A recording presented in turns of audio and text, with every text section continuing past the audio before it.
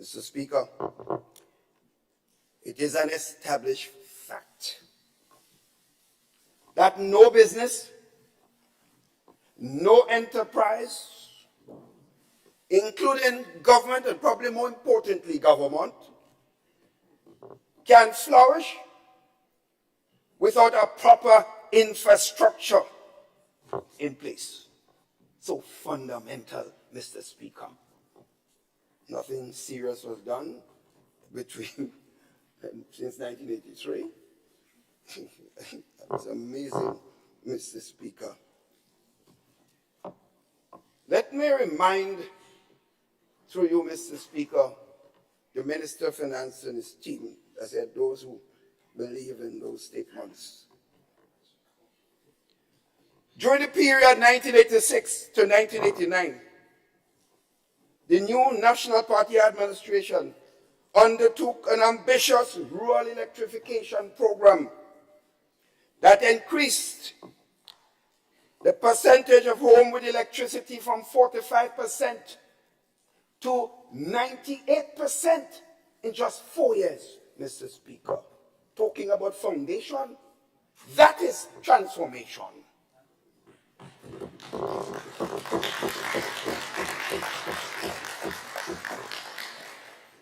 In fact, it done the Minister of Finance good to complement that, and he's taken it to another stage. Without this, Mr. Speaker, half of Grenada would have been in the dark ages. And we know what electricity means to all aspects of development, including education of our children and the health of our nation. The effect of this, Mr. Speaker, was staggering. Mr. Speaker, refrigerators and other electrical appliances were sold out. Economic activities, some may be too young to know, Mr. Speaker. That's why it's important for the father of the house to speak. I can't say the malicious, I just have to say they may not have known, because some of them were maybe little children when all these were happening and laying the foundation for what they are today. Private home construction increased. Micro businesses took root, Mr. Speaker. Students had a comfortable studying environment, which resulted in improved grades in their school activities. And all of this, Mr. Speaker, occurred when the utility was owned by the people of Grenada, Carriacou, and Petite Martinique. Mr. Speaker, as I said, the history is important. For those who do not know the history may repeat some fundamental errors. And therefore, if this government is serious, he would listen to the history that I will give in some cases. Mr. Speaker, in the colonial period, before the revolution took over, the electricity company was owned by a company called Colonial Development Corporation. The name is very, very important. Colonial Development Corporation. That was prior to 1979. With only a minute part of the population had electricity. Unless you had connections or you had a big house or something, some area, you don't get electricity. The PRG, rightly so, acquired that company.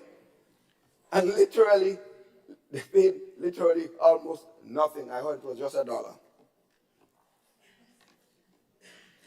Because of the state of the company under CDC. Not Grenadians, CDC. In 1984, therefore, when the NNP took over, I happened to then be the Minister of Works and Public Utilities and Transport.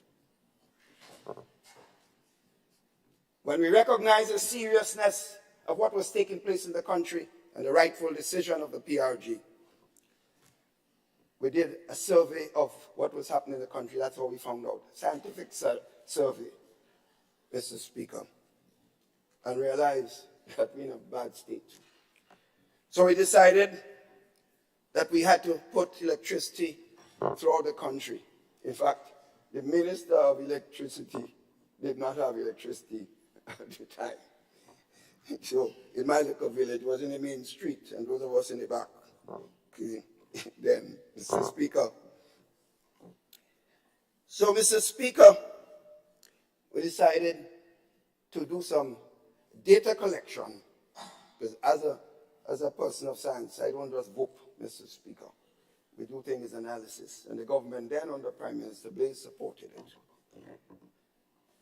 So we did an analysis, and we rated villages of importance in terms of the characteristics. You don't need to go into all the characteristics. Who should get number 1, 2, 3, 4, 5, 6. That's how we started it. You know which village came up number 1 in terms of the criteria? Munich in St. Andrews, Mr. Speaker. So Munich was the first village in the country. Know your history.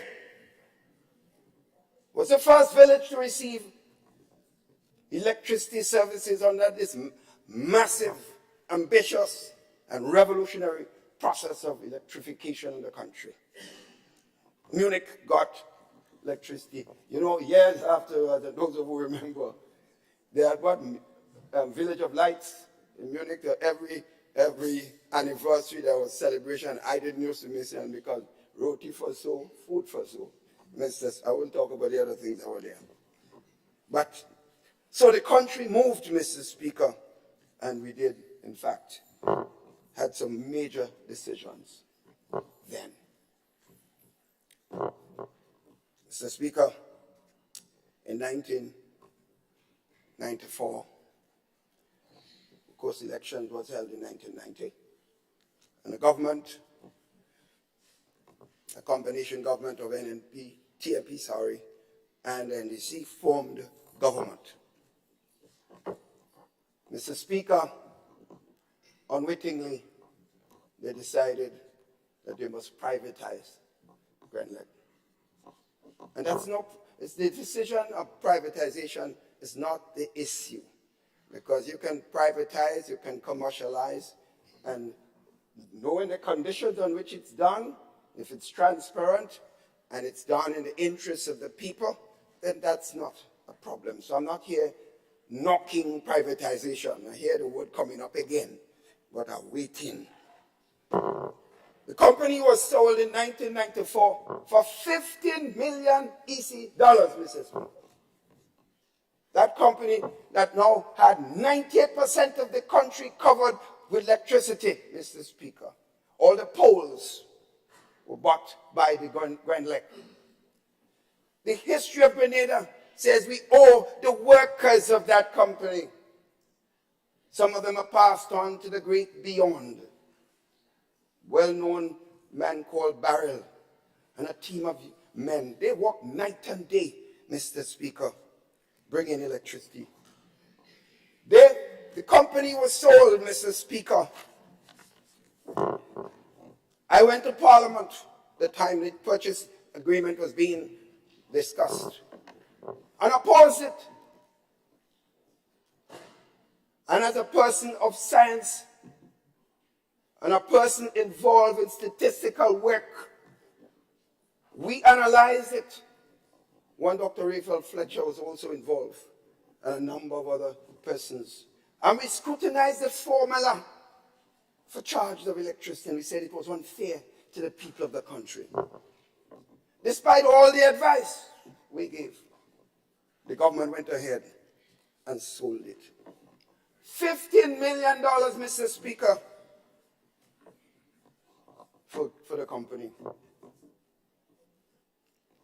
Not only that, Mr. Speaker, they gave back the company $5 million to buy a generator. What? I mean, that's manje popot. They gave back this great NDC government then. They gave back $5 million to buy generator. The workers' benefits were not included in the set, so $3 million of that had to be put aside for the workers at Grenlec pension fund or something like this. There were $2 million for other commitments, so literally the country must have got about $5-6 million for it. That it was had. Mr. Speaker, there's a lot more to be said about what happened during this time. The Minister of Finance comes in here and says we had a hatred, or I can't remember the word. We had a problem with the people, the owners, the persons running the company. Mr. Speaker, the Minister of Finance should not judge me in his own colors. I would be very critical of a decision. I am critical of any actions of previous governments, but I hold no enemy portfolio as far as that is concerned. We come to Parliament, we debate, we speak, we say things to get each other to change our minds, but there's no malice in me. Who has malice? Who has malice? Let the cap fit, but have no malice. He says that we had against the company. I was only interested in one thing, the fairness of the deal. The fairness of the deal for the country, not for me. In fact, politically those days might have been better just to stay quiet, because there's some of our own supporters who are not happy. They felt they bought the line the government was giving. So politically it was not in our interest. But my conscience did not allow me to sit there scientifically and otherwise to advance the theory that something is fundamentally wrong with this deal.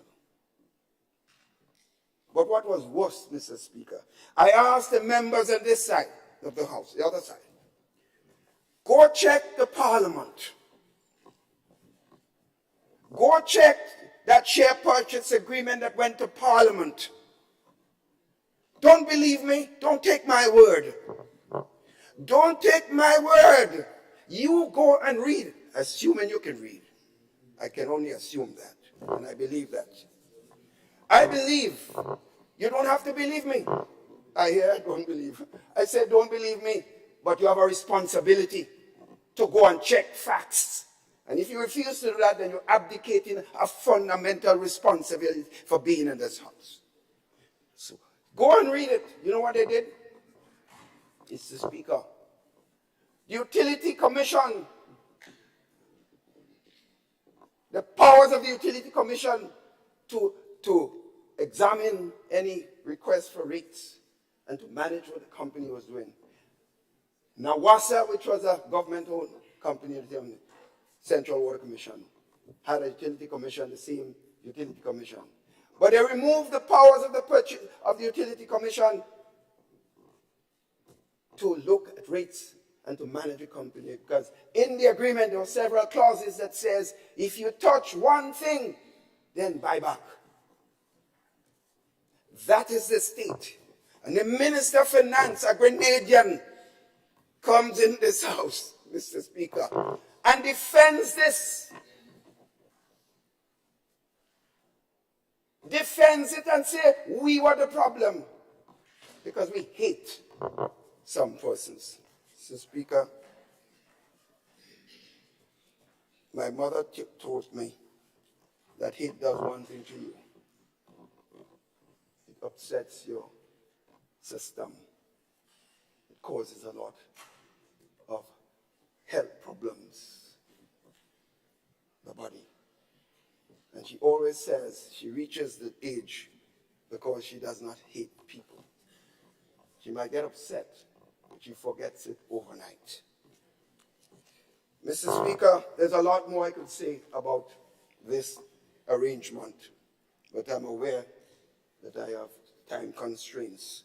There will be further debate, I assume. Maybe when the bill is being presented, maybe I will then speak to that aspect of it so the countries can hear more as to what has happened. Mr. Speaker, I'm still on the issue of the foundation that were not done, and it's only now a government is building a foundation.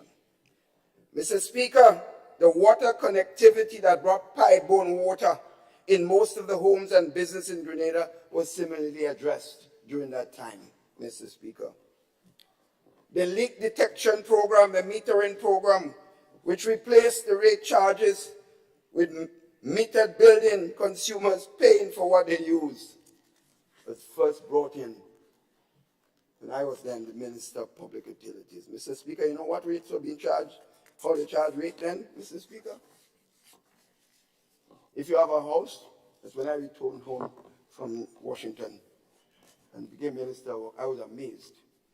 Rates for consumers were charged. If you have a house and you have 6 rooms, you pay for the amount of rooms you have. There was no, in other words, you could use 2 gallons of water, but you're paying for it. But if I have a whole dingy, I have one. A lot of us grew up in that. I have a pipe and I turn it on for the whole day. I hardly pay anything. 2 things caused major problems at the time, Mr. Speaker. One, the WASA was not able to have the resources because we did not pay for what we use.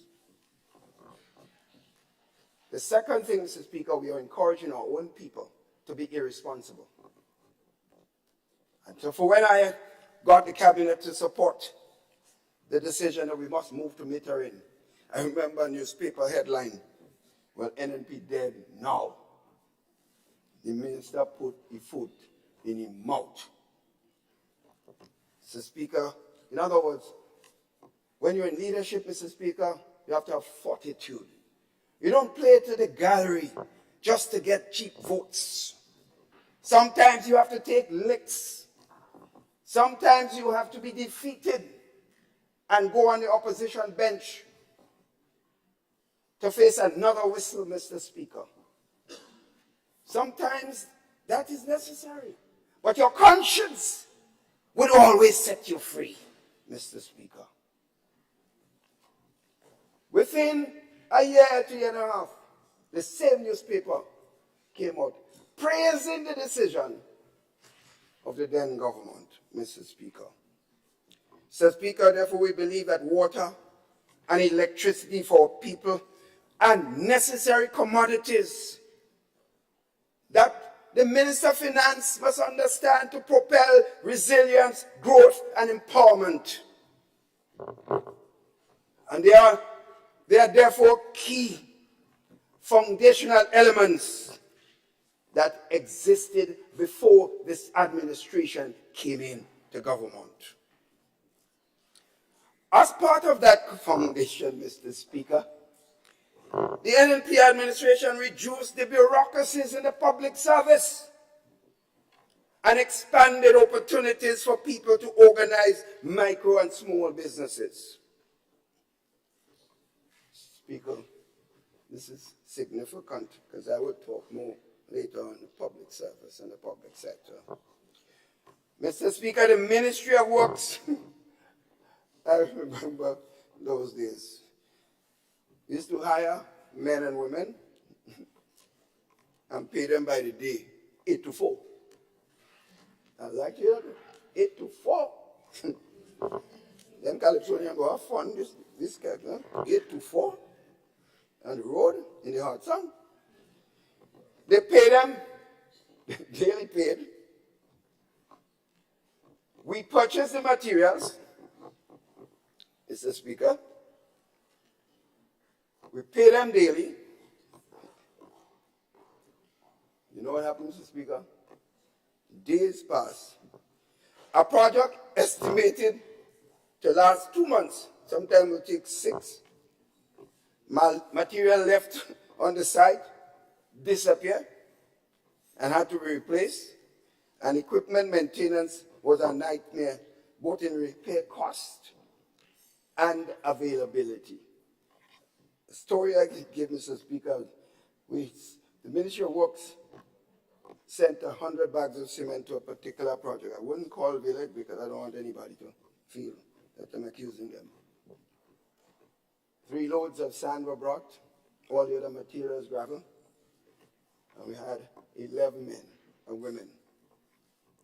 So As Minister of Works at Green, so I said, I want to go and see how much work after 3 weeks was done. Mr. Speaker, when I went there, those days didn't have much vehicle in those roads. When I went there, I see a little piece of work done after 3 weeks. So I said, where's the material? No material, cement gone. They say they come one day, the cement disappear. Gravel disappear, sand disappear. So Speaker, I said, now if we continue like this, and that was historic over the years. So if we continue like this, we'll never have development in this country. But to take that and to move into contract was a problem. But we did, Mr. Speaker. We did, Mr. Speaker. We changed our process by offering the same persons, the same workers who were in charge, a job. The estimates were done. The contractor was given the terms and conditions. Mr. Speaker, they buy the material in every sense. They hire their workers and they pay them. Mr. Speaker, I am not going to stand there and say things were perfect afterwards. Nothing in government, not this government, not NNP, before, first NNP, second NNP, third NNP, second NDC, first NDC, no government could come in and stand in any parliament anywhere and say, I was perfect. So expect to have your share of disappointments by people that you manage. If you expect not and you will be Mr. Perfect, you will be terribly disappointed. Mr. Speaker, jobs that were estimated for 2 months sometimes took 1.5 months, Mr. Speaker. And that's the message. So that, in effect, Mr. Speaker, is transformation. You're transforming the minds of your people. Basic transformation, Mr. Speaker. But let me tell you also, Mr. Speaker, we didn't stop there. The Central Water Commission was then statutorized because government ain't paying. People wasting water. Those who have connections, not paying. So they come to do any development project. All the international agencies that came forward and asked, they want to help.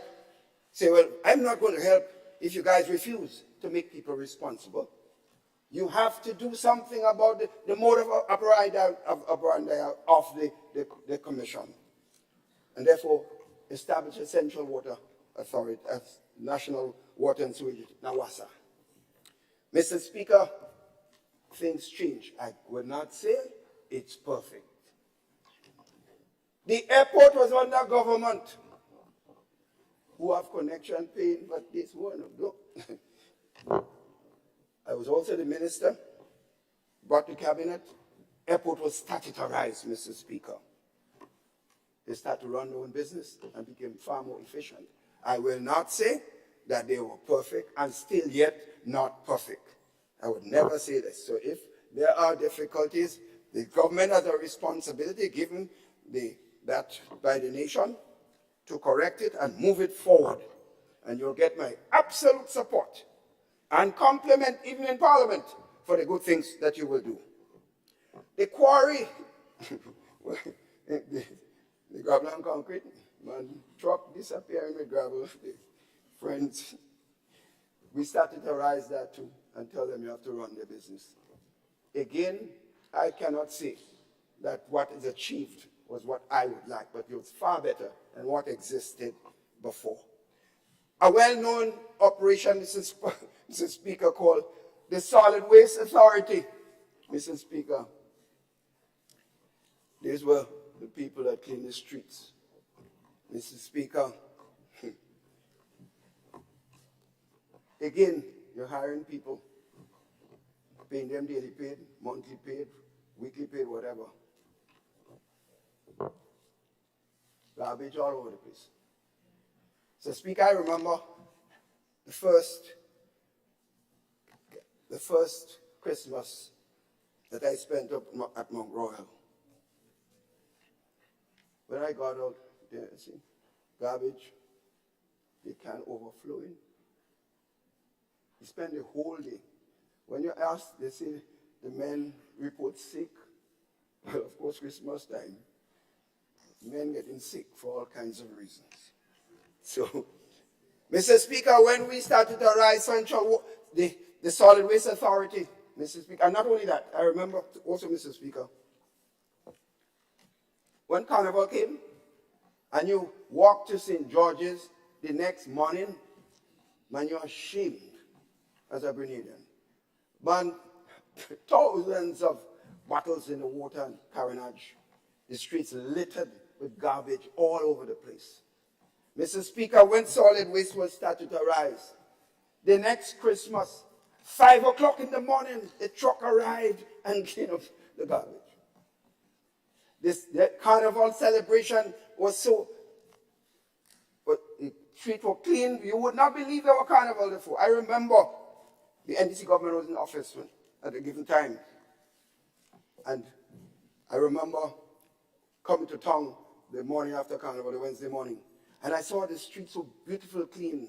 A gentleman by the name of Finsley St. Louis was the Minister of Health. I called him and complimented him, and I went on national radio and complimented the whole government. That is what leadership is about. When someone does something good, you give him credit. He is not going to do everything good, so there will be enough to criticize him for. But for some, everything we do, you're wrong. No transformation at all. Grenada started in June 24th, 2022. No transformation. The Messiah has arrived. Papa is here. He will solve all your problems. Messiah, you are going to be terribly disappointed because the time will come, and I'm ready to start to come, that you have to face the consequences of not providing proper leadership. Mr. Speaker, I expect you on the other side could clap, because there was a lot of clap when I was on the other side and went clap. Mr. Speaker, the devotion program now transformed into beautification. Nice words, they love a word. Big words, tie up the people. Beautification program. It was transformed from daily paid system to small contracts, Mr. Speaker. That was done, Mr. Speaker. It was done. These contracts, Mr. Speaker, now are done by people who do not hold 8 to 4 jobs. Large single-parent households seeking to support their families. They were able to complete their work in 10 days. The present government need to understand that. When you help the poor people of the country, you lose nothing.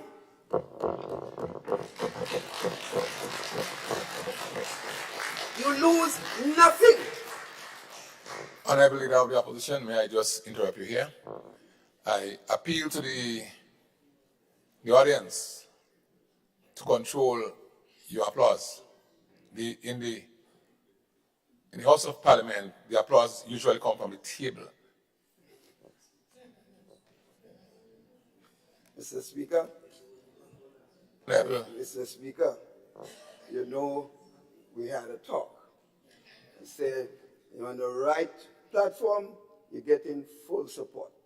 But Mr. Speaker, last Monday, you allowed applause and applause and applause. The place went crazy.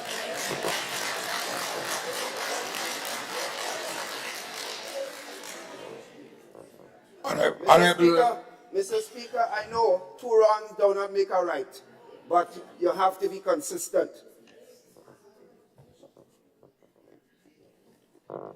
Honorable. Give me a chance. Honorable. You're on mode now. Honorable Leader of the Opposition. Yes. Let me just make this point here. I am not sure what the practice has been, but when the speaker stands, the member who is on the floor usually sits.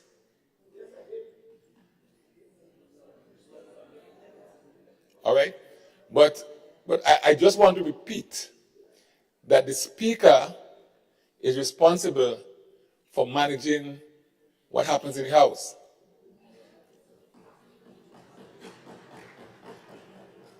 So I simply want the audience to control the applause that are coming. It's not really encouraged in the House. It should come from the table. Thank you. Honorable Leader,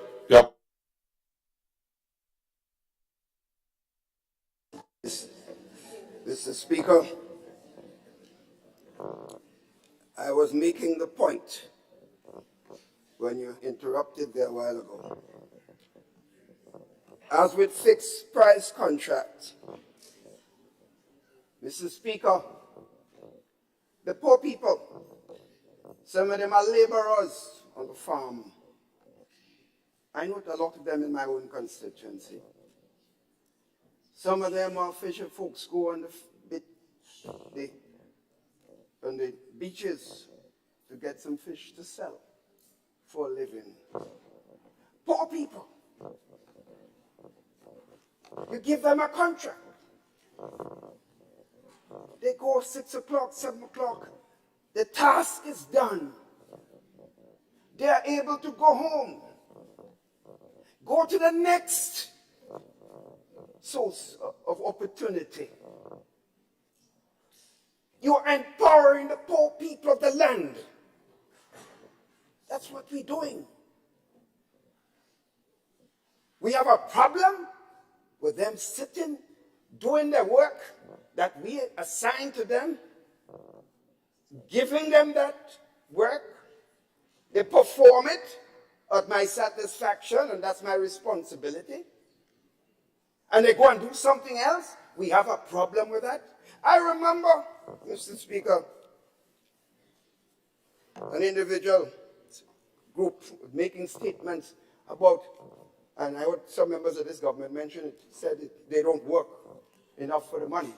I say this to all of them. And I was then Prime Minister. I made a statement. I said to the nation, I said, I want everybody who give them a job to perform it. And don't waste the time. But I have a problem with any one of us singling out the poor people. While we sit there and we allow a lot of people doing no work and earning thousands of dollars at the taxpayer's expense. My conscience will not allow me, Mr. Speaker, it would not allow me to criticize them. I would say, talk to them, get them to improve. But do not single them out.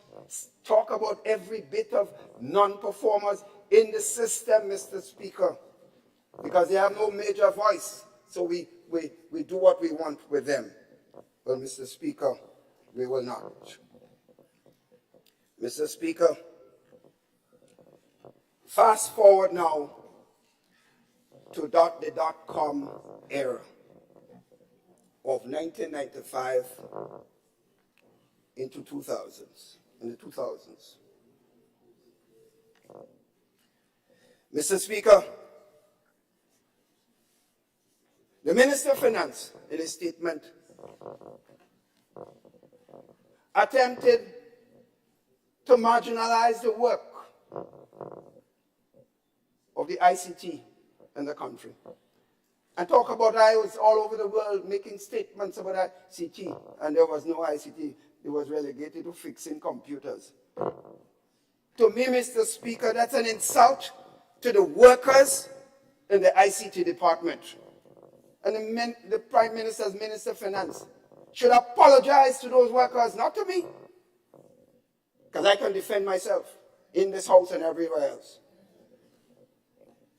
Mr. Speaker, and I would outline why the statement was so incorrect, false, and dishonest in many respects. Mr. Speaker, Let me tell the Minister of Finance, through you, Mr. Speaker, how the ICT Department and Technology Department came into Grenada as a unit in the heads of government. Mr. Speaker, prior to 1995, when I was elected the first time, that's why I say we must know our history.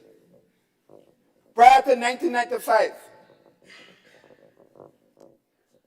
the CARICOM heads of government met, and there was never a fundamental statement on science and technology, Mr. Speaker.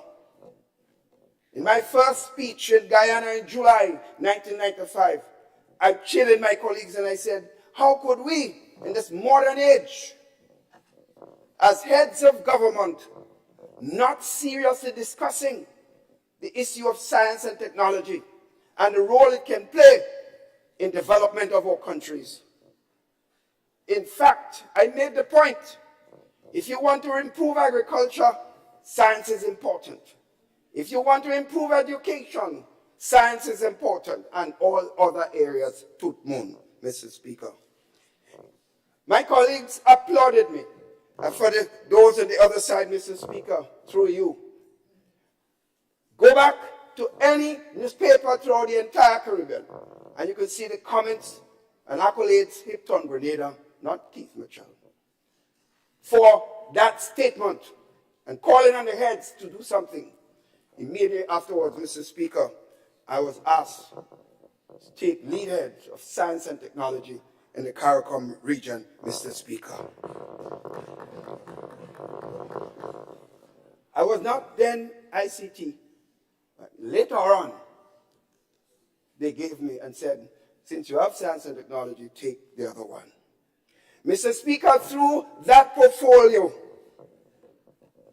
Grenada led the liberalization of telecommunication in the Caribbean, Mr. Speaker, which include, in the OECS first, Mr. Speaker, which include Grenada. Grenada led. I remember, Mr. Speaker, going to London in 1987. Know your history. Check the facts. And I met with the leadership of Cable and Wireless and told them you are doing a disservice to the small countries. You do not want us to grow. We started lunch. The lunch did not finish. Because who's the little guy who come talking to us? That was the mindset. Mr. Speaker, so when we started liberalization, even the trade union movement in Grenada criticized my action and said they will lose, Cable and Wireless lose a lots of jobs. I had to make the point to my brothers and sisters in trade union movement. Because we have a respectful relationship. But we are not afraid to tell each other when we are wrong. When we perceive we are wrong. Mr. Speaker, they said jobs will be created. What happened afterwards? Liberalization. Mr. Speaker, jobs, both Cable and Wireless and Digicel. It was then I understood, by discussion having to be between both of them, I realized the whole colonial history between Ireland and Britain. I saw myself in the middle of some real hostility at the time. But Mr. Speaker, liberalization, Cable and Wireless in the discussion appointed Errol Miller from Jamaica to lead the discussion for the liberalization. Errol Miller was then the husband of Portia Simpson Miller, who was then the Prime Minister of Jamaica, Mr. Speaker. Mr. Speaker, being a Caribbean man, he represented Cable and Wireless, but he stood firm that the telecommunication must be liberalized. Because it is a well-known fact in every country. There is a tremendous correlation between telecommunication development and the gross domestic product in any country. Mr. Speaker, because Errol Miller was appearing to be concerned about the region, he was summarily moved, Mr. Speaker, as leader of Cable and Wireless discussion. But liberalization continued. We got it. Jamaica and a number of Caribbean countries came to the table with those institutions after we led the liberalization. To you, Mr. Speaker, the Minister of Finance must know his history. So when he opens his mouth, he must know what he is saying. And especially when I'm still alive and I'm especially still in this parliament. Because I know the history. None on the other side know it as I do. And that's not a boast, just a fact. Mr. Speaker, because of the strides we took, Mr. Speaker, because of that stride, I was named, and not me, Keith Nutchell, just the country and what it was doing, as a member of the head of the World Statistical Body, an honor which I still hold. I still called about meetings and issues about stuff. And these are statisticians from all over the world, Mr. Speaker. Mr. Speaker, that's our history. Mr. Speaker, the infrastructure of telecommunication was helped with electricity poles already in place and funded by Grenada's workers at Grenlec. Mr. Speaker, it's their hard work and sweat, not some foreign body. Mr. Speaker, the development of electricity and telecommunication sectors was therefore a serious prerequisite for the digital transformation initiatives that follow through projects. CARSIP, Mr. Speaker. E-services, Mr. Speaker, I understand we have nothing, we do nothing at all. The Digital Governance and Resilience Project, DG4R, funded by the World Bank, Mr. Speaker, know your history. This project was initiated by Grenada with the World Bank, a team of persons in the World Bank who led that department. It turned out to be, Mr. Speaker, project. We led it, that DG4 project. Mr. Speaker, did not go as fast as some of us would want, because some countries will move faster than we are, but the fact is, Grenada led it, and a number of key initiatives took place. It is unfortunate, therefore, that the Minister of Finance and Prime Minister chose to mention a mysterious, nameless staff who indicated that ITC department was merely for fixing computers, when the same projects that are existing in the budget, under ITC, are the same projects that were in the budget in 2022. Read your document. But we did nothing. But that's the same project he's in the budget today, moving forward. And I'm happy it's been done. Not a single project, Mr. Speaker, was added.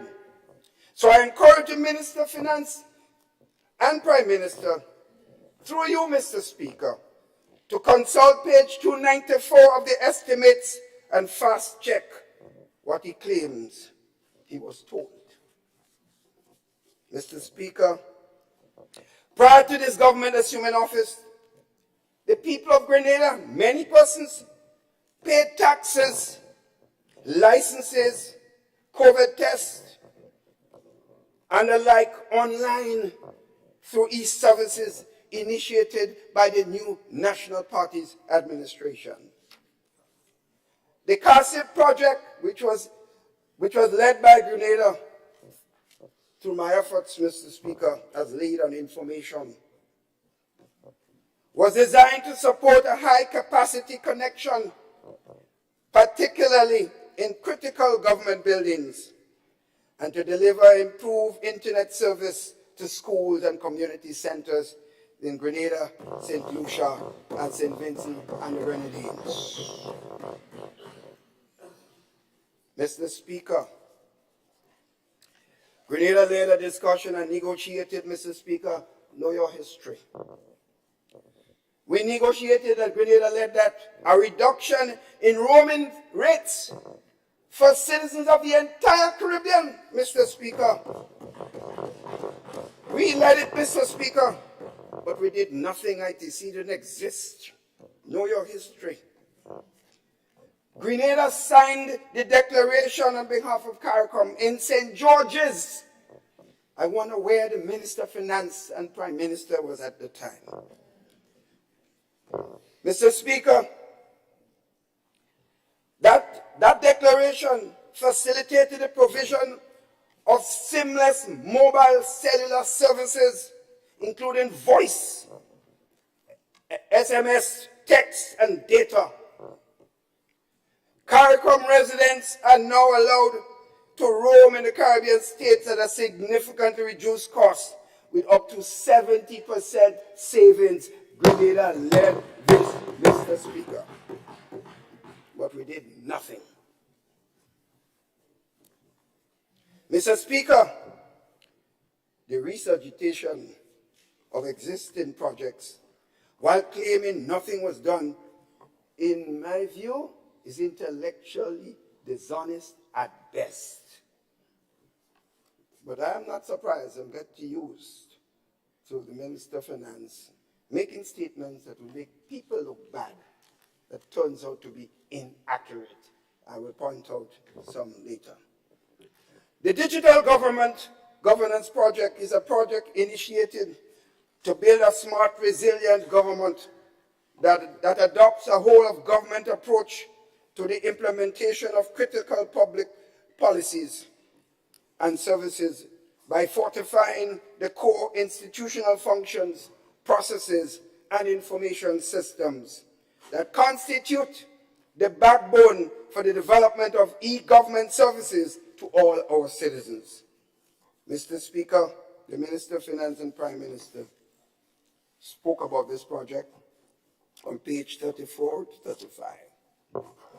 And for a second, Mr. Speaker, I thought that he copied what we said in my budget presentation in 2019. And I didn't say he copied, I said I thought. The funds for this project were already obtained through the World Bank, through the NNP administration. A provider for the new tax system for the Inland Revenue was already identified.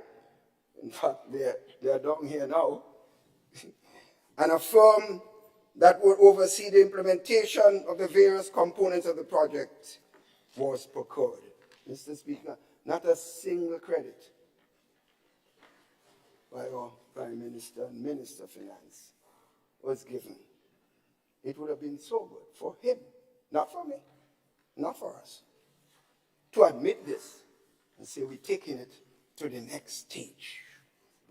But if he says this, it's not in his DNA appear so. It's like giving credit, and he can't give credit to anybody but himself, Mr. Speaker. Yes, Mr. Speaker, the NNP administration did not only lay the foundation for economic development, but also for the transformation of the digital economy in the true sense of the word, and not as being bandied about by the NDC administration, the now NDC administration. Renaming existing programs with the use of the word transformation and claiming that all of a sudden they have transformed the whole of Grenada is a grave fallacy. My tenure of service in Grenada, and by extension the regional ITC space, was well recorded. No one can do anything to that. The record is there. Trying to erase it would only make those who do it, try to do it, small. I have reached the mountaintop. I have no more way to go. Mr. Speaker, I've reached it, Mr. Speaker. I have nowhere to go. But I'm there to help. and to help my young brothers and sisters, if they so wish, on any side of the house. The father of the house have a responsibility, not just to be partisan, but to help. And this I'm prepared to do, but there must be, is it one hand can clap? Mr. Speaker. Mr. Speaker, the funds for the project was obtained through our government, as I pointed out, provided for the new tax system for inland revenue, and so on, and oversee the implementation of all various components of that project. The provision of tablets and e-books and devices in the schools was also through the efforts of the work of the new National Party in government. Yes, Mr. Speaker, the NNP administration did not only lay the foundation for economic development, but also for the transformation of the digital economy in the true sense of the word, not as being bandied about. Mr. Speaker, my colleagues, it's important that the regional work, my colleagues in the region gives me praise and Grenada praise for the work that it has done. I have been asked, and still been asked, only recently, to address universities in the States and the role of technology in development. In fact, in 2020, I was asked by MIT Engineering Department to present a paper, which a half-day discussion to the students at MIT, Mr. Speaker. And that's not a boast. I'm saying this because it seemed to be an attempt to erase the work that was done, and we won't let them do it. Mr. Speaker, I'm yet to see an ITC project, or any project for that matter, that was the original idea of this government. Mr. Speaker, the usual roads, buildings, infrastructure was a major part of the foundation. The transportation, the health, the education, agriculture, construction, other sectors continue to benefit from these infrastructural investments. Mr. Speaker, the philosophy of the new National Party is and will always be is to govern for the benefit of all strata of the society. The well-off, those just able to meet the living commitments, those under the breadline and those that need a hand up, the elderly and the youth in the mix. Our governmental policies stand, Mr. Speaker, on the concept of the greater good for a greater number of people through engagement and social partnership. Mr. Speaker, over the years, we struggled through economic challenges. As Grenada operates in the global environment, where the rules are the same for the large or small economies. Any relaxation of the rules for small economies is a result of these countries demonstrating to the international community, controlled by the developed countries, that they have done or doing what is necessary to make the economies healthy.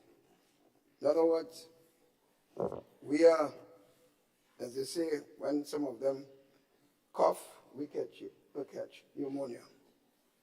Mr. Speaker, after a period of bloating the public service under both, and this is the point I want to make, under both the former government of GLP and the PRG, well known the PRG was a state-controlled system, so everybody become public servants, everybody on the government payroll, even private sector businesses acquired for government control. In some cases, had to be returned. Because of this, we reached almost 9,000 public servants in 1986 when government was, first NNP government came in under Prime Minister Blaise. The international community, the World Bank, IMF and the team, all friendly governments, US, Canada and so on, listen, we will help you, but you have to change the way you're operating. We cannot go to our taxpayers and ask them to give you money if you continue with the size of the public service that cannot be justified in the context of the society and the economy that you have and resources available. So you know what? There's something called retrenchment was undertaken. Mr. Speaker, if people think they get licks politically, that's the most licks I ever got in my life politically. Everywhere you turn, lash. You're throwing my husband out, you're throwing my friend out, you're throwing licks. Left, right, and center. But we stuck it. Stood there. Mr. Speaker, because the retrenchment program went on, I didn't say that it was done perfectly because I had my own difficulty with it, but I was a part of a team. Fortunately, the United States and other friendly governments helped with the golden handshake as people were retrenched. They got payments. An atmosphere for people, Mr. Speaker, was created that people can transform into small businesses, Mr. Speaker. The Central Water Commission itself found itself in the same boat, and millions had to be borrowed to pay off retrenched workers, Mr. Speaker. But, Mr. Speaker, I'm making this point to say, I see a trend in this government to start to bloat the public service again. If they believe that the international community would listen to their own words and not what is in the book, and not what is in fact the case, they have another lesson to come. Mr. Speaker, in the early 1990s, the National Democratic Congress government then sought to impose some form of structural adjustment to address the challenges that they face in Grenada, which was further aggravated by the collapse in world prices in 1991. People from the lower economic strata, like the estate workers, lost their jobs. Social programs were cut, and the marginalized, those between the haves and the have-nots, paid a painful price. The history of the National Democratic Congress. When there are sacrifices to be made, it is balance against the ordinary folks, Mr. Speaker. While those who can afford are given more, the poor must suffer. And we say we love them. We love them. Mr. Speaker, I will debunk this later on. Mr. Speaker, this situation manifested itself again with the world financial crisis in 2008 under the NDC administration, and in 2011, Mr. Speaker, they could not pay salaries. They could not pay salaries or buy essentials to keep the government running. No one would give the government a loan. The overdraft was exceeded. The administration resorted to selling assets to pay salaries and other current expenditures. I see in the document one way of financing government with current expenditure is sale of assets. I'm waiting.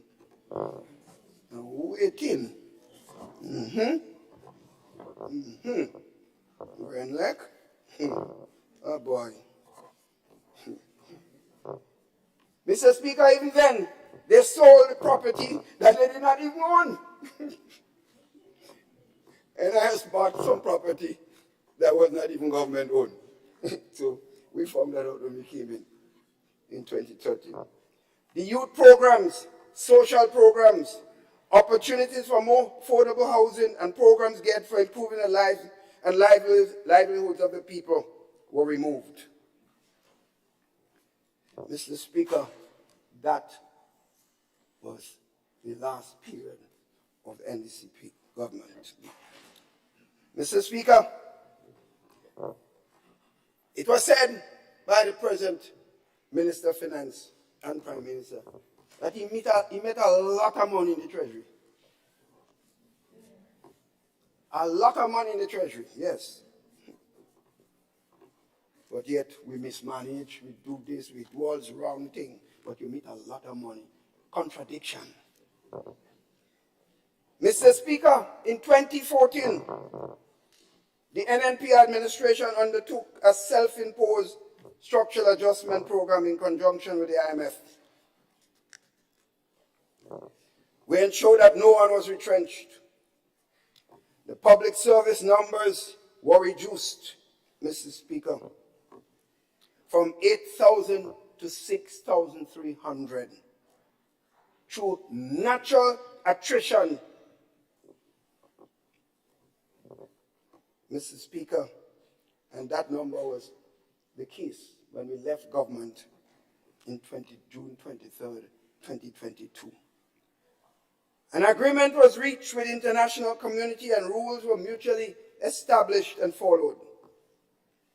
A fiscal responsibility oversight committee was established under the purview of Parliament through an act of Parliament. This was a major step in facilitating fiscal resilience. Mr. Speaker, the present advisor to the Prime Minister and Minister of Finance was chairman of the Fiscal Responsibility Oversight Committee for several years. And he should know the rules. Therefore, when statements such as "I don't care about the IMF," when that is made, and he has to consider, it must be considered irresponsible. I would only assume, Mr. Speaker, that the Minister of Finance and Prime Minister may not have been listening to his advisor. Because if you check the record of that report, you will see several comments in the name of this advisor pointing out any problems that were existing and trying to urge us to correct course. So I wait to see. Mr. Speaker, during this time, Grenada entered into a debt restructuring and is the first country in the region to include a hurricane clause. Several governments, including Barbados, is now following suit.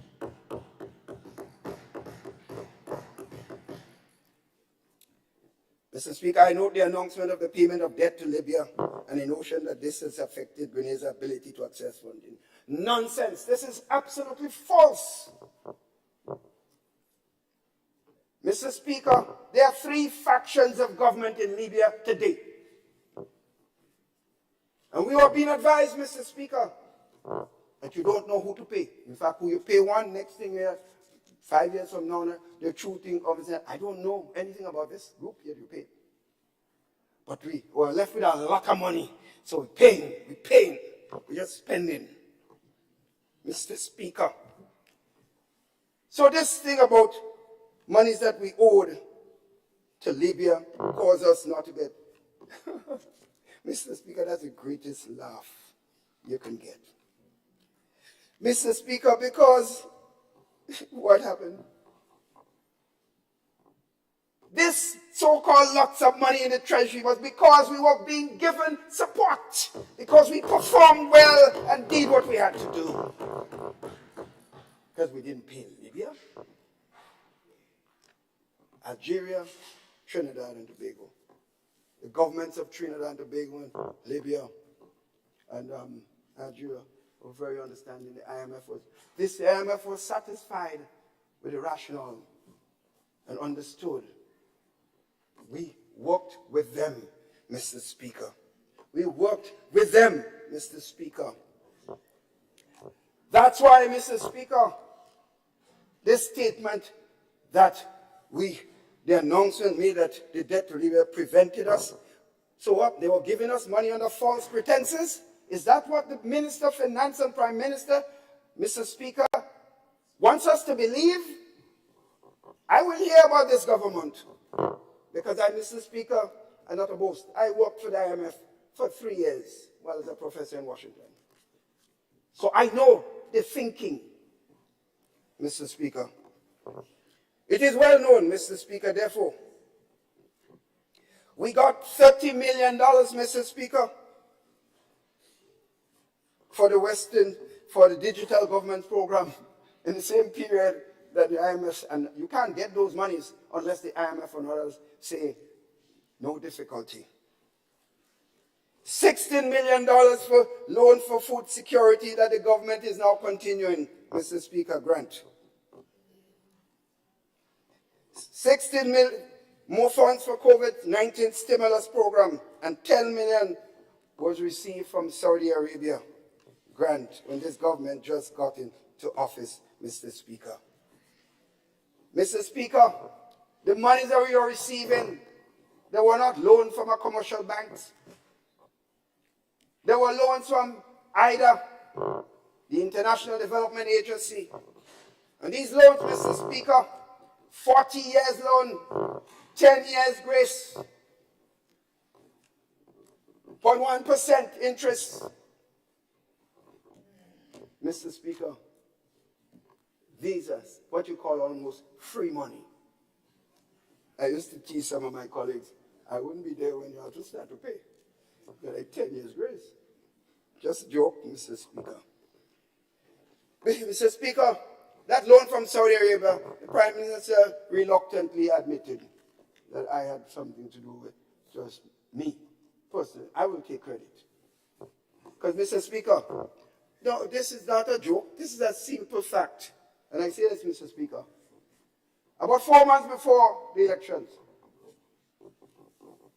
the government of Saudi Arabia called me and said, look, we wanted to host Expo 2030, and we need entire CARICOM support. And we are told that you are the longest serving member. We ask you to help us to get all the members on board. I started to work, Mr. Speaker. We got almost everyone, and there was one holdout. So I called my friend, Prime Minister Motley. I say, you have to talk to that colleague for me. He's not saying no, but he's not yet given. So when we were able to get, look, I called Saudi Arabia. I said, listen, so all this hard work, what in it for Grenada? Well, we'll give you 5 million. I said, no, not all that hard work, and not so cheap. 10 million. 10 million. The National Democratic Congress got 10 million US dollars grant. And they even called me and said, thanks, keep.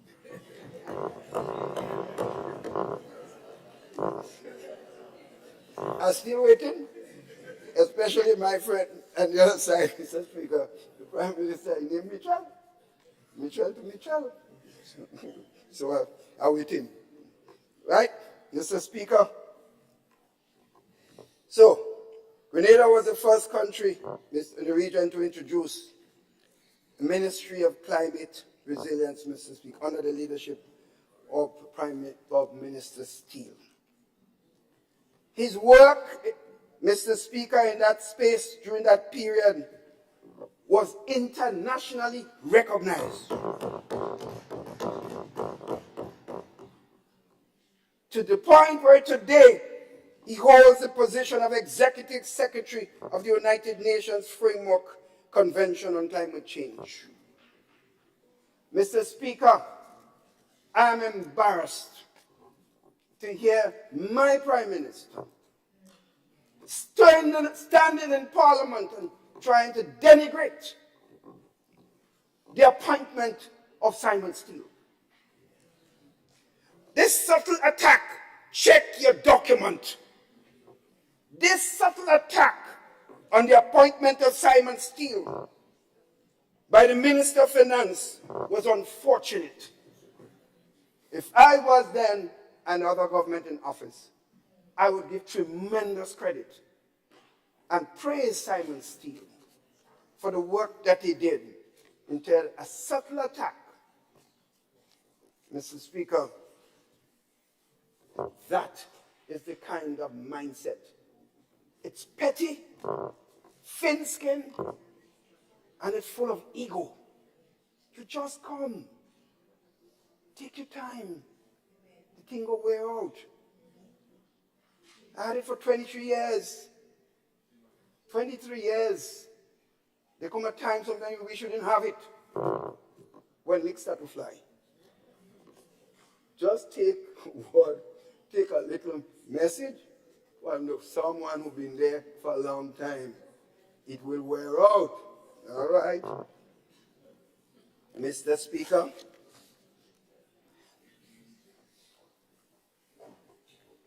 in the process of Simon's leadership, this is what happened, Mr. Speaker. The Climate Resilient Water Sector Project, GCRU project, $125 million in grant financing was given to the country, Mr. Negotiated to the people of Grenada by the Green Climate Fund. It found its way, Mr. Speaker, in the transformational physical infrastructure. It found its way in the transformational physical infrastructure. This was a project that commenced in 2019 and was stated in the budget by the new National Party government in that year. The Breakwater Project, Surtees Breakwater Project, which is again a part of the work of the NNP government as listed under, it was again listed as if NEC did it. Transformative physical infrastructure project in this budget, taking credit for what not is yours. Intellectual dishonesty, they call it. Work on this project started in the town of St. Patrick's in 2018, and the first phase was completed. The study for phase 2 of this project was also concluded prior to this administration coming to office, as admitted by the Minister of Finance. Mr. Speaker, in addition, under the Global Environmental Facility, Mr. Speaker, know your history, through you to the rest. Mr. Speaker, in addition, under the Global Environmental Facility, Grenada is one of the 10 Caribbean countries participating in a $20.7 million project implemented jointly by the United Nations Environmental Program and United Nations Development Program. The Integrating Water, Land and Ecosystem Management in the Caribbean Island Developing States project provides an integrated approach to watershed and coastal area management, addressing the many challenges related to sustainable water and land management. I did not hear one single mention in the budget on that project. Maybe it's too good to talk about, and then people look good. Sad. The St. John's River Flood Mitigation Project, Mr. Speaker. Another project that supports Grenada's efforts in resilience that has suddenly become transformative physical infrastructure project for this government. They're taking credit under a big name, big word. Mr. Speaker, and my favorite, the Molyneux landslip rehabilitation is now another project and adopted as transformative physical infrastructure project.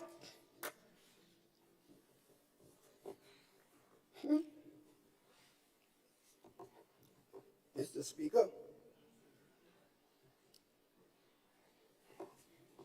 I heard it said by some uninformed persons on the government side who parading. That is like is their project. Sure, parading, you know, in the heart of my constituency. Parading. I say, poor thing. Father, forgive them, for they know not what they're doing. So, Mr. Speaker, they must remember that the Prime Minister of Great Britain Prime Minister Cameron, lauding the efforts of good governments in Grenada and Jamaica, wanted to pay a visit to two countries in the region. He chose Grenada and Jamaica, Mr. Speaker. And he came here and spent a day and a half, Mr. Speaker. Another meeting with the cabinet then. And he then said to me he wanted a one-on-one with me. To be open with him about how I see Britain. And I gave him just what I thought. I told him Britain abandoned us after the colonial period. And said to him, look at the parliament of this country was destroyed. 3 governments, leaders of Britain promised to do something, not a cent. He said the parliament which you gave us a system. Lying there. Promises again. Nothing was done. I told him he took the UAE and the government of Mexico to give us this parliament, Mr. Speaker. I say all thanks to these useful brothers and sisters, UAE and Mexico. Mr. Speaker, after giving him a mouthful, said to him, Prime Minister, this is why I'm here. I'm here because I'm aware of how the Caribbean feels, and therefore I wanted to be here to speak to you and Prime Minister Portia Simpson. And you will see a change. Mr. Speaker, before he left, he announced $30 million grant support. Take it. Mr. Speaker, for those who do not know the history, that is the history, Mr. Speaker. 30 million, this so-called lot of money I met, that is part of it. That is one reason. But after, Mr. Speaker, we decided was the Western Main Road project would be the key one, because we know the danger. A lot of studies were done, and notice how much danger slides could happen to people coming on the western side. So we decided Western Main Road, and Granny Tang, with the 2 areas studied, we got him to decide, well, let's spend this money on the Western Main Road. And what you know, Mr. Speaker? Money day problem occurred. So we had to, when monies are given, the money was in the Caribbean Development Bank, put there. And you know when monies are given by international organization of international governments, you have to go rigid, international and regional. All the projects must be done transparently. And therefore, this was done. The consultant was chosen because no one knew exactly why the slip occurred. So, the consultants from Italy was chosen, Mr. Speaker, early in 2019, and packing up to come to start their work. Bam, COVID-19, Italy locked down. Consultants could not come, and therefore, we had to go through the entire process of consultancy over. And therefore, best done from Trinidad and Tobago in the year 1. That's how the project was delayed. That project, if COVID-19 did not happen, we would not have the problem, the headache, almost the stress you go through Montmorris and Jones Road to get back and through from St. George's. Mr. Speaker, all the discussions were held with the landowners. They are my friends, some of them are my family. Everything was done. Project signed, started. The project was started, Mr. Speaker, Mr. Speaker, behavior, little children, behave. You're not in grandance, you're not in the, behave yourself now. Father, forgive them, for they know not what they do. These are all my sons, Mr. Speaker. Mr. Speaker, Mr. Speaker, I'm amazed. And they went trying to open the project, Project was open already. Contractors start working, hired men, several young men from the areas. They want it to be theirs. They transform it and talking absolute nonsense without understanding what they're saying. About how there's a slip in Brizan and they won't let the slip. What do you know about this? Are you a technician? Are you an engineer? What do you know? I'm a mathematician. I'm not an engineer. I would not go there. But you are there. Mouth open, word jumping out. Stop that. This is a new game. You are now leadership. Act as a leader. Act as a leader. And you may succeed. You never know. Act as a leader. My friends. So, Mr. Speaker, I was talking about that Molyneux project. So, that project is now, they take almost 4 months. Almost 4 months. In preliminary discussions, it was said that if we work fast, we could do a temporary passage so that light vehicles can pass through that portion while we continue to work. Mr. Speaker, I'm telling you this. For me, and I hear it from busmen and from vehicle owners throughout, this is most stressful to pass that road. The people at Morris, they are hurting because it was never meant to be a major road. Bus, trucks, and their portions are difficult to pass. I have difficulty driving there. I dread going through that area.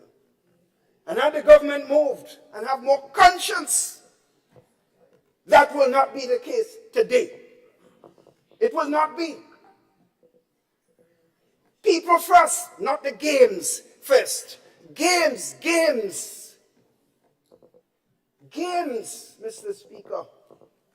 You can't do anything to keep much of. It's gone to the mountaintop. It's there. There's nothing you can do. You need to learn, Mr. Speaker. So I'm saying, Mr. Speaker, I'm praying for the day when that work will be done, enough work, that we can now not have to go through this place. Mr. Speaker, I thought it necessary to highlight a few of our resilience projects because the Minister of Finance and Prime Minister made a special effort to trivialize what was done. It would be good to understand what initiatives and support resilience that his government intends to initiate in 2023. I didn't hear. Quoted an NP project as is, call it a big name, transformation infrastructure project. All these projects have now been adopted under the umbrella of transformation by the same Prime Minister that claimed nothing has been done in Grenada since 1983. Amazing. The Messiah has arrived. Messiah. I always tell my colleagues, and they could bear me out, and for the members on the other side, I say to you this. As I said, I'm at the mountaintop, so I can talk. I say to you, as I said to my colleagues, the worst characteristic you can have in politics is arrogance, lacking humility. It is the most dangerous factor in your success. You could build all the roads. You could all do all great success stories. And you treat people with scant courtesy. Down you go in. I've seen it. That's a fact. Any one of us. But you see, I was there for 38 years, so that's why I can talk, Mr. Speaker. And I'm offering advice, and the most thing they can do is listen. But some little children, they don't listen. Before Mama talk, they all answering. And they don't. Mr. Speaker, please, your father, talk to them for me, please. Mr. Speaker. So, Mr. Speaker, this is what we have to do, Mr. Speaker. So, with the new National Party's philosophy that guides the policy of the government, that we seek to create a healthy, educated, and productive nation. We place special emphasis on the marginalized, guided by the message in Matthew chapter 25, verse 40 of the New King James Version of the Bible, and I quote, "Ye have done it, ye who he have done it, to the least of my brethren, you have done it unto me," unquote. We strongly believe that we have a moral obligation to protect and support the vulnerable and marginalized among us. I said to an audience once, as Minister of Works, way back in the 1988, in a meeting, a gentleman not sometime last year said, you know, I never forget that. I said to them, a meeting, talking to them about fixing roads, and I said to them, I'm here because that's my duty, and I have to do it because you're taxpayers. But I tell you, I go into another part of the country when I leave you, with another group of people. When I live there, I do yours and I do them. But when I sleep, I have more satisfaction when I feel I went to a section of the country who were marginalized, who had no service, and they got it. That makes me want to continue in government. So while I do yours, I don't have the same feeling. I have an obligation, and I have to do it. And that's why I make the point a while ago. Mr. Speaker, as such, during the Structural Adjustment Program of 2014, social issues were addressed. The safety net programs for the vulnerable were strengthened. Employment opportunities were created through initiatives like the Small Business Fund, special projects, allowing construction work at community level, housing brigades, the Youth Bees program that provided an entrepreneurial hub for young people wanting to start a business, the debushing and farm labor projects, the Money and Empower programs, Project Fly, fostering level-headed youths opportunities, which is a one-year community-based training program targeting 25 at-risk youths in every community, and the Youth in Agriculture projects, just to name a few. While the Minister of Finance and his team had 10 years to come up with alternatives, because that was the time the NNP spent in government, he's still reimagining some of the same programs. Mr. Speaker, the issue of pension is also a social issue, so permit me to comment on it at this time. I remember sitting at the Finance Committee when pension were clapping, pension. Mr. Speaker, I wish to be honest here, very much so, in this document. Yeah. One would admit that the NNP administration, if anyone serious, they would admit, the only party in government that confronted the issue of pension as a moral one is the New National Party. The only party, Mr. Speaker, and I am going to relate the facts wants to listen will listen. Mr. Speaker, there were 2 court judgments. I know it hurts, but if it hurts, let it be. It hurts. The first one was the case in the 2 court judgments that affected pensions to public workers. The first one was the case of Mistress Humlin Armstrong, which was concluded in 2010, and the recent judgment of 2022. These were the 2 court judgments.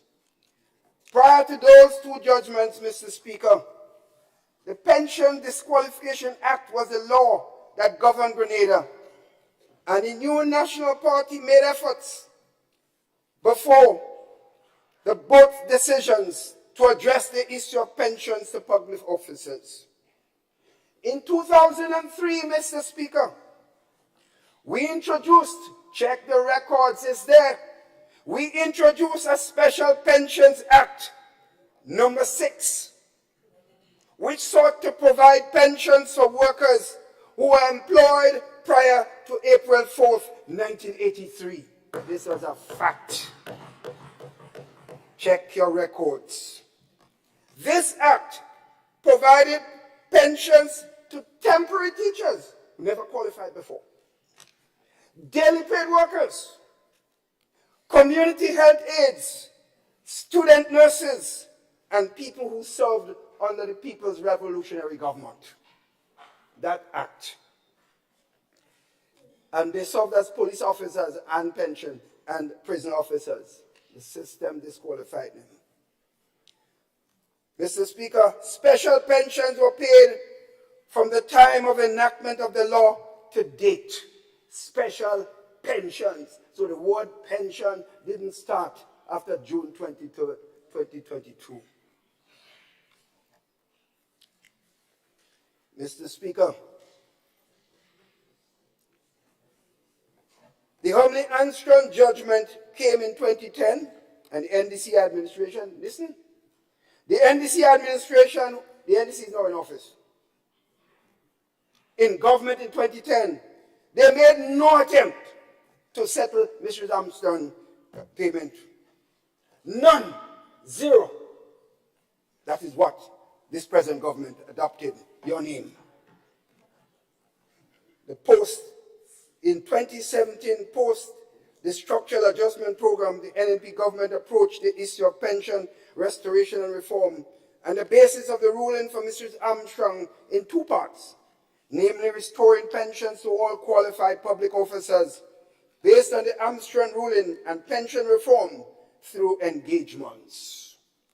Mrs. Armstrong and 56 other workers were affected by her judgment, and pensions were paid accordingly. So pension, as if the word just came. During the pension reform engagement with the unions, consistent with the memorandum of understanding signed in 2018, that's the agreement we had with them, talks broke down, and teachers and other public officers took to the streets and went to court, giving rise to the judgment of March 2022. Given that the matter was before the courts, retired workers were merely receiving the NIS, and the government took the decision to pay the retired workers 70% of their last salary, consistent with the MOU signed with the union as an advance payment towards any result of the court. In other words, we said we will not wait on the court. We still will give them 70%, and if the court says more, the addition will be given, and they were all happy to receive it. Mr. Speaker, the New National Party's position on the issue has been and will always remain consistent. While we did not appeal and agreed to pay the pensions in principle, we felt it was necessary to establish a committee with the relevant expertise to review the matter, to engage in a discussion with the unions and a holistic way forward. That is practical and what was thought was reasonable. Mr. Speaker, the point I'm making, we will not say one thing in government and another thing in opposition to deceive people to get votes. The fact that this government is now speaking about pension reform is very interesting. It's interesting. Given that this government is now saying something different than the campaign promises. When the Prime Minister clearly indicated that if his party forms the government, he would pay the pension to current and future employees in the service, even if his government had to borrow to do so, without any mention of reform. Understanding that pensions are not merely retroactive payments, not a one-off.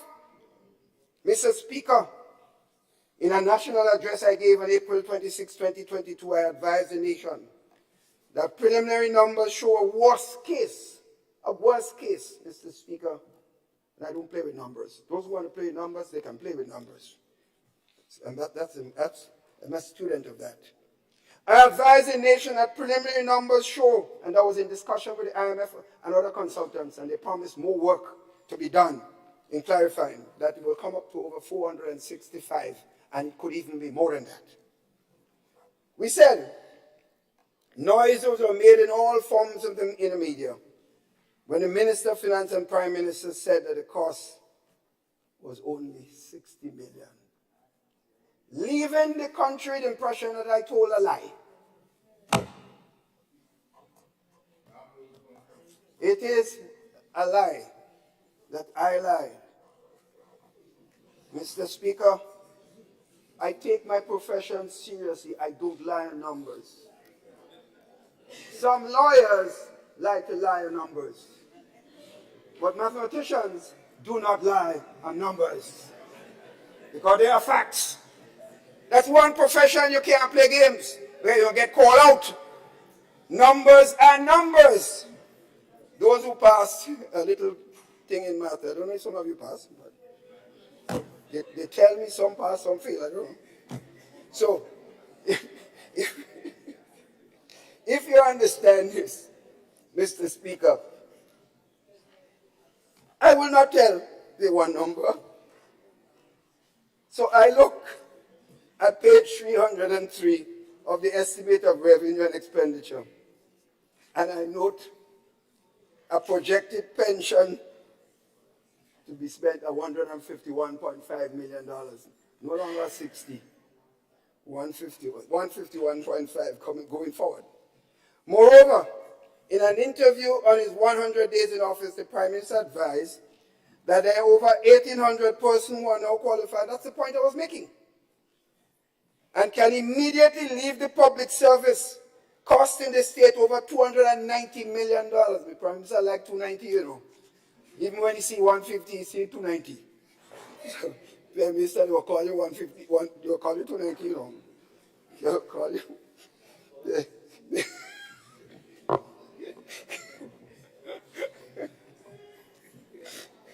Oh my.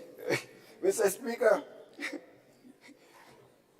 not even, quoting the Prime Minister, you know. So if he didn't say it, he could say it, the document there. Not even considering the interest, there's interest to come, you know, 6%. That is legally due to these people. The numbers can reflect the worst case scenario, as indeed I have indicated. So add up the numbers and come to 4 something and go much higher than that. Managing a country is serious business, I would advise my colleagues. And one must contemplate the worst case scenario as the extreme position that must be evaluated and planned for appropriate action. Mr. Speaker, a lot of people were, in fact, angry, saying that I lied. Mr. Speaker, one thing I promise as Prime Minister, the Prime Minister and Minister of Finance, not the Minister of Finance, not the Prime Minister more, is important, it's Prime Minister, the Minister of Finance. He's like the United States Treasury Secretary or the other committees that determine rates and so on in the United States. Anytime he or she opens their mouth, things tumble. If it's positive, you see the stock market shoots. And people start, if the wrong statements are made. So when we make statements like this, it has enormous implication if it turns out incorrect information. A cabinet conclusion of $290,000 for Polish ambassador, 150 go in the treasury, and 140 end up in a constituency, not the prime minister constituency, nothing, no. And a cabinet, he's been accused by the present prime minister of literally stealing $140,000, the whole cabinet. Every member of cabinet is tarnished. Not one person. Because the cabinet took a decision for a conclusion of 290. Listen, I'm calling on the prime minister to show the nation the cabinet conclusion of 290. Because you can't do this. I passed through enough of this, you know. I passed through enough, and I don't want any of my colleagues to go through this. It is just not fair. I remember being accused of taking $500,000 and walking around Europe like some stupidity, some clown.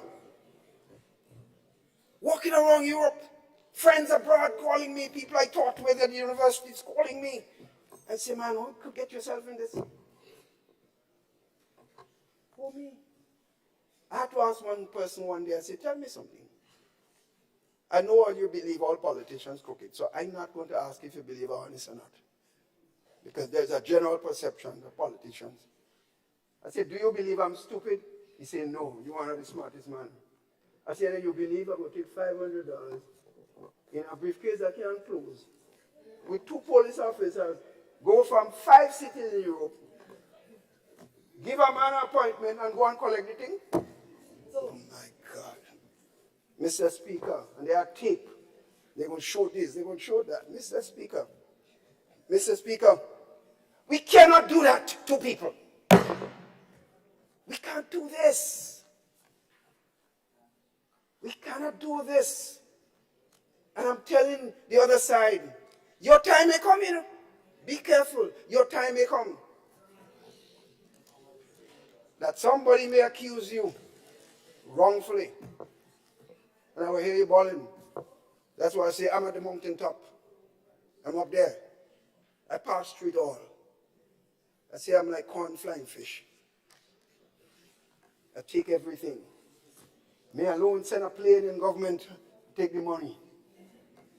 Sell the plane. Man, it's what they say, you know. This little man, alone, so good, sell a plane, the whole cabinet don't know, and they can't touch him. Mr. Speaker, I ask the Prime Minister, be careful with his words. Because when this 290 thing came out, 3 days afterwards, Mr. Speaker, I was sitting by the fish market in St. George's in my car, and a gentleman was passing, and he looked like a loud rasta. Them so-and-so, the thief, you kill them, kill all of them.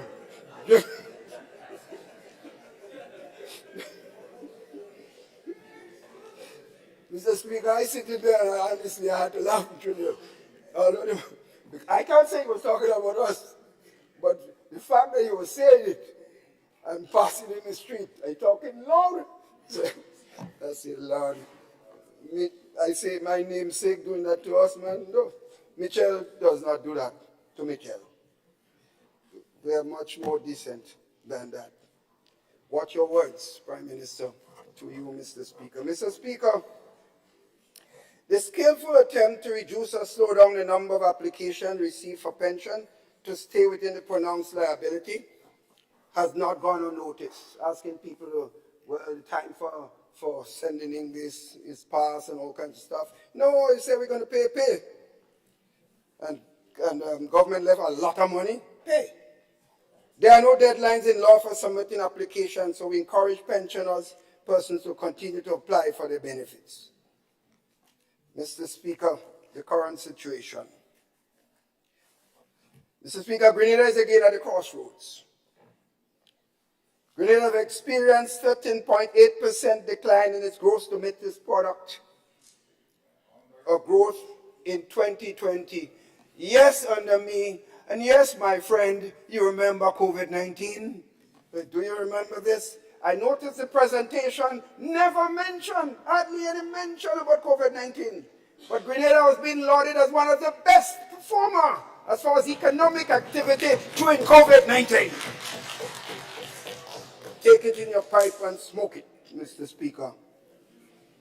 Yes, that's why we're saying it. We could afford to say it.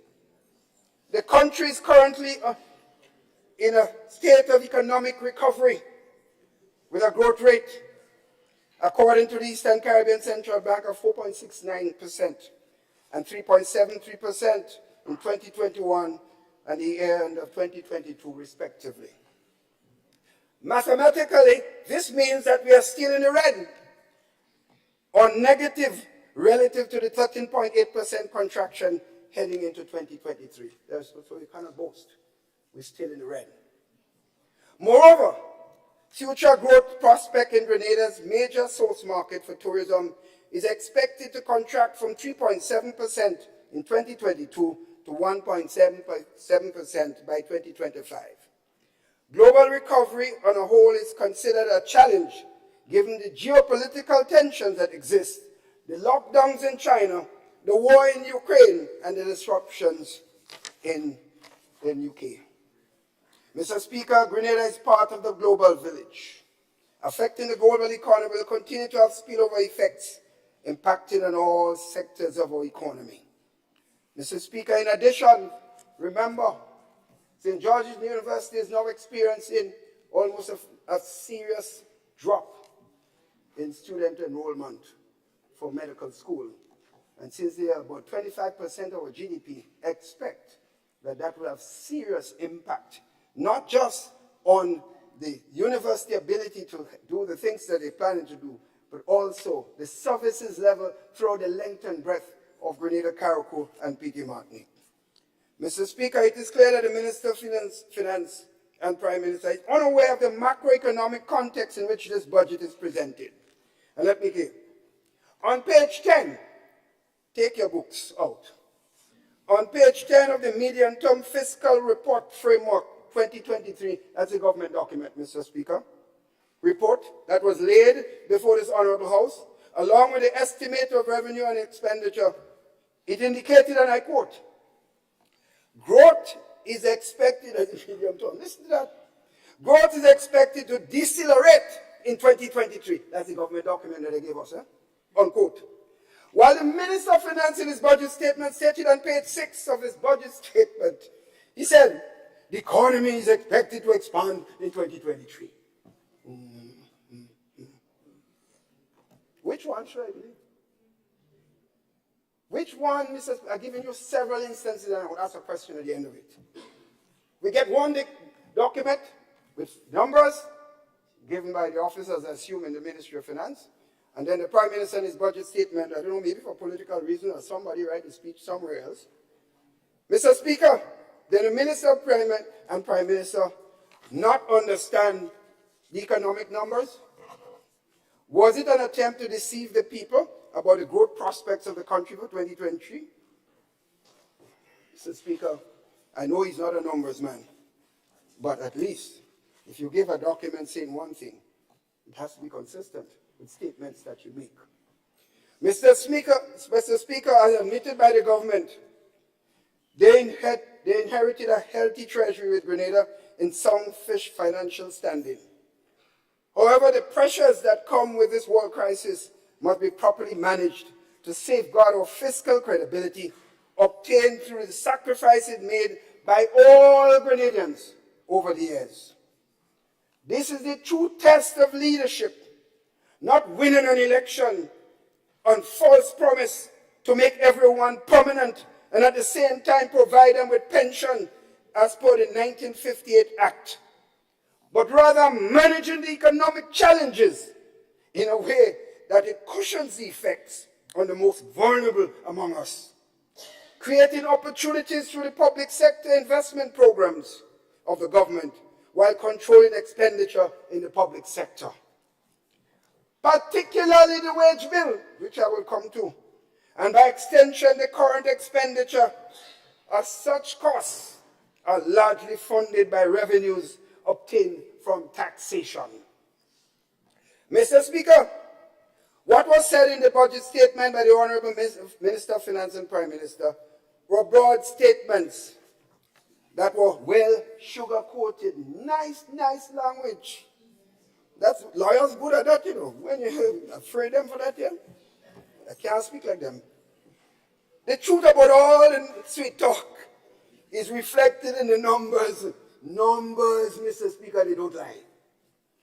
As stated in the 500-plus page document referred to as the Estimates of Revenue and Expenditure 2023, the document, as you would know, is comprised of two parts, namely the areas where revenues will be collected and the programs and areas where the said revenues will be spent consistent with government's overreaching policy.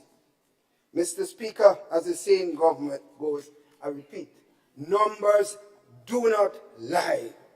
So permit me to tell the story of numbers in this order: allocation, revenues, and expenditure. Let me go through them one by one.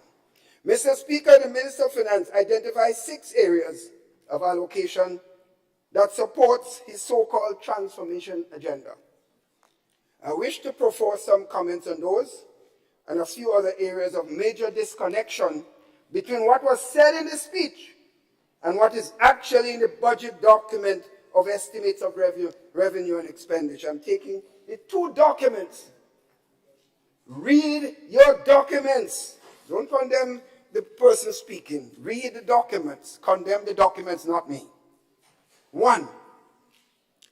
The area of health and wellness is said to have an increase in allocation of $17.1 million, and he said the largest in the history of Grenada. Mr. Speaker, allocating funds to spend is one thing, but the areas in which they are targeting is even more critical. And additional funds were budgeted for 4% salary increases to workers in 2023. More contract work were budgeted for illegal work, you know. So said my beloved Minister of Finance. The budget for the religious affairs was not originally part of the Ministry of Health, and funds for advisory and consulting services, Mr. Speaker, all this were added, Mr. Speaker.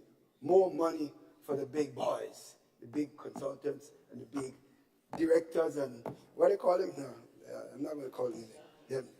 Mr. Speaker, we'll delve further into glaring increases in contract work that was supposed to be illegal. Mr. Speaker, $10 million was also budgeted for projects started and initiated by the new National Party's government. Number 2, Minister of Finance and Prime Minister spoke of the largest allocation of the Ministry of Education. He's so proud, with an increase of $11.4 million. Again, where are these increases, Mr. Speaker, concentrated? Just listen. The increases are in the area of salaries and wages, contract work, funds for advisors, and consultant services. The poor man, not there at all, Mr. Speaker. 824, road walk in the hot sun, that's what he's there for, Mr. Speaker. We continue to see the growth in payment of advisors and consultants. That's the ones we're concerned about, the big boys. We're going to hear about them in the revenue and the customs, and we're going to hear more. Mr. Speaker, the Minister of Finance and Prime Minister informed, he said that nothing was done for the creative industry.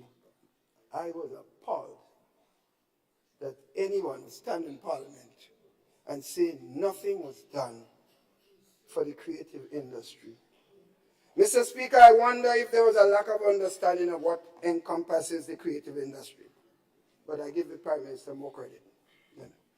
Over the years, Mr. Speaker, the government have invested millions of dollars in the Festival of the Arts, the establishment of music labs in school, provide support for community-based mass bands and fashion designers, support work for Spice Mass and Cultural Foundation, and invested $10 million in the Seamoon Cultural Center, the pride and joy of the people of St. Andrews.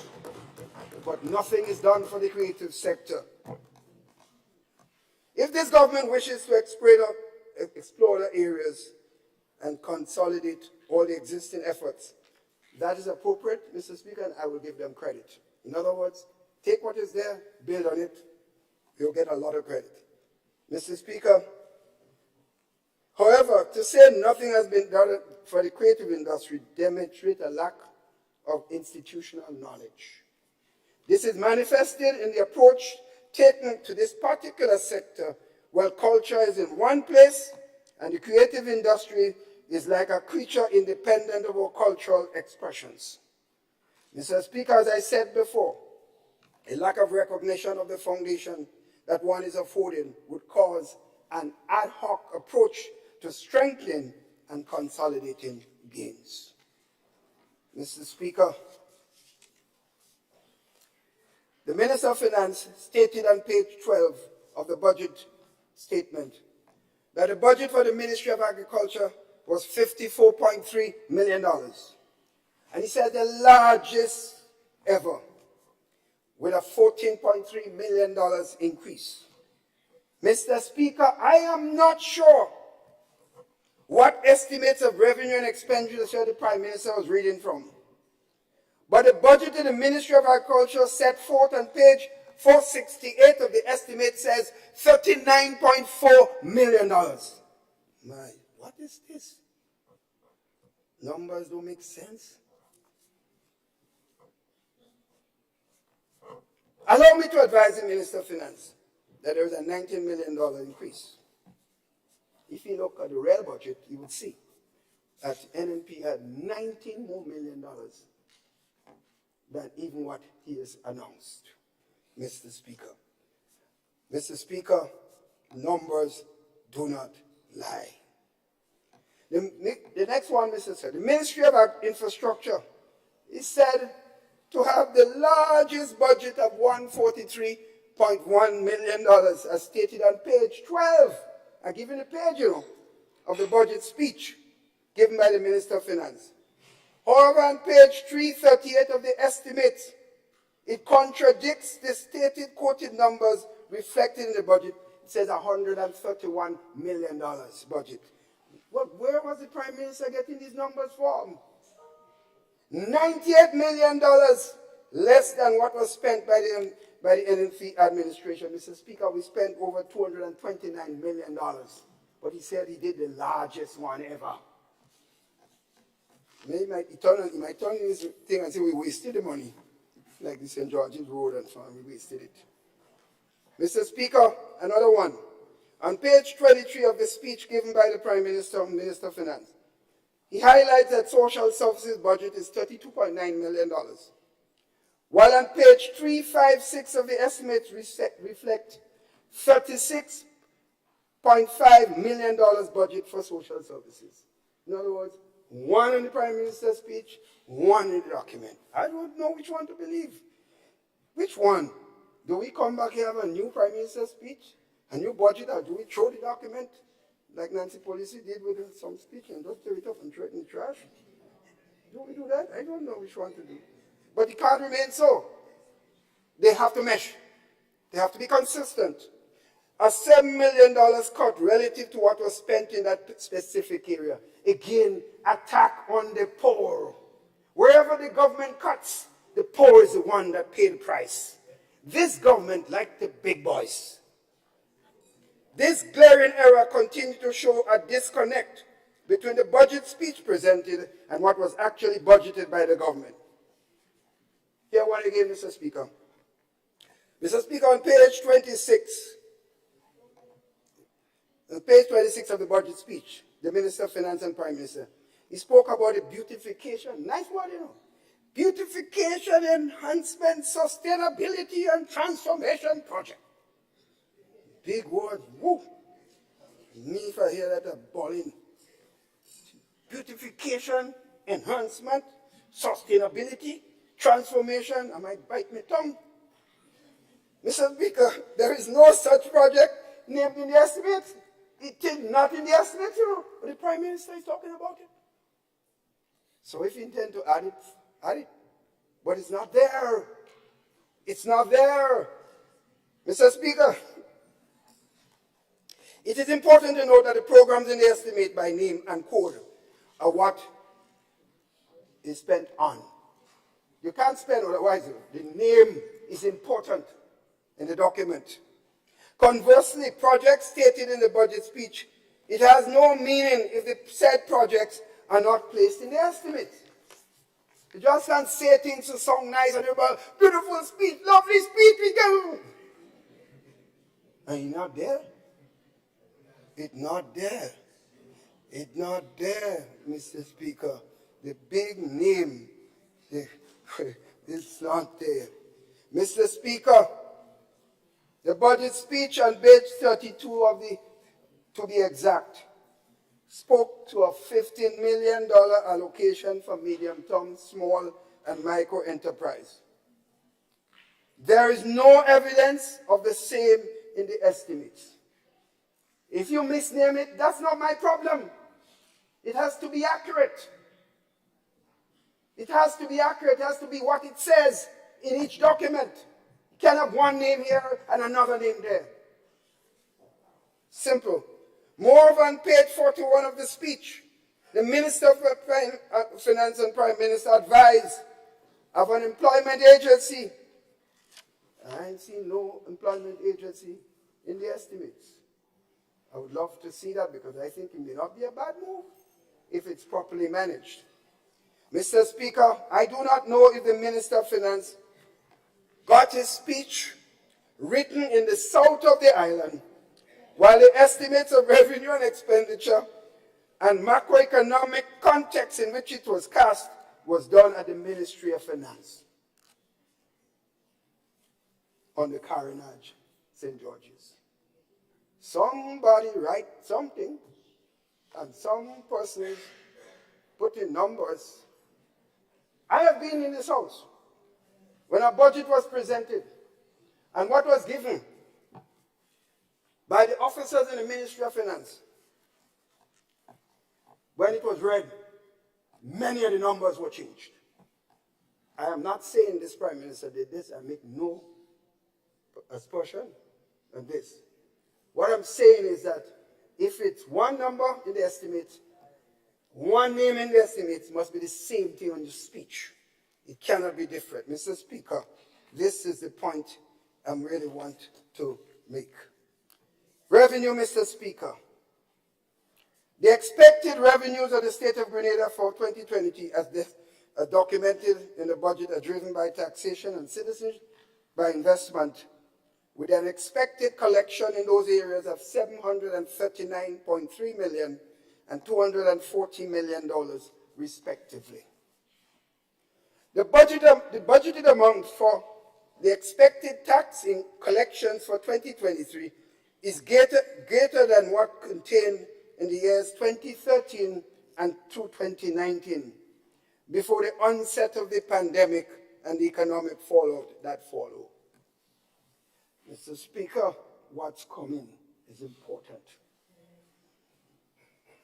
Mr. Speaker, in a period of an expected decline from the medium-term report, I assume it's done by professionals.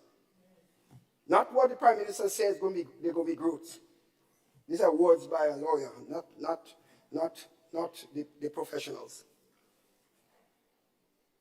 Mr. Speaker, in a period of decline in growth, a reduction in specific taxes,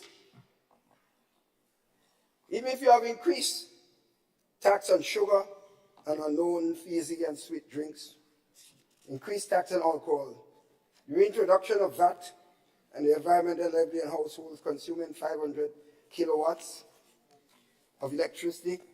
Coupled with tax amnesty, the government intends to collect 71 million and more in taxes in 2023 relative to 2022, when there is going to be a reduction in the growth of the country. When in fact, many of the steps taken to reduce taxes will in fact come into play. But they expect, you see, you could write something, Mr. Speaker. These numbers, I am telling Mr. Speaker, this House, I am saying here, I am estimating that they won't achieve this estimate. I remember in the 1990s, the Ministry of Finance for several years estimating tax revenues, and at the end of the year, then collect 60%, sometimes 65 max. Mr. Speaker, check the records the last 10 years of this government, of the NNP government. We made sure that what we said in the desk estimates, at the end of the year, Mr. Speaker, the numbers spoke. That's why the Prime Minister said he made a lot of money. The treasury was full. Because we met our commitments to the country. We did not give one number to make it look nice in the book. And for nice on radio and TV, man. And then, Mr. Speaker,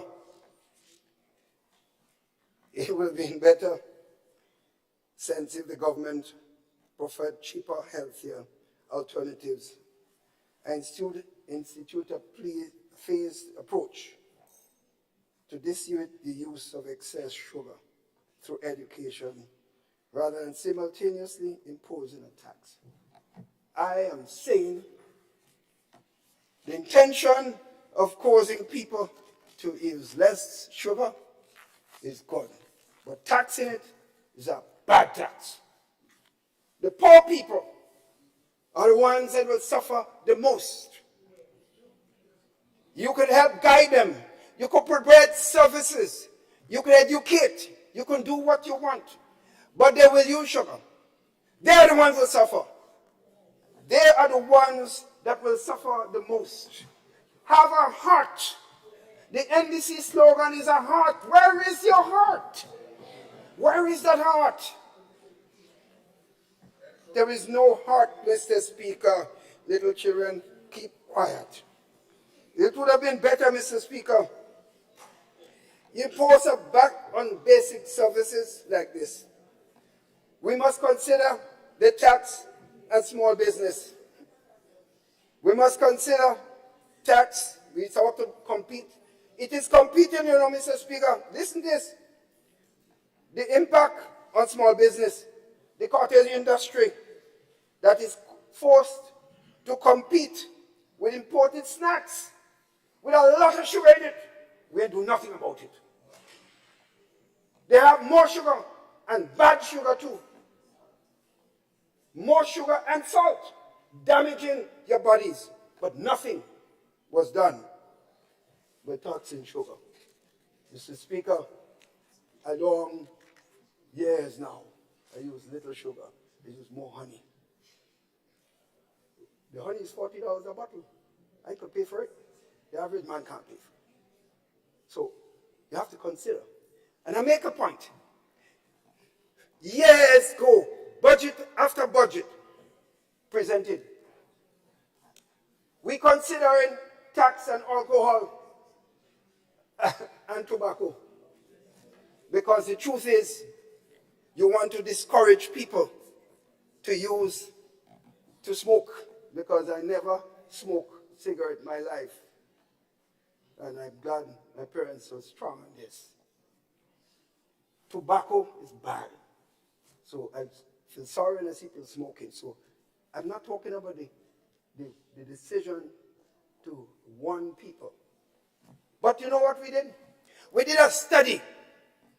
We did a study on the impact of increased taxes. You know what we noticed? More thing coming through the chute.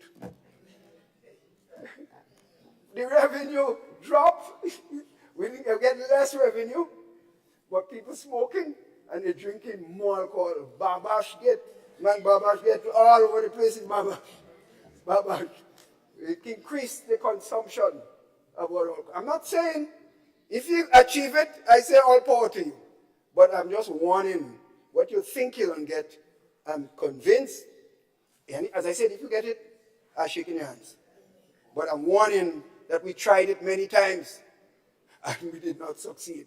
So if you have improved border control and so on, and you could stop things coming through the chute, I know a member for Carriacou and Peter Martinique is here.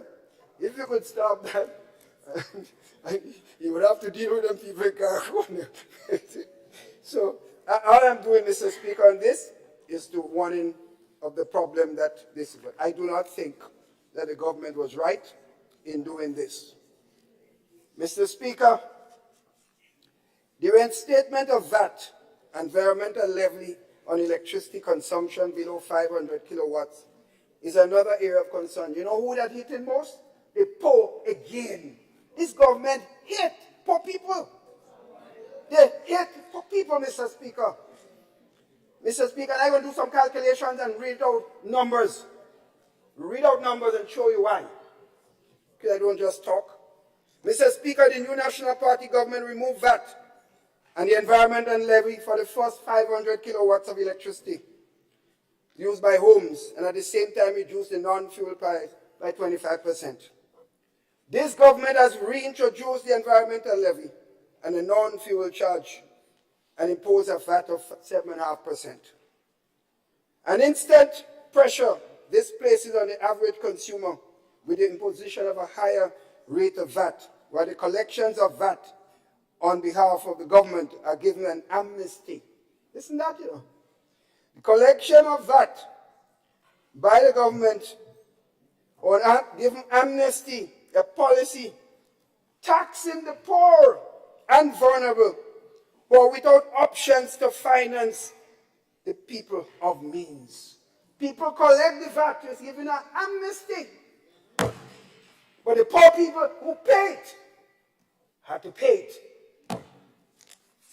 Have a heart. Have a heart, man. The VAT and income taxes. Listen now, the VAT and income taxes deducted from employees, also known as pay as you earn. They call them trust taxes, meaning that they're not a charge to the business who are registered to collect them. These taxes are collected on behalf of the government, and the businesses are used as collecting agents. So you can't give them amnesty on your own revenue because they bid. No, they have to pay it to the taxpayers. Therefore, an amnesty. I don't know if some people in government may be benefiting from this. For some are businessmen, I don't know. But if it can't fit, so be fit by watching. Watching. Therefore, an amnesty that includes these taxes allow businesses to hold on to funds collected from the consumer and the workers in the country without repercussions. This is a serious, serious fault on behalf of the government. Mr. Speaker, I encourage the Minister of Finance to study the economic policy failures of the NDC government in 2008. I don't know if you talk to them. If you all don't talk, you have a right to talk. Recall that in 2009, the NDC administration and government announced an amnesty against the advice of the international community, of the IMF. I'm telling you that. And that year, the government collected 16% shortfall in revenues. In other words, if you take your from, although you said they didn't do nothing, but you still have the label and the name, talk to them, and they'll tell you what happened.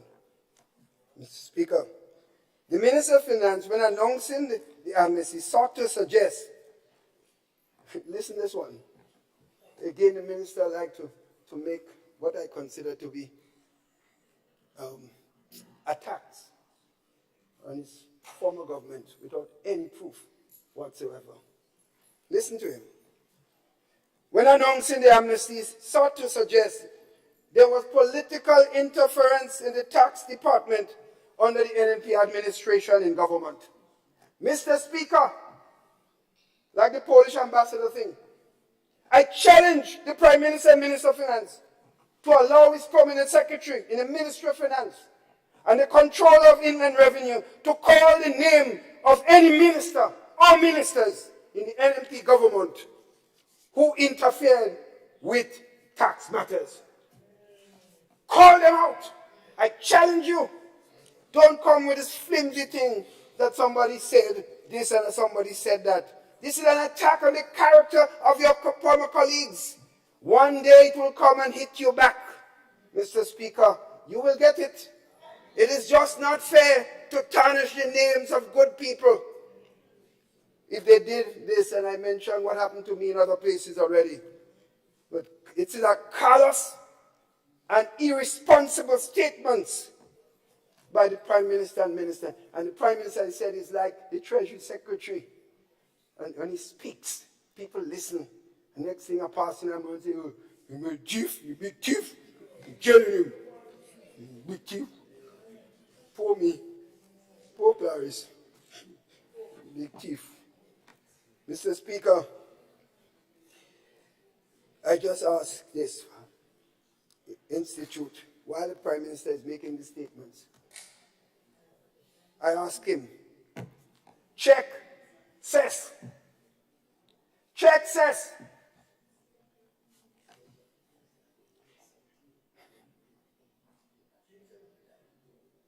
You know, nobody from Northwest goes first. Says, they're telling them, where you going? You take a senator, a politician, and put him in charge of cess, of deputy. You take a treasurer of your party, and you put in charge of cess. Politicizing. Mr. Speaker, I have it on record. Ministers sending letters to give loans to people. Public servants in different ministries connected, sending letters. Persons connected with the government, sending letters to give loans. Man, loan free for so. No condition. Political connection. Mrs. That never happened under the new National Party's government.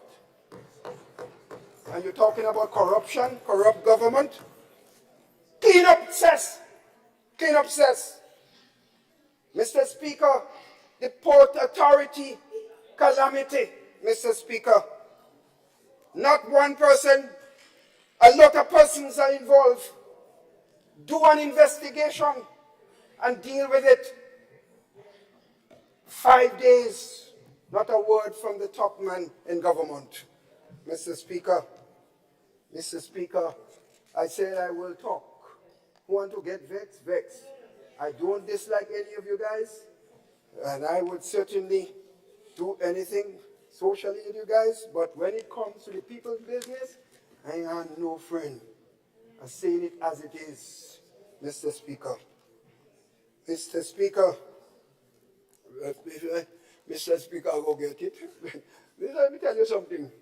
I've been in government on one side of the opposition. Me alone, one man, took on 14 members on the other side. Those days I spent 3 days budget presentation. Little children, behave yourselves, behave. Honorable Leader of the Opposition, may I interrupt you again? Honorable members of the House, I want you to allow the Leader of the Opposition to make his presentation. Mr. Speaker, let me just add though, if I said anything that's wrong, they could turn up on a point of order. That's right. I didn't hear this, all I hear is chit chat. So, Mr. Speaker, the decline in growth expected in 2020 advanced by the medium-term fiscal report and the Eastern Caribbean Central Bank, married with argument put forward by the government and some of its worshippers, the pension payout with your spurring economic growth. I don't see that. The monies that you're talking about would spur economic growth. I can tell you, it's hardly likely that it will spur any serious economic growth in the country. But we will that is for the future, some other time when the numbers come in, we'll see, Mr. Speaker. Mr. Speaker, knowing that okay. Mr. Speaker, the overall revenue projections that the government gave appear to be impractical. I'm not surprised that the government intends to introduce to the Honorable House a loan authorization bill seeking to raise a maximum of $350 million to support current expenditure. Because I think they are aware that these projections, these numbers, won't come out right. It is important to note that the government is not seeking to be given the authority to raise funds for capital projects and programs that would create jobs and spur growth, but rather to finance added expenditures in wages, allowances, and other areas of professional advisory and technical support services since coming into office. Mr. Speaker, current expenditure, Two noteworthy areas of increase in the government on current expenditure are the increase in compensation and consultants and advisors, completely contrary to what is expected of a serious government in the 21st century. An increase in compensation, consultants, advisors, and technical support services. Considering compensation, Mr. Speaker, compensation has increased in excess of $21 million, excluding pensions due to the creation of 201 new positions in the public service. Mr. Speaker, this is a complete opposite of what the government should be doing, reducing the size of the service. The sacrifice that were made by the old NDC government, by the NNP government in 1987, and again in 2013, by all and sundry, the public workers, the trade unions in general, and all citizens. They're now blocking the public service. And overnight, raising their salary by $2,000 in traveling, not on salary, because if you put it on salary, you're going to get taxed. They sat in cabinet and gave themselves an increase. This is immoral. And telling me I didn't have the courage to raise. The Minister of Finance and the government side must know the money in the treasury is not yours. You are the custodian. And if you have to increase it, you have to consult. And you can't tell me you just go and just raise your salary. Mr. Speaker, when we were considering increases before in government, let me tell you the formula, Mr. Speaker, for what it's worth. 1996, I think, we appointed an independent committee. Derek Knight, well-known lawyer, was chairman. The Eastern Caribbean Central Bank gave us one person. And Mr. Henry Joseph, who is a known supporter of the National Democratic Congress, well known, he was on the committee as an accountant because we wanted to show that the organization is an independent organization. And we believe Henry, in his own right as a professional, can do so. They provided a report, the cabinet and the government implemented. We did so again, but we never sat there by ourselves. This is not our money. And just raise it by 2,000. You don't even start to work yet. You almost steal any money, but you raise yourself by $2,000. That's just not right, Mr. Speaker.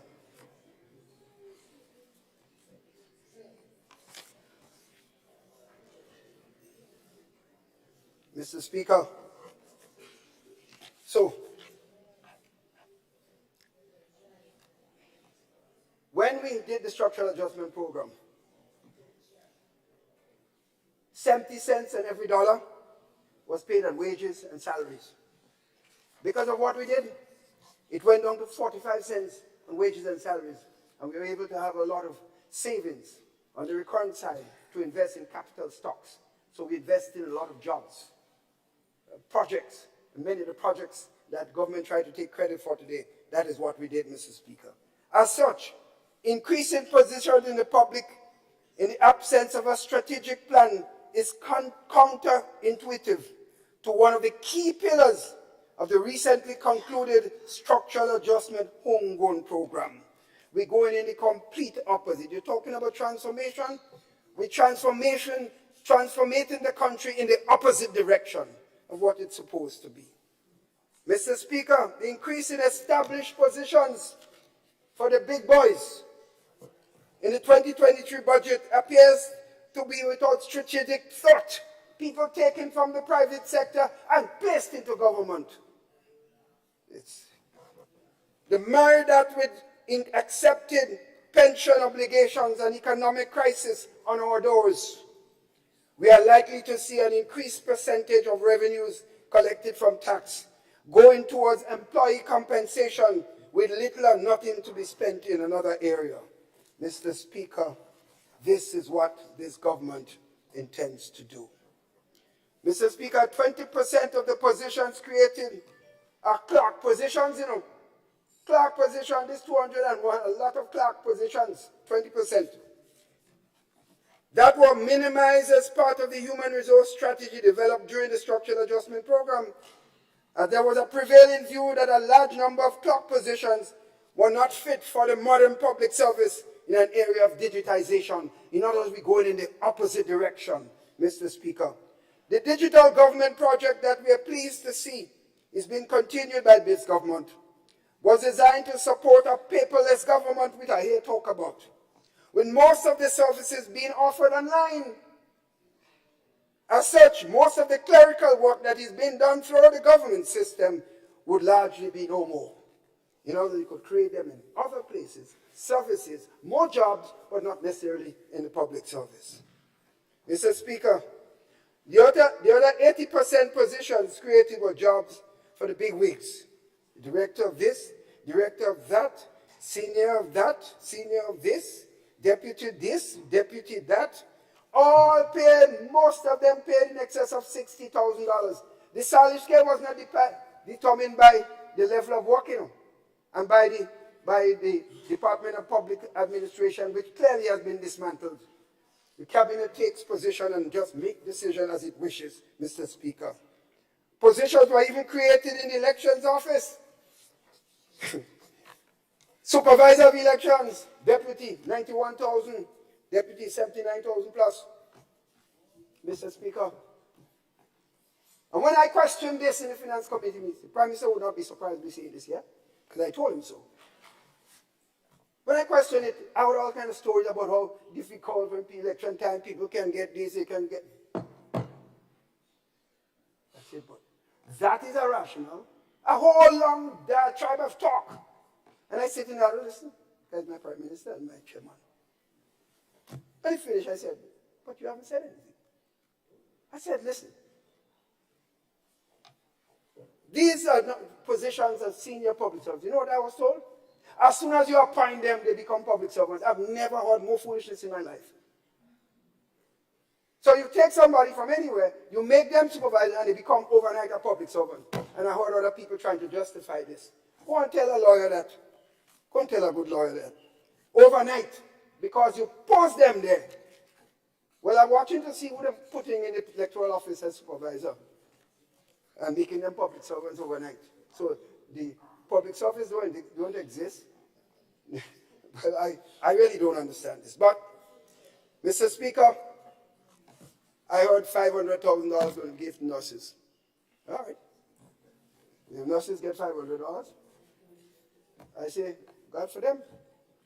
But you tell me, if I am not happy and you promise me permanent, and you just give me $500, and I get attraction overseas at 2,000 pounds plus and 3,000 US dollars, you think 500 won't keep me? I wish you luck. I'm not saying you shouldn't do it, and I'm not saying the nurses should be married. That's their right. All I'm saying is I wish you luck if you're able to keep the nurses because of $50,500, Mr. Speaker. Mr. Speaker, efficiency measures, Mr. Speaker. The estimates show a notable increase in the current expenditure, while the Minister of Finance and Prime Minister on page 48 of the budget speech advised that government has introduced measures to reduce the cost of current expenditure in the area of travel and office supplies. This is a Prime Minister's statement, but his budget document shows a significant increase in almost every vote for travel and, of course, office supplies. So again, I don't know where the document was written. Macroeconomic data came from Karinaj, and the speech must come from the South. Based on the estimate for revenue and expenditure, these areas have gone up by $2 million and $5 million respectively. They increased, but the Prime Minister said they're taking steps to reduce it. But they undo what the previous government was doing and kept travel to a certain limit. Sad. Words mean nothing if it is not matched by the data. Mr. Speaker, capital expenditure projects. 99% of the projects in the budget is a result of the work of the new National Party's government.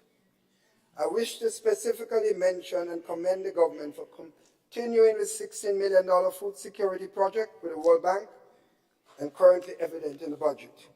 We also commend the government for the rollout of the National Adaptation Planning for Food Security Program in partnership with FAO and funded by the Green Climate Fund. This would see another layer of support for food security in Grenada that we are not required to pay. Mr. Speaker, permit me to highlight a few areas of concerns. There is a cut in the budget for the seed program relative to what was spent in 2022 in excess of $8 million. Mr. Speaker, again, that's an attack on the poor. Wherever sacrifices have been made, the poor people or the youth must be the one to suffer.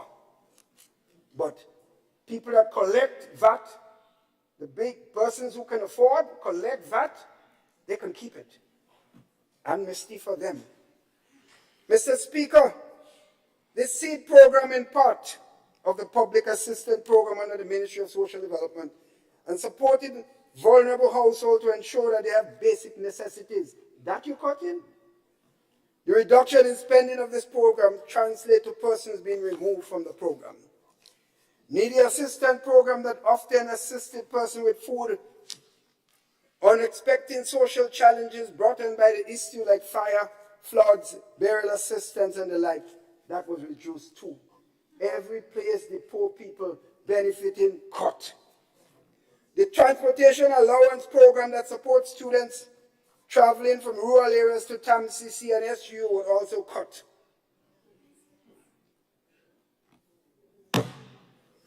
The housing assistance program, which supported the refurbishment of homes for vulnerable people and provided jobs for the brigade, some of them were removed.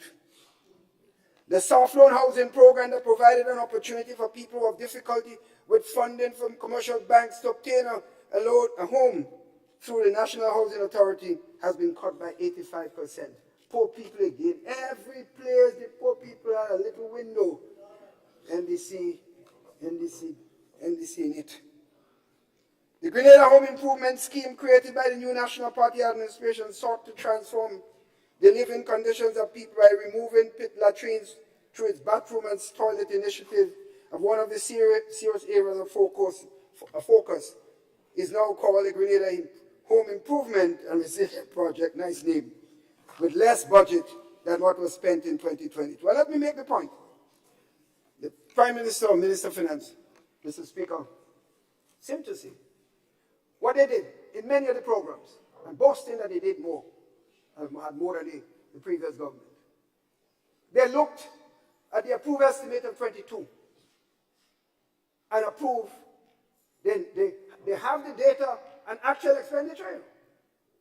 So when you're doing a budget for the coming year, your relevant point is not the approve of the previous year, it's what was spent. Because it means some prevailing circumstances made it clear that you must have more in that area, instead of that boasting, when in fact the real allocation, actual expenditure was much more than in our budgeting. And I think they're smart.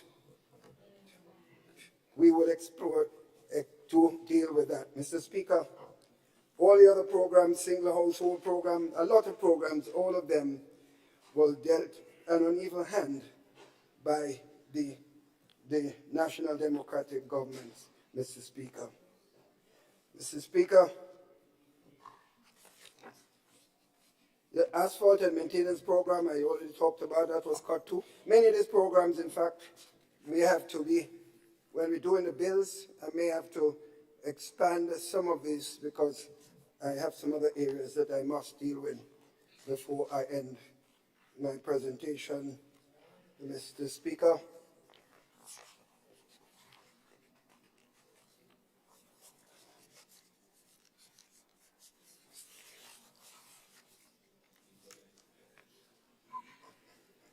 Right. Mr. Speaker, I feel bad for the minister responsible for youth, who eloquently spoke to the media on the intended transitioning and transformation of the Imani program to the National Training Agency in 2023 budget cycle. But it's not evident in the budget. As a matter of fact, funds allocated for transitioning strategy project by the new National Party administration was removed. The Minister of Finance and Prime Minister, in his own words, is still imagining the Imani program.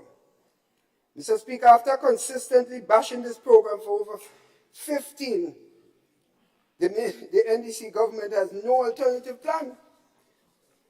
Mr. Speaker, I want to know who is fooling who in this whole scene. Where are the permanent jobs for these Imanis? Where are the jobs? Mr. Speaker, the Minister of Finance and Prime Minister forced the Honorable Ronald Reagan to eat his words, because there is not one new project to support the youths of this nation by this administration. All the talk about transformation, not one penny more in the budget relative to what was previously spent for the young people. One thing the Honorable Minister of Youth was clear about in his utterances to the press, that the Minister of Finance and Prime Minister have supported in this budget, is a reduction in the amounts intended to spend relative to what was traditionally spent on the youths of this nation under the NNP administration. He said so, and I give him credit for honesty. Mr. Speaker, moreover, the government has wasted resources in duplicating functions with the creation of the ministry, the famous Ministry of Mobilization, Implementation and Transformation, all kinds of big words, without strategically analyzing the functions of implementation still exists within the Ministry of Works, a semblance in the Ministry of Economic Development and Planning, with a total budget cost, the Ministry of Planning, $104 million. 70% of the position in the Ministry of Transformation, Mobilization are paid more than 90% of what workers in the Revenue Collecting Agency and by extension the Ministry of Finance as a whole receive. In other words, Cabinet just do the thing. Nothing to do with the system, with the level, the ability, and the criteria. Cabinet have power, so they're using power. Moreover, the Ministry of Information, Transformation and Mobilization has no legal mandate to oversee or establish performance criteria or to sanction for the lack of performance of any ministry within the service but its own. Further, the legal mandate to mobilize resources, which I noted was the vision of the ministry, which resides in the Ministry of Finance. Mr. Speaker, who are fooling who? Current expenditures balloon to satisfy the bigwigs, with the promise of permanent jobs and employment, and 98 1958 pensions for all workers that work in the public sector has become a distant memory of this administration. Further marginalization of the youths has squeezed with reductions of spending and programs to support them. While the people are asked to finance the lavish spending with targeted loan authorization in the bill on our most recent history with a $350 million loan. Mr. Speaker, having analyzed the 2023 budget, it's evident that this government will continue to foster an atmosphere of fear, the loss of jobs and economic opportunities, while imposing further hardships on the people assuming office since June 24, 2022. Mr. Speaker, this government came into office. Since it came in, we have seen a loss of jobs in several areas. The road workers who used to get 5, 6 fortnights, 2 fortnights, 3 weeks of work bush, when you pass in and the bushes are knocking your vehicle, and so on. Mr. Speaker, these road workers, they depend on Christmas activities for a decent Christmas. Those of us who have steady income or able to have it, can buy the ham, they can do the things. They did government. But we saw it fit to reduce the amount we give them. They are the poorest of the poor. Have a heart. But anytime you have to make sacrifice, the poor people are the ones must make the sacrifice, Mr. Speaker. Mr. Speaker, the new budget, I want to just give a breakdown of some figures for those who may not understand. That we remove VAT on the 500 kilowatts of electricity consumed by households. Mr. Speaker, let me give you some numbers. Somebody who was using 300 kilowatts, the non-fuel charge under the NNP was $91.29. The fuel charge was $260.46. No environmental levy, no VAT. Total $351.75. And these are poor people because 300 kilowatts is a joke. The NDC program, 300 kilowatts, similar amount. Non-fuel charge, $121.71.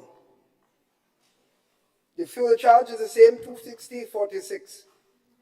$10 environmental levy, $15.08 VAT. Total $407.25. Poor people again. Another one, 800 kilowatts. Non-fuel charge NNP, $243.44. Fuel charge, $694.57. Mr. Speaker, $10 environmental levy, $13.69 VAT, total $961.70. Under the NDC, 800 kilowatts, $324.56 non-fuel charge. Fuel charge, $694.57. I've given you guys work to go home and do. $694.57. Check it because you might say hell lie. Environmental levy, $10. VAT, $21.33. Total cost under the NDC for the same 800, $1,050.46. Mr. Speaker, and the token, most people use a lot of kilowatts, Mr. Speaker. You're not a big man that getting this. Most of the revenue and the things that we give, the people in the bigger levels, at the higher levels of consumption, are the ones that would benefit the most. If you go to 1,500 kilowatts per hour and so on, that's where you will benefit a lot compared to what the NNP was giving. Mr. Speaker, it is clear that the measures imposed by the Minister of Finance of this country place the people, the poor ones, in the worst of position. I challenge them to dispute these live examples, Mr. Speaker. Mr. Speaker, I now going to turn to an area. Mr. Speaker, assume that will be stop at 12:30, right? Okay?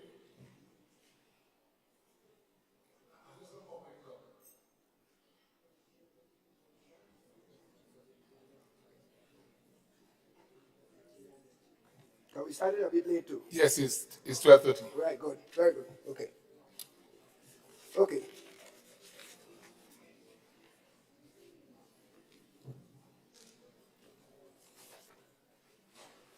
Mr. Speaker,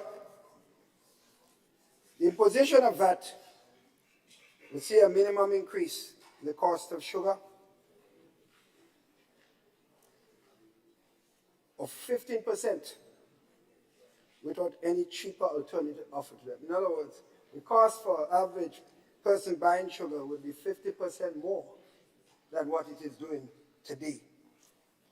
I observed the deliberate insertion of the zero rating and exemption of the list of VAT items placed on the annex of the budget to give the impression that this government removed VAT on all these items. Deception. I wish to advise, Mr. Speaker, that this list was derived from the combination of exemptions given by the NDC in 2008 and the NNP government then. While the people are forced to pay increased taxes on basic commodities, and amnesty is given to businesses that have failed to remit some of the taxes that were given to them to pass the government, Mr. Speaker, we must ask ourselves, whose interest does this government serve? Mr. Speaker, all of this is cast in an environment where the actions of the leaders in government are ad hoc at best and often seek to malign, to intimidate people, thereby creating an unhealthy atmosphere in the country. Mr. Speaker, allow me to underscore this point. Mr. Speaker, the public service is expected to carry out the policies and programs of the government. Mr. Speaker, there is a fear prevailing in the public service today that has never been the case before. That has never been the case before. People are promoted without any basis at all. Others are marginalized and sent on leave. Mr. Speaker, some people, not necessarily always politicians, but some people who perceived to have connections with top members of the government who are in the public service are doing their own thing. Mr. Speaker, there is a clear intimidation of workers, Mr. Speaker. Those who don't want to know, let them don't know. Mr. Speaker, the attack on past cabinet members, Mr. Speaker, is something that should never happen. I mentioned this before. The attack on the faith organization. Many of these people are poor people again. They work. The contracts was passed at cabinet. The people are employed. The government has a legal obligation. If the project had some weaknesses, deal with that. But pay the poor people for their service. They are not responsible. Little children, stop talking while Papa talking. Mr. Speaker. Grandpa speaking, so don't talk. Mr. Speaker, I stand on a point of order. Standing order 38. 3 and 4. We are not little children. We are members of Parliament in this honorable House.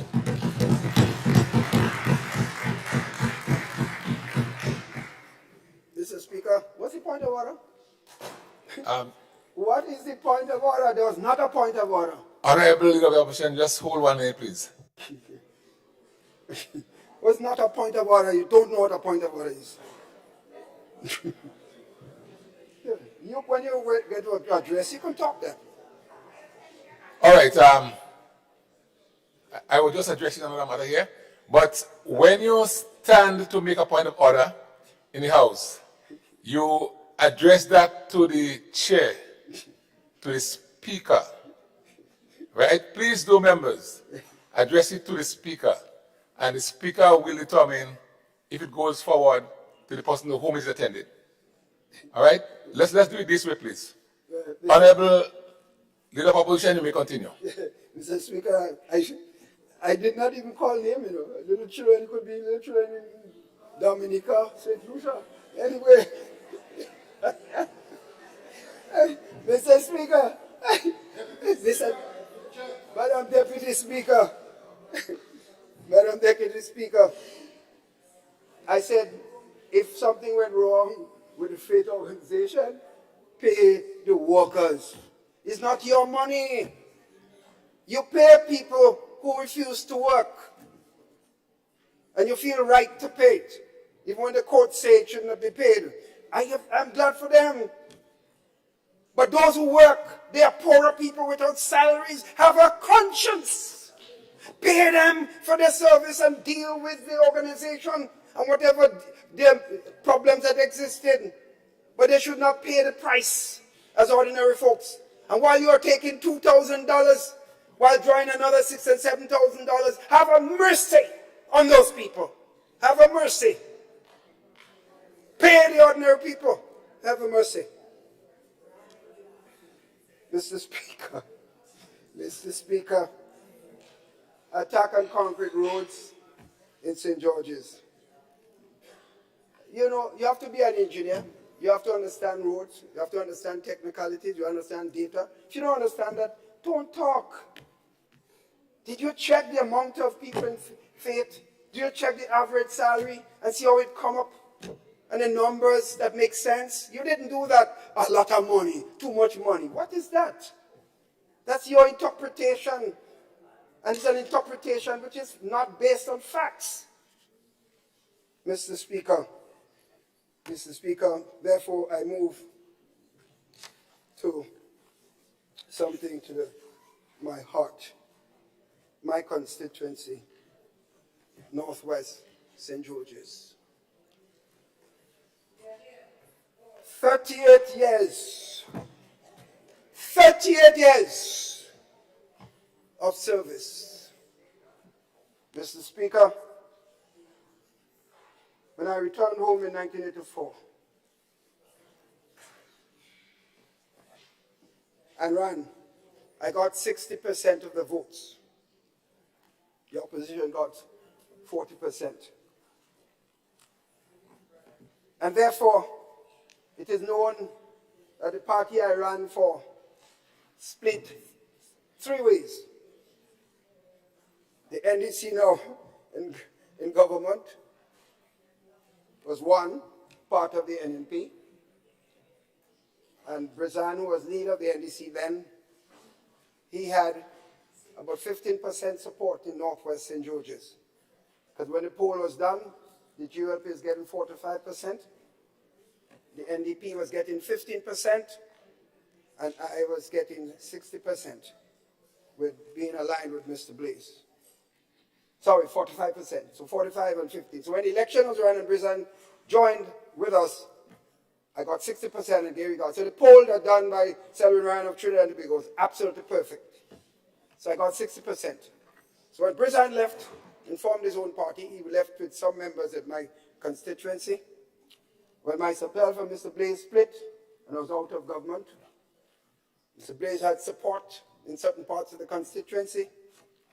So technically, I should have lost that election in 1990. So it's because of the work that I did with people. I got 70% of the vote, and I gave you work to do. Check the electoral results of the 1990 general elections. You will see exactly what I'm talking about. I don't play with numbers. Mr. Speaker, the love, it went up to 91% support, 91% in 1999. Mr. Speaker, the love and support. I feel, as I said, I am up the mountaintop. I feel like someone who was given a special privilege. I'm honored to have been given the support by the people at all levels in the constituency. The love.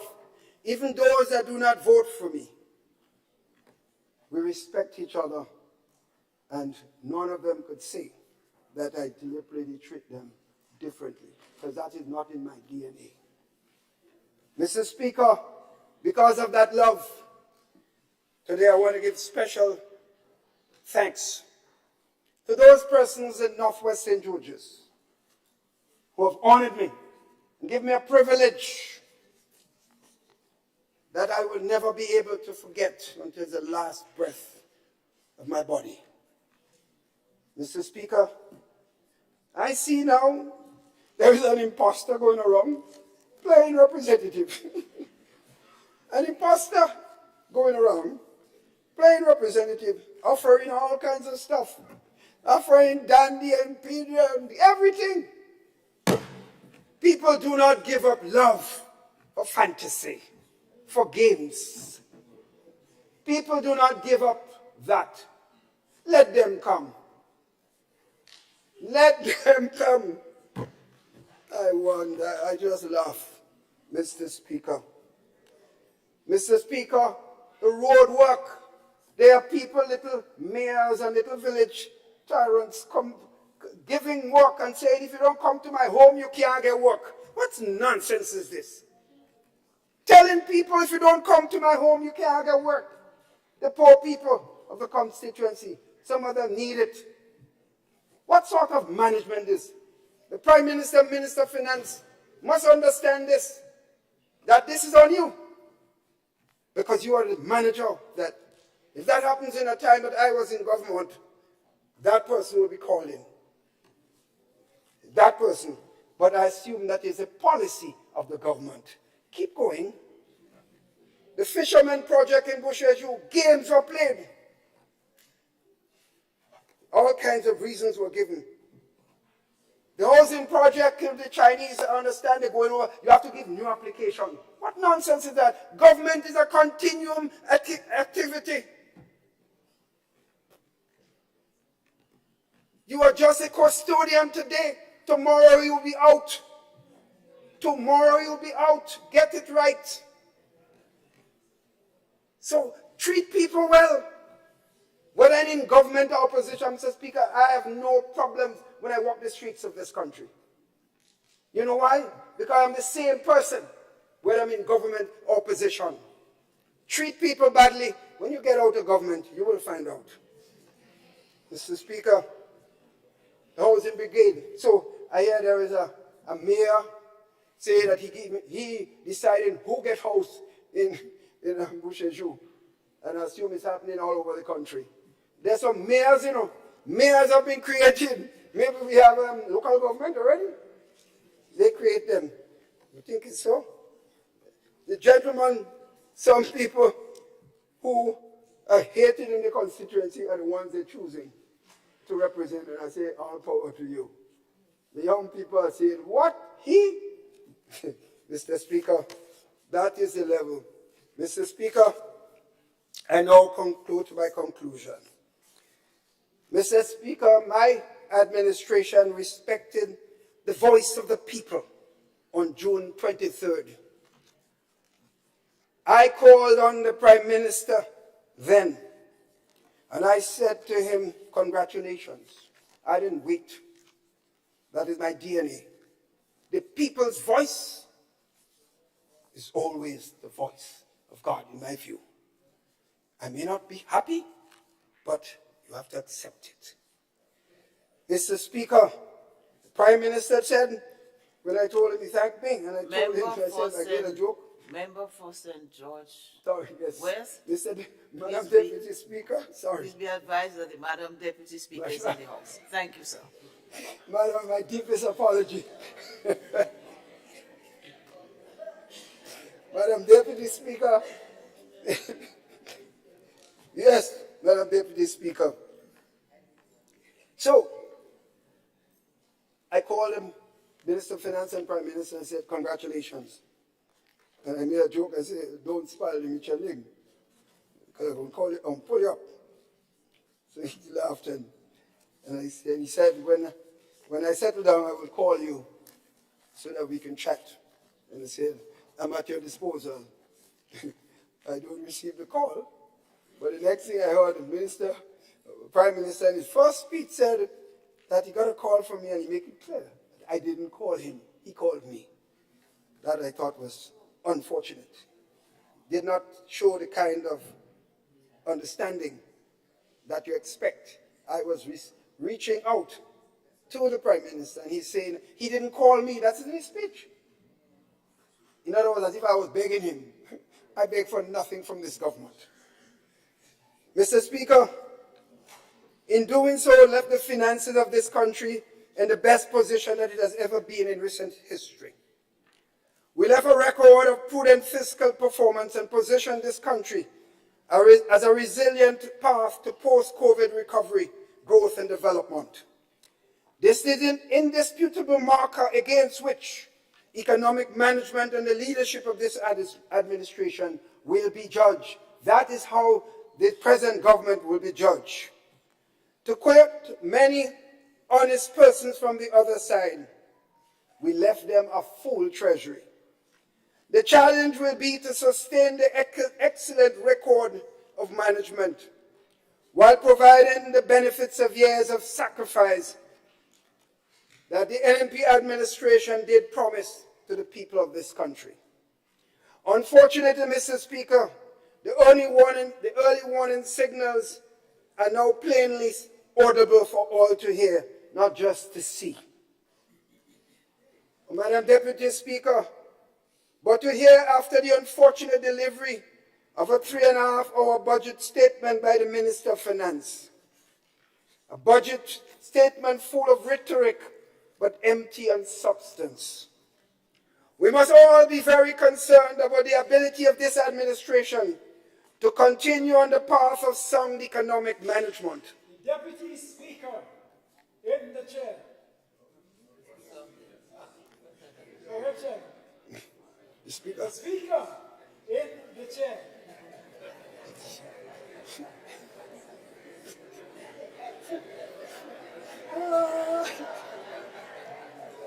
Such an imbalance, Mr. Speaker, will be devastating to those by whose circumstances must from time to time lean on the state to take them through difficult periods. I urge the administration to rethink several areas of concern in the budget. For those who are socially, economically vulnerable, including the working poor, single mothers, our youth, and our elderly, please think again about them. Mr. Speaker, apart from a new record of lengthiness, in the end, the budget statement of 2023 will be remembered for a few distinguishing features. The first is that it uses the wrong point of reference, budgeted where actual outturn should be used. It unfortunately makes erroneous and baseless comparisons. The budget statement begins this way, and the baseless comparisons are made throughout. Mr. Speaker, if this were a literature paper, I would give it a passing grade. But this is a budget statement meant to outline and announce serious policies on revenue and expenditure of the people's resources. It falls far short of a passing grade. But to be fair, Mr. Speaker, there were some light moments, such as the announcement on condoms. I don't know why the Prime Minister chose that one. Maybe he knows something about members on his side that I don't know. But Prime Minister, if you know, tell me in secret. The second is that in substantial parts, the budget statement tells a different story to the numbers and figures presented in the estimates of revenue and expenditure prepared by the profession team at the Ministry of Finance. In other words, I cannot blame them. For example, to advance as the Minister of Finance does, that the implementation rate for a particular project was 10%, and to boldly use 2020 as reference point is nothing more than show boating. Every single project in virtually every country in the world suffered from low implementation and from many non-implementation on the account of COVID-19. 2 years of COVID-19. The Minister of Finance said little or nothing. It's passing words, as if that didn't exist. But a simple estimate of implementation can be achieved by estimating the approved capital expenditure against outturn. He didn't do that. In the end, Mr. Speaker, precisely what does the Minister of Finance intended to reap from these fallacies? At the end, the people of Grenada will be left to choose between the numbers presented in the estimates of revenue and expenditure, or on the illusions which the Minister of Finance attempts to create. We again asked, to what end? Paradoxically, those are the areas in the budget which resonate. But these areas highlight correctness of many of the policies introduced by our administration, NNP. But it would be too much for the Minister of Finance to have stated plainly that in several key areas this budget statement reflects policy continuity with the NNP.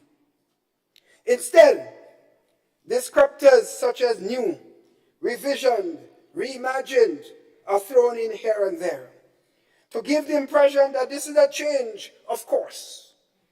By this act of deception, the budget statement disregards the sacrifice of the people of Grenada, Carriacou, and Petite Martinique to bring us to this point of buoyancy. Mr. Speaker, we must not be unkind to the Minister of Finance. It is for this reason what gets measured gets done. In an adage, we are all whole as common ground. Mr. Speaker, at the end of 3.5 hours, we must ask ourselves, what can be seriously measured? What seriously will be achieved? Sure, we can measure the expenditures and the implementation of taxation on the people. But what about outcomes? What about results? Mr. Speaker, I leave this August House with these cogent reflections. Few administrations have survived the fallout of COVID-19. That's a fact worldwide. The NNP administration rests confident in in the knowledge that it did manage the country through major crises.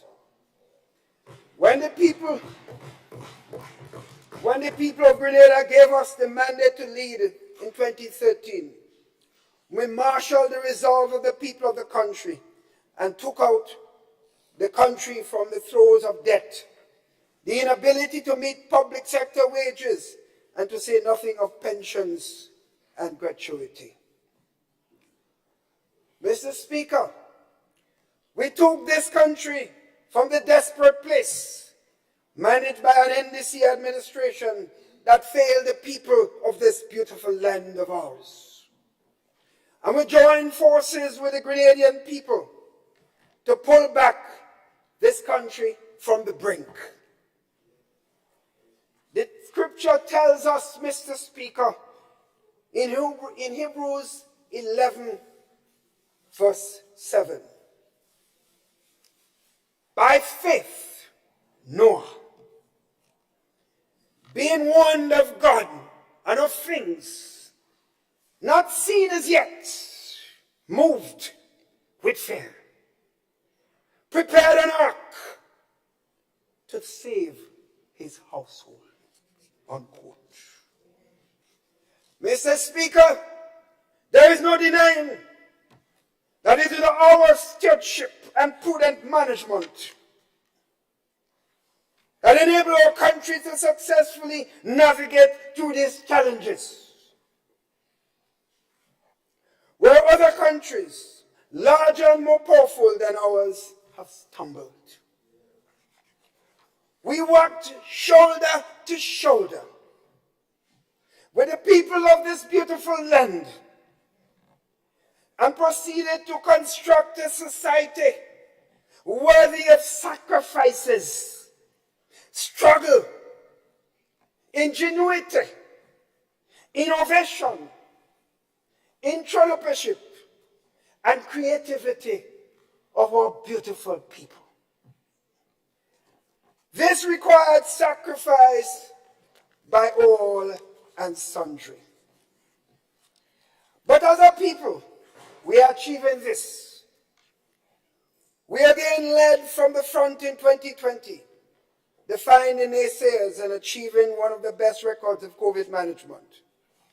It was our preparedness, as the scripture admonishes us to do in Hebrews 11 chapter verse 7, that provided us with the foresight to build the finances of this country, which provided us with the ability to pay the payment of pension obligations in keeping with the recommendations of the judgment of the court, and the decision of the cabinet based on the recommendation as contained in the report of Pension Strategy Solution Committee.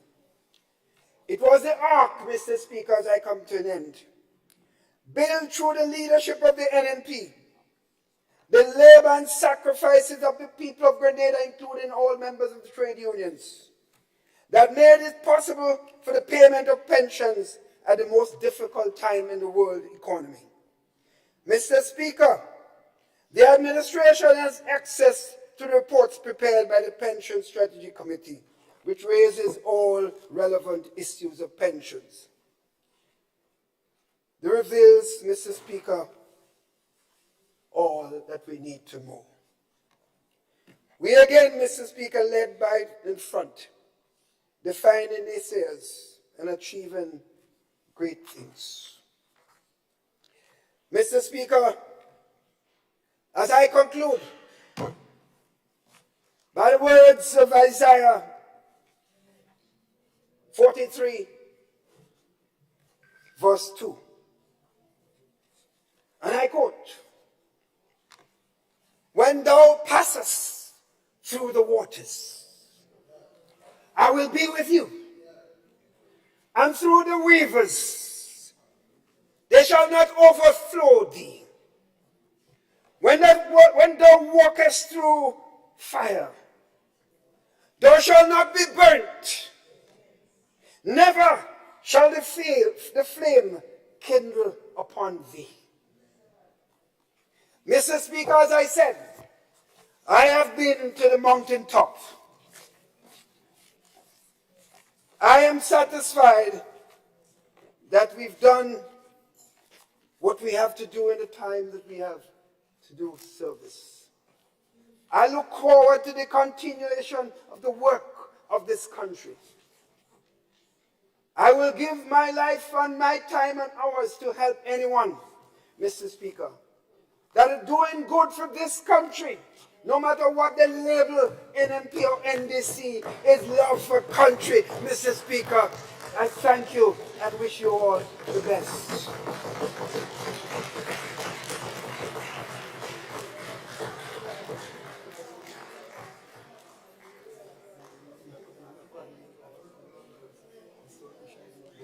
I thank the Honorable Leader of the Opposition for his spirited contribution to this debate. And before I invite the next speaker, after which we'll break for lunch, I appeal to the audience for respect and silence. There was a lot of murmuring during the presentation of the opposition leader. I was hearing it from both sides. We need to understand what Parliament is and where Parliament is. And very much as we go and pay respect in the courthouse. Parliament is supposed to be sacrosanct. So I appeal to the audience to control. To control, to control. Please do. I now invite the leader of government business to make his contribution. Thank you, Mr. Speaker. And Mr. Speaker, at the commencement of this debate today, you mentioned about a team of 15 cricketers. And I imagine the first cricketer batted a few days ago. And from all reports, quite a number of runs were placed on the scoreboard. Unfortunately, Mr. Speaker, the first down, as was named this morning, has not really contributed to the overall team effort. So, Mr. Speaker, I am not to boast myself as a cricketer, but I would want to, Mr. Speaker, try to stay in my crease as much as I possibly can and be able to at least hold out until lunch so that my competent colleagues would be able to take over. And with this, Mr. Speaker, I rise to give full support to the estimates of revenues and expenditure for the fiscal year January 1st to 31st December 2023, as presented by the Honorable Prime Minister and Minister for Finance, under the theme Vision 2035, People-Centered Transformation, laying the foundation for resilience, empowerment, and growth. I do so in my capacity as Minister in the Ministry of Social and Community Development, Housing and Gender Affairs. Mr. Speaker, this ministry is at the center of the promotion of gender equality and social protection in the state of Grenada. Our aim, Mr. Speaker, as a ministry is to become the vanguard and exemplary organization for positive social development of all the citizens of Grenada, Carriacou, and of course, PT Martinique. And this will be achieved through the provision of services geared towards the resolution of individual and family problems, the alleviation of poverty, the rehabilitation of the physically challenged, the disadvantaged, the deprived, and those affected by crises and natural disasters and other unfortunate circumstances. Mr. Speaker, this ministry is indeed people-centered and people-focused, grounded in the policy derived and outlined in the National Sustainable Development Plan of 2035. And in particular, National Goal number 1, high human and social development, putting people at the center of sustainable development and transformation. In this regard, Mr. Speaker, the ministry's main focus is to secure the social well-being of all Grenadians, especially our vulnerable citizens. Mr. Speaker, our aim as a ministry is to become the vanguard. Sorry, Mr. Speaker. Mr. Speaker, in light of this, we recognize that social justice must take center stage in the management of our portfolios. We must deliver services to those who deserve them. Mr. Speaker, the ministry's operation, and indeed that of the entire government,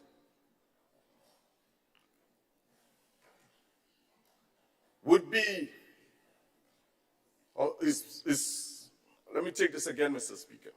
Mr. Speaker, the ministry's operation, and indeed that of the entire government, would be underpinned by patriotism, accountability, democracy, transparency, honesty, fairness, and respect for people, and indeed, Mr.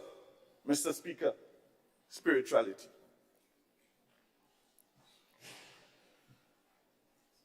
Mr. Speaker, for the upcoming fiscal year, the ministry has been allocated the sum of $64 million, the bulk of which will be earmarked as follows.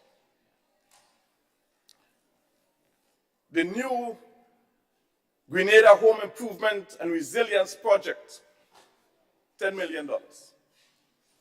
Secondly, community development, $5.2 million. Social services, $36.5 million. And gender affairs, $1.8 million. I now turn, Mr. Speaker, to housing.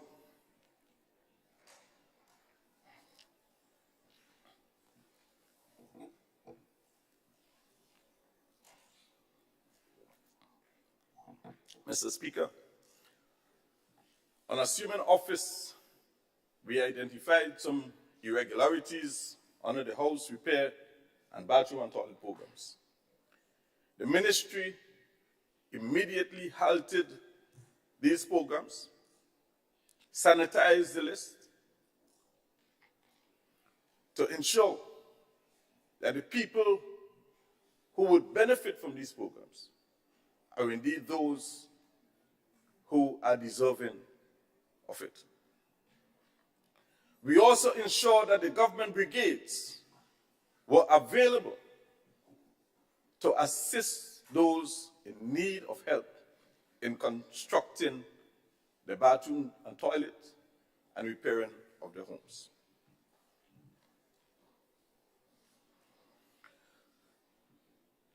Mr. Speaker, government will continue to deliver housing development support under this new Grenada Home Improvement and Resilience Project. Taking into account, Mr. Speaker, certain administrative changes and checks and balances that must be implemented to ensure that the program achieves its desired outcomes. By the end of the second quarter, Mr. Speaker, of 2023,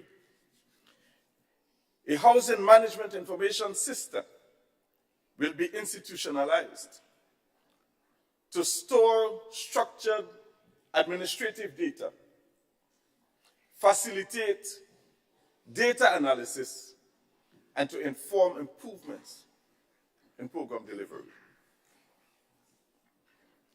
Mr. Speaker, a consultant has already been engaged for a period of 6 months to assist in this process. Mr. Speaker, in 2023, we aim to be much more efficient in the delivery of services in this very important area.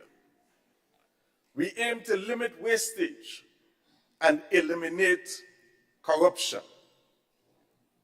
Mr. Speaker, in 2023, the division will focus on the following key priority areas. 1,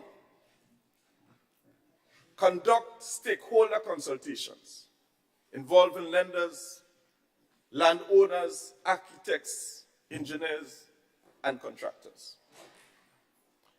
The process, Mr. Speaker, has already begun and will continue in 2023. Secondly, identification of available land. Government is willing to partner with private landowners via a PPP, public-private partnership. So we will be having those engagements, Mr. Speaker. And thirdly, the development of design concepts. Mr. Speaker, our desire is to engage architects across Grenada, embracing modern climate-smart concepts that is affordable to potential homeowners.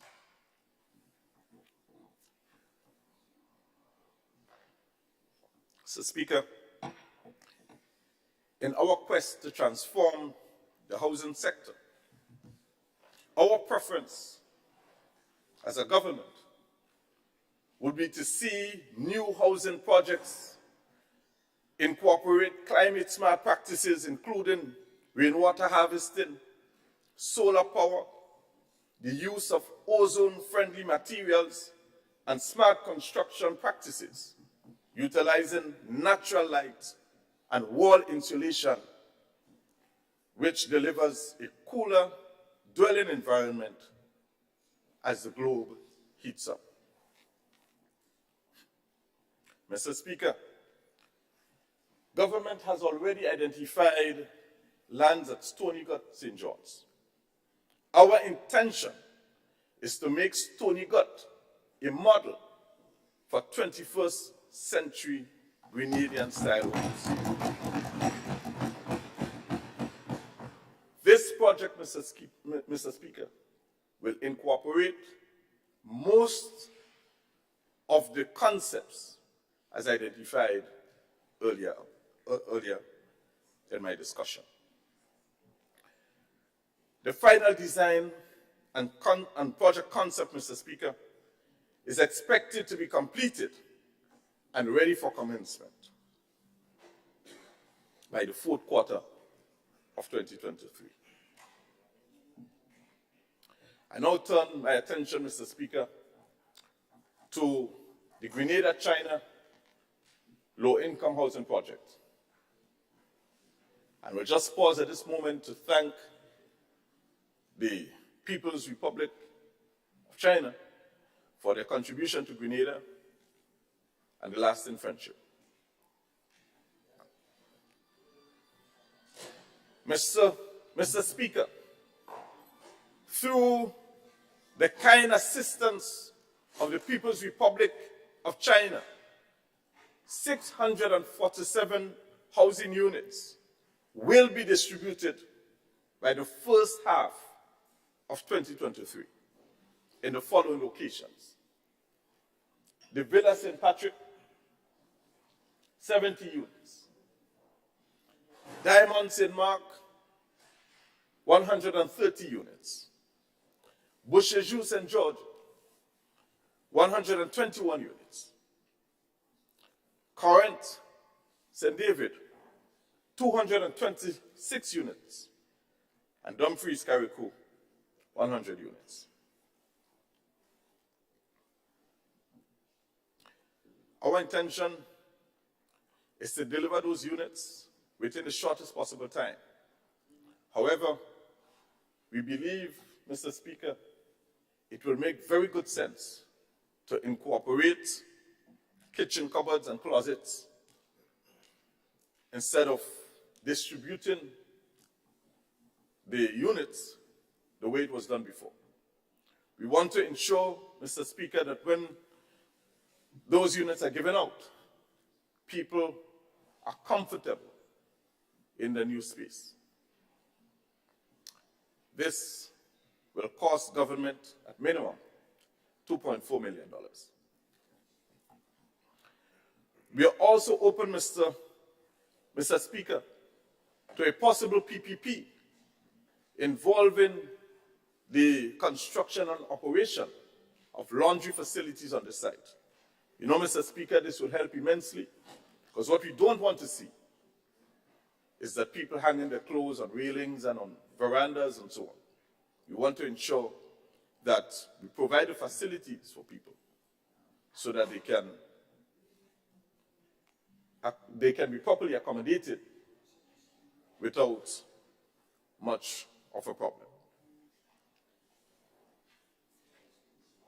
Mr. Speaker, the ministry has already communicated to the Housing Authority of Grenada the possibility of engaging residents at the various housing development sites into forming homeowners association so that people can begin to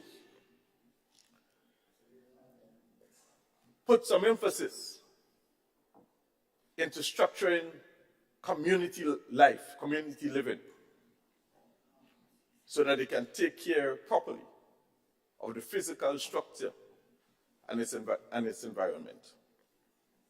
I now turn, Mr. Speaker, to the soft loan program, which is administered by the Housing Authority of Grenada.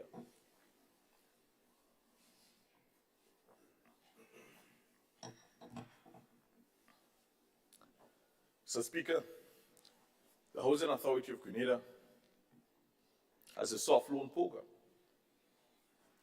which provides concessionary financing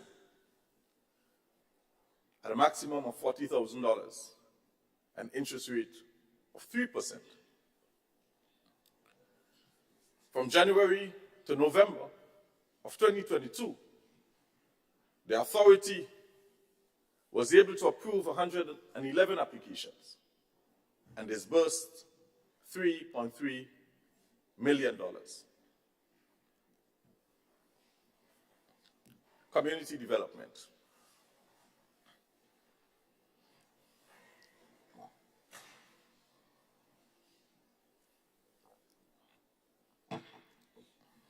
Mr. Speaker,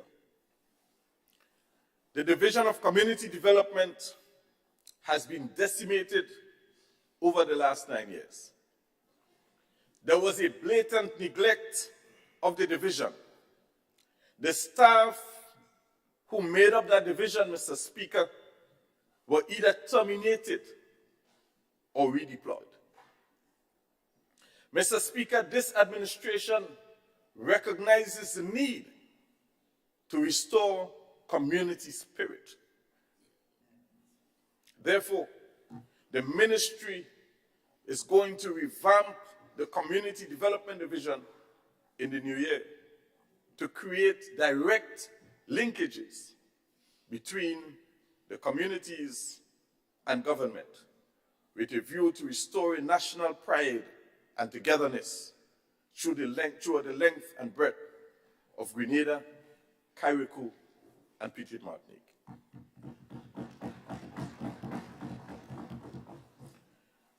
The allocation for this year is $5.2 million, compared with a meager $80,000 the previous year.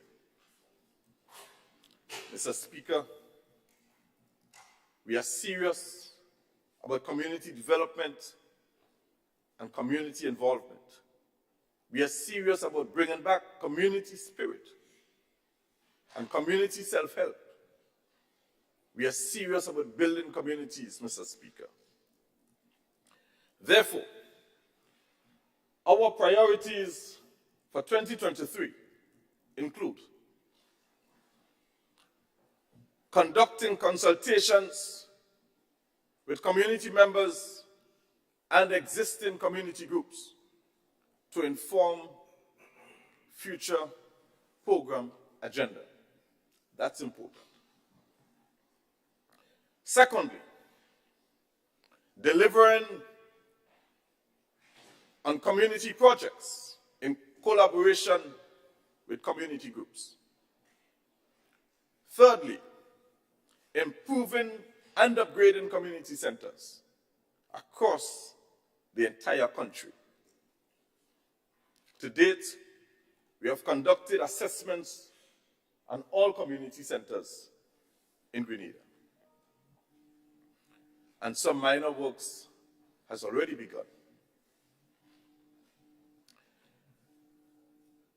The plan is to use existing community development organizations as pilot groups. The ministry will play a facilitation role. So we'll be facilitating these community groups. Because we believe, Mr. Speaker, the engine of community organization has to be the people within the communities themselves. We believe that they know their needs and they know their own development potential. Every constituency, every community, every village is different. And so we want to involve them in this process of transformation.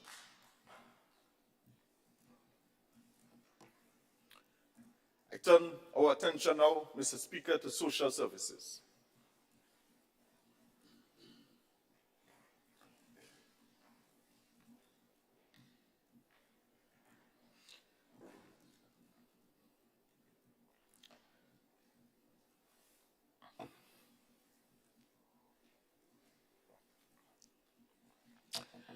The budget allocation on the social services, Mr. Speaker, is $36.5 million. In 2023, the division will focus on the following areas. 1, review and update of the social protection policy framework, which guides the strategic direction to social protection in Grenada. Secondly, development of a national child care policy and action plan. The aim is to have a national standard across the board for child care. Thirdly, the formulation of a licensing authority for daycare and geriatric care. Mr. Speaker, these two groups of citizens are those that need us most. And we must ensure that caregivers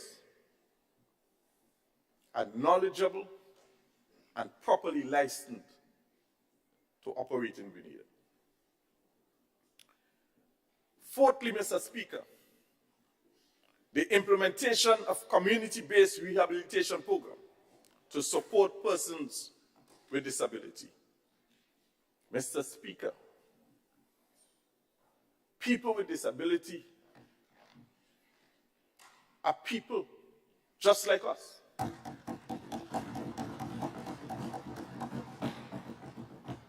They need our help and they need us, Mr. Speaker, to fight for them and to stand up for them.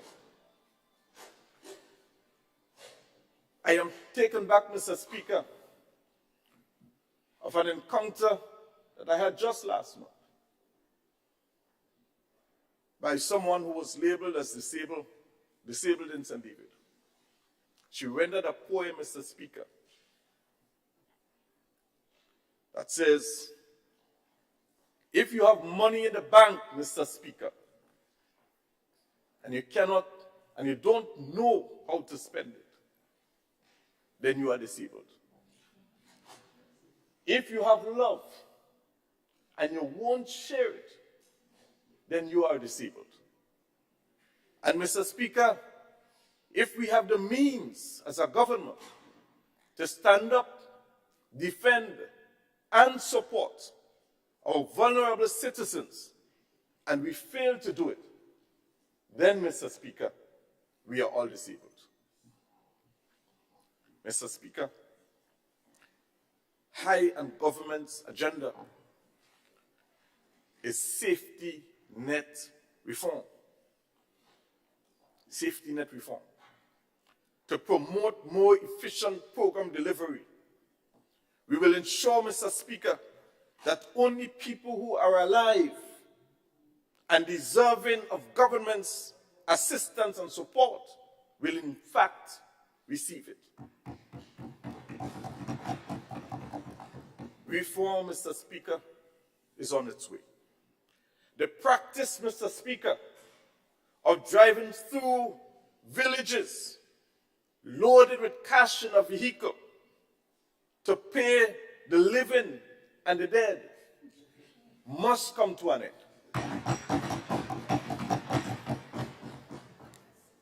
If you are alive and deserving of social protection assistance, our sub-offices around the country are ready and able to serve you.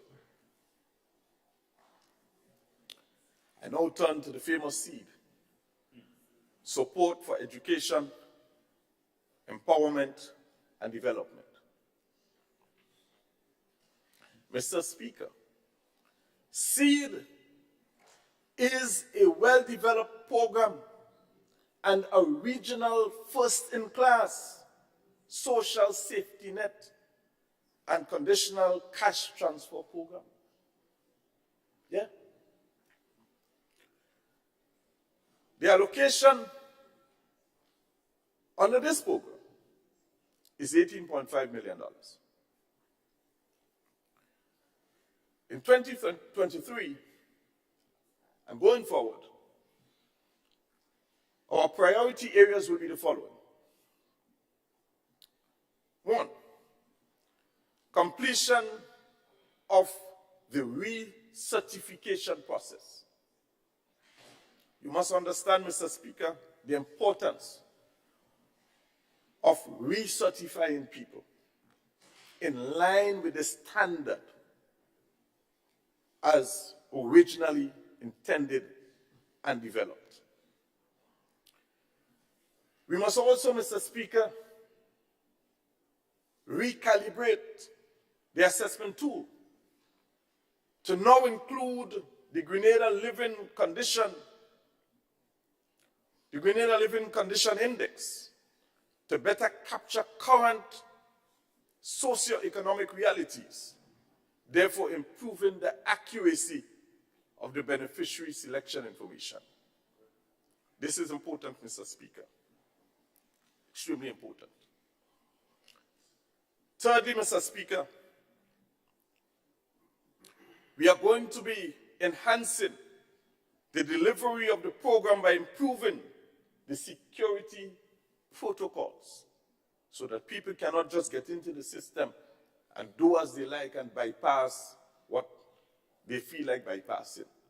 The security protocols must be well entrenched in the program to prevent circumvention.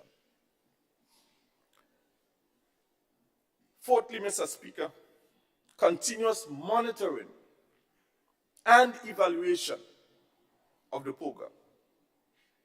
Talking about management, Mr. Speaker, this is management. Mr. Speaker, we are also going to give impetus to the empowerment aspect of the program. What do you call the program? Support for education, empowerment, and development. We will now, Mr. Speaker, give impetus to the empowerment aspect of the program.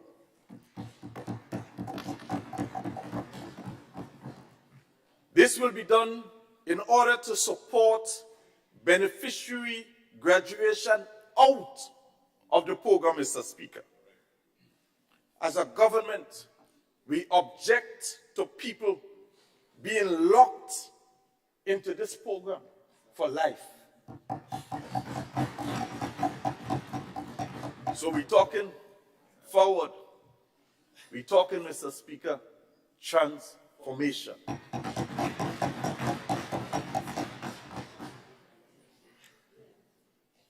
Mr. Speaker, our objective is to build success stories. The seed will become a program of transformation by using education and empowerment as pillars to facilitate the transition out of the seed program. Mr. Speaker, we will be modernizing the architecture of the program to improve targeting and overall delivery.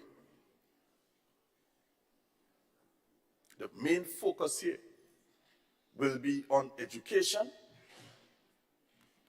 and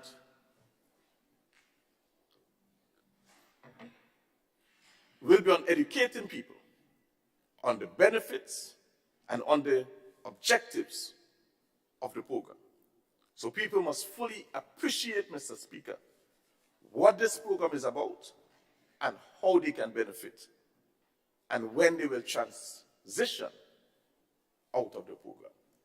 So it's no longer Seed for Life.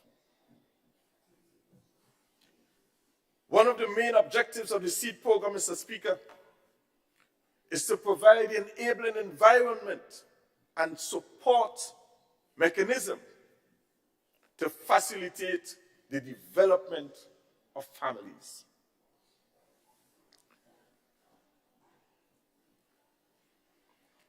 So we are moving people, Mr. Speaker, from a position of dependence to one of independence.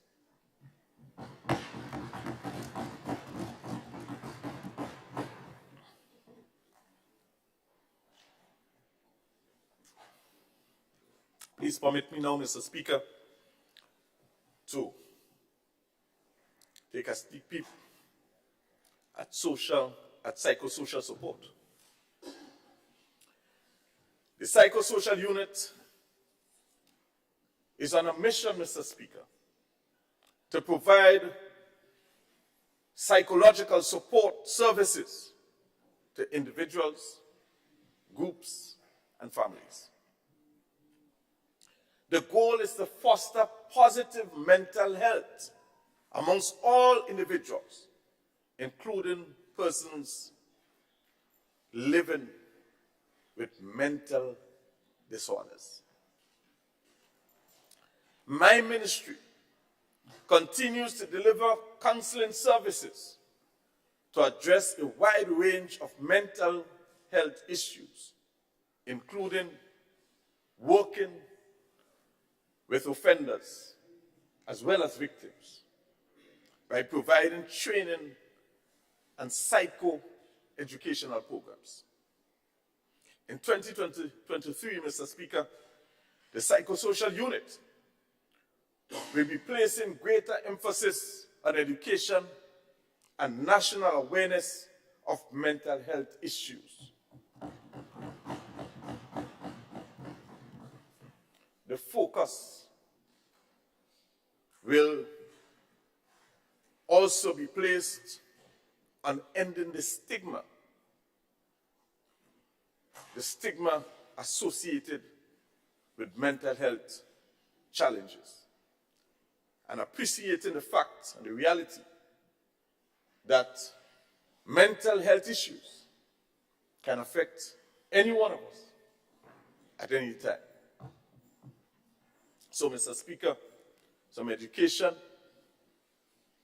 championing this cause, Mr. Speaker, will be the main focus in 2023. Juvenile justice. Mr. Speaker, the delivery of juvenile justice services is facilitated by the Grand Bacolet Juvenile Rehabilitation and Treatment Center, the Ministry of Education, the Probation Unit, and the Juvenile Justice Unit.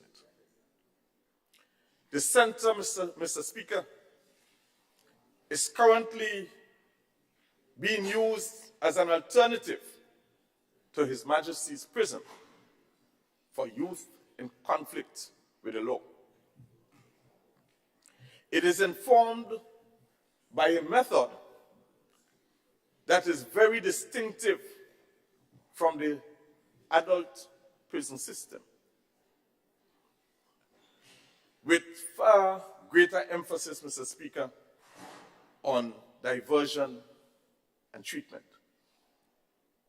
The juvenile justice, Mr. Speaker, also involves a process of rehabilitation and reintegration back into the society.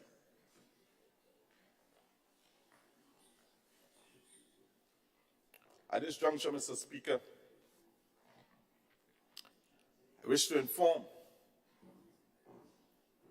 that in 2011, the OECS Commission, with funding from USAID, developed the Juvenile Justice Reform Project, JJRP, in 6 OECS member states, including Grenada.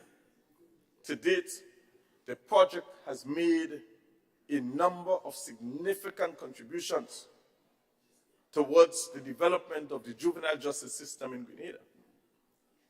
The government of Grenada expresses profound gratitude to the OECS Commission and the USAID for their invaluable assistance in this regard. Phase 2 of the JJRP project ended in July of 2022. And its main focus areas were as follows. 1, the establishment of an effective system of diversion. So we have that in place, Mr. Speaker. Secondly, the establishment of a system of rehabilitation which is underpinned by evidence-based diagnosis. And thirdly, successful reintegration into the Grenadian society. Those were the main focus areas. I am pleased, Mr. Speaker, to announce that in 2023, a new juvenile justice reform project called Opportunities to Advance and Support Youth for Success, OASIS, will be launched with funding from USAID. So that will be the actual implementation of that OASIS program.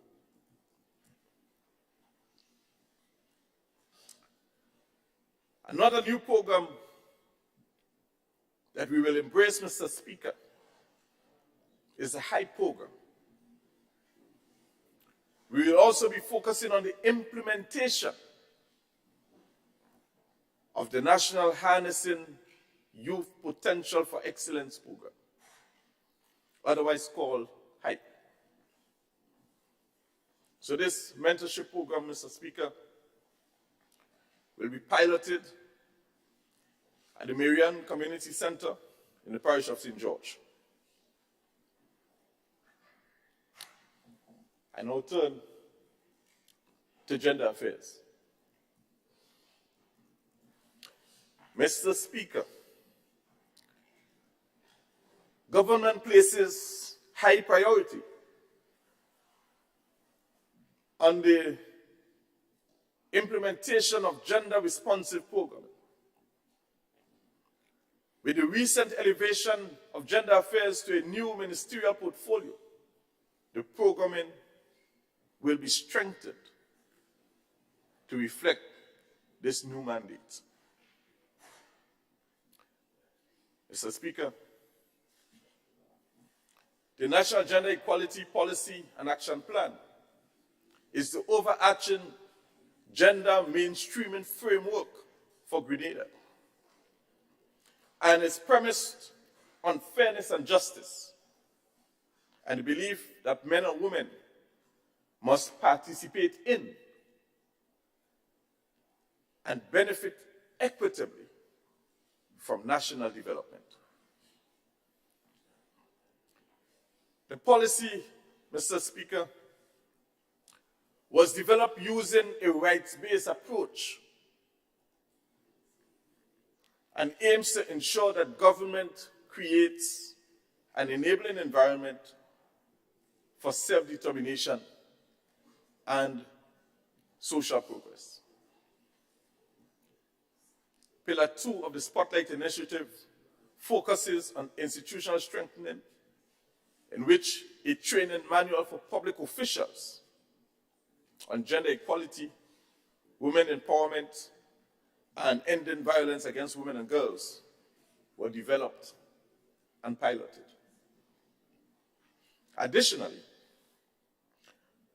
work was done to strengthen the gender equality management system. Another important project which the ministry is in the process of implementing is the e-Gender project, which is a gender-responsive climate change and disaster risk management project. To date, suitable land has been identified at Lakalome in St. David for the construction of a climate-smart multipurpose capacity building and livelihood training center for persons living with disabilities. So, Mr. Speaker, indeed, we are doing what we can to facilitate people living with disabilities. Mr. Speaker, gender equality and protection is a very important matter for the ministry. Therefore, in 2023, the following projects will be undertaken. 1, the strengthening of the response system for gender-based violent clients. We need to respond firmer and swifter. So we're going to, and in a more systematic manner. So we're going to fix that, Mr. Speaker. Secondly, implementation of the Gender Equality Policy and Action Plan. Thirdly, upscaling men programming. We will take a very serious look, Mr. Speaker, at men programming in the ministry. We must now zoom in, shine the spotlight, Mr. Speaker, on our boys and our men. There is just too much waywardness in our society. So we will be focusing heavily on that in the upcoming year. Not stigmatizing our men and boys, but reaching out to them, Mr. Speaker, wherever they are. Finding out, Mr. Speaker, how we can help our men and our boys. Having a conversation. I want to say at this point, Mr. Speaker, that conversation has already begun. That outreach, Mr. Speaker, has already started. Amendment, Mr. Speaker, to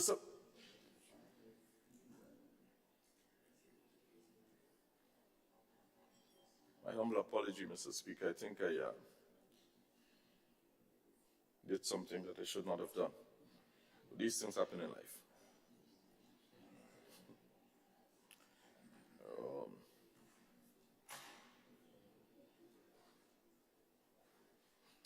And finally, Mr. Speaker, on the agenda, we are going to be implementing gender-sensitive program, including UN Women and Build Back Equal. I think I need to speed up a bit. So I now turn my attention, Mr. Speaker, to the NIS.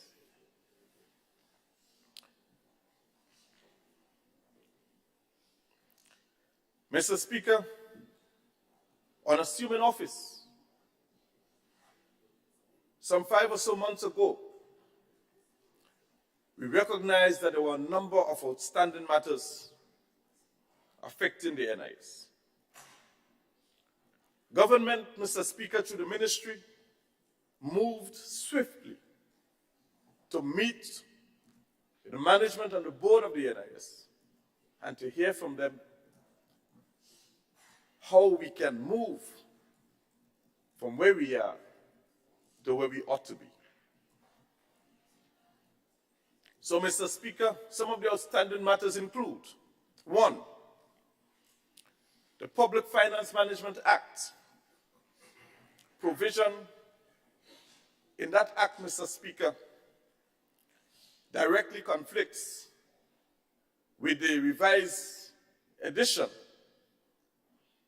with the provision, of the NIS Act. And so, Mr. Speaker, we will be addressing that swiftly. Secondly, employment injury disqualification clause in the regulations. Amendment to this clause, Mr. Speaker, seeks to prevent claimants from receiving their full salary and at the same time receiving injury benefits. So that too, Mr. Speaker, has to be fixed. Amendment to survivors' benefit regulations. For children of the deceased insured. The amendment, Mr. Speaker,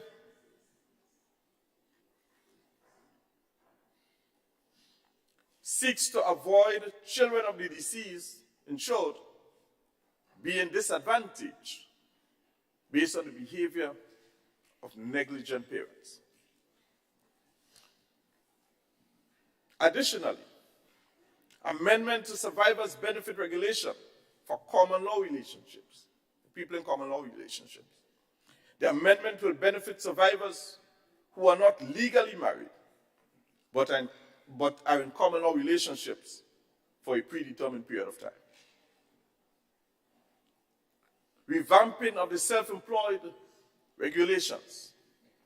There is a need to revamp the self-employed regulation, Mr. Speaker. Currently, there are 6,637 self-employed persons registered with the NIS. The Central Statistics Office indicated via their survey that 11,760 people were actually self-employed in Grenada, representing only a 56% or so of the self-employed people currently registered. So we need to do some work there to get those numbers up. This would only redound to the benefit of the self-employed. Increase in pensionable age. This, Mr. Speaker, is a big ticket item indeed.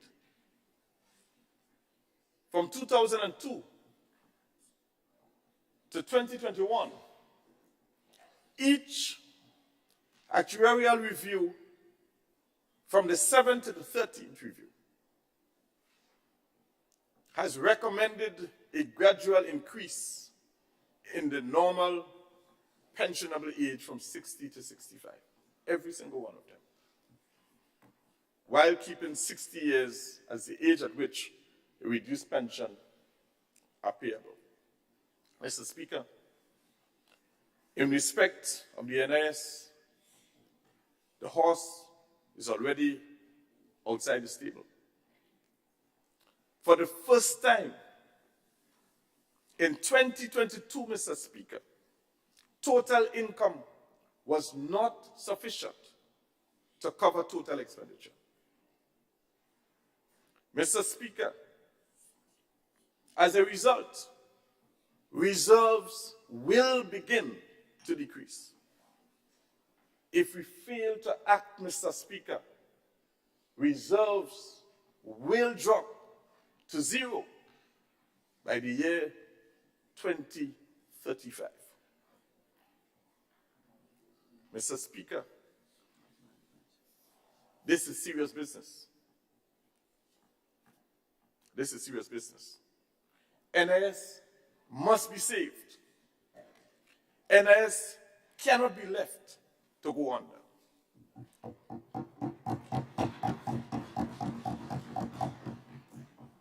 This institution is too important to social stability and the alleviation of poverty to be left to strangle. But, Mr. Speaker, the good news. This government, Mr. Speaker, has already made many strides, Mr. Speaker, to resolving these issues. So very early in 2023, Mr. Speaker, most, if not all, of these amendments will be laid in Parliament. This, Mr. Speaker, is good governance and good government.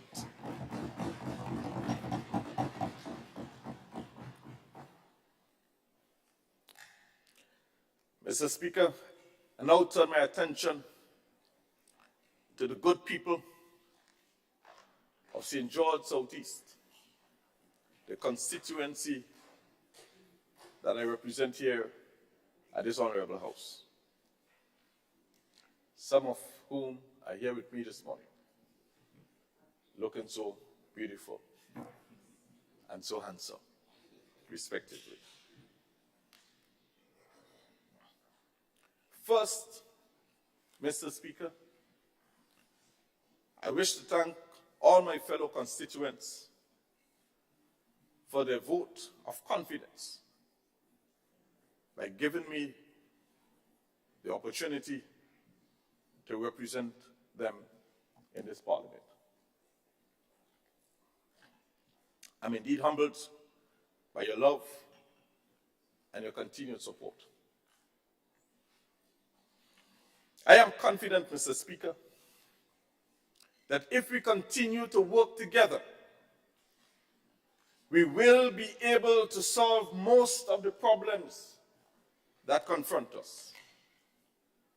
From Kobotang, Mr. Speaker, to Tubeki, from Mondelez to Kalivini, Laborie to Confer, Richmond Hill and Montjalou to Marion, and the many other communities. If we work together, Mr. Speaker, we are going to move mountains. I am happy to report that the doors of St. George Southeast Parliamentary Office were opened in September at Laborie and have served a wide cross-section of residents so far. Together, we've solved a number of problems. But in recent weeks, Mr. Speaker, we have had landslides on the Laborie streets, Defu, Marion, Paddock. But the good thing, Mr. Speaker, immediately after these slides, the brigades were called into action. They moved swiftly. They solved the problems.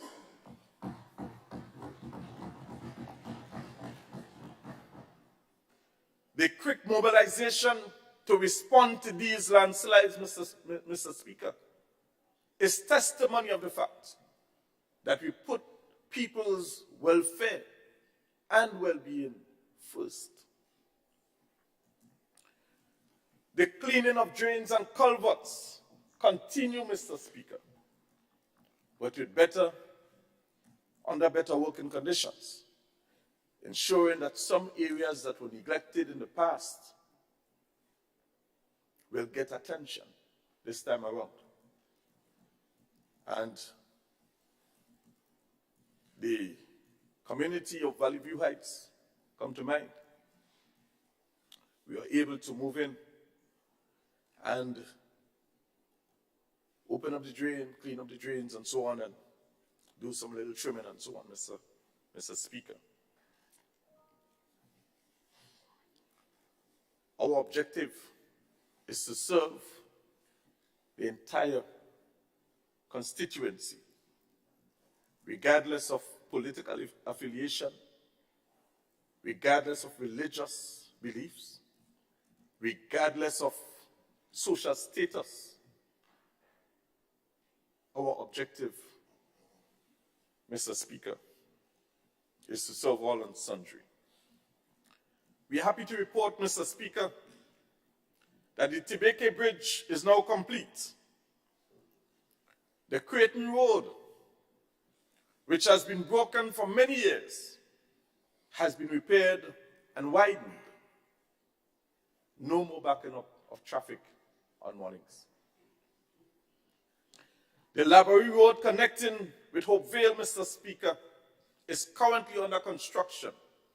We expect to see these works completed within a few months. We ask for the patience and understanding of residents of both communities and those who use that road. The by road to the Baptist Church, Mr. Speaker, at Laborie is under construction. Another 130 feet of road would be added to connect back to the main road. The by road in front of Copper's Garage is currently under consideration. Call to mind at this time the residents of Mount Airy. I sympathize with them on the state of the road. Spoken many occasions with the contractor who's building that wall, with a view to having that wall completed in the soonest possible time. That is complete. The repair to the road will be done, and the problems are going to be lifted. To the residents of Marion, Mr. Speaker, the Cocoa Road is almost complete. Other by roads are also under consideration. Repairs to the Marion Community Center is just about wrapping up. And in early 2023, we are also looking at the possibility of widening the Montjalou Cemetery Road and installing guardrails on the cemetery side. If the residents would work with me, we would be able to accomplish that. We've experienced, Mr. Speaker, some drainage problems in the constituency at the Bocas, Petersfield, Confer, Defu. Those are currently under consideration. We visited the areas. And I think we would have to bring in the engineers to have a deeper look at it. It's not as simple as meets the eye. Also, I bear take into account now the obstruction on the St. Paul's Road opposite the Andal supermarket. I've also engaged the road officer for that area. We've had some very solid discussions on it, and hopefully we would be able to accomplish the fixing of that in due course. One of the major challenges we have with that particular area is that we would have to obstruct the entire traffic by digging across the road. So it's not as easy as it looks. Mr. Speaker,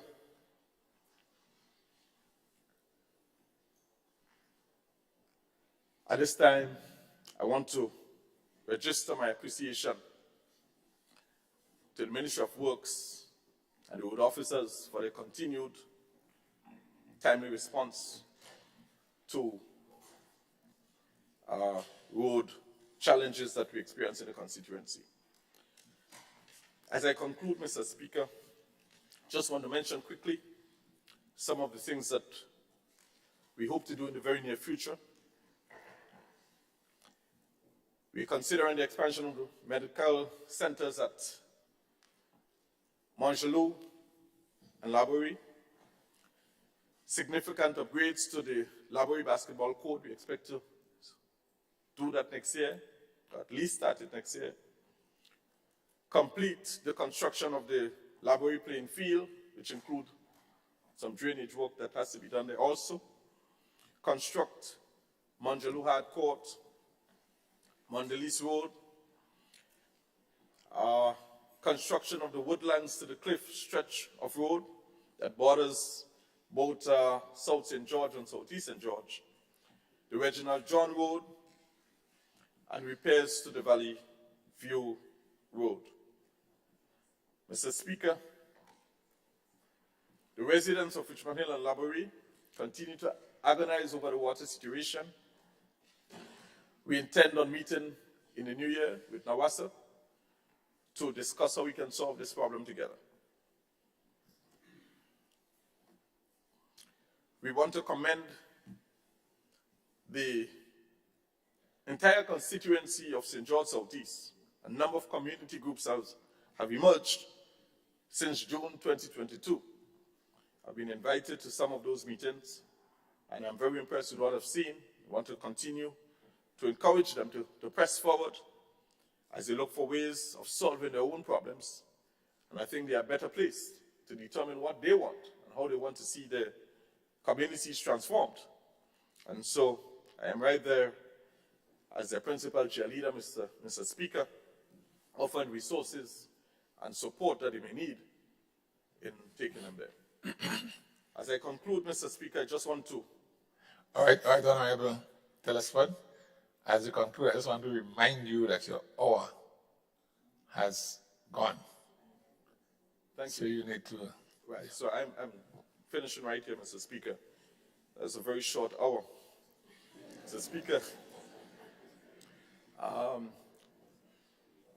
let me just register my thanks and appreciation to the Ministry of Social and Community Development, its management and staff, for providing technical assistance and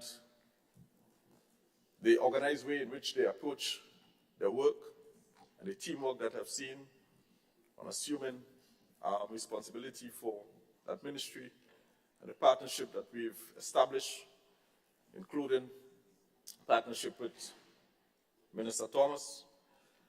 I also want to thank Mr. Speaker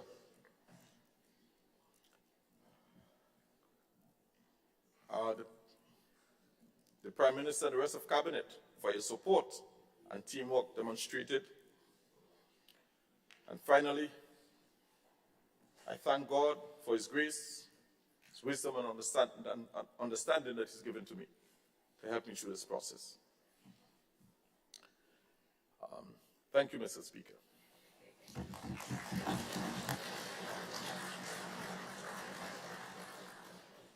And thank you to Honorable Philip Telesford for your contribution to the debate.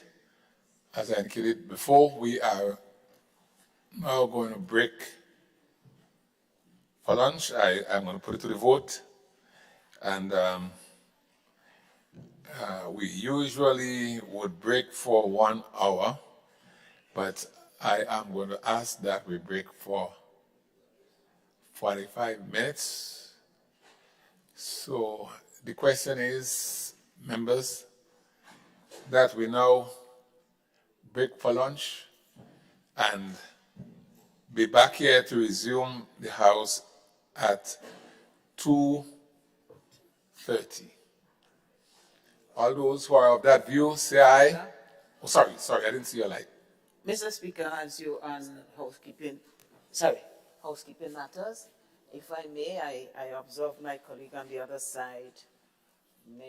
I don't know if he would have needed more time, but it is the custom of this honorable house that we do allow, that if they ask for it. So I just want to raise it so that we can standardize that so persons may know and we can all maybe enjoy it if we so desire. Thank you, Mr. Speaker. Agreed, and I think we need to alert the members when they come into the end of the hour so they know how to adjust. Yeah. Point taken, Honorable Ministers. I now ask for the vote. All those who are of that view, those of the contrary view, say no. All right, so the House now adjourns for lunch and we resume at 2:30.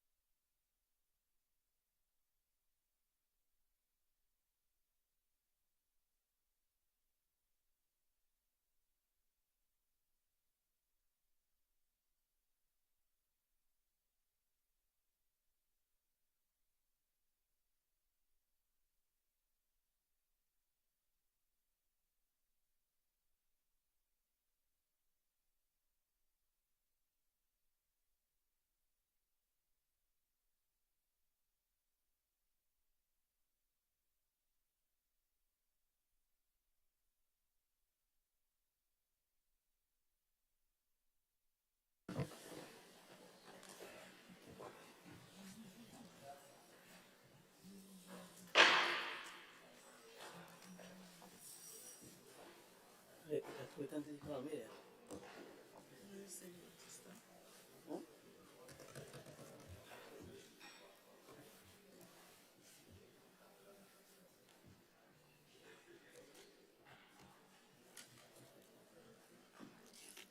I trust that everyone had a good lunch, and we are now going to continue the debate with Honorable Delma Thomas. Thank you, Mr. Speaker. Mr. Speaker, it is with utmost honor that I rise in the name of the people of the constituency of St. Andrew Northwest to make my contribution on the estimates of revenue and expenditure which was presented in this honorable house by the Minister of Finance last Monday. Mr. Speaker, while we understand and appreciate that in a competitive political environment, we are in a competitive political environment, we are rooting for Grenada, Mr. Speaker. We are rooting for the people of our country. Mr. Speaker, the benefits based on the budget will be for all people across the Tri-Island state of Grenada, Carriacou, and Petite Martinique. For the people of Moncton, for the people of Paraclete, Lafayette, Byland, Paradise, and all other villages within St. Andrew Northwest and by extension, Grenada, Carriacou, and Petite Martinique. And understanding that any benefit accrued will positively affect everyone.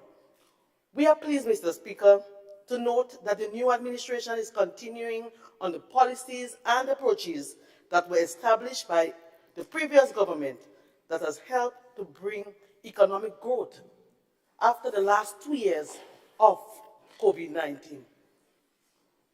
We all remember, Mr. Speaker, years of unprecedented and consistent growth between 2014 and 2018 before COVID turned and really turned our country upside down. After emerging from the lockdown and restriction, Grenada's economic situation returned to growth again under the New National Party in 2021 by 4.7%. Mr. Speaker, this growth continued in the year under review, buoyed by a strong first half with increased activities, particularly in the construction industry.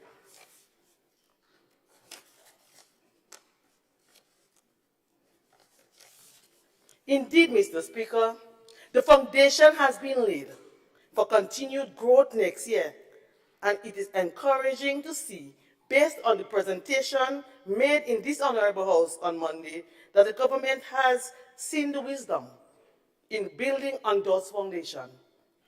Mr. Speaker, we take it that the commitment remains to see, we thank that the commitment remains to continue on all major projects.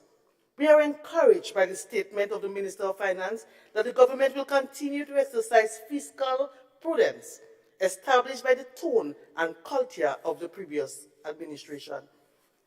Indeed, there are some strong foundations economically on which this new administration can build on.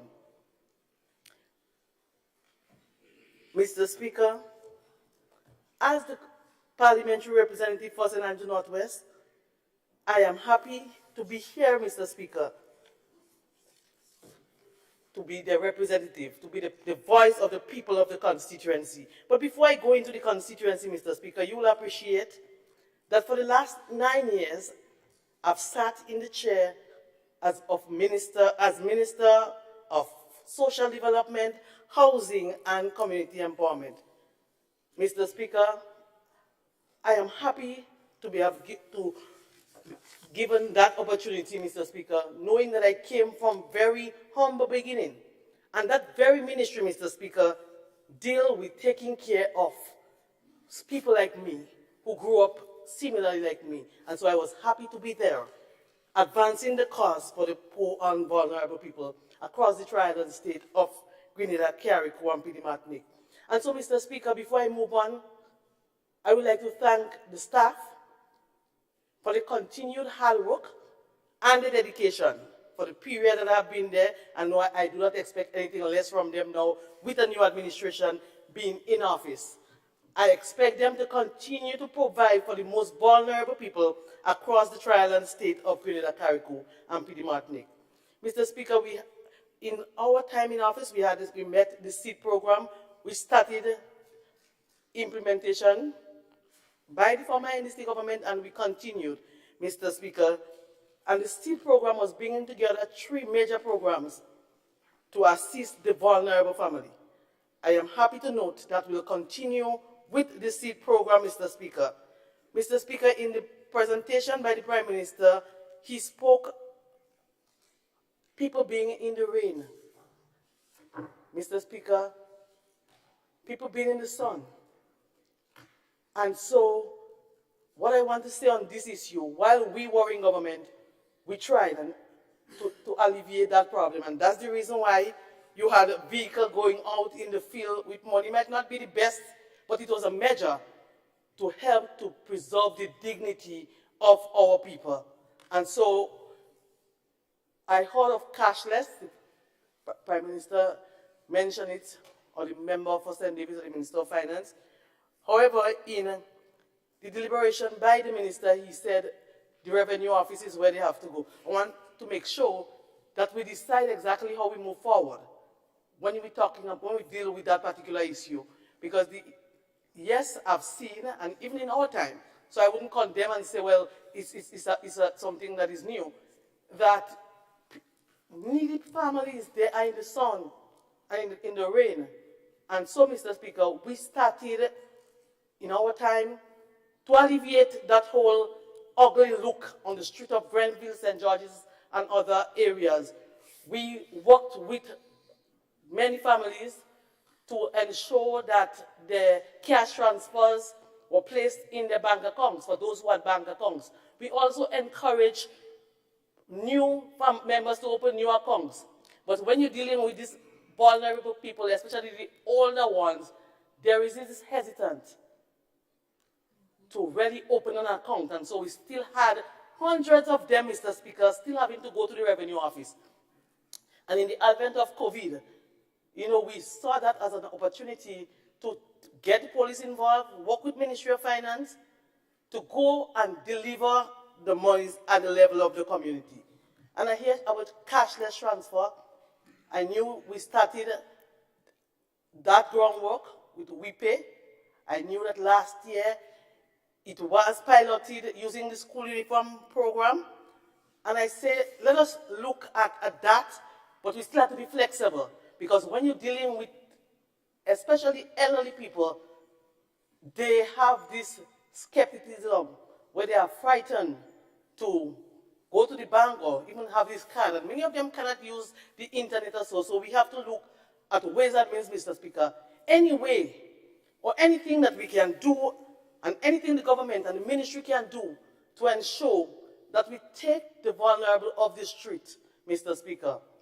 If we believe that it's not working with the police being involved with the vehicle going and give the cash, then any other measures I will applaud and will encourage, because our role really is to take care of people. And our role is to preserve their dignity, though poor. Many of us came from poor families and understand the issues when you are poor. Although we're poor, we're proud. And so we are not happy to be lining up in lines in Grenville and everybody passing and see. So I am happy that we are looking at alternative means. What I would urge, though, is let us not just look at cashless transfer, but be flexible and look at other ways and other means to deal with that issue, to protect our vulnerable, Mr. Speaker. I've heard the member for St. George's Southeast said that we were paying living and dead. But it's not the policy of this government, and I know it will not be the policy of any government to pay dead.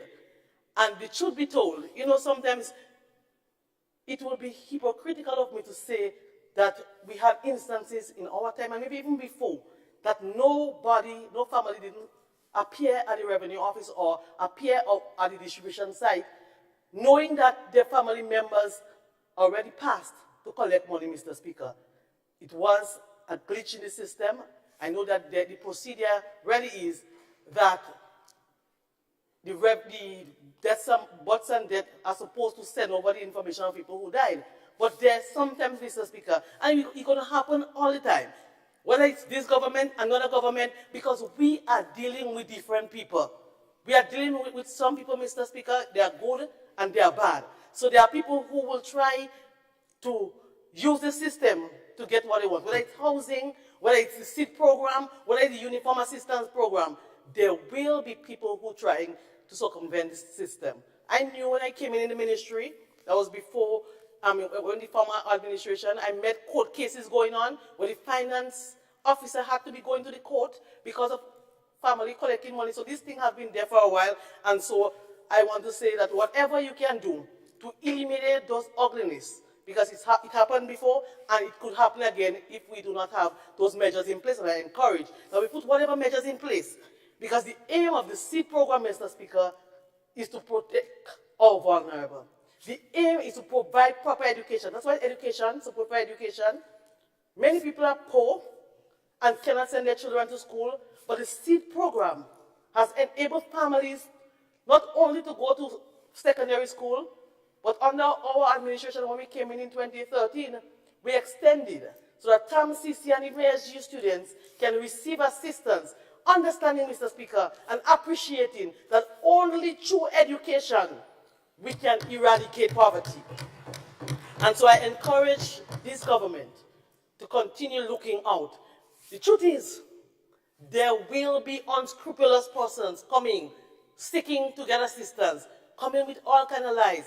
It doesn't mean that members of this side, while being in government, want people who didn't deserve, deserving people to be on the SEED program. And you would realize in your timing that there will be people who will come and pretend. They'll give you stories, but you have to do the groundwork. And so I urge, because we want to ensure that this program, this SEED program, continue to protect the most vulnerable people across the country of Grenada, Carriacou, and Pidi Martinique. Mr. Speaker, the housing program. You know, for the last 9+ years, I've been there. It's one of the programs every member of parliament, and I know those on the government side now will be seeing the same thing. Every day you in your constituency office, you have hundreds of people coming, looking for assistance to rebuild homes. There are some who come, you'll assess, realizing that they need the assistance, you give the assistance, and sometimes, though they need the repairs, they're still prepared to sell a wood or sell a board. There are some things that you cannot change. You have to put policies in place, Mr. Speaker, but as the minister within the ministry, all the staff will say that I've been consistent in saying that we have to do what is right to ensure that we protect government funding, ensure we do what is right, and even when they do wrong, involve the police, you know? So we will continue to see issues where vulnerable families, you see the vulnerability and the need, but they will still try to use that to circumvent, to sell, and to do all that. And that is why we came up with the House Brigade program, because sometimes when you go around and you do the assessment, they would say, well, I have nobody to put it up for me. And therefore, we instituted the House Brigade program, and so I applaud continuing the House Brigade program where you can assist those vulnerable families to rebuild their homes. Mr. Speaker, I came from a family, and maybe the House would have heard that a number of times, but you'll learn my reputation. I grew up with no water, no stove, no in-house bathroom, no toilet. So I understand the plight of families. And so when I came in as the minister and the parliamentary representative for St. Andrew Northwest, I went to cabinet and got approval to start a pilot program in my constituency to assist in eradicating peat latrine. Mr. Speaker, that program, when seen by all the other members, they were interested, and so we had it under the Ministry of Social Development, Housing and Community Empowerment, where we try to lift people up, where we try to get them out of poverty And so, Mr. Speaker, hundreds of families receive bathroom and toilet program. And I am happy again, Mr. Speaker, that we'll continue to see more families. Anything for the people, Mr. Speaker, I will be there supporting. Everything, Mr. Speaker, I will be praising when praise is due. But if I see any glitch in the system, then I will also raise it. The houses from the People's Republic of China, in my period, in the period under review, we received 1,000 houses. 364 were already given out, and 600 plus now pending. Mr. Speaker, in the presentation on Monday by the Minister of Finance, he stated that the government, at the time, our government, we were supposed to do the interior work of cupboards, bathroom, as per the agreement. I want to make it clear here, Mr. Speaker, that I was the person who signed the agreement and that he was misinformed on that particular issue. We were responsible for the outside work, like the water, the electricity, and roads. Nowhere in the agreement spoke about interior work. But, Mr. Speaker, I applaud the provision of cupboards and kitchen cupboards and closets in the houses. Anything, Mr. Speaker, that will improve the lives of people, we have to commend. So, Mr. Speaker, while it was not part of the original agreement, I am happy that the people who will receive those houses very soon, I suppose, in the new year, will be getting those interior work which they were supposed to do. And sometimes we will appreciate that there are times when they too do not have the monies, and so I commend that. The counseling within the ministry, Mr. Speaker, is a team, hard-working team that I have never seen before, and so we have done a lot of work, and I look forward to. I know that they will continue to work on that particular administration. The Bachelet Center, Mr. Speaker, which was established in our time to protect at-risk young people, I look forward to continue that program, Mr. Speaker. But I know in recent time there were issues with the psychological services, and so I want to encourage that the psychological services be returned. It's not about personnel, but whoever, make sure that psychological services are provided to those young people who in need of assistance. Mr. Speaker, I also want to spend a few minutes on the area of health, because I was given responsibility during the COVID period to work in the Ministry of Health. And so being in opposition, Mr. Speaker, I want to stand here and say that these are people, nurses, doctors, the management team within the hospital. They gave out human services during the COVID period, and I was happy to be working with the team of hardworking people. And so when I heard the announcement of $500 for the nurses, I applaud that, Mr. Speaker. Also, we look forward, Mr. Speaker, to see all nurses being permanent. And you may say, well, you all didn't do it. Mr. Speaker, what I believe from my standpoint, I'm not talking about the personal standpoint there, is something that I believe that nurses should be treated as teachers and police officers. That's a fundamental belief. So from day one, individually, I believe that they are not only nurses, but the healthcare workers, including our doctors. So while, yes, the $500 is applauded for them, I look forward maybe in the next budget presentation to hear something for the doctors, the cooks, the cleaners, the drivers. They are our heroes, and we saw that in the COVID-19 period. So I look forward to see they getting permanent. But, Mr. Speaker, I believe the permanent alone would not keep them. And that's an important thing for us as a nation. You see, Mr. Speaker, the issue of health care cannot be seen as an NNP thing. It cannot be seen as an NDC thing. Sometimes when we're in government, then it's only about youth, and the opposition will say, well, it's NNP. with the health care. But health is wealth, Mr. Speaker. And health affects NNP, NDC, Catholic, Anglican. So the issue of health care, Mr. Speaker, every one of us, we must work together to deal with the issue that confront the healthcare system in Grenada. There's no doubt, Mr. Speaker, that health is a challenge all over the world. And for small island state like us, it will be worse. So we have an exodus of nurses. And yes, the $500 was announced. However, there will still be nurses leaving at the end of the year, in the new year. So I think some serious study must be done to find out what's the root cause.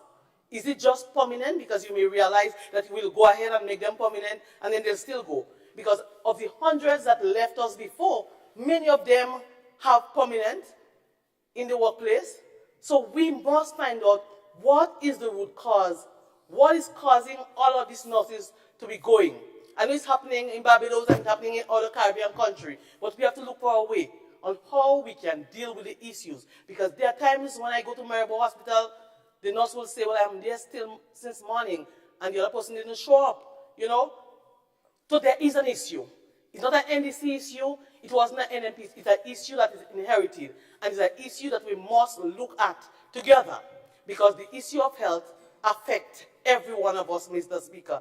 And Mr. Speaker, while we have 100, maybe 80 or 85% of our healthcare staff, including nurses, are hardworking, dedicated, there are a small percentage, Mr. Speaker, of our workers who sometimes, I'm not sure if I want to say not suit the job, but maybe the passion is not in that field.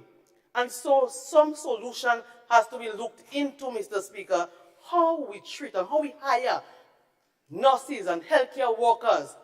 Mr. Speaker, I had an incident that is very painful, even now, in March of this year, where someone who was very close to my family died of sickle cell. And we know the issues of sickle cell. We know that maybe you could fall down and dead any time because of the nature of it.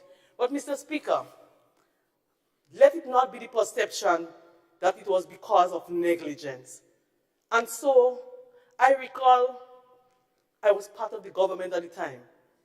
And I recall, Mr. Speaker, how it felt having even workers texting to say, well, this is the issue, this is what, her blood went down to 3% since Tuesday, and she was left in Maribor Hospital, Mr. Speaker, until Saturday when water, mold, and flour, you had to rush her to the general hospital, Mr. Speaker. This hurts. And this has no political affiliation to it. But this is one issue, Mr. Speaker, one too many. And we have many more other issues that people will complain about in the healthcare system. And so the whole bunch of people who are working so hard get a bad rap by the 1% or 2% of people who will ignore what is expected of them. And so I say that something has to be done. And we also need to look at this whole systematic stigma that is associated with things like sickle cell. Because, you know, because was close to that particular person, and you will be in contact with other young people with sickle cell, Mr. Speaker, who will not want to go to the hospital because of what they are told. And so, Mr. Speaker, I want to make sure, or urge us, let us look at ways and means to deal with those particular issues, Mr. Speaker. A young person who is 21 years or 18 years or 19 years will not be willing just to go to the hospital and lie down if they do not have pain or is not suffering. And so once they come to the hospital, Mr. Speaker, there must be love and care and concern to ensure that we deal with those particular issues. Mr. Speaker, I raise that issue because it's something that has haunted me for the last couple of months. I cry for days. I even cry at others' funeral thinking about that I was part of a system that the perception out there that failed a young person. And so I hope as we move forward, Mr. Speaker, that we take a closer look on how we can deal with those particular issues that affect our healthcare system. Mr. Speaker, we have done a number of things as it relates to healthcare. I recall in the period, I will only speak about the period that I came in, a number of issues were identified, and I worked along with the management of the hospital to provide lighting, and I knew that we had an issue at the Maribor Hospital with the X-ray machine, and I want to thank the Benjamin Foundation, Grenlec, and the government at the time who provided a brand new machine there, but when we came in, it was not working, and then all that was done, they said it was beyond repair, and so we were able to get a brand new one. We were also able, Mr. Speaker, to repair a place at the Maribor Hospital for small surgery and for lab, and I am pleased that the Minister of Finance at the Finance Committee did say that we are looking to decentralize the services, and they will continue on what we have started some, and they will continue, because we understand, Mr. Speaker, that the general hospital where everybody runs cannot deal with all the issues of healthcare. And so when we decentralize services, we also have to educate our people, because you may decentralize services and they still want to go to town. Everybody wants to go to general hospital. So we need to provide that means of education so that they know when you have some minor issues, you go to Maribor, you go to St. David, wherever they are. But I am looking forward to 2023 when we have those areas will be utilized with more services to help to decentralize the services. Mr. Speaker, we have also provided lights for the theater and other machines. We have started the services for dialysis, and I noted recently that this will come into fruition in 2023, and that I applaud.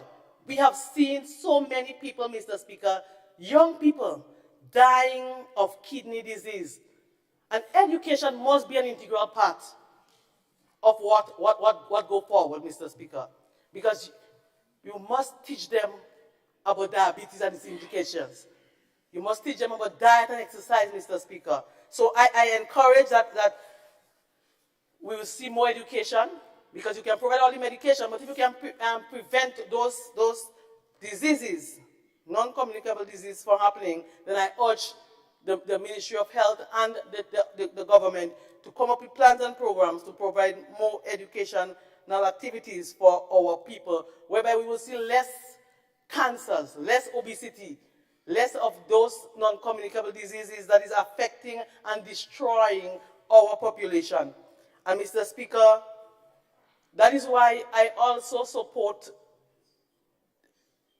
the whole issue of tax on carbonated beverages.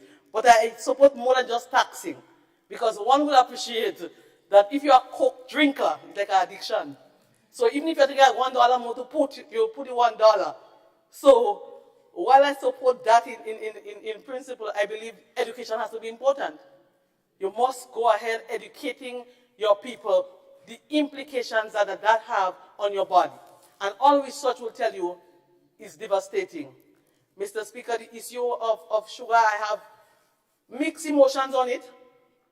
For me as an individual, I know the implications. And so sometimes I try my best to make my bush tea without no sugar, because I know that it gives you extra weight and all that. But, you know, it's an acquired taste. So it's not going to be easy for people to just remove it. And yes, the education is important. So the taxing, in one sense, maybe we have to also look at ways in which we encourage people of alternative.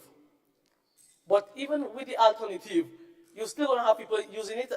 So, and it is seen as a staple for even the vulnerable. So maybe whatever measures we can look at, while encouraging them to do less. Because with everything, some things are in moderation. I may not drink sugar in tea, but I like cake. So, you know, so in moderation we can do it. But I encourage that we look at ways. And even there are small confectionery business people, vulnerable families who will make fudge and sugar cake and all these things to sell, to make an honor living for their families. And the increase will have implications on them. And so I urge that we have some consultation with them, maybe offering alternatives to own a livelihood. But all in all, as it relates to those two particular issues, Mr. Speaker, I do understand the rationale for eradicating, and maybe we may need to cut it out altogether, but we cannot cut it out one lick. As I said, everything takes time, but the issue, the impact of sugar, we have seen recent studies that says it's like pouring kerosene in a fire, like with cancer. So if you have cancer and you drink a lot of sugar, the research recently have shown that it's an issue. And so we have to really educate our people as we move forward on how we can limit, how we can do less of those sugary beverages. Mr. Speaker, I do not want to talk on all the ministries and leave out the most important aspect, which is the people of the constituency of St. Andrew Northwest. I stand here on their backs, Mr. Speaker. I stand tall, knowing that, and I think I said that before, I've made history in the constituency in a period when the entity that I ran for, there was an 11% swing against them. In normal time, if you look at the statistics, the data, you realize that once that happened, then the candidate should not have won the last election. And so I thank the people of St. Andrew Northwest for the continued love, for the support, for being there with me in thick and thin, for the prayers. We have laughed together. We have cried together. We have prayed together. We have walked together. And so I thank them for continuing to lift me up and to say to them that I will be at your service. I will be your servant working for you. So though I'm in opposition, it doesn't mean that I cannot work for you. I will look for all ways and means to ensure that your voices are heard on particular issues. Mr. Speaker, in the constituency for the last 9 years, you would agree that there is an improvement in the housing stock in St. Andrew Northwest. And I'm proud as a representative that I've worked with, whether they're NNP or NDC, I've assisted all who needed assistance. And there are still families who need house repairs, Mr. Speaker, in the constituency. And as I said, it's one of the issues that confront many families. The issue of bathroom and toilet, Mr. Speaker, I'm proud that I came from a village where there was no bathroom and toilet. And I'm proud to say that there are only few households now that do not have bathroom and toilet. In fact, in the entire constituency, there are only few families, Mr. Speaker. And so as a representative, I am happy that I was able to change lives, Mr. Speaker. I'm happy that I was able to work with them to improve their living condition, understanding, Mr. Speaker, that I've come from the ground just like them. And so I have an obligation as the Member of Parliament to improve the lives of those people. The schools within my constituency, Mr. Speaker, I have working relationship with all principal and staff, and we have the best schools. All our schools are in good conditions. I'm proud to say that. We are now finalizing in Star Preschool, but all the schools within the constituency are in good condition. And all of those work happened under my watch. So, Mr. Speaker, I will continue to champion for them in the Honorable House, even if it means that I have to get the Minister of Education number, because I know we have an issue that I want to raise, the issue of Paracle Government School. It's a brand new school, but there are issues of vandalization there, and so they are looking for assistance with fencing. So I'll be searching from the government side to see if we can get a fencing for the Paracle Government School to protect the school, Mr. Speaker. Mr. Speaker, we have seen in St. Andrew Northwest, Mr. Speaker, many vulnerable young people receive scholarship. Mr. Speaker, it wasn't only NNP who received the scholarship. And I'll relate a story here, Mr. Speaker, something that stayed with me and will stay with me until the Lord is ready for me. There was a young woman within my constituency who came to me seeking assistance. And so I took all her documentation. She didn't want to come to the office because of the whole political issue. So I told her to send them for me via email, and she sent everything. During the COVID period, her GPA was 2.9. And based on the policy, they say it must be over 3. And so her application was not approved for assistance. Mr. Speaker, I took that as a personal case. I saw it in twofold. I know the families personally within the constituency as very poverty-stricken. But secondly, I know that they supported the NDC. So if I told her that based on her GPA being 2.9, which is almost 3, if I say to her that it's 3 and over, they may say, well, maybe because you know who we are. And so I championed that cause, Mr. Speaker. I recall crying tears, and I know my colleague here would say what I'm saying is the gospel truth. I cried tears. Your cabinet secretary could be attest to that this is a family who remind me of myself and remind me where I came from. I did not get a scholarship. I had to seek alone. But, Mr. Speaker, even as an adult, someone had to assist me to pay for when I was doing my master's and the last semester and I couldn't pay. And so I remembered all that. And these are things that God allows you to go through when He wants to elevate you. So I go through that whole thing. And when she came to me, I recall crying and calling the Prime Minister and calling and going through all kinds of stories. And I was in Carriacou at the time when I get a call that she was approved and will receive assistance. I cried tears like a baby. I was in the hotel with kayaks. I didn't even know who they are. We were just talking outside. And I started to bathe tears in the present, Mr. Speaker, because this is a needy family who need our assistance. And that is our role in this honorable house. Our whole role is not to oppose for opposing sake. Our role is not to beat up because we were in government for the past period and now it's your time. Our role is to assist the most vulnerable people across the Tri-Island state. And so, Mr. Speaker, I look forward for us to continue assisting families despite of political affiliation. And it's hard in this small island state when you have supporters. And I know because I've been there for all this long period. They'll come to you and they'll say, well, I cannot watch NNP. They've been there for 9 years and we've been out in the cold. And sometimes, and they'll put pressure on you as the representative or the person working in the area. But as leaders, we must demonstrate and lead by example. And sometimes we have to make the tough decisions, Mr. Speaker. And I know it's not easy because I've been there.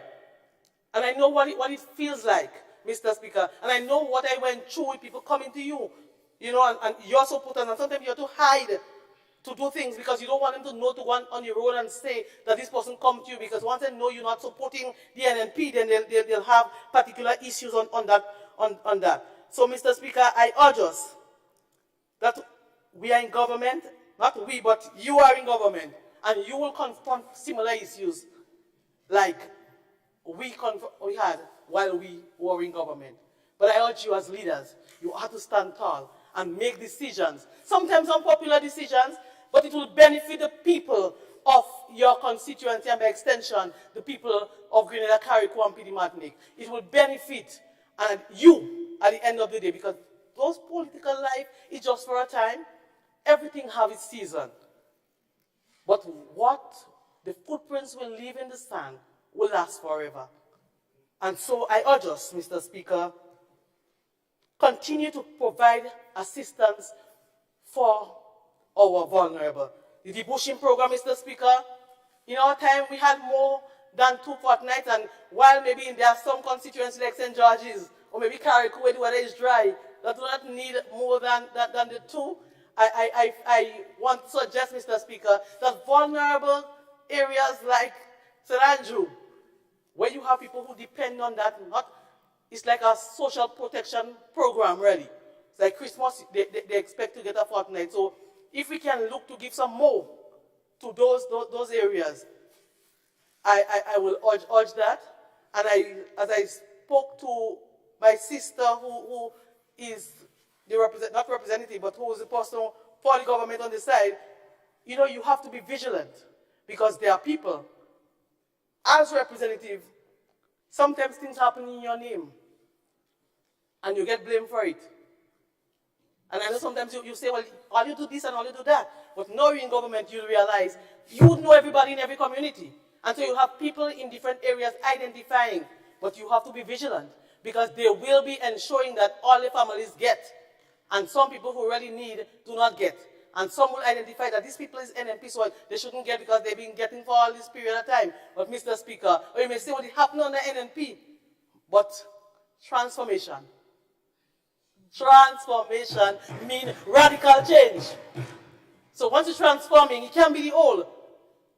You cannot say, well, it happened under your time. You have to say that we are changing and we are looking to work together to develop our trial and state. When the election come again, maybe we'll be different. We'll do different things. We'll campaign differently, but in government. And so you have a responsibility for all. Let that responsibility be a responsibility that you can feel proud of when you're no longer in this.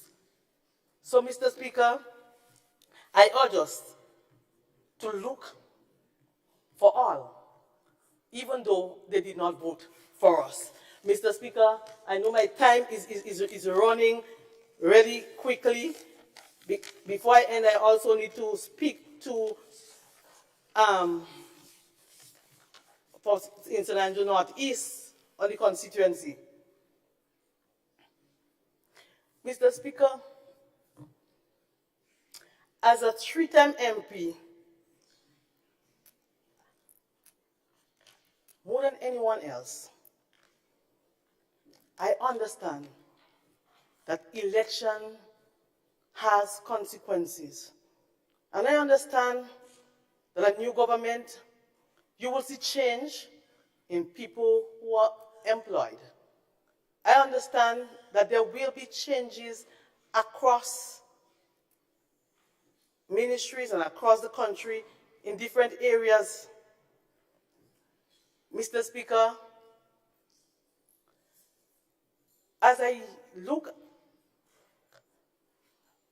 or as I deal with two particular issues in my constituency, I planned that I would never raise the issue of people being sent home, understanding that election has consequences and certain things will happen.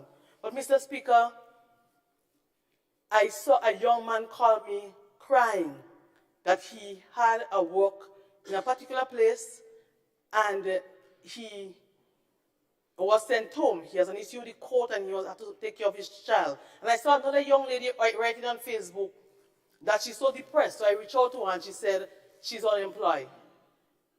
No, she was part of some gang somewhere. And not exactly from my constituency, but I reached out to her. And you know, Mr. Speaker, I thought deep on that particular issues that affect ordinary men, ordinary women, Mr. Speaker. And I am saying that I look forward, Mr. Speaker, to a day when government change, that ordinary people who would not affect your political work on the ground would not be sent home. And I can hear someone saying, well, it happened under your watch. We're talking change. We're talking transformation, which is radical change. We're not going with the same thing.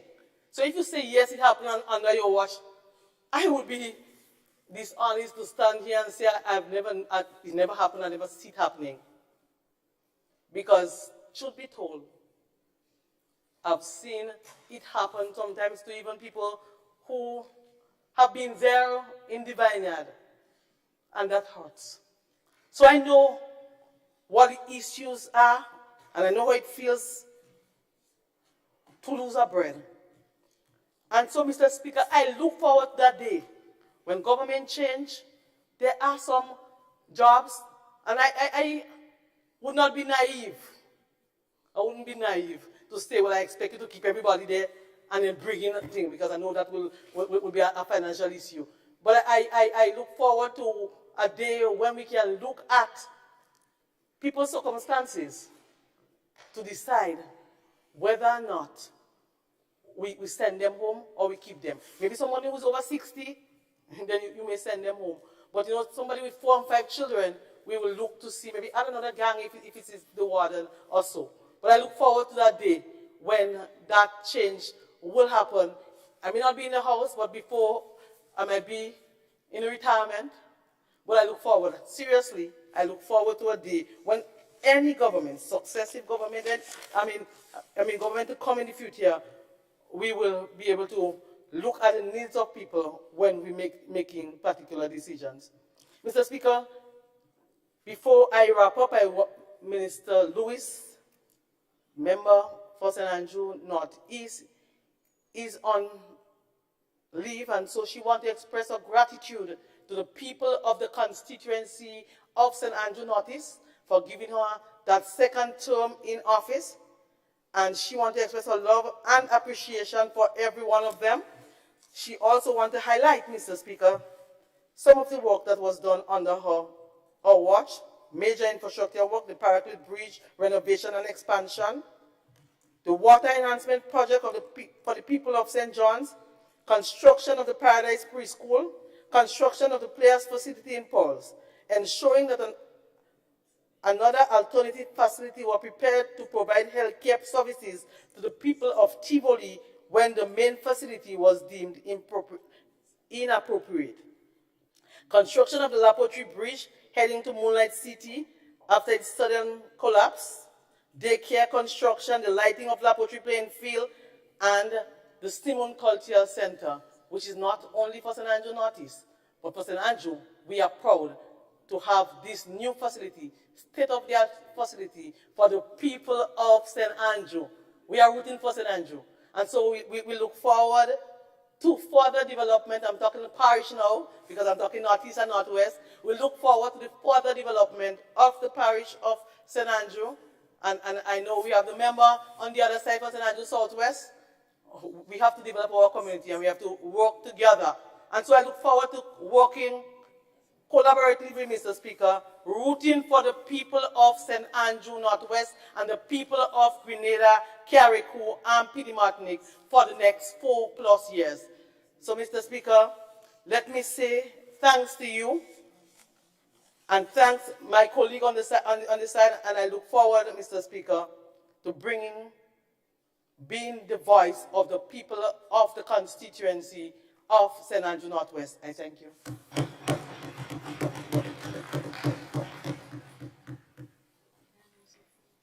Thank you to Honorable Delma Thomas for your contribution to the debate. I now invite our next speaker, MP for St. Patrick East, Honorable Dennis Cornwall.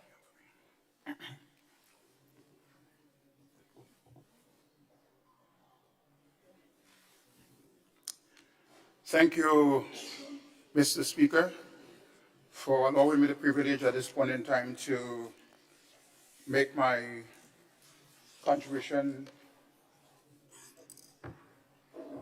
to the 2023 estimate of revenue and expenditure.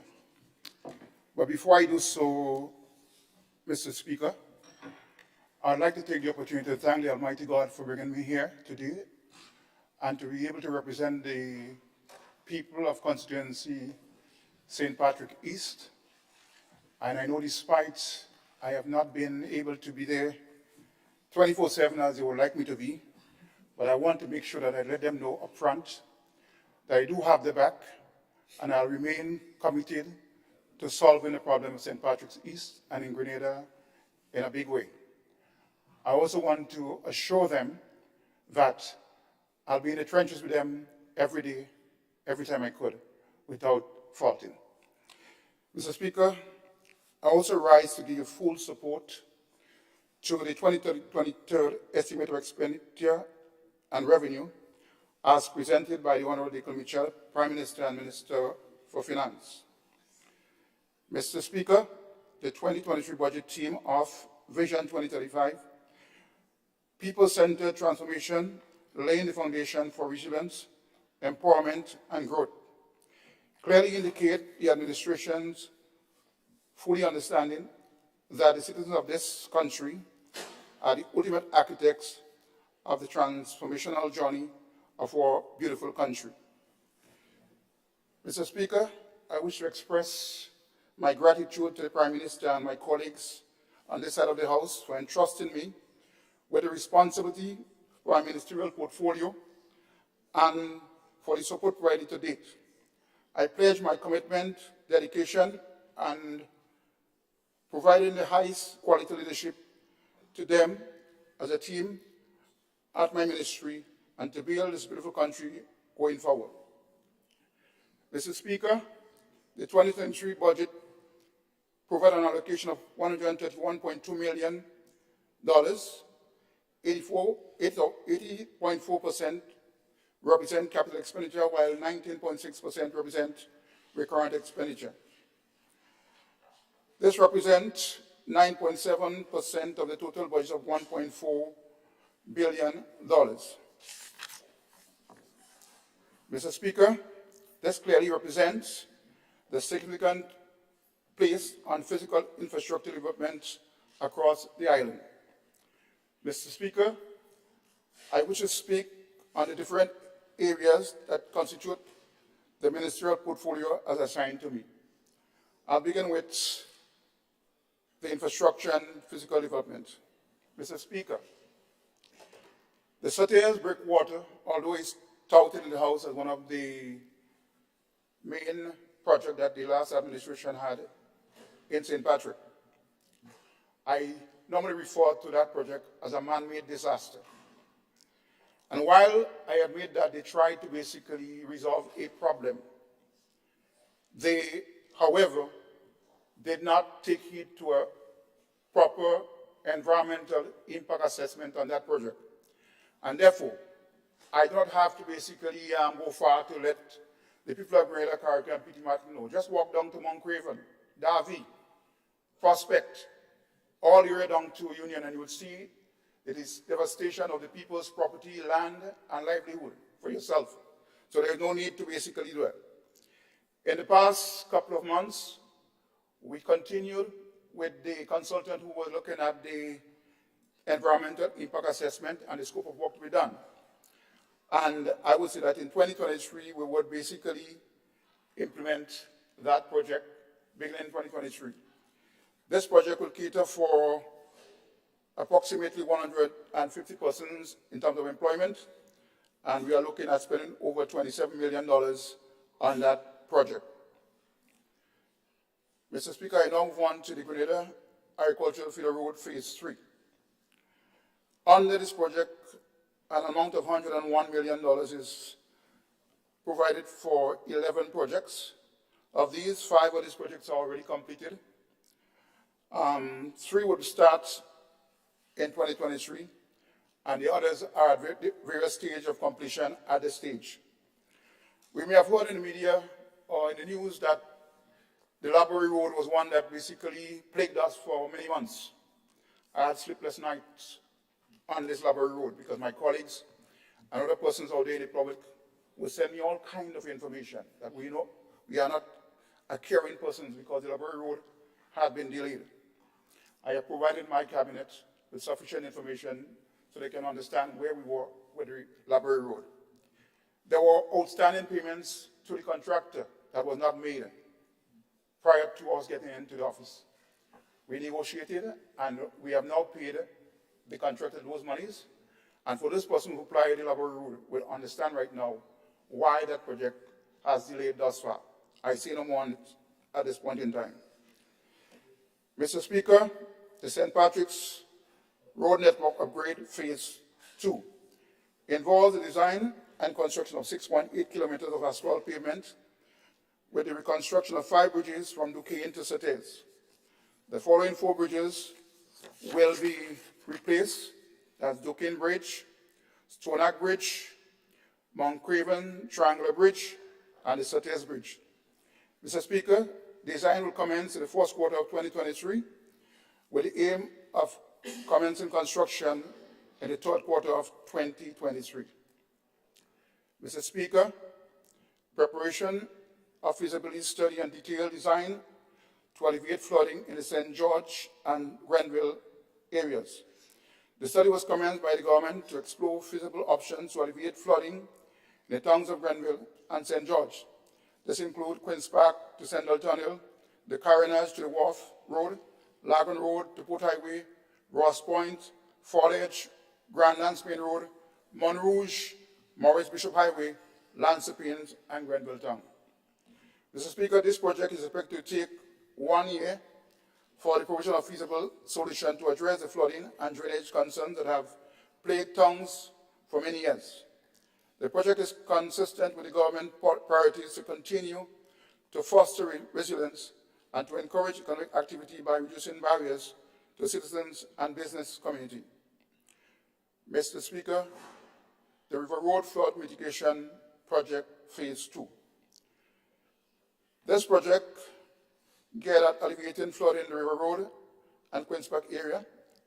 This project commenced at a cost of $23.9 million, with contracts awarded to Creative Designs and Building Construction and Sunrise Construction, Inc. to implement the project. Phase 1 of the project, which commenced in August of 2021, entailed the construction of flood mitigation works, retaining walls, gabion basket along the river banks, from Steel Bridge to the mouth of the river. Mr. Speaker, phase 2 of this project is in the tendering phase and will consist of replacing the Humbag Bridge and the Steel Bridge and road rehabilitation work, which will entail the replacement of culverts, drains, repaving of the immediate area.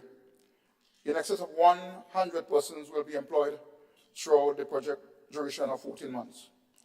Mr. Speaker, the replacement of the Humbag Bridge and the Steel Bridge have become essential, as they would basically facilitate the free passage of debris that comes down the river. In other words, we have to basically raise the level of the bridge to allow those debris to flow freely into the ocean. Mr. Speaker, the Grenada Western Main Road Corridor Project has 2 phases. One was the preparation of the feasibility study, and the detailed design under which was completed in October 2022. The phase 2 entails component of this project, which is our 27 kilometers of road to be republished from the stadium to St. Mark's Secondary School.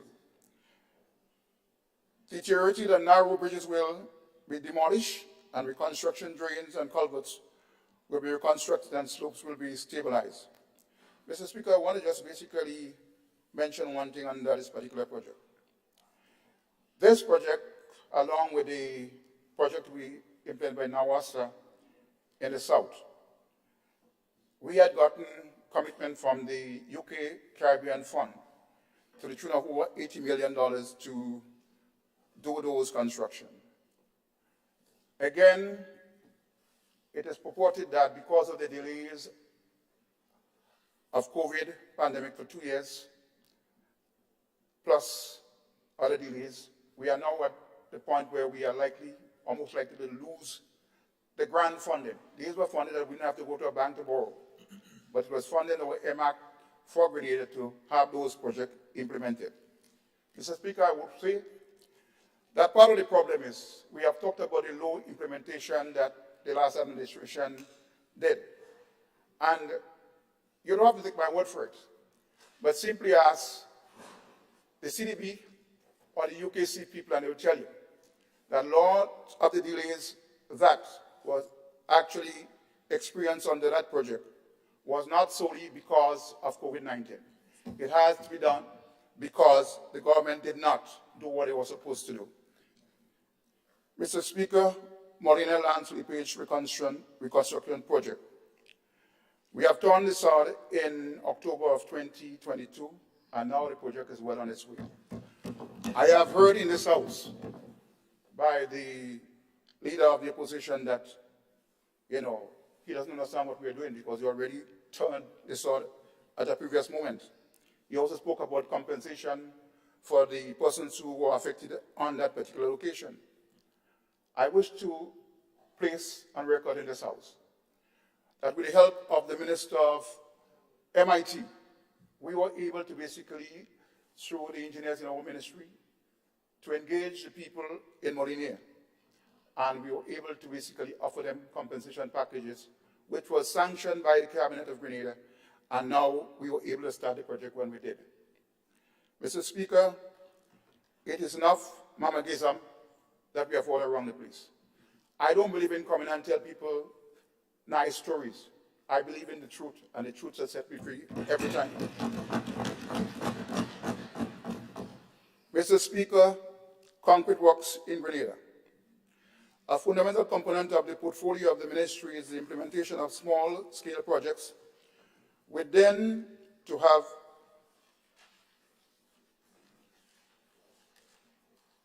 tremendous impact on our communities. During 2022, a total of $48 million was spent on those small projects. Below is a breakdown of the spend across parishes. St. George, $35.4 million. St. Andrews, $3.5 million. St. David, $0.8 million. St. Patrick, $1 million. St. John, $5.3 million. St. Mark, $1.8 million. Carriacou, $1 million. Mr. Speaker, approximately 3,000 employment opportunities had been continuously provided by this activity. Mr. Speaker, for 2023, a provision of $6 million has been allocated to undertake concrete works throughout the various parishes. It is estimated that 1,500 jobs will be created as a result of this exercise. Mr. Speaker, to complement that, we have the asphalt works to be done at various sections of the road network throughout the island that will cost about $16 million. Approximately 162 employment opportunities will be generated. Mr. Speaker, asphalt crew comprise of 18 crew in total. Each crew consists of 1 foreman, 1 oilman, 3 rickmen, and 4 laborers. The crews by parish are as follows: St. George, 5 crews. St. David, 3 crews. St. Andrew, 4 crew. St. Patrick, 3 crew. St. John, 2 crew. St. Mark, 1 crew. Carriacou and Petit-Matic, we did not have a crew there, and we probably look into that during the course of 2023. Mr. Speaker, I now move on to the Natural Disaster Rehabilitation and Reconstruction Project, which is funded by the Caribbean Development Bank at a cost of $5 million, which is currently ongoing and scheduled for completion in 2023. Component 1 of this project, the Brothers Bridge, is a mark for reconstruction at a cost of $2.9 million. The contract is done by Gilbert Engineering and Partners, which will commence pending the completion of the Brothers Slope Stabilization Project, which entails construction of retaining walls and pavement widening. Mr. Speaker, component 2 of this project has been awarded to Sunrise Construction at a cost of $2 million. In order to ensure smooth implementation of this project, the bypass road of Closure was rehabilitated at a cost of $1 million, which connects eastern and western sides of the country, St. Andrews and St. John. Mr. Speaker, I turn now to the Kuma Road that is located in the Snob Corner, St. George, and will connect St. George northeast to northwest. This road will provide alternative and shorter route to the users of the Western Main Road Corridor Road. This would provide an alternative to the Mount Morris Road, given the Molinier section of the Western Main Road Corridor has been significantly damaged. Mr. Speaker, contract was awarded to Gilbert and Partners Construction Limited at a cost of $14.2 million, for which work is scheduled to conclude in January of 2023. Mr. Speaker, I now turn to upgrading of the Grenada traffic light system.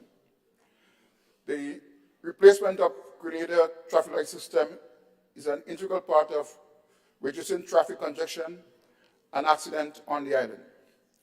Through the implementation of this project, the entire lighting system will be replaced and modernized using cutting-edge technology to ensure maximization of full capacity of the roadway. A contract was awarded to CariTrans at a cost of $13 million. The full replacement of the system is anticipated to end in January of 2023. Mr. Speaker, the Road Improvement and Maintenance Program. The ministry reintroduced the Environmental Warden Crews, which will provide continuous road maintenance to include drainage, cut of overhangings, culvert cleaning and maintenance of compounds of government, public facilities, and public spaces such as cemeteries, community centers, and beaches. Mr. Speaker, the crews are as follows, which consist of 1 leader, 5 helpers. St. George, 20 crews. St. Andrews, 18 crews. St. David, 6 crews. St. Patrick, 8 crews. St. Mark, 4 crews. And St. John, 7 crews. Again, Carriacou is not mentioned here, but we'll take care of Carriacou in due course. Mr. Speaker, to mitigate and employ preventative measures before and after the rainy season, the ministry spent a total of $3.6 million for the provision of truckage for the removal and disposal of debris, rental of equipment, and disposal of trees, clearing of landslides, and the breaking of boulders that normally come to the road from time to time. Mr. Speaker, the beautification, empowerment, sustainability, and transformation program, BEST. This is the program that will replace the commonly known debushing program that we are accustomed to in the past. I have students at Taylor's Anglican School, and I have basically complained bitterly of the conditions of the road when debushing has taken place. I made it my duty yesterday, Mr. Speaker, to drive from St. George's through the Granite Town and came down the East Coast, having done the other key road the previous week. And you can still see some of the concerns I've raised. The debushing take place, the grass remain on the roadside for weeks and months and so on. When the rain falls, it gets back into this rain. And I believe it's a total wastage by having this. And again, it was one of the things that we took into consideration when we basically re-engineered this debushing program. But I also must say, Mr. Speaker, that there is a training component within the BEST program to allow for training of persons who might be interested in other type of entrepreneurial activities such as composting. We can use the debris that we get on the road to basically engage in that particular practice. Mr. Speaker, construction, rehabilitation, extension of government buildings. During the year 2022, 40 government buildings were refurbished to provide a more conducive working environment for staff of the respective ministries and departments at a cost of $9.5 million. In this current budget, $3 million has been provided for the continuation of those government-type buildings. We are looking at health centers in New Hampshire, Granville, Piedmont, Riverside St. Patrick's, Hermitage St. Patrick's, St. David's, Tivoli St. Andrews, Westall St. George, Grand Anse, Mount Gay Clinic, Leicester Medical Station, and Windward Medical Station. We're also going to look at repairing some of the police stations that are badly in need of repairs at the moment. St. George, Grenville Police Station, Govan Victoria Police Station, Hermitage Police Station, St. Paul's Police Station, and the Grand Marais Police Station. Government buildings. All government-owned buildings will be assessed and ranked accordingly to prioritize for repairs in keeping with the government transformation agenda. The intention is to renovate all government buildings within the next 5 years. Mr. Speaker, school renovation and expansion program.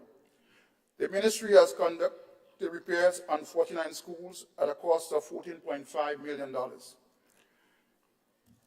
To ensure that the children and teachers had an improved learning environment, school repairs is a continuous process undertaken throughout the year. Mr. Speaker, the Ministerial Complex Repair Program. Mr. Speaker, I must say that the premier office of the government of Grenada is in very poor shape. In fact, yesterday only, that elevator in the building struck with 2 persons in it with material, and that was not the first time. So though we build fancy buildings around the country and so on, government have a habit of not maintaining their facilities, and therefore we have to take immediate step to basically ensure that continuous maintenance takes place on this building. We have started by removing the carpets and so on various floors, and to replace them with tiles. We also have to look at the structural aspect of the building. If you look at the building from the outside, it looks as though molds will take over that in the near future. The air condition is not working properly, and again, we have to look at replacing that. You are not basically having horses and goats in those buildings. Human beings are occupying those buildings, and we have to be concerned about the health and the safety. And therefore, this government is committed to make sure that we continue to maintain government buildings at all costs so that we can ensure that the occupants of those buildings are safe. Mr. Speaker, capacity building and training programs will be undertaken, and we will be targeting the small contractors of Grenada, Carriacou, and Petite Martinique. For too many years, we've heard our small contractors saying that they're not benefiting from the various programs and projects that the government implements.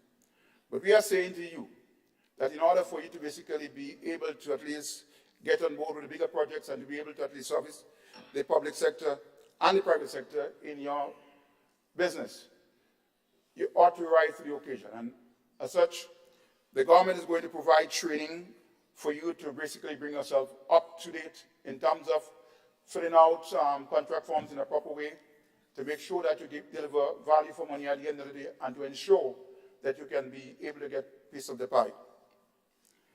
Mr. Speaker, preparation of feasibility study and detailed designs for the police headquarters and fire station.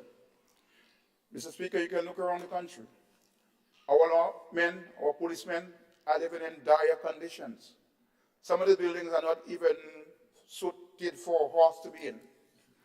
And therefore, we have to look seriously at providing adequate accommodation for our policemen who ply the road every single day. So I would want to say to the police officers and the firemen, this administration have your back, and we'll be moving swiftly to ensure that we can find some comfort for you while you go to rest. Mr. Speaker, Grenada Resilience Improvement Project, GRIP. This is a project funded by the World Bank and will consist of the construction of the Balthazar Bridge, coastal protection and flood risk reduction of the Eastern Main Road at Soubise and Maki, and technical assistance to improve institutional capacity for increasing resilience. This project will be implemented over the next 5 years, commencing with engaging engineering firms for the preparation of designs. Mr. Speaker, I now turn to the cliff rehabilitation and roundabout project. These projects encompass the Springs Woodland and Upper Woburn Monjalio Junction Road. This critical section of the road will be repaired in 2023. The tendering process commenced in October of 2023, and the contract award will be made in December of 2022. Work should commence in February of 2023. Mr. Speaker, I now turn to other areas of my portfolio. One of these is civil aviation.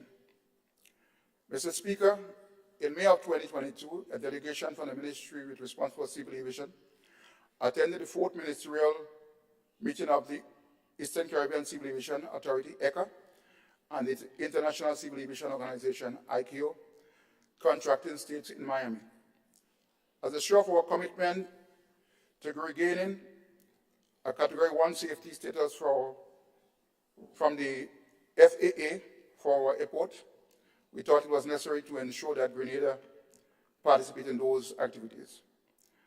At this meeting, Grenada signed a declaration of intent, which was also signed by the ECA member states and the OECS Commission and ICAO. Mr. Speaker, in July 2022, ICAO conducted a risk assessment technical assistance mission for Grenada, which also incorporated a full funded management workshop to the benefit of 13 aviation and security professionals. This training and the deliverables from the ICAO training resulted in a resolution of several deficiencies cited by ICAO in previous audits, allowing Grenada to improve the compliance with international standards and recommended practices. Mr. Speaker, the government of Grenada signed an S-Summit agreement with SVG Airline to provide a 19-seater twin-otter service between Grenada and Carrico, improving the essential linkage between our island for citizens and to visitors seeking to explore our tri-island state in an efficient and convenient manner. We have had challenges, and we were informed not too long ago that the aircraft that was used for doing the service has encountered some damages and will be out of service. I can only say at the moment that we are working steadfastly with the provider of the service to ensure we can continue service in the near future. In the absence of that, we are continuing to work on other avenues that we think that will be able to resolve our problem as we forge forward in trying to make sure that we have efficient transportation between our islands. Mr. Speaker, during the 2022 period, several projects aimed at improving the civil aviation infrastructure at the Maurice Bishop International Airport are ongoing. For example, once completed, the airport expansion project will deliver an extended apron with additional aircraft parking, see the introduction of jet bridges, an updated air traffic management system, and a renewed airfield ground lighting system with energy-efficient technology, cargo processing facilities, and a fully rehabilitated runway, among others. Mr. Speaker, Cabinet has approved the reconstitution of the Air Transport Licensing Board, within which the ELIF Committee has been subsumed. The ATLB would, among other duties, address procedural and regulatory issues, especially at the interregional level. The ATLB is comprised of tourism stakeholders and civil aviation technical experts. This construct is expected to result in collaborative, focused effort to source and negotiate additional airlift capacity for passengers and cargoes operating in Grenada. Mr. Speaker, I now turn to public utilities. Mr. Speaker, I will now give a brief discourse of 8 state-owned enterprises and statutory bodies that constitute public utilities and are under my portfolio. I must indicate that all these entities have already had newly reconstituted boards that are geared to maximizing the efficiency and service delivery of these entities. Mr. Speaker, I now turn to Gravel and Concrete Emulsion Production Plant. Mr. Speaker, revenue for the 9 months to September 30, 2022 at the facility was $14.6 million, a 13.2% growth compared to 2021. All revenue-generating departments of the corporation grew with the exception of mining, which showed a small decline of 1% compared to September 2021. Mr. Speaker, the department performed as follows: blocks, $1.1 million, mining, $5.3 million, ready-mix, $5.1 million, imported sand, $3.1 million. Mr. Speaker, the revenue budget for 2022 is $15.1 million. Thus, the corporation has achieved 97% of the budgeted revenue year to date. Mr. Speaker, cost of operations for the 9 months up to September 30, 2022 was $11.5 million compared to $9.7 million for the corresponding period in 2021, which represents an increase of 19%, mainly in the cost of production of ready-mix, blocks, and imported sand. Mr. Speaker, I must say that notwithstanding the performance of the Gravel and Concrete Emulsion Production Corporation, we have challenges. The corporation is responsible for basically importing sand into the country for resale to the public service, as well as individual users out there. And the challenge that we face, we are importing that sand from Guyana. Although the guys who are basically providing us with the sand, they do have capacity to make sure that we can get the amount of sand that we want. The problem we have is that we do not have the shipping adequacy to have the sand being brought to Grenada. And therefore, the supplier of the sand would like to basically utilize larger ships to do that. And that is a question that we have to basically address, whether or not we can, find the right balance in allowing for those companies to carry the sand to Grenada. Mr. Speaker, we also have problems with equipment at the gravel and concrete. For many years, those equipment, in my opinion, was left to rot. Some of them improper maintenance, some of them they were cannibalizing one to basically repair the other. So today, we have a shortage of equipment to do an optimum level of operation at the corporation. And so we are looking forward to looking at how we can provide them with new equipment to ensure that they can deliver the service that they are required to do. Mr. Speaker, I now turn to NAWASA. Mr. Speaker, the COVID-19 era brought fast-moving and unexpected impact for which many organizations like NAWASA were unprepared. As an organization, NAWASA had to react rapidly, reorganizing supply chains, adopting remote work models, and speeding up decision-making in the nation's best interest. 2022 has been the year of recovery. NAWASA credits itself for maintaining its mission by providing adequate, reliable, and safe supply and consistent supply of potable water island-wide. Mr. Speaker, a return to quick pace project implementation was high on our agenda, and among its priority areas was the implementation of the Green Climate Fund US $125 million project. This project aimed to improve systematic climate change resilience in Grenada's water sector, and better water supply service, especially in times of drought and after extreme weather events, by positioning Grenada as a regional front-runner for the climate-resilient water management, establishing water sustainability, resource management in Grenada, and promoting water savings in the agriculture and tourism sector, among others. Identified as the island's single largest investment in the water sector, the Jukru project advanced with considerable pace to achieve completion in the year 2025. All designs for the Group 1 pipeline installation are completed, and provision are now being made for the installation of pipelines inclusive of the procurement of contractors. To date, all pipes required for the implementation of Group 1 storage and distribution tanks have been procured and have arrived in Grenada. Additionally, contract negotiations awarding the tank supply and installation at an advanced stage. Mr. Speaker, the second quarter of 2023 will see the installation of water storage tank in varying sizes from 350,000 to 500,000 gallons, as the installation of the pipelines network associated with the tanks, measuring around 14 kilometers. The following areas will be affected: Maribor St. Andrews, Pegueswim St. Patrick, Tufton Hall St. Mark, Dr. Bell St. John, Monroe St. George, and Carrier St. Andrews. Mr. Speaker, NAWASA has already secured ownership of the tank sites for Group 1 of the project.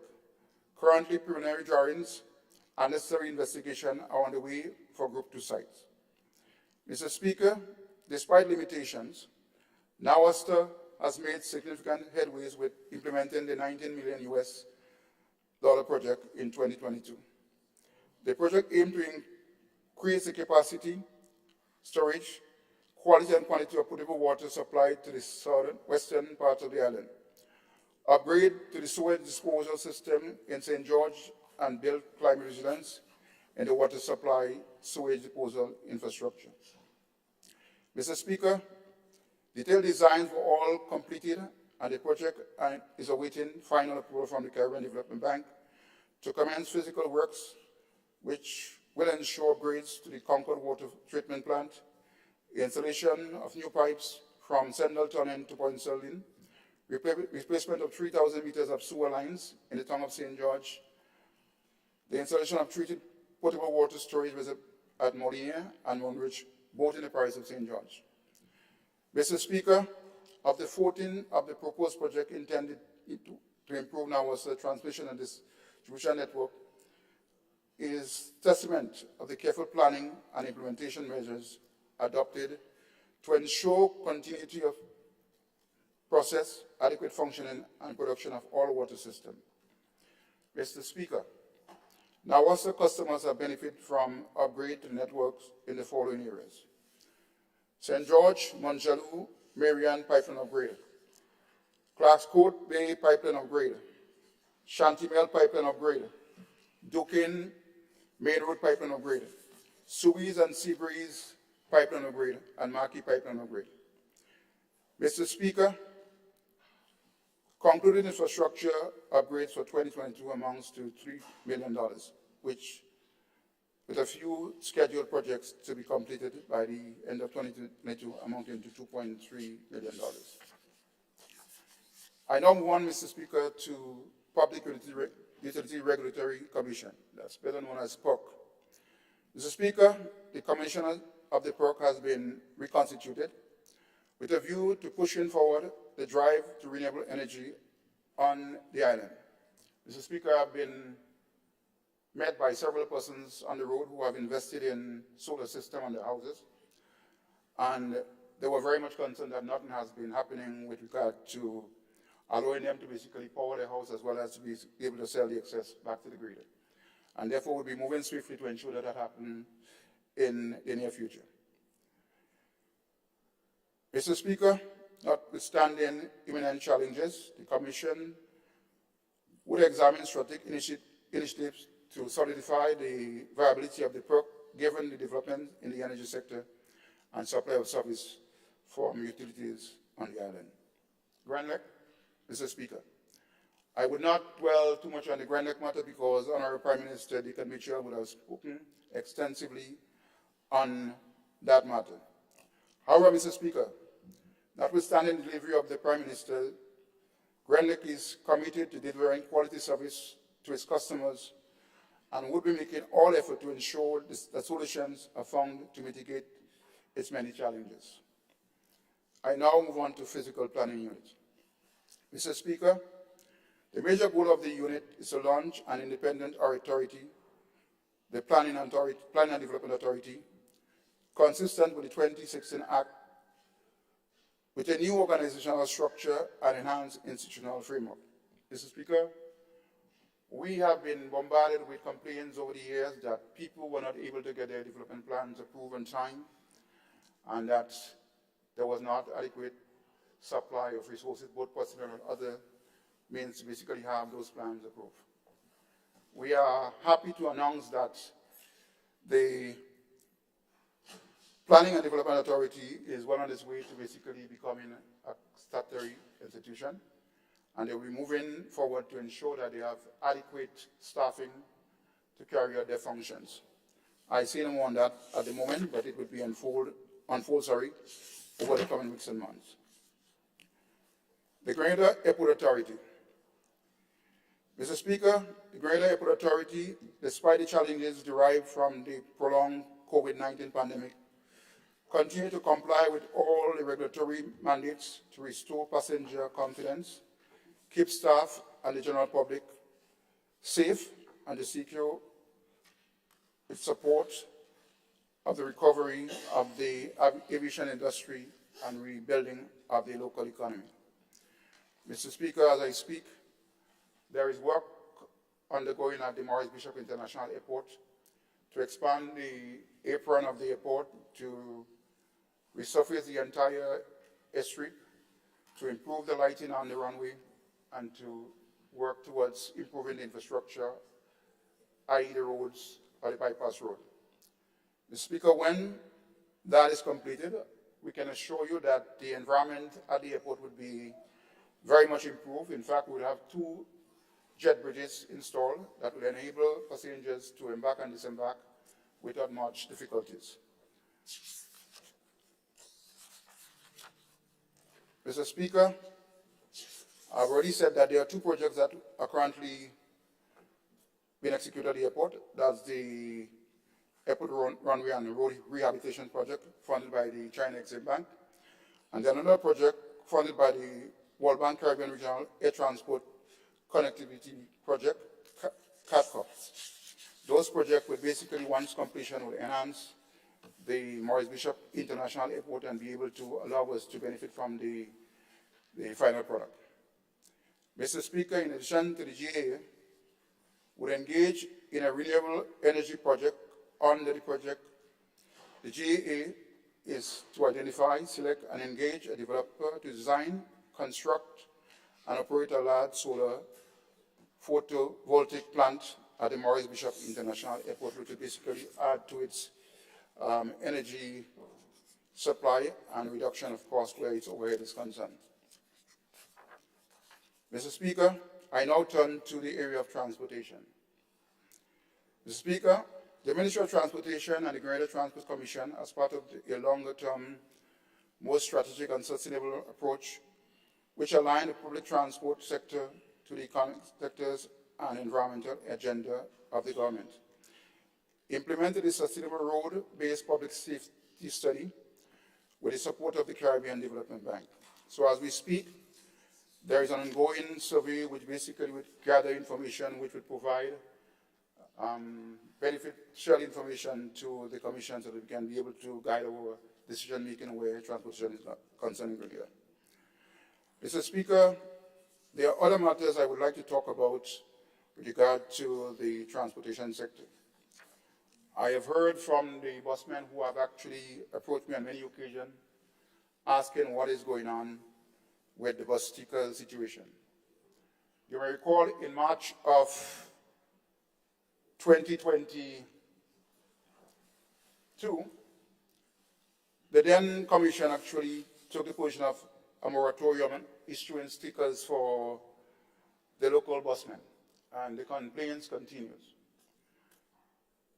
It was supposed to be for a 6-month period. The 6-month period has come and gone, but in the interest of ensuring that the current survey that we are conducting to gather information on the transportation sector is completed to enhance our decision-making, we have done some issuing of stickers on a selected basis for one particular route. That's the route from St. George's to St. Patrick, and that is because that route is basically the most underserved route in Grenada. We have also assisted some of the bus drivers who have had need for replacement of their stickers as they expired. We have done that.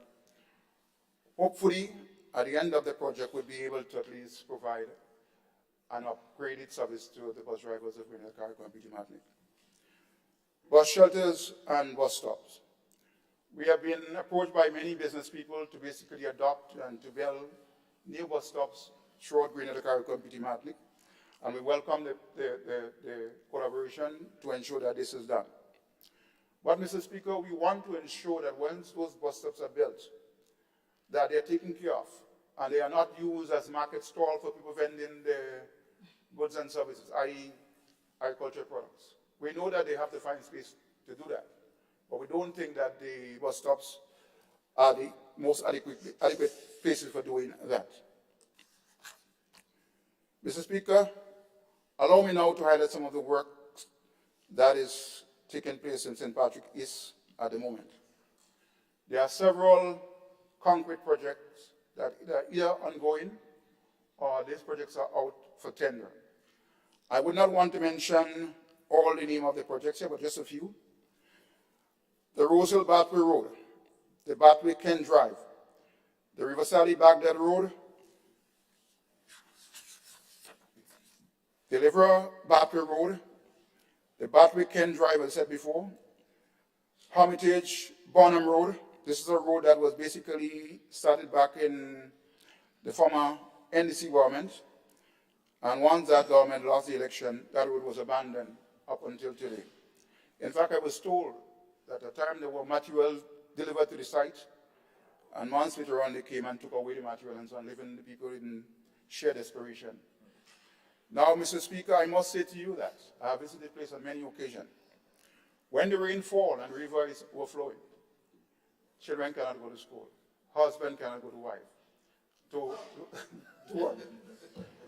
If the husbands are out working in the field, they will not be able to come home to their wives. And therefore, it was an ill-fated act of the past administration not to continue that road. I say no more on this matter. Mr. Speaker, I wish to thank the people of St. Patrick East for entrusting in me the responsibility to develop this very historic and beautiful section of Grenada. I give the people my commitment to enhance the lives and livelihood of all persons within the constituency, as long as you permit me to do so. Mr. Speaker, I know that during the campaign, the opposition used to use this memo. Where this man come from? Where he was? We don't know that man, right? So the question is, I am here to tell them I was always there, and I will continue to be there with them, no matter what. In conclusion, Mr. Speaker, I extend my heartfelt thanks to you and to the management team and the general staff of the Ministry of Infrastructure, Physical Development, Public Utilities, Civil Aviation, and Transportation. It has been all hands on deck since I commenced my stewardship at the ministry. I trust that we will continue to work diligently to push the development agenda of the ministry and by extension the country. Mr. Speaker, I would like to just raise a few points before I end my presentation. I think I still have some time remaining. The leader of the opposition intimated that we expect the bushers or the persons who use that form of project to basically engage in their livelihood, that we would be asking them to work from 8 to 4. I know where that is coming from. At my town hall meeting in St. Patrick East, I intimated very carefully that I was not satisfied with what was happening, and I'm still not satisfied with what's happening today. Because again, as I said, the grass is left on the road. Sometimes the bushing is done so aggressively and so on, it allows for the lands to slide alongside the road. And we need to fix that, because it's not make in any sense to me to cut the grass and leave it there, and then at the end of the day when rain falls, the grass blocks the drain, and the water undermines the road that we basically spend millions of dollars in trying to fix. I think that must change. We are going to allow young people who have intentions to basically look at new activities, utilize the debris that is cut on the road to be used in mulching and other composting. Mr. Speaker, I also want to talk a bit on the comment made by the leader of the opposition with respect to Grenada's selected debt default. He alleged that Libya has had different governments over the years and so on, and therefore we were afraid to pay because we don't know what we're paying and so on. The selected default that we have in place is not the NDC government that is saying so. This is confirmed by the Caribbean Development Bank as well as the World Bank. And therefore, we have to come to the truth and ensure either we negotiate those debts with the right people and ensure that we get out of this selected default situation. The selected default situation is affecting Grenada's ability to raise needed funds to conduct its infrastructural development. And unless we get it off our books, we will be restrained. Mr. Speaker, I mentioned before that we lost some $80 million, or we are about to lose $80 million funding from the UK SIF. And that is because they said, although the government of the past said that COVID was the main responsibility for them not having to basically draw down on that money, that's why. I tend to disagree, but I leave it at that. Mr. Speaker, I will now conclude, but before I do so, I wish to thank you for affording me the time for delivery at this one time. Thank you very much.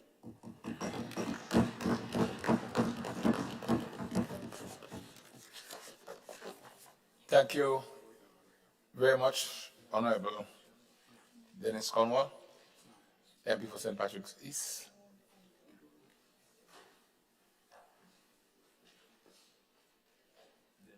David Andrew, Honorable, the light is on.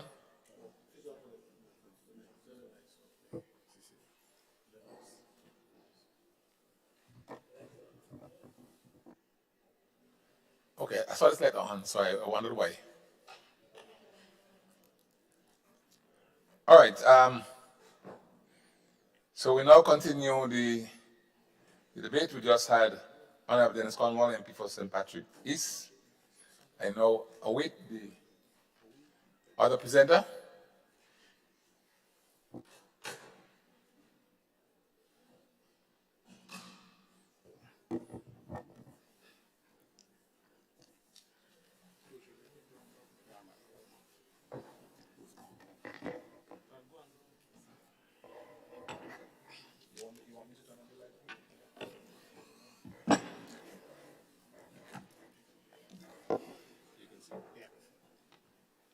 Thank you, Mr. Speaker.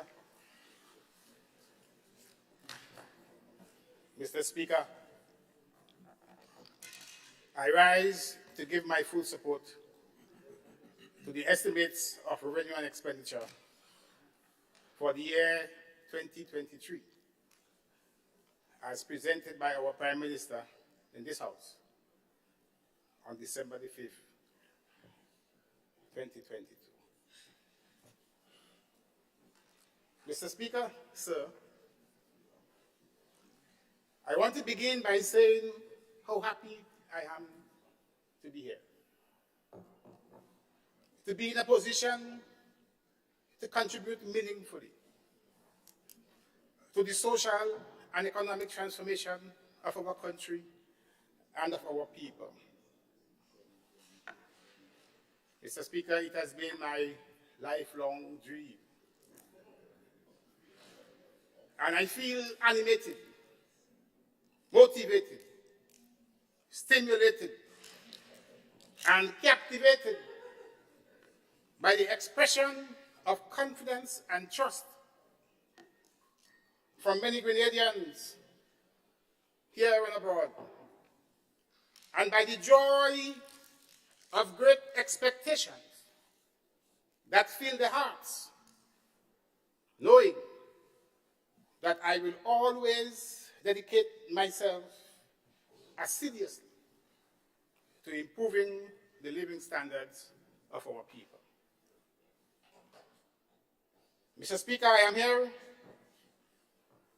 because I am in full consonance with the development philosophy of the National Democratic Congress Party.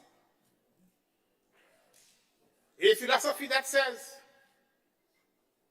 that a country's development lies in the hands of the people, who must be seen as the object and subject of development,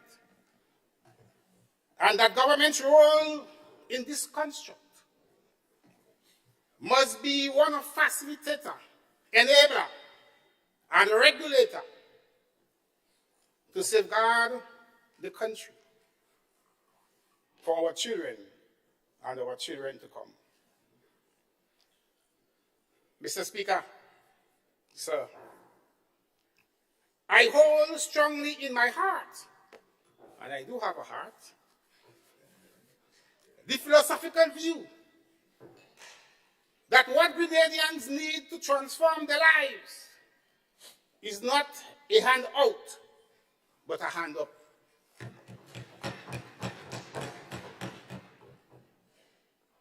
And as a government, this is what we are here to do. We are here to put our people to work, give our people a hand up, and the individual freedom to utilize their time, talent, and treasure to achieve economic independence by producing a good or a service that has a demand and from which they can earn a decent income and live a decent life, a life of industry and a life of pride. And I'm sure, Mr. Speaker, that we in this administration, we don't need 20 years to do so. As it is said in mathematics, QED, it can be quite easily done in less than 10 years.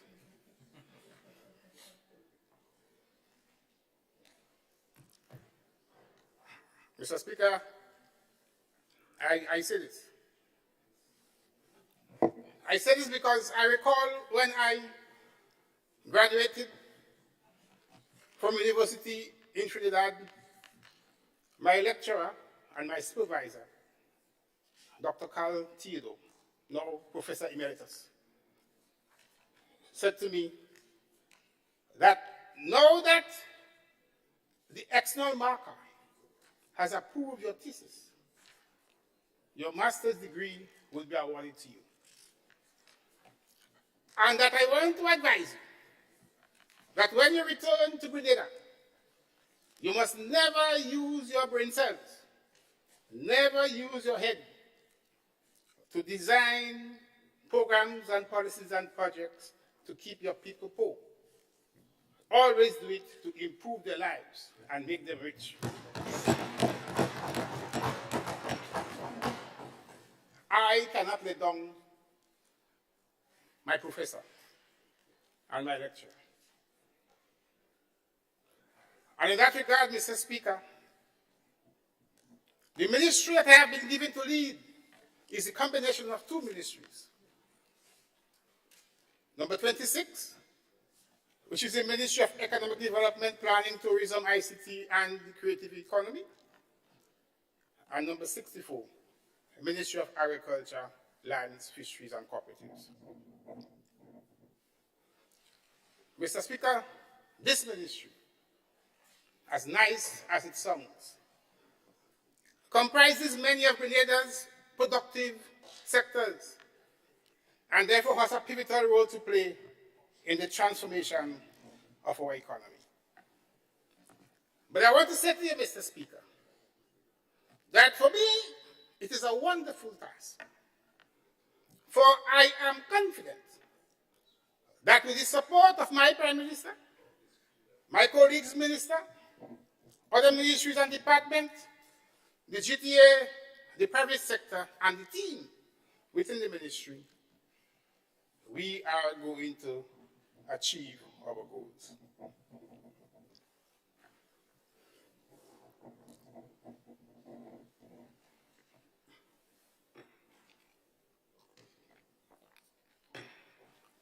I said it, Mr. Speaker, because I've already met with the staff of my ministry, and they were happy to receive me, and outlined to them the new trust in this new paradigm, and of the need to focus on implementation of the projects and programs if we are to achieve our transformative agenda. I am happy to say they have all expressed their support to me in that regard.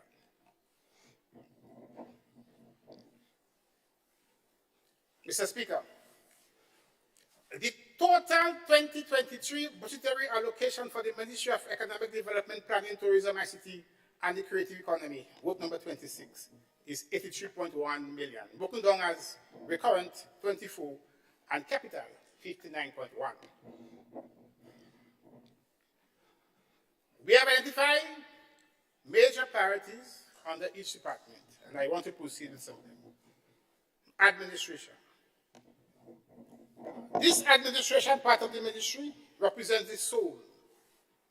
It will make sure the ministry is adequately staffed to carry out its operations with effectiveness and efficiency. And of course, as our ministry is new, we have some positions to be filled. And they're going to be filled by Grenadians. So the money will be spent on Grenadians.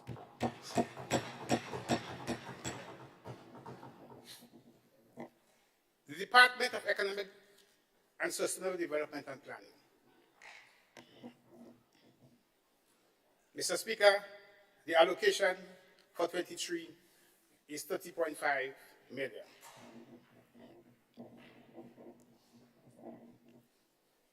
This department, Mr. Speaker, will have direct responsibility for the economic planning of this country. Development in our islands takes place essentially through projects. That's how we develop our country. We develop our country by writing project proposals, submitting them to funding agencies, getting them approved, and having those projects implemented once approved. So if you want to build a road, you have to prepare a project. A hospital, a school, a port. Even if you want to get technical assistance to build the capacity of our public servants, we have to prepare projects. So therefore, what it means, the transformation of our economy lies precisely in the design, preparation, and implementation of projects. That's where the essence lies. And to do this, we will ensure that every ministry and every major department has a planning officer or a programming officer.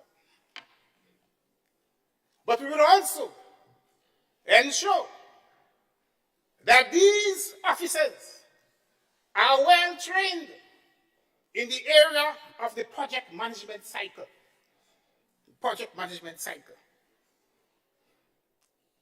And in that regard, we have already asked the Caribbean Development Bank. I myself spoke directly to Mr. Ian Durant, who is the head of operations. I also spoke to the president, and he gave me the assurance that they will provide the training for us. So we're looking forward in the first quarter of next year to have our planning officers, programming officers, and it would be nice to include persons involved in the areas of project writing and proposal writing, the NGOs, and so on as well. Include them in that training, because what we ask for is a 3-week comprehensive training in the area of project management cycle. Yeah? How you prepare a project, how you submit it to funding agencies, and how you go about implementing the project. And a very important aspect of the training, Mr. Speaker, is going to be the area of procurement. Area of procurement. What we observed in Grenada is that a major factor contributing to the delay in implementation of our project is because we are not familiar with the procurement guidelines of those funding agencies. And if CDB is a major financier of our projects, and if the World Bank is a major financier of our projects, then we have to be familiar, versed with those procurement guidelines of these funding agencies. And the point is, therefore, Mr. Speaker, that if we can get our public service well trained in the project management cycle, then we stand a good chance of a much better rate of implementation of our public sector projects, of our PSIP.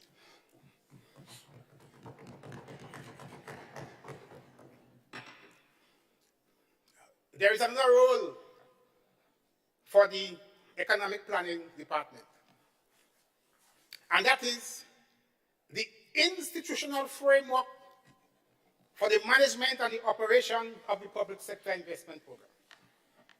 I personally had a meeting with the planning officers in the line ministries, in which I described to them what the framework is going to be to manage and to operate the PSIP, because the PSIP consists of all those projects that are to be implemented, and they will be implemented through the capital budget.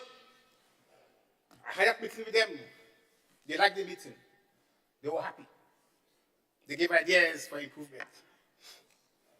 I had a next meeting with the permanent secretaries in all the ministries, and they too were happy. They too were happy. They liked the meeting. They provided ideas for strengthening. My next step will be to have a meeting with the ministers, all the ministers. It was supposed to happen last week Friday, but I was not here.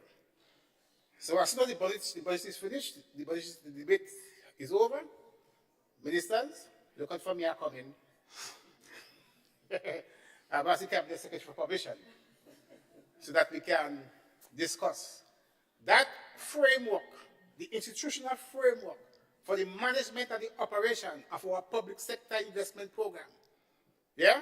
Wherein lies our projects, which are important for implementation through the capital budget if we are to achieve the social and economic transformation agenda that we put forward. Rural development. Mr. Speaker, a key component of the government transformation agenda is the revival of the rural economy. And we have two main projects of importance here. One is the BNTF, the Basic Need Trust Fund. This project has been around for a while. It's geared towards improving or eliminating poverty. It is all geared towards poverty reduction. And, you know, when I hear the word poverty, I just get uneasy. I don't like to see people who are poor. I wish I could always do something to help our poor people. And I really hope that 20 years from now, when this government come back to this parliament, they would not be calling people poor or speaking about poor people in this country. Our plans and programs and our policies are to be geared towards eliminating, eradicating poverty as quickly as possible. There is too much poor people in this country. Too much. It breaks my heart, and I have a heart. So I know what I say. Because, Minister, Northwest, you and me is the same thing. We know where we come from. Yeah? And we know how hard we have to struggle for an education, yeah, to rise out of our poverty. So when I hear you stand with elegance and wittiness and majesty and equanimity and composure and give support to this side of the house in our efforts to eradicate poverty, I like you. You're on the wrong side of the house. I like you.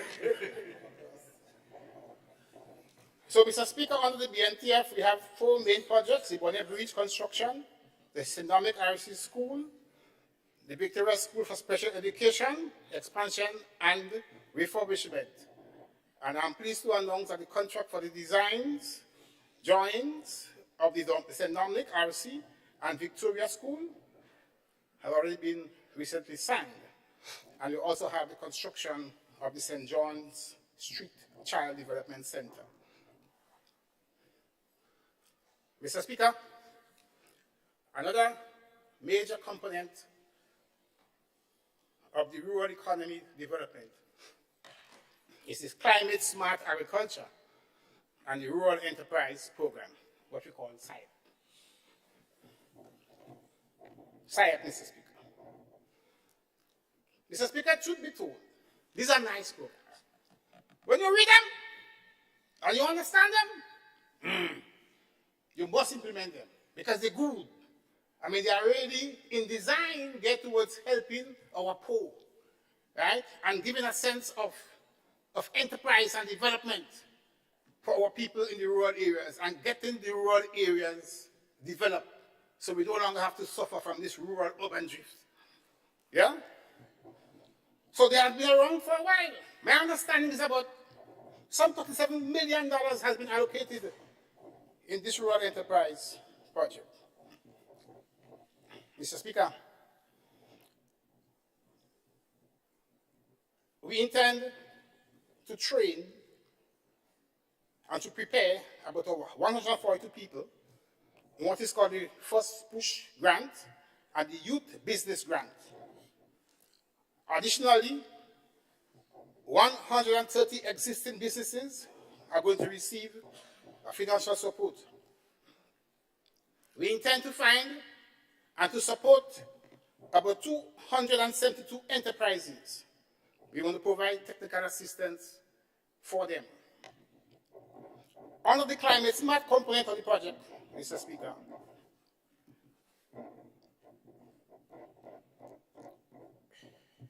we want to assist again our young people in the area of agriculture. Get them to establish model farms. In fact, the intention is to have model farms of climate-smart agriculture. We want to have 12 of these farms. And of course, to build 12 access roads in 2023. And I want to tell my brother from Karikou that 3 of these roads, Limne, Bere, and Dumfries. And 5 in Grenada, Conference, Lapotree, Chambord, La Sagesse, and Hopefield. And there are some grants, and there are some backyard gardens as well that we want to establish climate smart agriculture, 43 in Grenada and 10 in Karikou. Mr. Speaker, things happening. Things happening. Boots on the ground. Things happening. You know, I heard somebody say that this budget is a budget of hope. Why? I say to myself, hope? This budget gone back, it gone past hope. It's a budget of light. You could see what is happening, so you could see the light. And the light is everywhere. It is not at the end of the tunnel. Yeah? It's a budget of light, man. It's gone past hope. Because things are happening. Yeah? Things happening. It's good. It's happening. But, Mr. Speaker, there's an important issue here. If this project is a project for the rural community to develop and transform, then the headquarters can be in the city. It can be the city. As the saying goes on the ground, this is a project for country people. The countryman have to eat a food. Or you find pizza.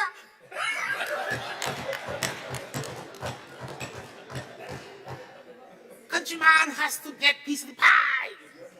He has to enjoy a higher standard of living. Right? So what we've done is that we have, and we are going to establish a sub-office of the SIAP in Sotez. Yes. To attend to the people, St. David's, St. Andrew, well, St. Mark's, St. Patrick's. And I want to say to the people of these parishes that we are bringing the project to you. You will know where to go. When you have a nice business idea and you want to implement it, where to go for that help.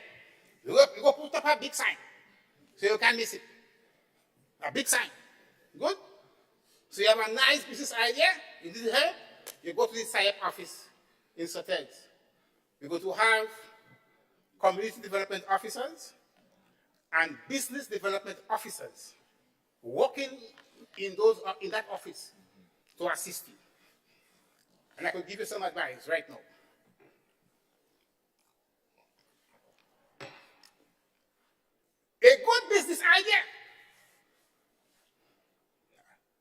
I'm talking to the people now. I want them to listen to me.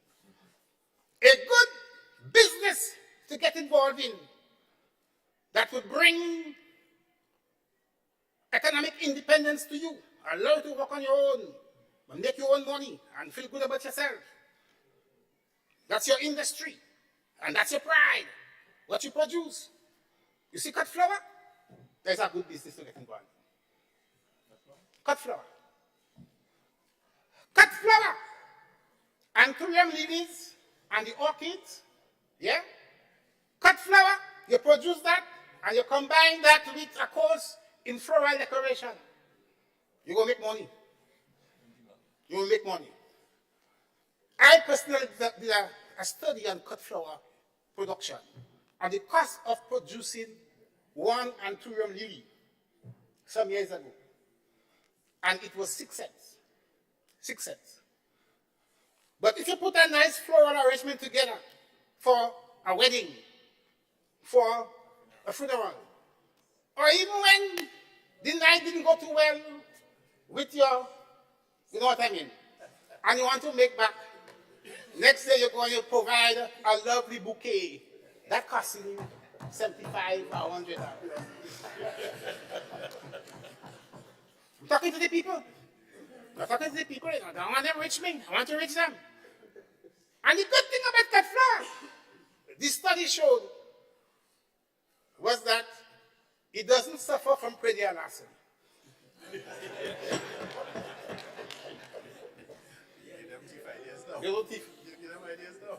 That's a good idea, a good business idea. And next one, I will tell you, my people, wherever you are, listen to me. If you want to make money and feel good about yourself, duck production. One produce duck. There's a big market for duck in Trinidad. Big, big market.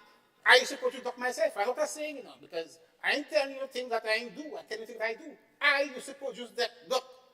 And I used to sell one duck for $100.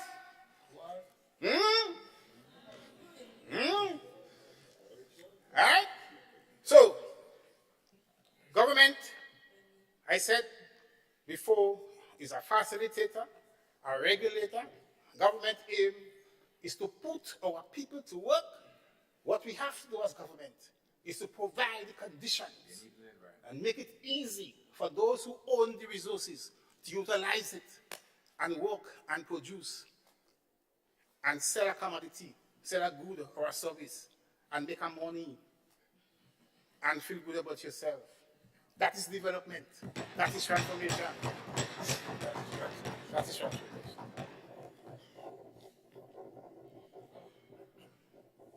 Mr. Speaker, I'm not taking up time, so let me move fast.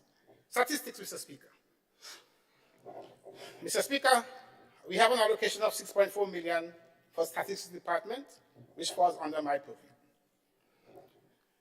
Now, of course, everybody knows I was trained in economics. I was trained in econometrics. I like numbers. I like to model. So I understand and I know the value of data. Yes?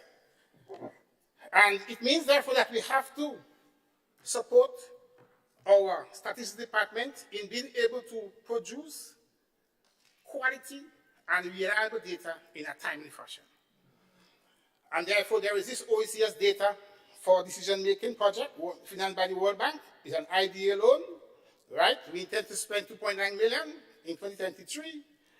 And with this implementation, we want to see an improvement in the quality and timeliness and reliability of the data we get from our statistics, including the new area of statistics that is the buzz these days. And I was speaking to Minister of Climate Change, environmental statistics.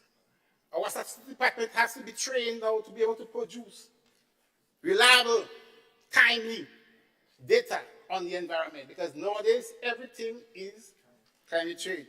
All right. So we're supporting that.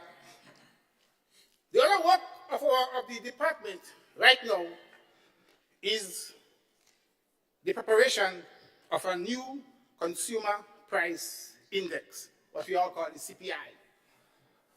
We're supposed to produce a CPI every 10 years. My understanding is that the last CPI was produced in 2010. right? And time has changed. The consumption pattern of the population has changed substantially. Nowadays, we spend a lot of our money on computer, digital things. Right? That is not in the CPI. It's not in the basket. So we would want to have that CPI, new CPI, revised by the first quarter. Ready? By the first quarter of 2023. Good?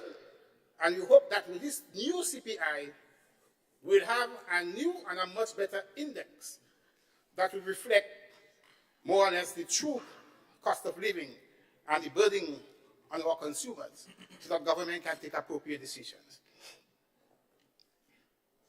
Mr. Speaker, even though tourism is a major driver of economic activity and a major contributor to GDP, the economists and the mathematicians and the statisticians and the econometricians have not been able as yet to design a satisfactory statistical methodology to calculate the contribution of the tourism industry to GDP. All we do is that we take hotel and restaurant, which is far from what tourism actually does. And therefore what we're doing is that we want to be able to produce what is called tourism satellite accounts, right? Which will show a much better contribution actual of the tourism to GDP.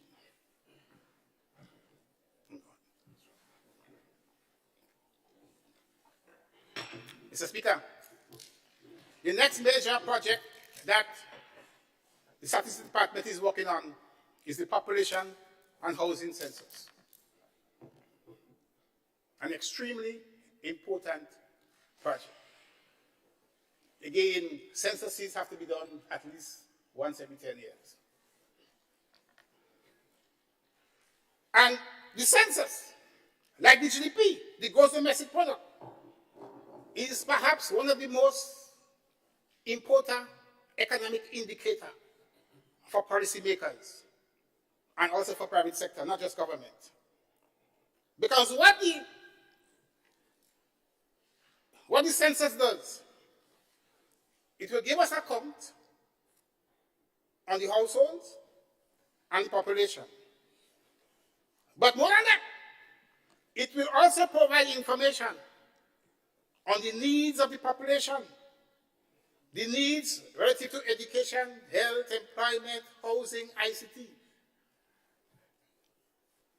And with that information, you call that primary data being collected, make available to government, we are in a much better position to design policies and programs that are rigorously adapted and suited to the needs of our population.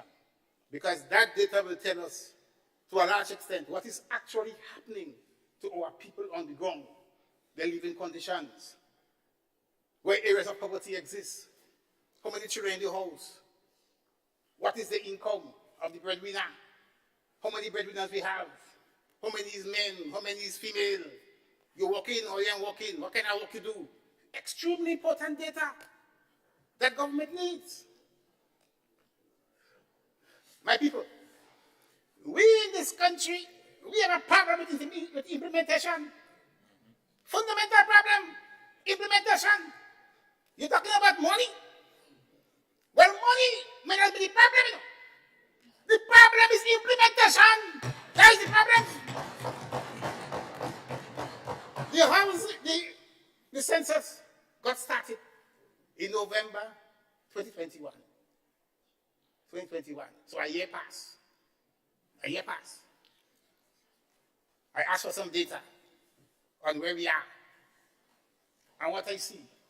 In some cases, 20%. 20%. Of course, objectively, there are reasons for delay, objectively. So I spoke to the director of statistics. I called him in with the permanent secretary, and we had a serious meeting. I said to him, my thinking is to have the project, And he said, nah, no, Minister, you can't do that. A, B, C, D, E, give me some leeway, look after me. I will get it done. So he said that by March, all of the primary data will be collected, and that by September, we should have the first more or less satisfactory, publication available for us. He said to me, part of the problem is that, the supervisors and the enumerators want a little more money. I say, give them a little more money. Sign your contract with them and put them to work. Yeah? So he's going to do that. But more than that, every time that statistics has to collect some primary data, they have to go and train people. But then that making no sense. Statistics. Part of the data that you collect is primary. So you have to go and do surveys, you have to take people out in the field and this kind of thing. What you have to do is to train a number of persons, have them there available. So the next time when you have to do a census or whatever, you have these people there ready, available, well trained, pick them up, give them a contract, and you're good to go. Yeah? So we agree we're going to put some money in the budget for next year to train a pool of Grenadians, training Grenadians. The money for non-Grenadians is from Grenadians are getting the money. Right? So that we will have a cadre of well-trained persons in the area of data collection. Good? At the same time, I want to make a call to the people of Grenada, and in particular to the people of my constituents in Andrew Southwest, because the data show that we only have about 30% response so far, to give support to the enumerators when they come out and ask you questions. All right? They will visit your home with the questionnaire. Please, don't turn them back. Respond to them positively. Give them your support. The data is confidential. Your business won't be on the street. All right? So people of Grenada, please assist the enumerators in this task. The data is important for government to be able to help you much better by designing plans and projects and programs that reflect and that can solve your own problems. Right.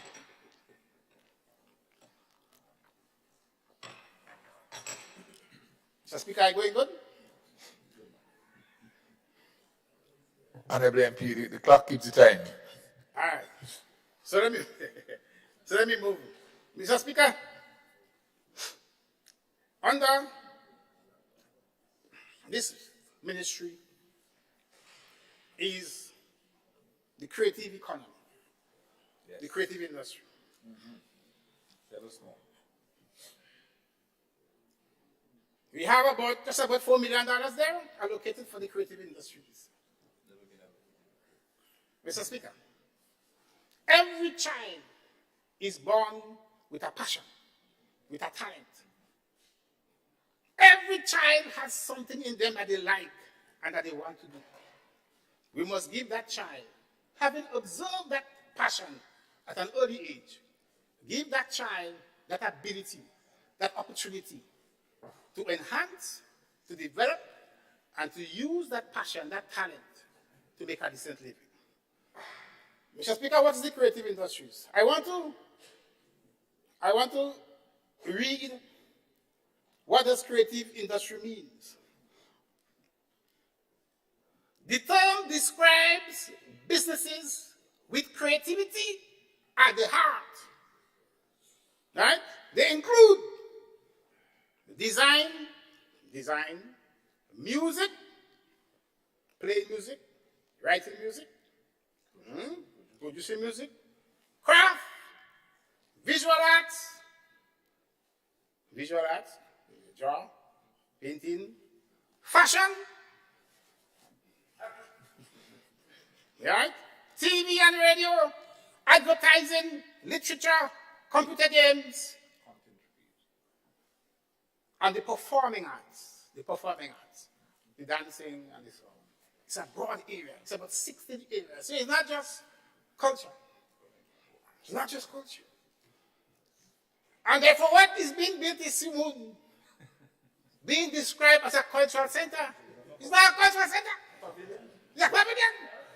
Honestly, based on the presentation that was made to the cabinet by the contractor, by the engineer. It's a pavilion with a cover and some space in the middle. That's not a cultural center. So we had to, and there's $24 million, you know.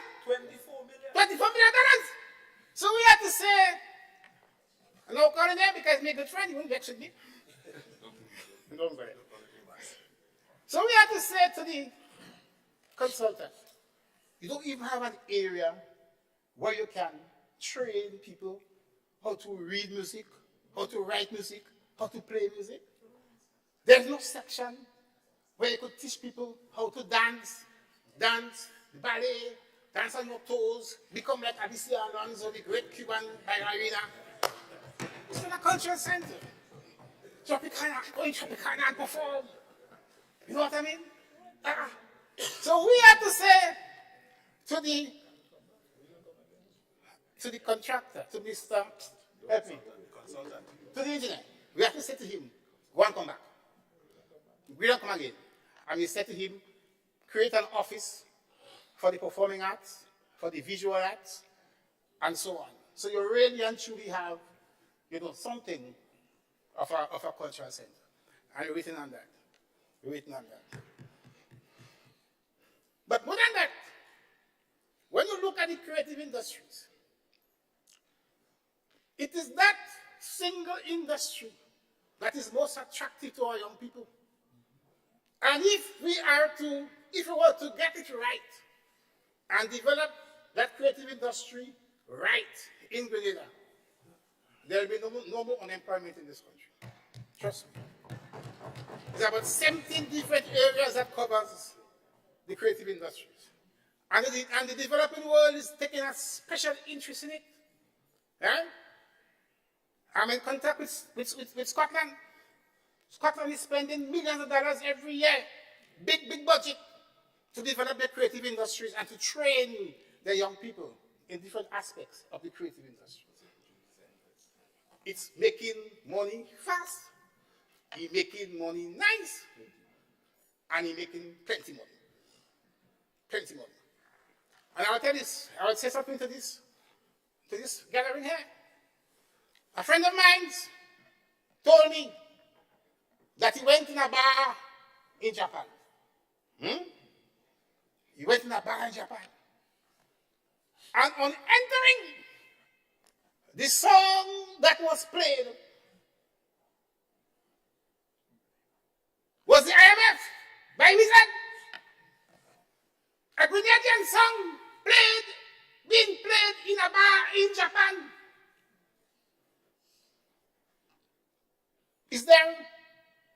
Can anything else make you more proud as a Grenadian? He said, tell everybody. He tell everybody that this song come out in the country. This song come out in the country. Creative arts. Right? It's not just a sound.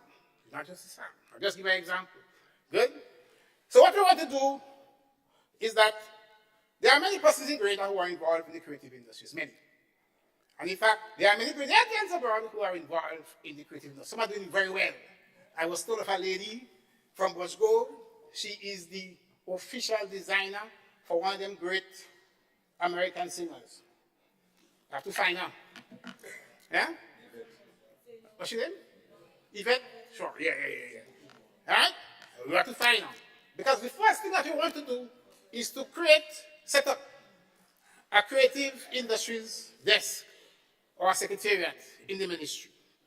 Right? And then we're going to have a national symposium on the creative industries. The truth is, I had a discussion, I think I heard Honorable Kate Lewis some time ago speaking about the creative industries. And I hope by that time, when she's here, I want to invite her. I want to invite her to be part of that session. All right? To be part of that session. One country, one people. We're going forward. All of us look alike. All of us look alike. Peter, I include you too, right? All of us look alike. Good? So we want to establish this office of the creative affairs. Good? We want to develop a national cultural and creative industry policy and legislation and make it easy for those persons who are interested in the creative industry to know how to operate.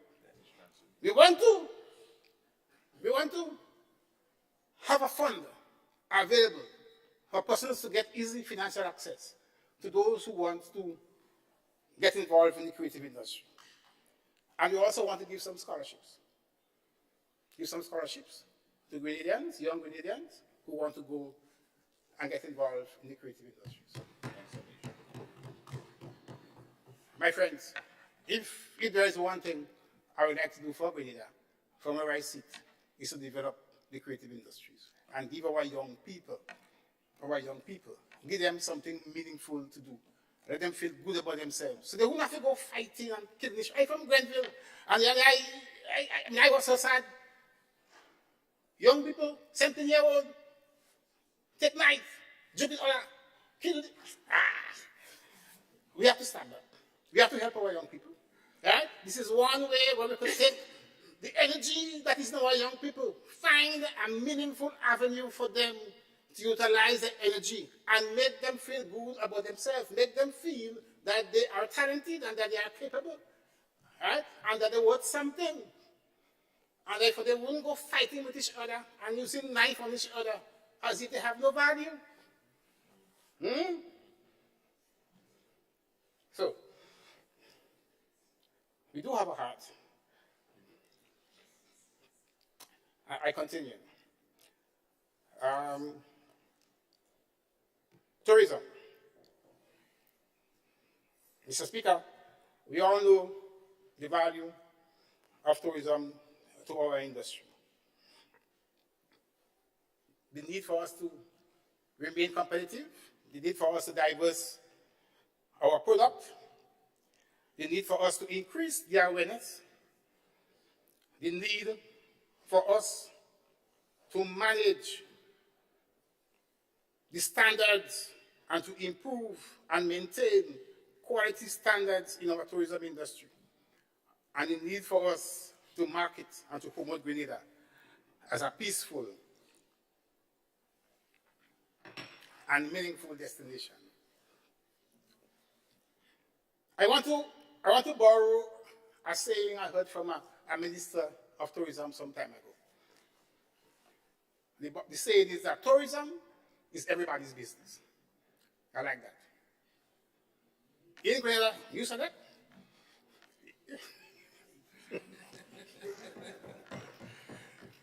In Grenada, tourism is everybody's business. And it therefore means that everybody must benefit from the industry. Yeah? The good thing about tourism is that it's had a very strong linkage with the rest of the economy. It's linked with agriculture, it's linked with the very same creative industries, it's linked with transport, it is linked with sport.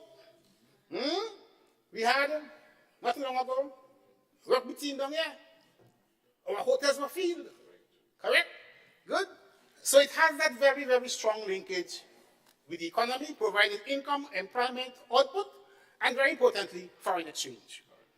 We should help our balance of payments and keep our exchange rate stable and strong. Good? Now, I like to describe tourism as making what you have available to others. Making what, in our case, make what we have available to others. So that when the tourists come to our country, what they get is a new experience, a different experience, something they haven't seen elsewhere. And in this regard, in 2023, my people, we are focusing on community tourism. Community tourism. A big part of our work will be in community tourism. Good? Community tourism. We want to get our people on the ground involved in tourism and using their talent, their skill, and their time to make a good or a service which the tourists can enjoy when they come. So here it is. You have your corn festival in Carriacou. Carriacou was a nice thing, big thing. You were able to get a pile of people come down and participate, and the corn producers, there were different aspects of corn, different byproducts of corn available for sale, so they make a money. Minister of Culture was with you. I think there was some performing arts as well. So when you come to the festival, you don't only come and eat corn in its different form, you're getting a little bit of performance. Good. Right? And all is coming from the people. Coming from the people. In St. Andrews, we have a village named Munich. And Munich is famous for his manioc, his cassava, and the bang bang. Yeah? So what we want to do is to take Munich and the cassava producers and have a big festival. We call it Cassava Festival in Munich, sometime during the year. Good? We have already met with many of the cassava producers in Munich. I myself met with them not too long ago. And I gave them the idea, and they like it. From a committee, I told them the government has $1 million in the budget for community tourism. Yeah? From a committee, organize yourself. We will assist you. Good? Take your bang bang, you make cassava, you make porridge, you make farine, different aspects, right? And when the tourists come, we can organize for the tourists to come to Munich in that festival and enjoy what Grenada and what Munich has to offer. Right? So a big part of our work would be focused on community tourism in 2023.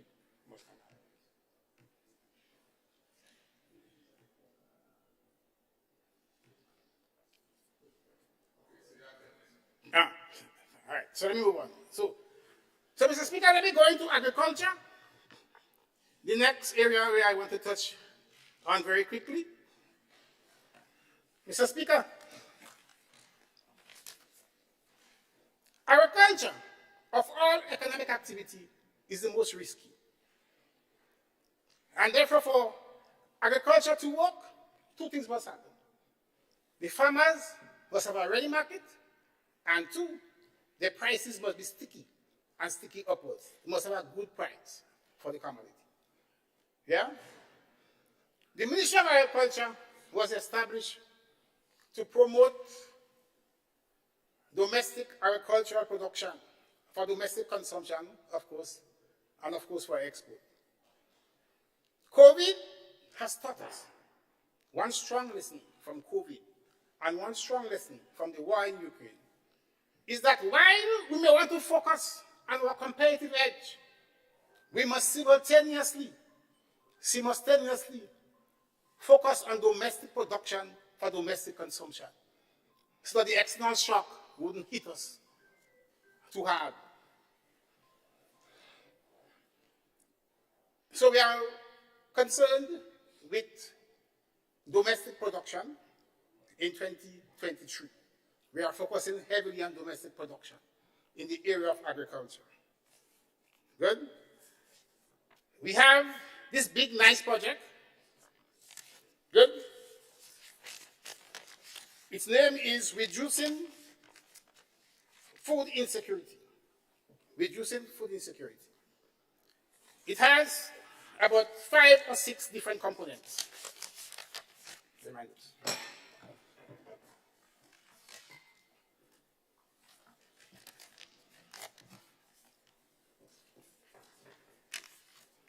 has to do with refrigeration. And you understand that. We have to be able to store our agricultural produce. A lot of our mangoes go to waste. Agriculture is seasonal in our country. Right? So that's the first part. Agro-processing, the next component of it. There are about 700 agro-processors in Grenada. They need help. They need our help. I was amazed that when I went to World Food Day, of the quality of agro-processed foods that are available on sale. I was amazed.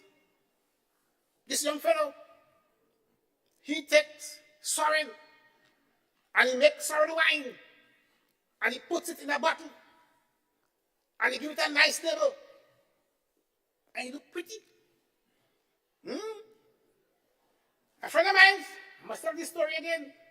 A friend of mine told me he went to Harrods supermarket in London and he saw on the shelf in a plastic bag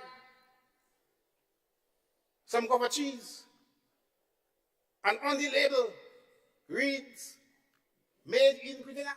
He said, buy all. Tell everybody around him that Gouda cheese comes in my country.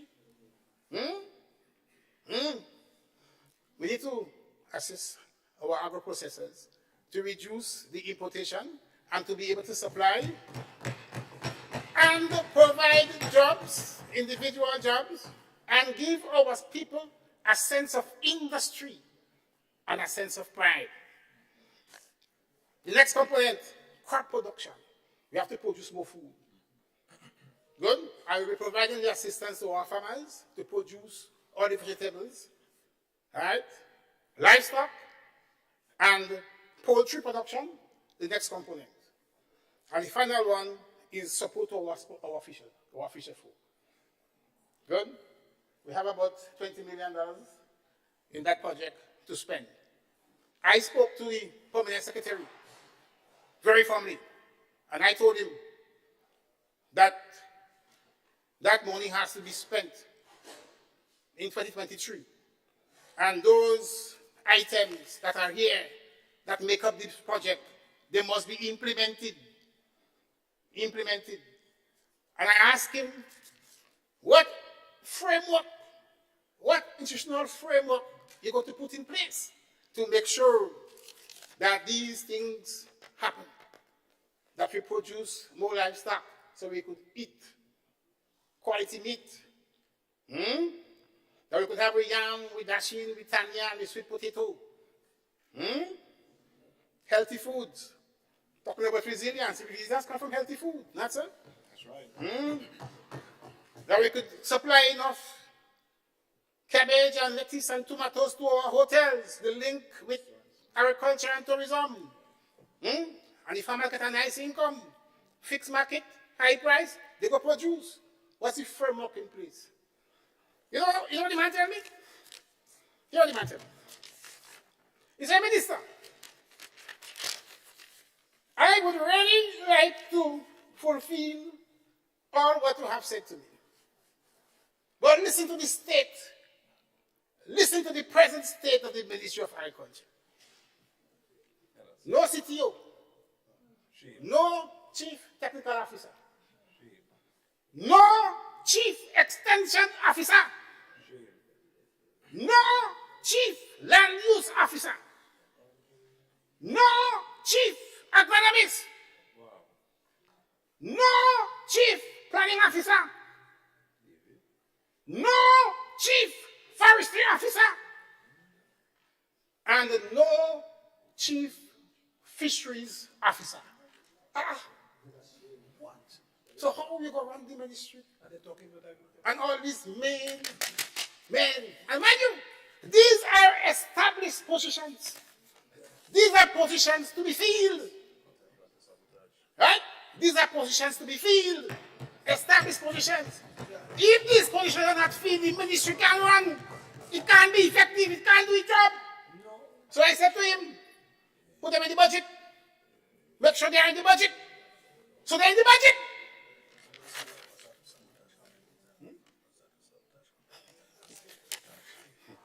So they're in the budget. And Mr. Operator, make sure they are filled very early next year so that the project can be implemented. I say to you, this house, Grenada has a problem with implementation. That's what the problem is. And that is why we had to establish a Ministry of Implementation. There are problem with implementation. The money is there. The money is there. But the money can't be spent because we're not implementing. And I know we could implement because I was a public servant. And let me tell you what I do, what I did. In 1 year, as a public servant, I was able to draw down $500,000 from the European Union to do the Boulong Farm Road. That is one. Two, I drew down $20 million, and that is grant. $20 million, the EDF is grant. $20 million from the EDF to improve the water supply in the Greater St. George's area, which meant building dams, expanding dams, and running mains from Les Avocats right down to St. George's. Grana's heart of the belt, the tourism belt. That's why today we have no major water problem in this zone. $20 million. Number three, I wrote a document to the European Development Fund because they gave us a grant after Ivan. And the grant came in phases. But to get the grant, you have to prepare a document to show what Grenada has been doing to recover after Ivan. I wrote a document and I sent it to the office of the EU in Babinos. And it was approved. And Grenada earned $13.1 million grant. So in 1 year, 13.1 million, 20 million, 0.5 million, add up that, 2009, somewhere around there, 1 year. So I'm saying to you, if you understand the economics, and if you understand the procurement guidelines of the funding agencies, and you put your time and your talent to it, you'll get it done. And that's what the country needs right now. That's what the country needs right now. Implementation. So these positions are going to be filled. The opposition leader spoke about we spending money and we only increasing the public service. The public service has to be filled because these are established positions. Established means that without these positions filled, the ministry can't run efficiently. And mind you, when we fill these positions, and all the positions that are to be filled, we are still within the fiscal rules.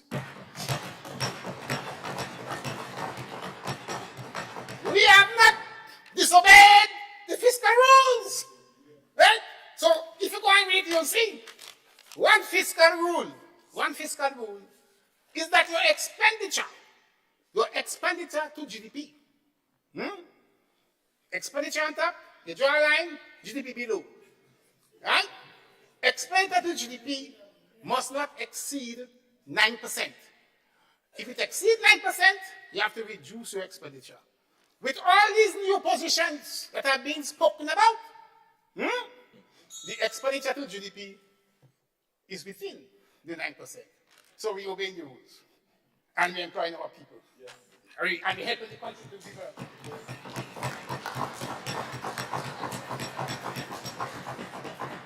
Minister, Honorable Minister, may I explain the bell? The bell should mean an alert that your time is coming to an end. But this particular bell means that your time has ended. Thank you, Mr. You may ask for... Can I kindly ask for some extra minutes? Granted. I'll give you 7 more minutes. 7 minutes. Thank you. Thank you very much. I'm going to finish just now. I'm at the main points. where I am. Right. The next area is the ICT. The ICT. I like the minister from St. Andrews Northwest. The MP, sorry. The MP. Yeah. She's a good lady. And she cares about people. We got to speak this afternoon. She said she will support any measure that we take to take our people up the street, no longer have to line up to get whatever government wants to give them in the area of seeds or whatever other programs that they have. So I want to say to the minister, thank you for that, because that is what we are doing right now. Good? We do that right now. In fact, a cabinet submission is already prepared. Yeah? For us to take the example of St. Vincent, because St. Vincent has a similar program. Yeah? And St. Vincent don't have the people line up at the Ministry of Finance Revenue Office or what a revenue office is in the parishes. What they do is that they have collaborated with a financial institution. They put the money, they open a big account, put the money there with the names, and give each person a card. Right? And they took time to train and to educate the users of the card, and the users glad for the card. They're using the card, including those who are of age. Right? Those who are of age. So we have to have a little patience with our people. Good? Have a patience with our people. So that is what we're going to do. That is what we're going to do. Come very early. And I want to say to you, Minister, by the middle of next year, we should have this thing completed. Good? And that will be a major achievement for all of us in St. Andrews, for all of Grenada. Good? So we're working on that. That is ICT at work. That is ICT at work. Transformation. The other thing that we want to do very quickly is to prepare the whole of our population for that digital economy. Good? And in that regard, you see, access to the internet must be like the road, must be like the street light. It has to be a public good. Good? It has to be a public good. So what we want to do is to make internet access a public good, which means that you don't have to pay for it. So wherever you go, wherever you are, you link up to the internet and you could do your transaction. That's another major activity that we want to get done under ICT next year. No more hard copy. and mind you, this view that our senior citizens had to learn and they don't like this thing is not correct enough. It's not correct enough. I see an 80-year-old lady take her smartphone, go on WhatsApp, go into video calls, call her grandchildren, wherever they be, and she's happily talking to them. And all we need, my friends, is a little patience with our people. And once they get it, they go like it, and they go use it. That's all. Good. So before I close, Mr. Speaker, sir, let me spend some time on my constituents. I see some of my hard-working people are here. What's your name again?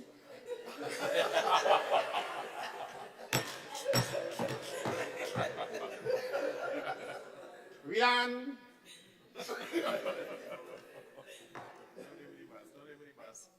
Marilyn. Coming in. Meryl. Thanks for coming.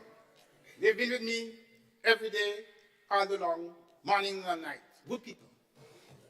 Morning and night. Good people. Good people. I get the vibes, I get the drive, I get the enthusiasm from them. They like me, and I like them. And now they're on the ground doing all the work to prepare the community and make sure the community is being well served, especially in my absence. As you all know, my work requires that I may have to travel from now and then. Good? But I make every effort to be in my community on Thursdays, once I'm in Grenada, and once there isn't anything pressing, like an occasion like this one. And I'm amazed at the number of persons who come to see me on Thursdays. Number of persons. Maybe it's because I'm the only MP in St. Andrew, but I get people from all over, and I accept everybody. So, Minister, you could bring us come. Member, you could bring us come. We look after everybody, right? St. Andrews has to move up. But what touches me is that... Honorable, you have 90 seconds left. What touches me is that Grenadians are good people. We are good people. No, we good people. We want good for ourselves. We want good for our family, and we want good for our country. What we need is good leadership and good direction and good motivation. That's what we are giving. And that is what we're going to give. We're good people. We're good people. We don't want to lie. We don't want to thief. We want to work and earn a decent income and feel good about ourselves. And we have a heart, a big heart. We have a heart for the people. So, Mr. Speaker, as I close, I want to say thanks to you for this opportunity. I want to say thanks to our Prime Minister for giving me this opportunity to work with him, a man with a good heart. I want to say thanks to my colleagues. What I like about my colleagues is that we are compatible. Oh, yes. We have the same philosophy. Right? So we think alike, we act alike. Right? And Peter, we thought you were like that.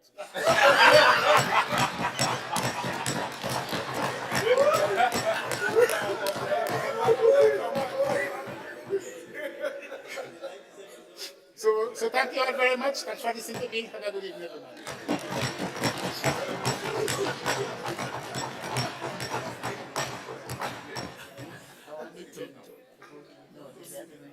Thank you very much, Honorable Lennox Andrew.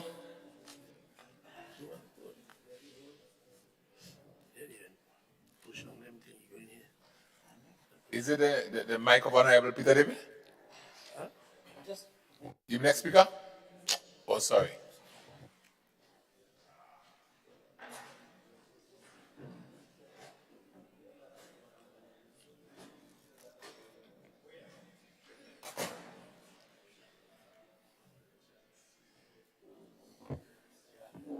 We now invite the Honorable Dr. Cohen to make a presentation. Thank you, Mr. Speaker. Mr. Speaker, I rise to make my contribution to the estimates of revenues and expenditure as presented by the Prime Minister, Minister for Finance, and the member for St. David's, all in one. I will make my contribution at this time, but before I go into the substantive issues, lest I run out of time, I just want to thank God for the opportunities that He would have afforded me to be here in this honorable house as a representative for St. Mark, and of course, by implication, thank the people of the constituency of St. Mark, my family, other entities that I would have worked with, institutions, individuals, over the years, and especially the first half of 2022, the Grenada Tourism Authority, Ministry of Tourism, GHTA, and several other partners that I would have worked with.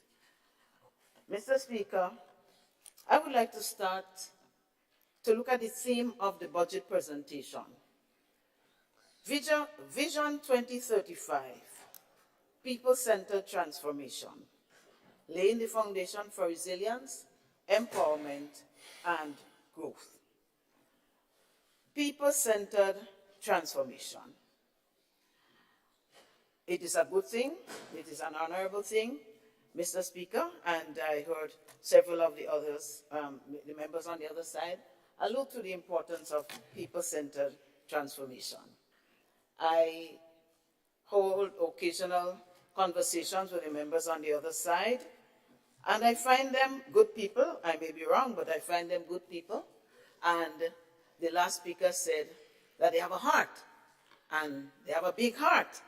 And so, Mr. Speaker, I couldn't reconcile all of these things, the people-centered transformation, with what I have seen in the past 6 months, from June to now, especially in my constituency where, of course, I have front stage view, but replicated in several others. And I am wondering if the right message has been sent to some of the members who would have supported the NNP government, or whether there's a misunderstanding somewhere. But I am puzzled, because what I see is that it appears that the government, or the government, how shall I say, the workers, they have centered their attention on the people, but in a very negative way. They have centered on the poor and the vulnerable. They have sent many of them home on short notice, today for tomorrow. And so I cannot tell the government who to employ and who not to employ, but I can certainly ask them to at least employ better ways, more sympathetic, as something coming from the heart, where there's an understanding that especially the poor, and I know my dear friend, the minister who spoke before me, has plans to eradicate poverty. But the Bible says that the poor will always be with us, and I don't know how that you will reconcile that. But it is a noble thing to want to get people to elevate their standard of living and a better quality of life.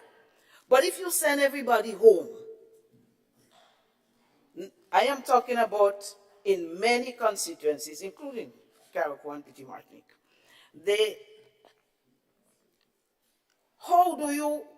what do you do then? What is the plan for these people? And it's not a matter of money, because the Minister for Finance said he made a lot of money in the Treasury and he intends to use it. Good. And the thing is, immediately these people were sent home. Scores of people. I'm not talking about 2 and 3 people who might be in a constituency office and a parliamentary representative come. Of course, these are close people that the parliamentary representative would want to have people of a certain persuasion. But little people, house repair persons, environmental wardens, all of those sort of people. And I don't know how this government reconciles what is happening with what is being said in the budget about being people-centered and caring about people. Mr. Speaker, it has always been said that the bushing, well, a lot of negative things have been said about the bushing. I don't want to go into any details. But with only 2 fortnights for the Christmas season, now we've seen the importance of the bushing. I've always known the importance of it. But now I think the nation is seeing it. With all of the bush that is out there, the hazard for vehicular traffic and pedestrians. And also, Mr. Speaker, this fortnight, the 4 fortnights or the 5 or the 6, were something that the people depended on.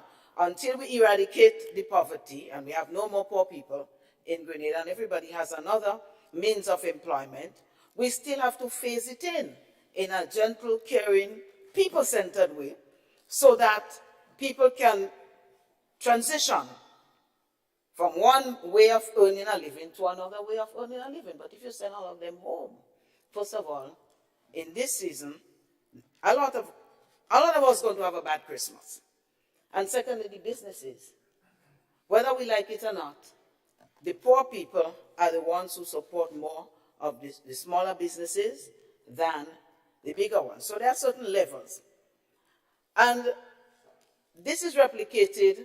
I have spoken to several either former MPs or persons or would-be MPs about what is going on. And there are numbers, and I don't see the appropriateness of this, not the justification. I'm very, very concerned that we send in a bad message to the people who we are supposed to serve. Mr. Speaker, I also want to say in defense of the debushing that it kept a lot of people going while our government gave the children opportunities to educate themselves in the academics and in the skills and to raise the quality of life. So everybody cannot go to college, everybody cannot go to SGU, but we can give them a little something to do, and we can ensure that there are opportunities to upgrade them and the children. So I'm confused about people center. Did we just center our attention to divide the people? Either you on that side or you on the other side. If you wear a yellow band, you can get work. If you wear a green band, you can't get work. And something is wrong with that. So, Mr. Speaker, I really hope that it is not the government's policy, because sometimes the people who carry out certain functions do what they want to do. So I cannot accuse the government, but I really hope and pray that it is something that they would look into. Mr. Speaker, the estimates of revenue and expenditure and the Minister for Finance in his presentation, he spoke about upgrading health facilities. And I think that is very laudable. We can get it. If we can get it, the people of Grenada, Carriacou and Petite Martinique deserve the best health care facility in the world that we can get. So I applaud the minister and his government, and I look forward to that happening in the not too distant future. But I saw in the Prime Minister's presentation that $5 million were budgeted for phase 1 of the health facility. For when is phase 1, I'm not sure I saw that, but it didn't also speak to what is phase 1. Is it designs? Is it buying the land?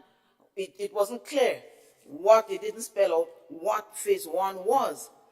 But also it did not tell us what was the total projected cost of the envisioned facility, so that we can have a sense, is it doable, is it not doable, and where are the funds coming from? So these are questions that I have asked myself and I have been asked, and I'm sure the Prime Minister has the answers to this, but it will be very useful to tell us.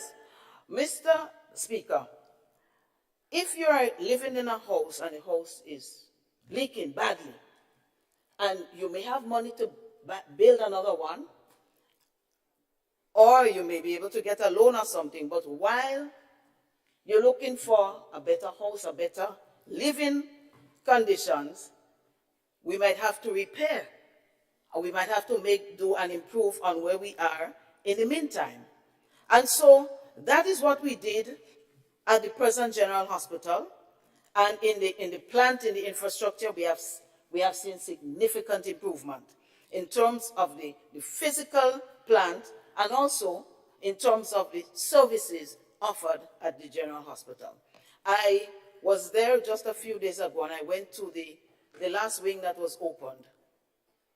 I don't know if it was officially opened. I didn't get an invitation, and I would feel very affronted if I wasn't, since I was very involved with the honorable member for the town of St. John in getting that, the funding and so on for this hospital. And before I forget myself, the president of Cuba was here recently.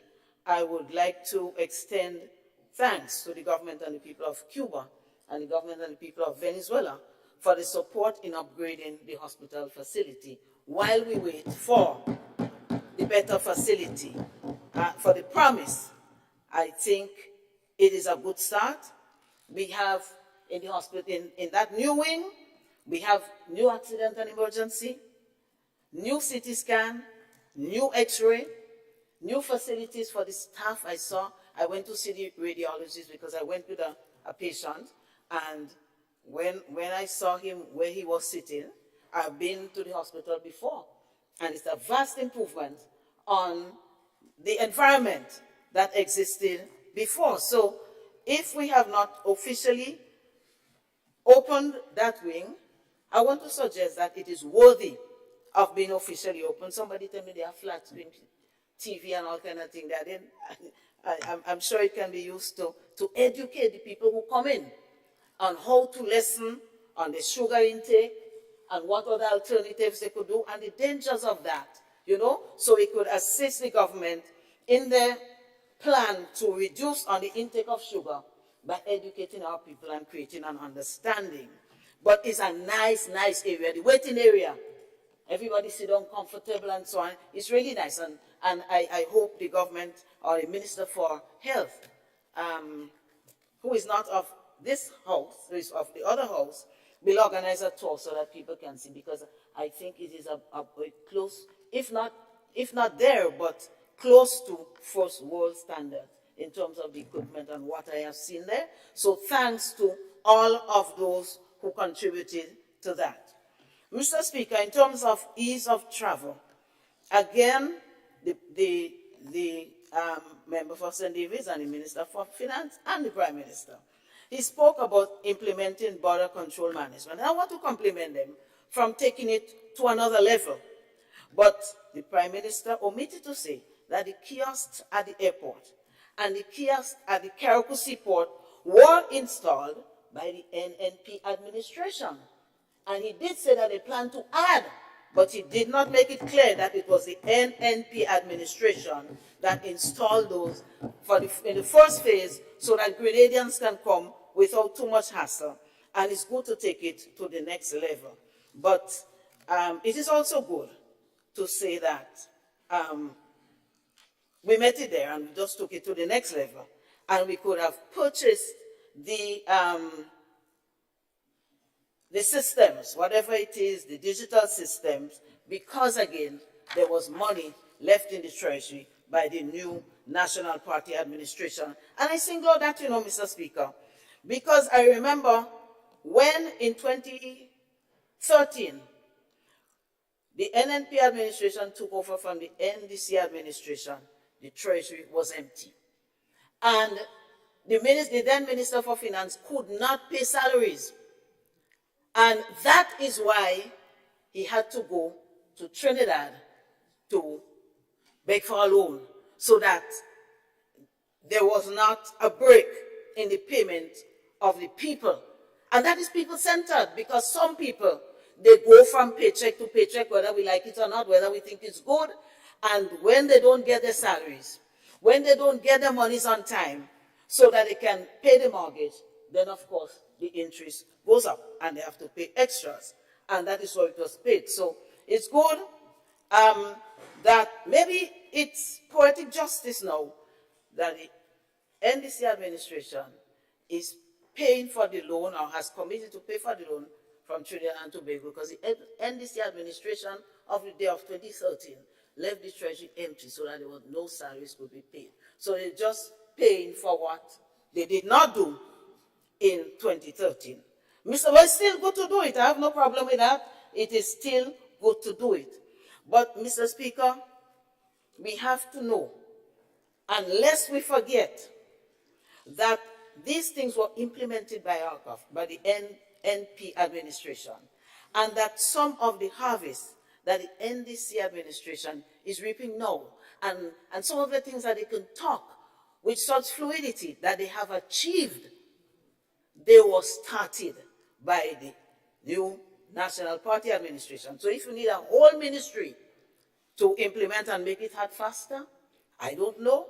I'm not one of the economists. Maybe, you know, someone on the other side can say, but certainly it started with us. Mr. Speaker, I want to go into the area of tourism and how well tourism has developed in the past few years. And if we have been slow in doing certain things, I want to remind us that we spent 3 years, 2 years plus, almost with little traffic into and out of Grenada. And we had a very rough time. But the Caribbean, the CHTA, Caribbean Hotel and Tourism Association, they have applauded our then government. And I'm trying to see exactly what they applauded us for, but for our excellence in management of COVID. So if the other side says that there's nothing wrong, because we did manage COVID well, and internationally we were recognized for that. So there's nothing wrong in saying that, but I'm just looking at data. Mr. Speaker, the projected, well, let me go to 2019. In 2019, we had 63,683 arrivals between January and October. I'm looking at year to year. And, Mr. Speaker, this was reduced to under 19,000 in 2020 and 2021 because in 2020 we hardly had tourists coming, and in 2021 COVID was still very vibrant and aggressive and persons weren't coming. But since then, our numbers have grown dramatically to reach even pre-COVID levels. And I celebrate with our Prime Minister when he spoke about the increase in visitors that they were expecting. But it didn't start in June. And the data will show us that.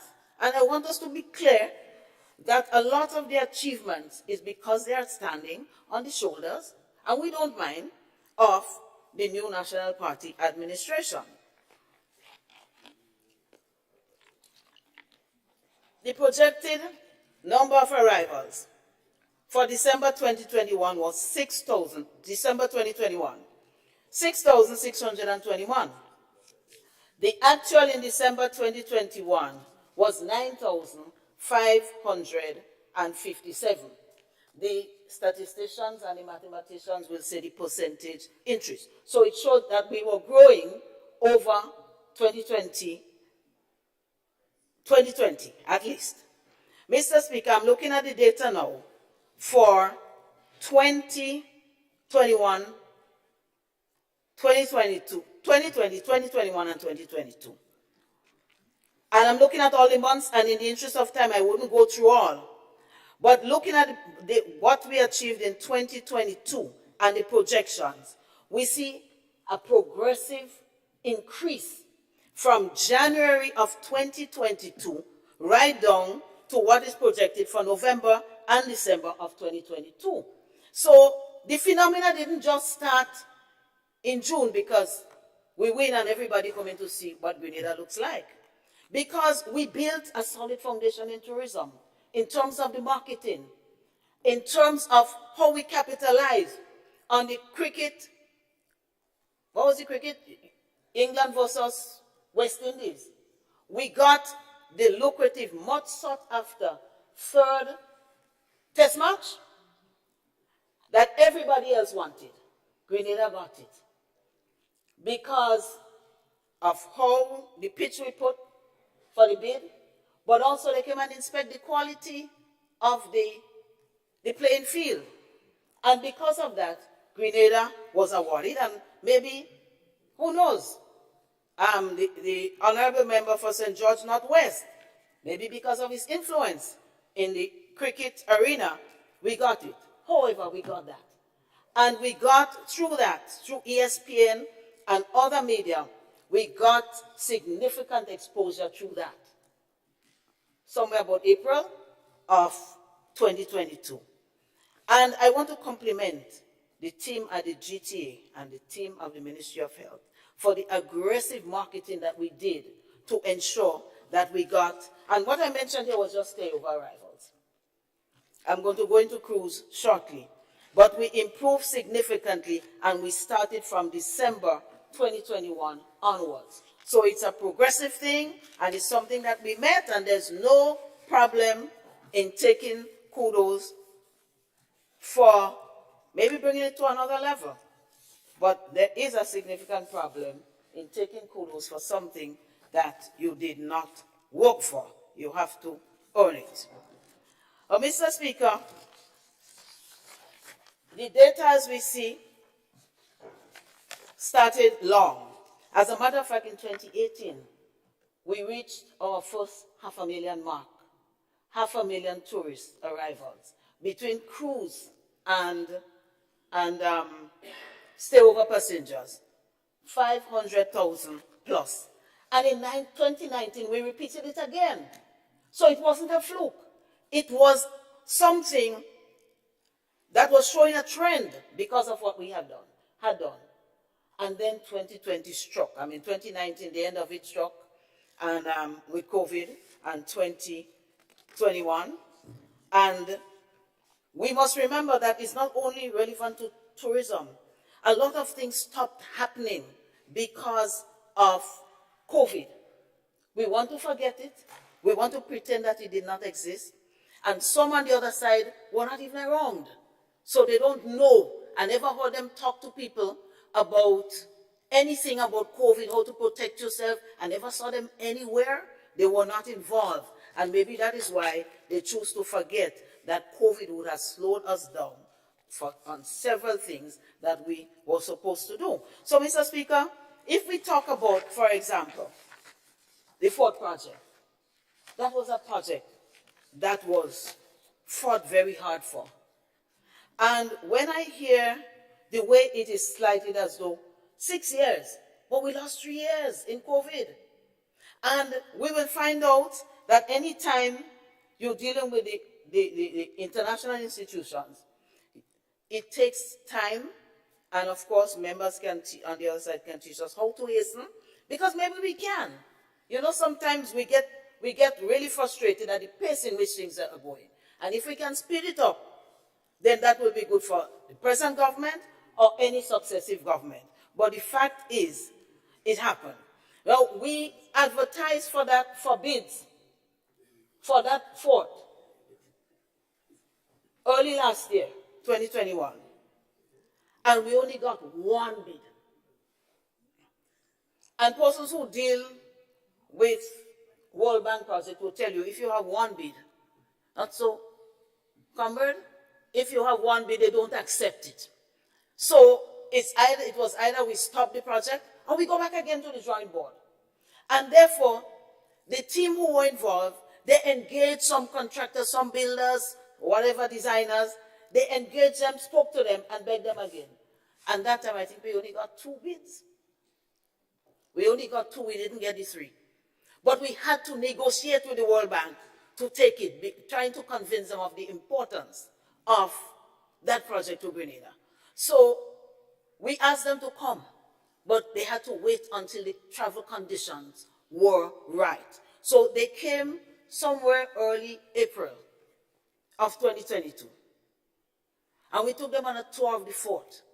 And we gave them the whole past history of the French, the British, whoever came there, and the richness of that history. But very importantly, we showed them our recent history of the revolution and what happened there.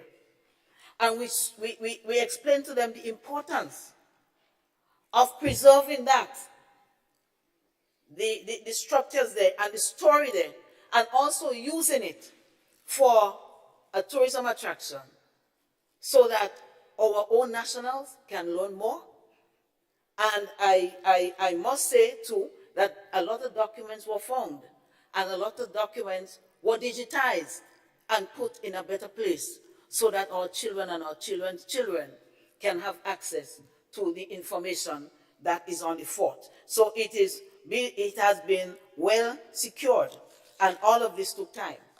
And during that time, we know the cost of everything went up. It is not the fault of this past administration or this administration, but it happened that, and all contractors will tell you that, in the process of bidding, of designing, whatever it is, over the past, 2019, end of 2019, 2020, 2021, the cost of things went up. So we didn't cause it to go up, it went up. But we negotiated again, and the people went back The World Bank people went back to where they came from, I'm not sure. And within a few days, they approved the extra funding and they approved the extension of the time. So I just want to say to the present administration, you have been given a gift on a silver platter. I understand that the contract was signed recently. Please use it and take it. Minister for Culture, Minister for Heritage, whatever ministries.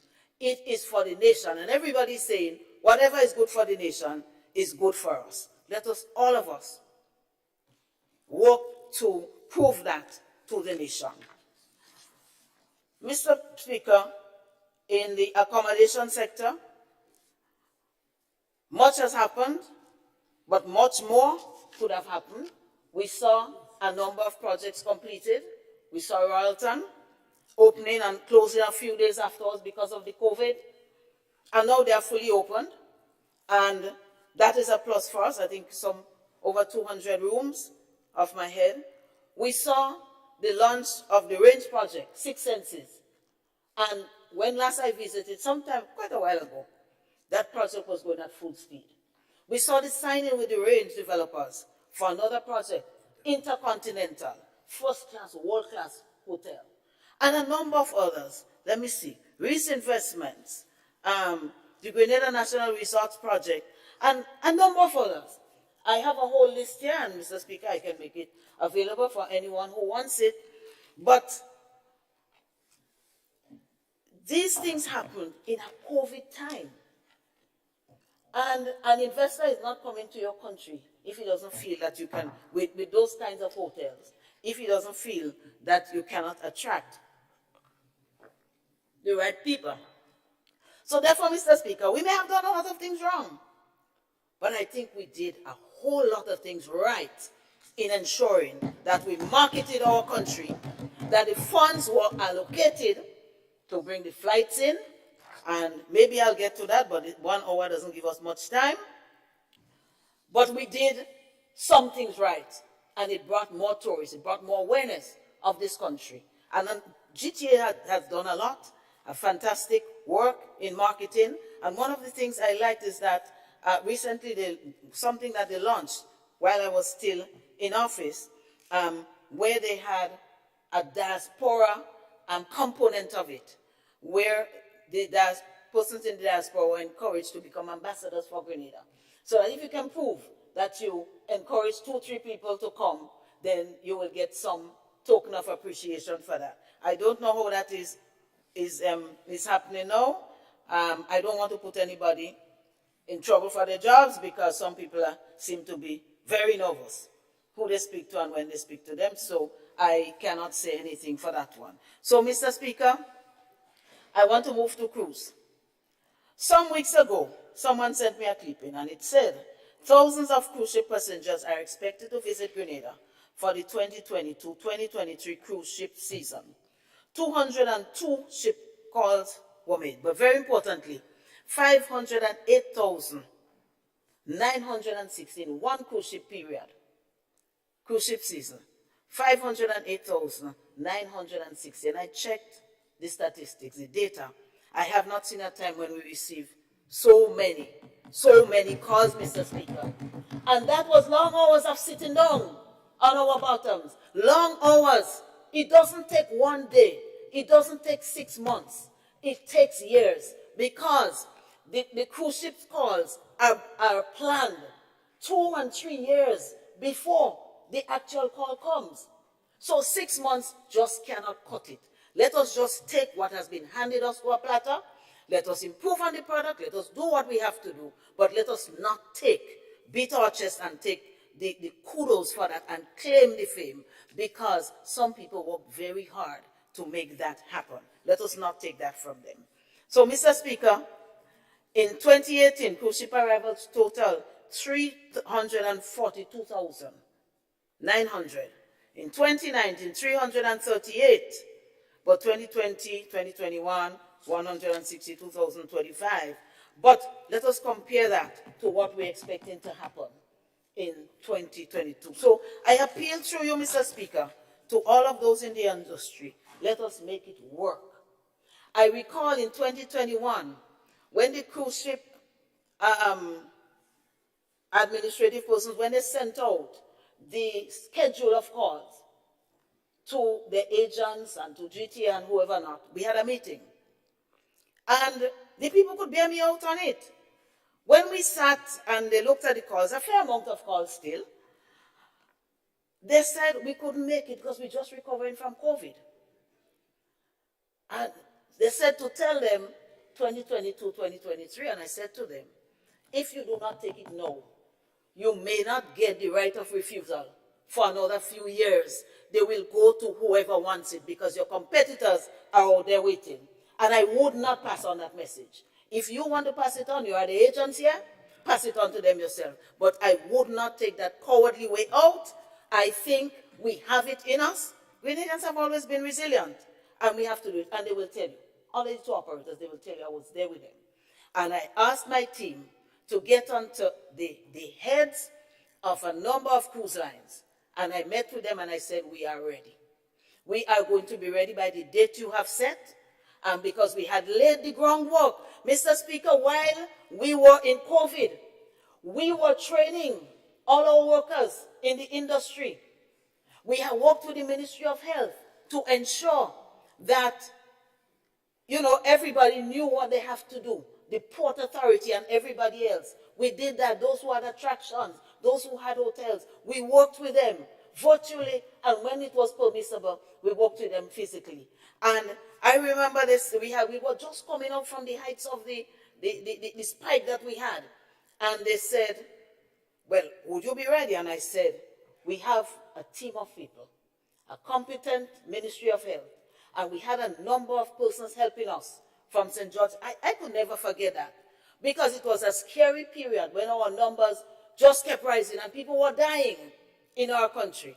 And it didn't send a good message to the international world. But, Mr. Speaker, our management of it, the team, the diaspora, they sent medications, they sent equipment, masks, everything you could think about. And we worked together. It would have been nice to say I worked along with one of those on that side, but I cannot say that. But now they're in government. Let's hope nothing happens, but if it does, maybe then I will work with them. Because whether I'm in government, whether I'm on this side or the other side, or I'm not in government anymore, I will still do right by the people of Grenada, Carriacou, and Petite Martinique, Mr. Speaker.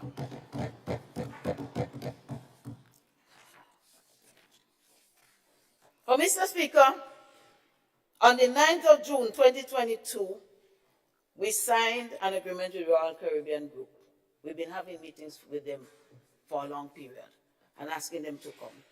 And this is well known, it's one of the top of the line cruise lines in the world.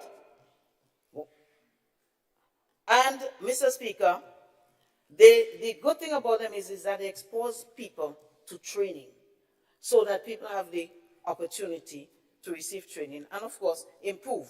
So if they go in as a cleaner, mapper, or whatever, they don't have to stay there. We signed that and they have come back several times since. They came before, we signed, but they knew that we had the discussions, and they have come back other times, and several Grenadians have gone. I don't know what the number is, but a number of them would have gone. Mr. Speaker,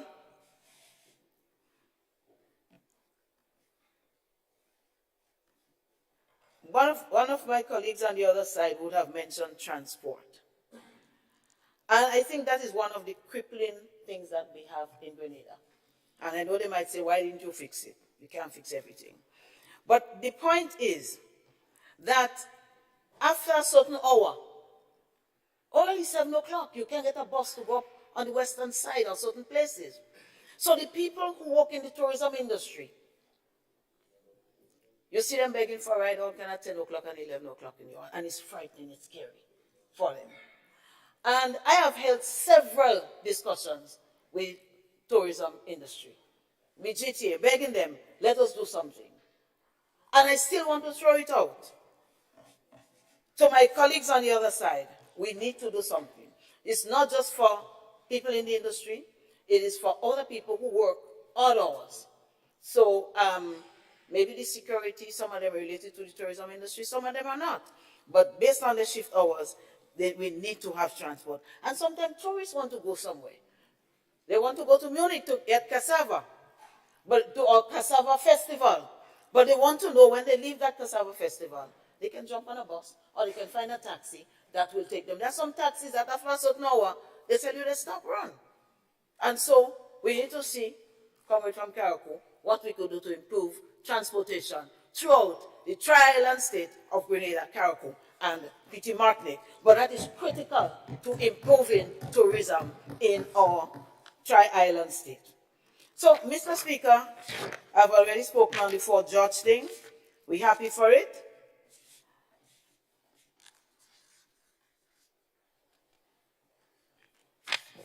And also, just to say here, well, it will come back again, Mr. Speaker.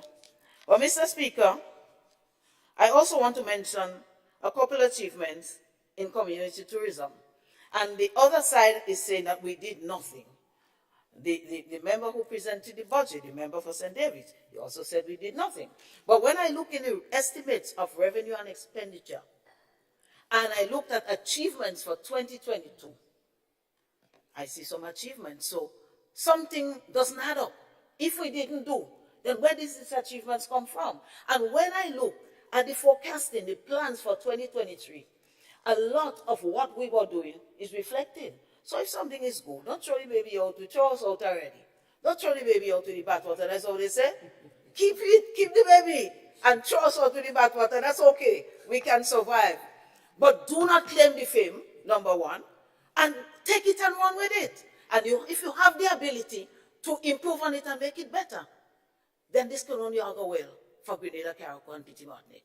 I can't say it, the name the other way around, but for Grenada, Carriacou, and Petit Martinique, it will augur very well for us. So in terms of community tourism, I have always championed the cause for that.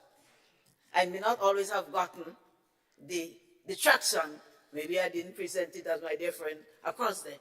But it is so critical. And more, the sand and the sea and the sun, by themselves, cannot sustain the attraction for tourists. So we have to go there, and Grenada has a lot to offer, so I wouldn't go into it. Quite a lot. That is why we're looking for heritage sites in Carriacou, and Carriacou has a lot. But we said we would start with one in Carriacou and one on the mainland. So maybe we could add a few more for 2023. But our history is unbeatable in the region. Distant history, recent history, and we really need to harness that and do what we can. And there are a number of things. The River Sally Festival. I didn't go last year, and during the COVID, I wasn't able to go. But before COVID, I went there with some friends of mine. My comrade would know some of them because we studied in Cuba, came from away. And we enjoyed it. And we did the dance. It's different. And we watch the people do the dance. And that is what we want to teach people how to dance, the lancers, the whatever. But that, and the big drum, that is what we want to do, community tourism. But what we have done so far, and there's a lot going on in Molinier and how do you call the other place? Dragon Bay and so on for community tourism.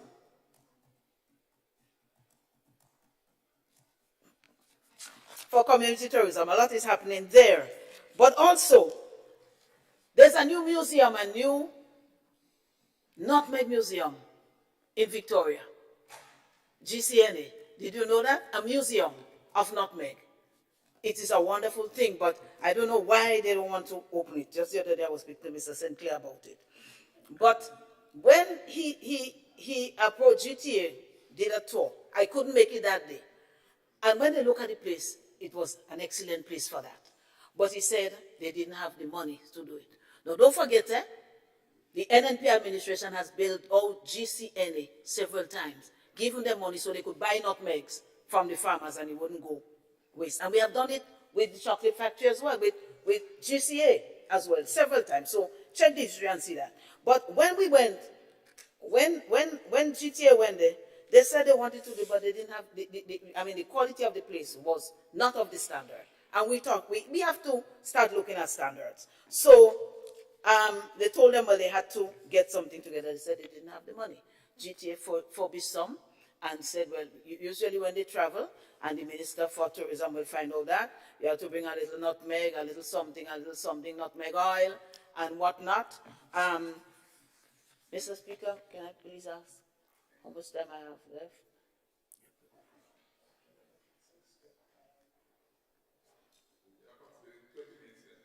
Okay, thank you, Mr. Speaker. So, Mr. Speaker, GTA decided to advance some money so that they can get back in kind over a period of time to get this thing, because you have to set up your table, you have to show your wares, we are the Isle of Spice, we must show something.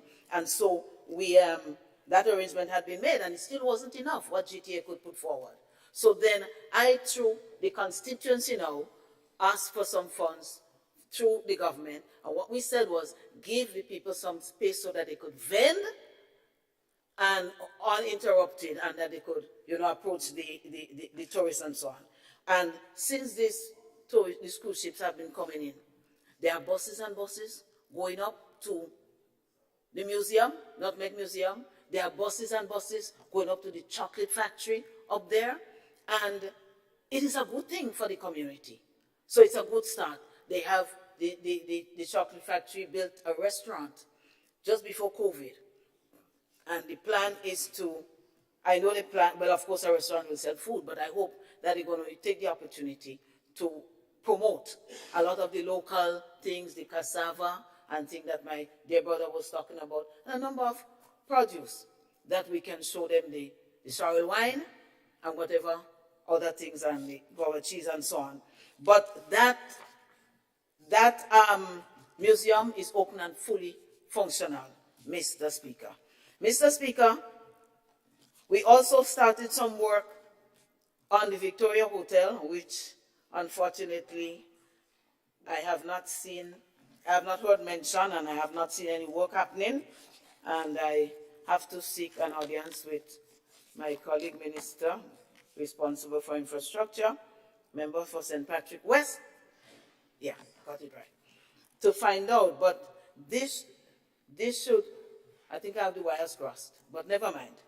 But I have to, because this is an important thing for tourism, because what we were talking about is multiple accommodation setting, whereby like people could go for the Granans, the sand, sea and the sun, white sand, and they could go for a few days. They could go looking at trails, doing different things, getting some of the sulfur springs or the warm water springs that we have in St. Mark. And we also trained people to do tour guiding. But I tell you, if you listen to those people who do the tour in the Nutmeg Museum, you'll be impressed.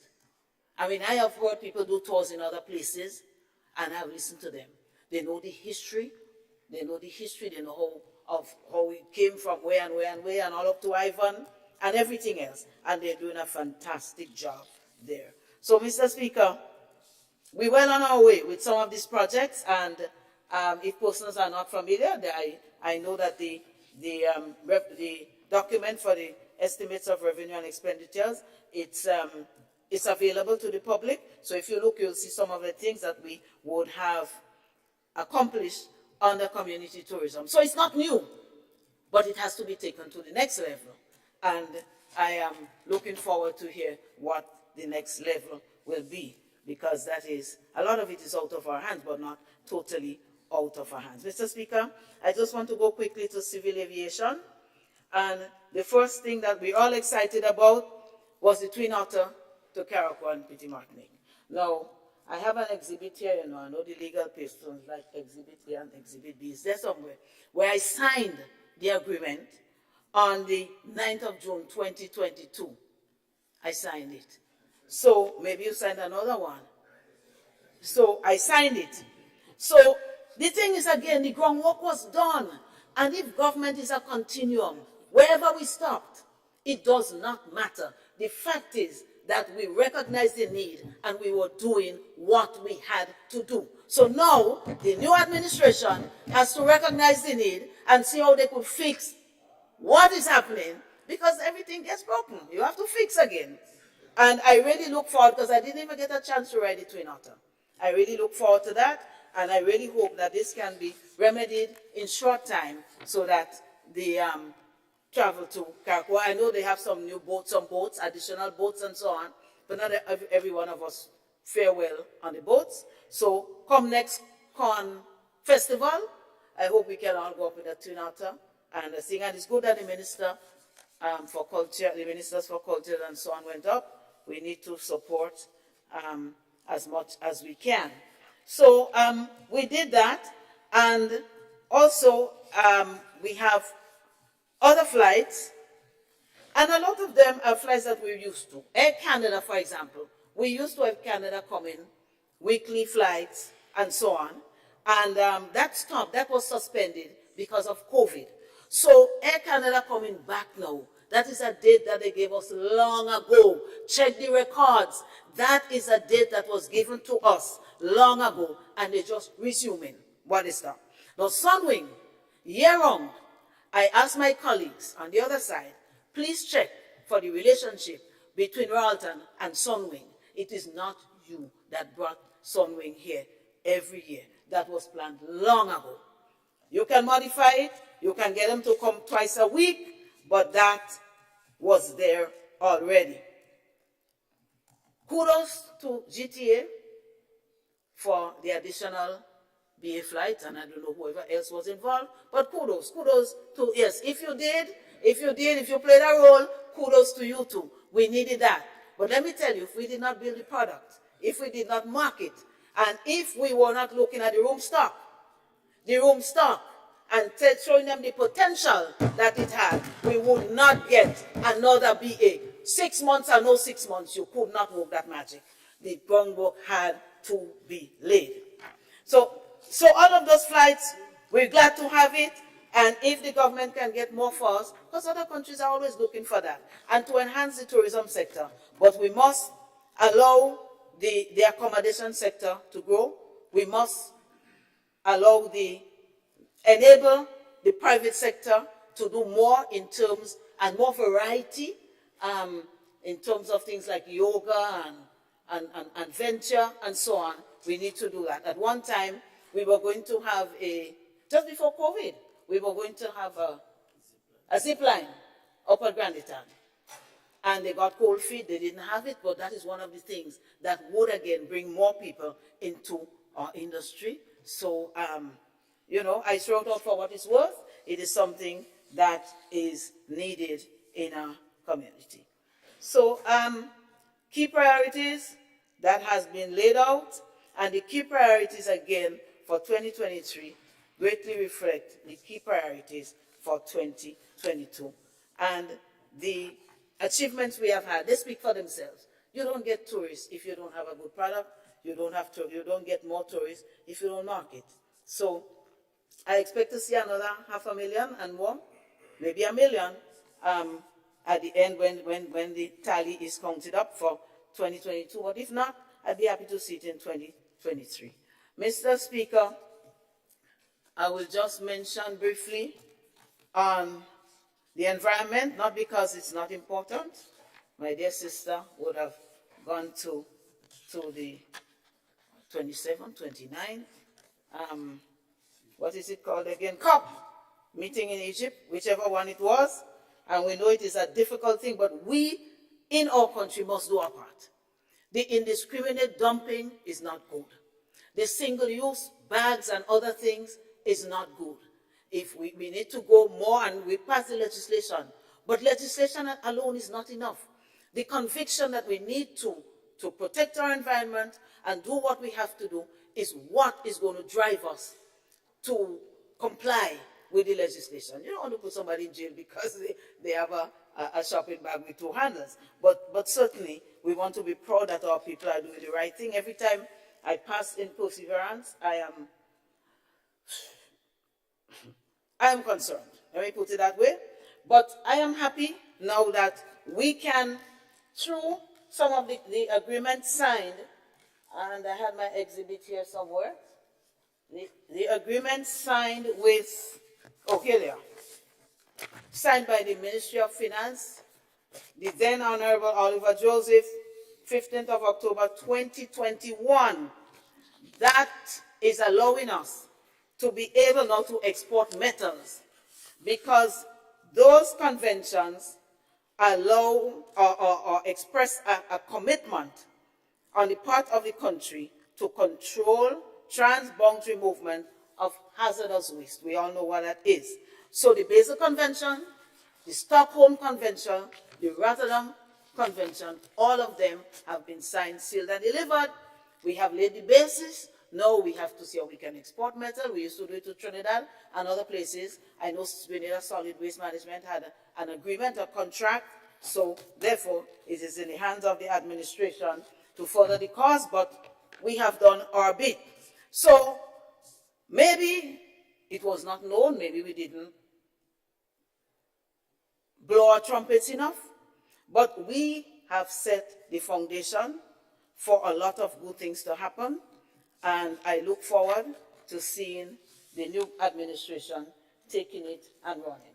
Mr. Speaker, I just need a few minutes, and how many minutes do I have before the bell rings? 5. Okay, thank you. Should be able to do that within that.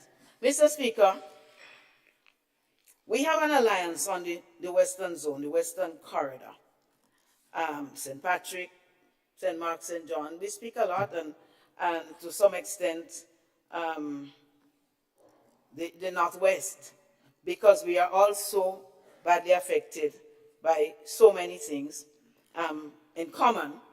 And I just wanted to raise some of the concerns that those who do not have a voice here would have raised with us. So, Mr. Speaker,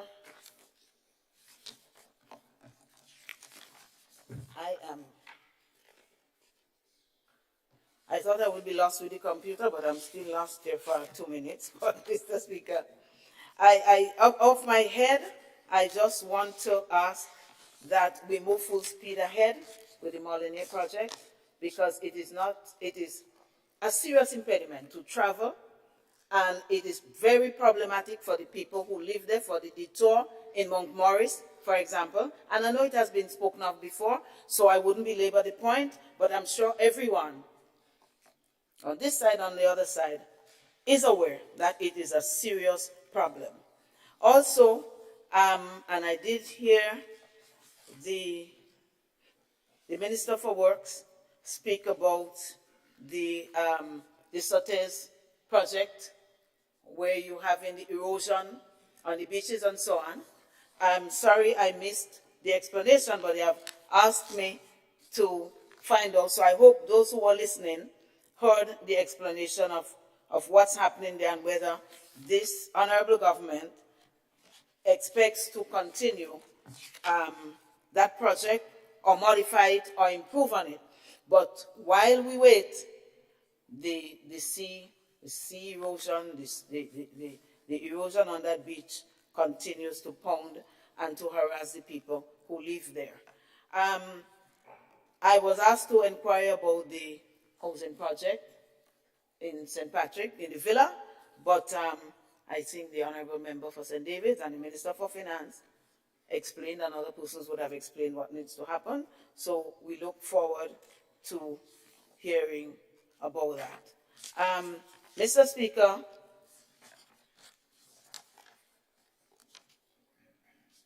also I want to speak a bit on St. Mark. I did thank the people already.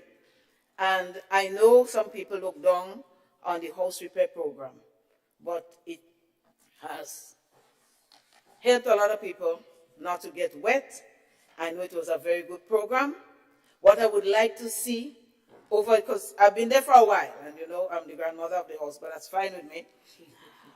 What I have noticed is that persons who got materials years ago are coming back, especially now that we have in so many, the rain, so much water that is going. And I think it may be one of the things that may be considered, that any government consider concrete construction rather than the board construction, because I had the research done and I'm told that the cost difference is not that significant, but of course the repeat requests could be very significant, a significant difference if we have that. But Mr. Speaker, while I do not have the numbers, but a significant number of bathroom and toilets were done, a significant number of house repairs were done, maybe a few new houses had to be done because the state of the building was very bad and could not be salvaged. But it did what it could do. And I also want to mention the housing project in Diamond, 130 units. By the way, this is our third housing project in St. Mark. So those of you who think nothing had been done, must come up and visit and see what we have done there for the people of St. Mark. 130 units, a number of persons had applied, and I really hope that these people would be given serious consideration and not thrown aside for a completely new slate. But one of the troubling things, and I was wondering if I should mention it here or mention it in another forum, but since I have it here, I will speak to it because I think it's something of a policy nature that needs to be looked into. Victoria had a huge fire disaster. About 5 houses, some were gutted and 1 or 2 they were burnt on certain sides of it. And the house repair program people who came, they saw them, they empathized, and now they're starting to build. But I'm a bit concerned. I know we don't want to give handouts. I don't know if there's ever a case, if ever this government, I know there are times when handouts have to be given. I'm convinced of it, but I'm not sure if the government has any policy on who you give handouts to or if you give handouts at all.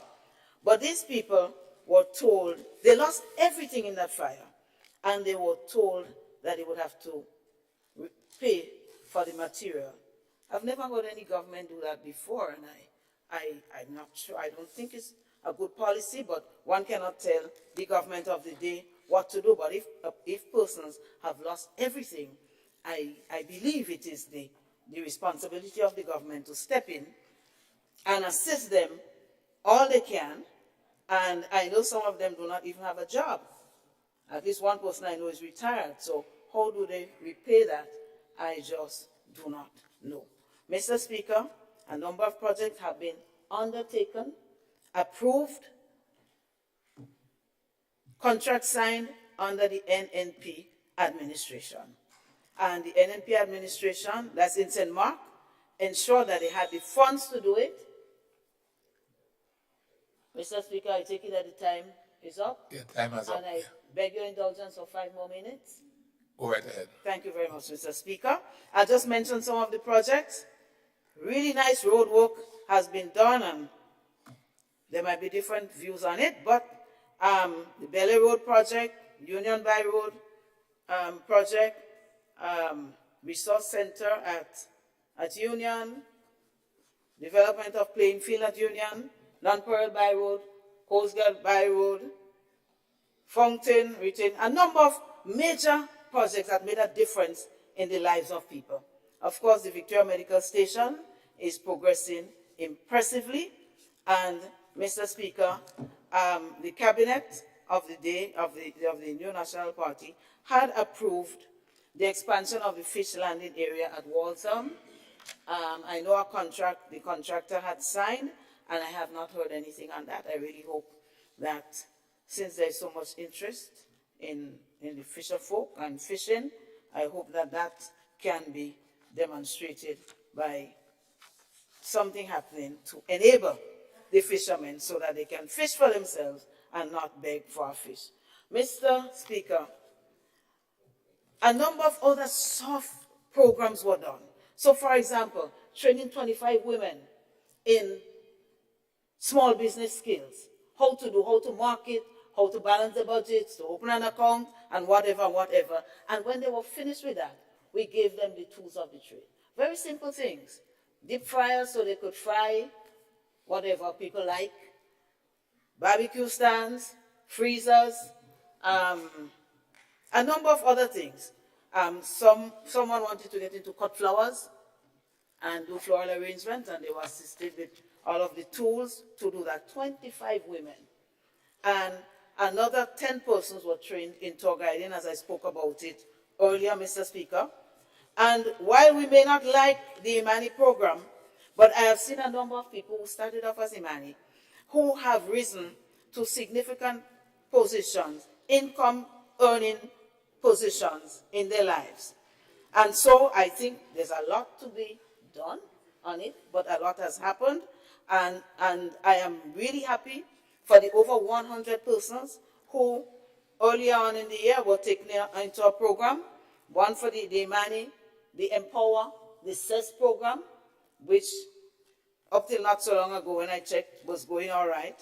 And I really hope that these programs will continue, and whatever support can be given to those young people so that they can improve on the quality of their lives and do more for their families will be done. And I'm hearing some very nice things, very lofty things, and I wish the government well in achieving them, because it will not just be only for you, it will be for us. But there are some things of a policy nature that our government will have to tell us how we function in our constituencies, and how this information to just treat people in certain ways, how it is passed down, whether it is sanctioned, whether it is not sanctioned, because it is important for the people that we say we are so centered on, so that they can have an understanding and they can have a better quality of life. Mr. Speaker, I'm happy to have served. I look forward to continuing. I look forward, and I made an offer before to work to help to see the improvement of healthcare services on the Western Corridor because of the challenges that we face.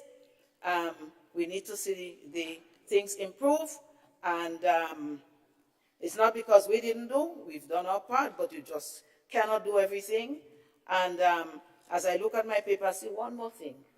I don't know of any school in St. Mark that has not been refurbished and upgraded where the children can go to school comfortable.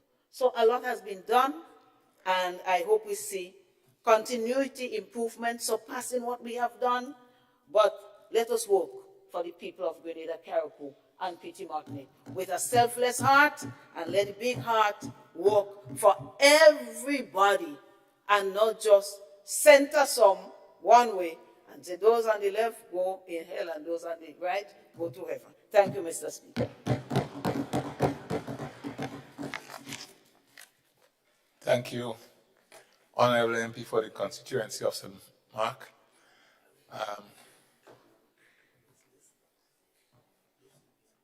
Members, I propose that we have at least two other contributions. A lot has to be done tomorrow, given the other paper, and if we do not want to roll over in the next week, I think we would at least need to have two more presentations to close the evening. In this regard, refreshment has been catered, so we can push a little longer if we need to.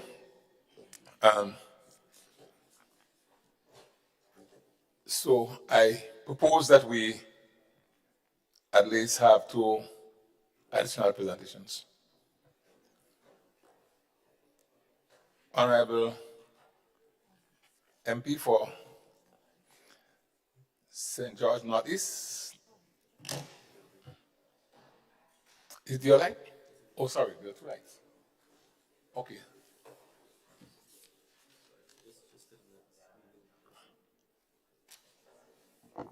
Honorable MP for St. Patrick's West, you? Mr. Speaker, I think we'd prefer to proceed. Okay. The question is that we continue the debate, proceed with the debate until a couple more presentations are done, or member, do I get you clearly? Just proceed, or two additional? Mr. Speaker, the consensus seems to be that we take 2 more. Okay. Thank you. Mr. Speaker, Just hold, Honorable. Yes, Honorable no, MP for Thompson George. I don't mind his conclusion, but it's just a consensus without even consenting or consulting with his side is to not say a consensus. My dear friend and comrade, consensus means consultation. But if you say your side says that, then I don't have any difficulty with that.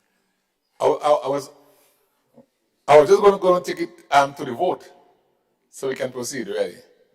But do I have the understanding that it's okay to go ahead? No, I was not objecting to anything. I was just saying the use of the word consensus. I was just being a little facetious, but so that we understand going forward. Consensus in the House means consultation. I was just making that point. I don't think there's a need for a vote on that. All right, thank you. So I know entertain the next speaker.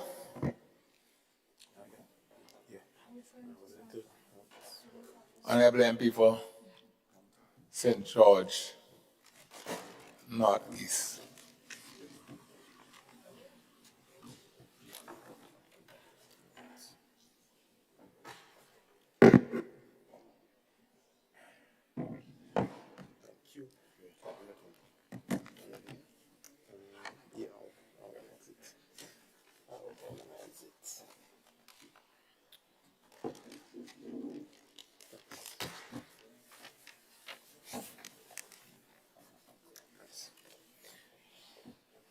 Thank you, Mr. Speaker.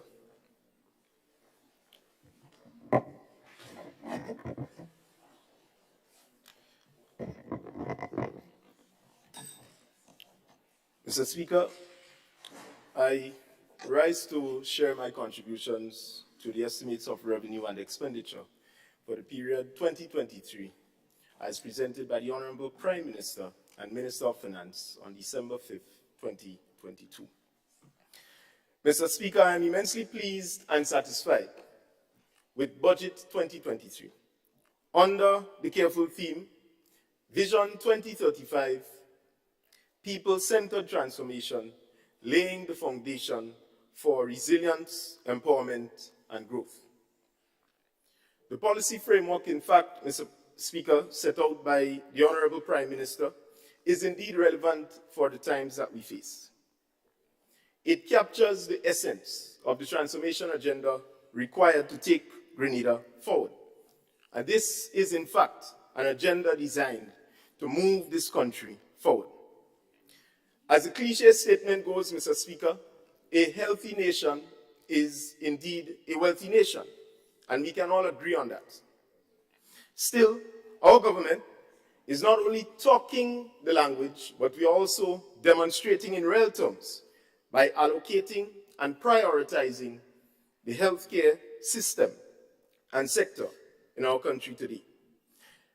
This attempt, Mr. Speaker, is for the first time in over a decade that we have seen a meaningful and serious attempt by a government of Grenada to prioritize healthcare. And Mr. Speaker, as someone who recently lost a father and almost lost a son at the General Hospital, I and countless others know all too well that it was long overdue to prioritize the healthcare sector in the country. And this, we believe, is indeed forward-thinking. Mr. Speaker, this budget, as presented, is not indispensable, and it can be derailed from external factors. We can accept that. And the vulnerability of developing small island states such as Grenada also poses a threat to what we have presented. So we do understand that externalities will play a critical role in deciding whether or not what we have set out here, our ambitious targets, are really achieved. Therefore, it will require a balancing act from the government of Grenada.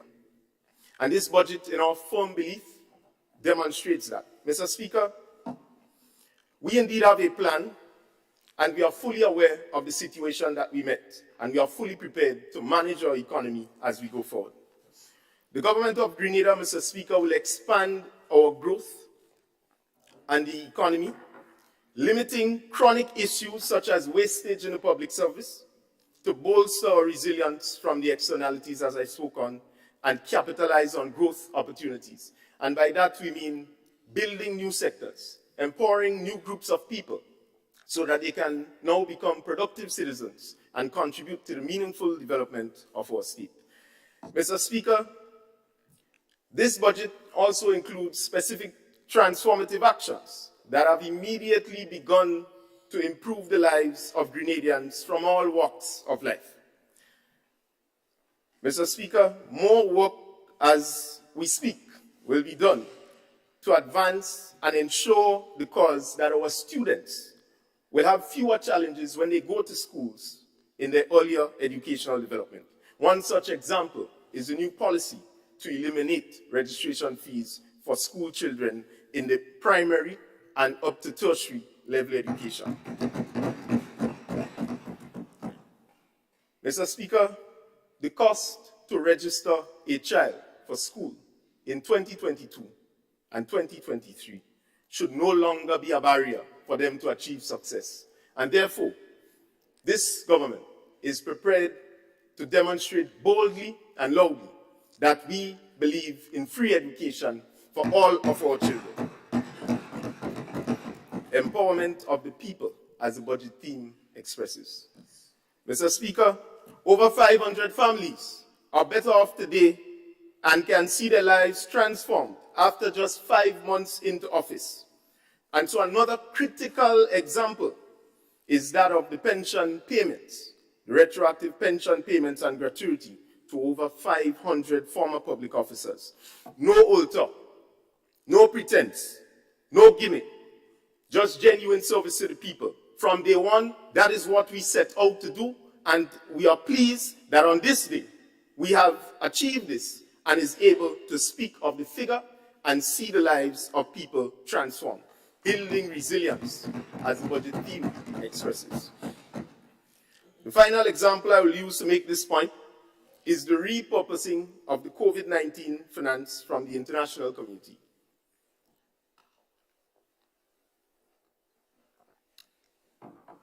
Mr. Speaker, what we saw when we came in terms of how this resource was going to be utilized by the former administration, was just to continue the old question of dependence on the state for everything.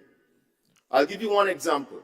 Under the Youth Biz program in the Ministry of Youth, the resources were going to be used to take $2,000 and give it for young people to start business. In 2022, could you start a business with $2,000 alone? How far will you go? That is why this program that we have introduced, and not a loan, a grant, up to $30,000, have been able to impact over 300 small businesses so that they can bolster their work post-COVID-19 and improve and recover and build. Today, Mr. Speaker, we are proud and indeed can say that the resources of the state belong to the people, and that is how it will be distributed. We have demonstrated, Mr. Speaker, commitment to serving the interests of the hard-working Grenadian man, woman, and child, growth in the economy, as the budget theme expresses. Mr. Speaker, Budget 2023 is a total of $1,350,465,246.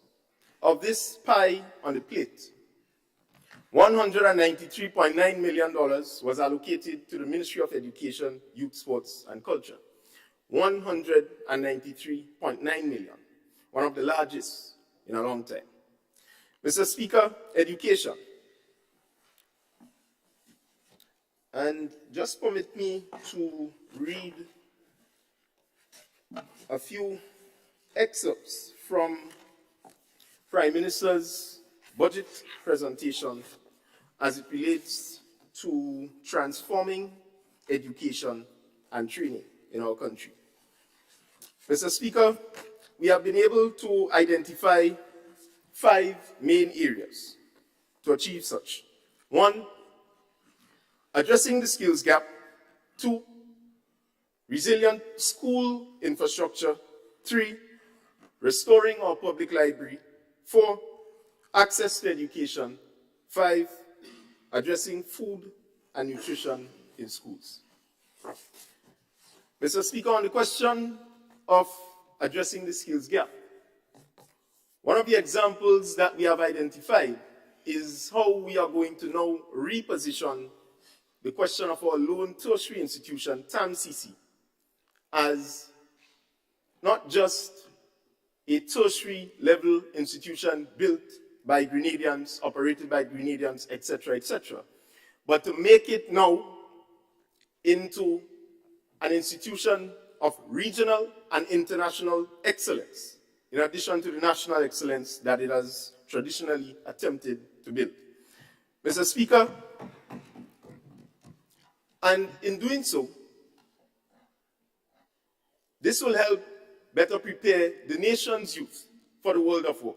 One of the challenges that we have discovered is that when the young people are leaving the school system itself is not properly equipped with the skills for them to go to the world of work and adapt.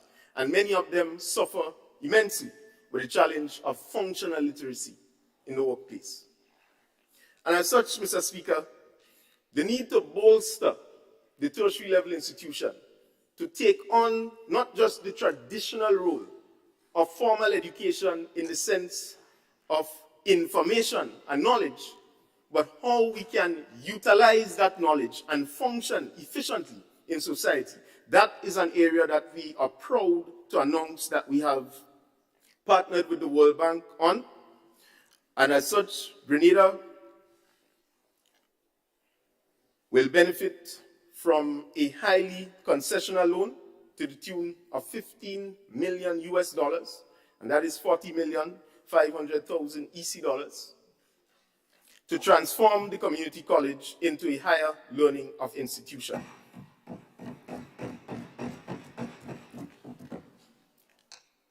Mr. Speaker, the Department of Education, in collaboration with TAMCC's Council, will have the opportunity now to focus in a real way and commence a functional review of a strategic plan for operations at TAMCC and redefine a diversified curriculum to improve program delivery, among other targets. Mr. Speaker, on the issue of resilient schools infrastructure, we must, Mr. Speaker, put a robust maintenance program in place. And as announced by Prime Minister, this is something of significance.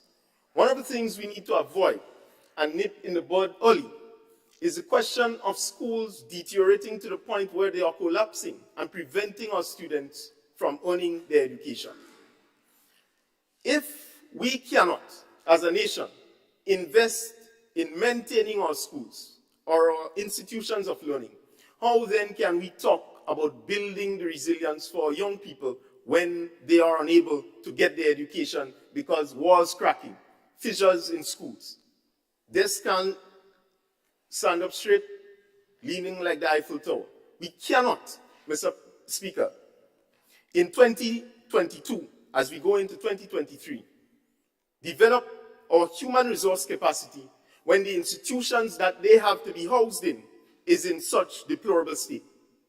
And as such, we have earmarked $13.2 million, Mr. Speaker, from the budget to be able to ensure that we roll out a robust infrastructure development program at our schools.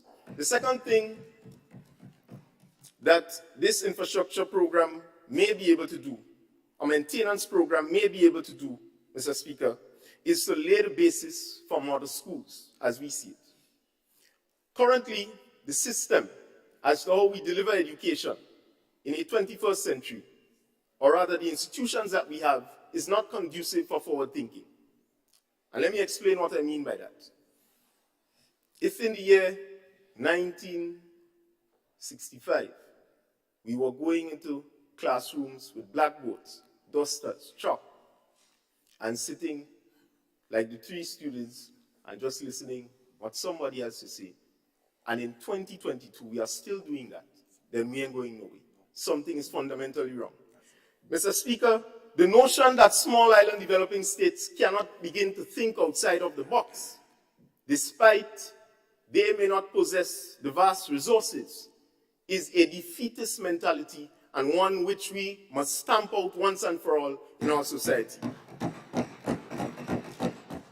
And as such, the need to develop model schools that are climate smart and takes into consideration the elements of disability so that our students, our teachers, parents who have difficulty getting into school, being a part of the normal structure of schools, can get the opportunity to come in. That is something that we must begin to invest in, build, and ensure that it is implemented.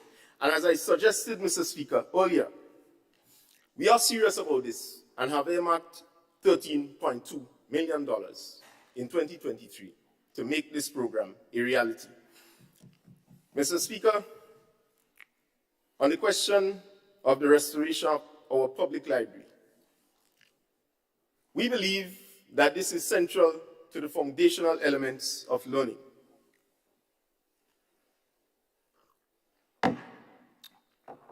It was, in my view, a travesty that since 2004, after Hurricane Ivan, that our public library was not built back. 18 years. 18 years. Mr. Speaker, the Department of Education can now begin to focus, once this is done, on rolling out a national reading program or a campaign of readers, young readers, building that out, because we are now reinvesting into the infrastructure to do that. And let me just give you, Mr. Speaker, one example as to why we need that. Mr. Speaker, today, our young people who are pursuing their CXC exams are having great difficulty to comprehend sentences, to answer questions, to read. Mr. Speaker, the notion that technology is the future, we agree with that. But we will disregard the fundamentals in terms of our books, exercises, notebooks, the key elements to building knowledge and your ability to begin to apply yourself.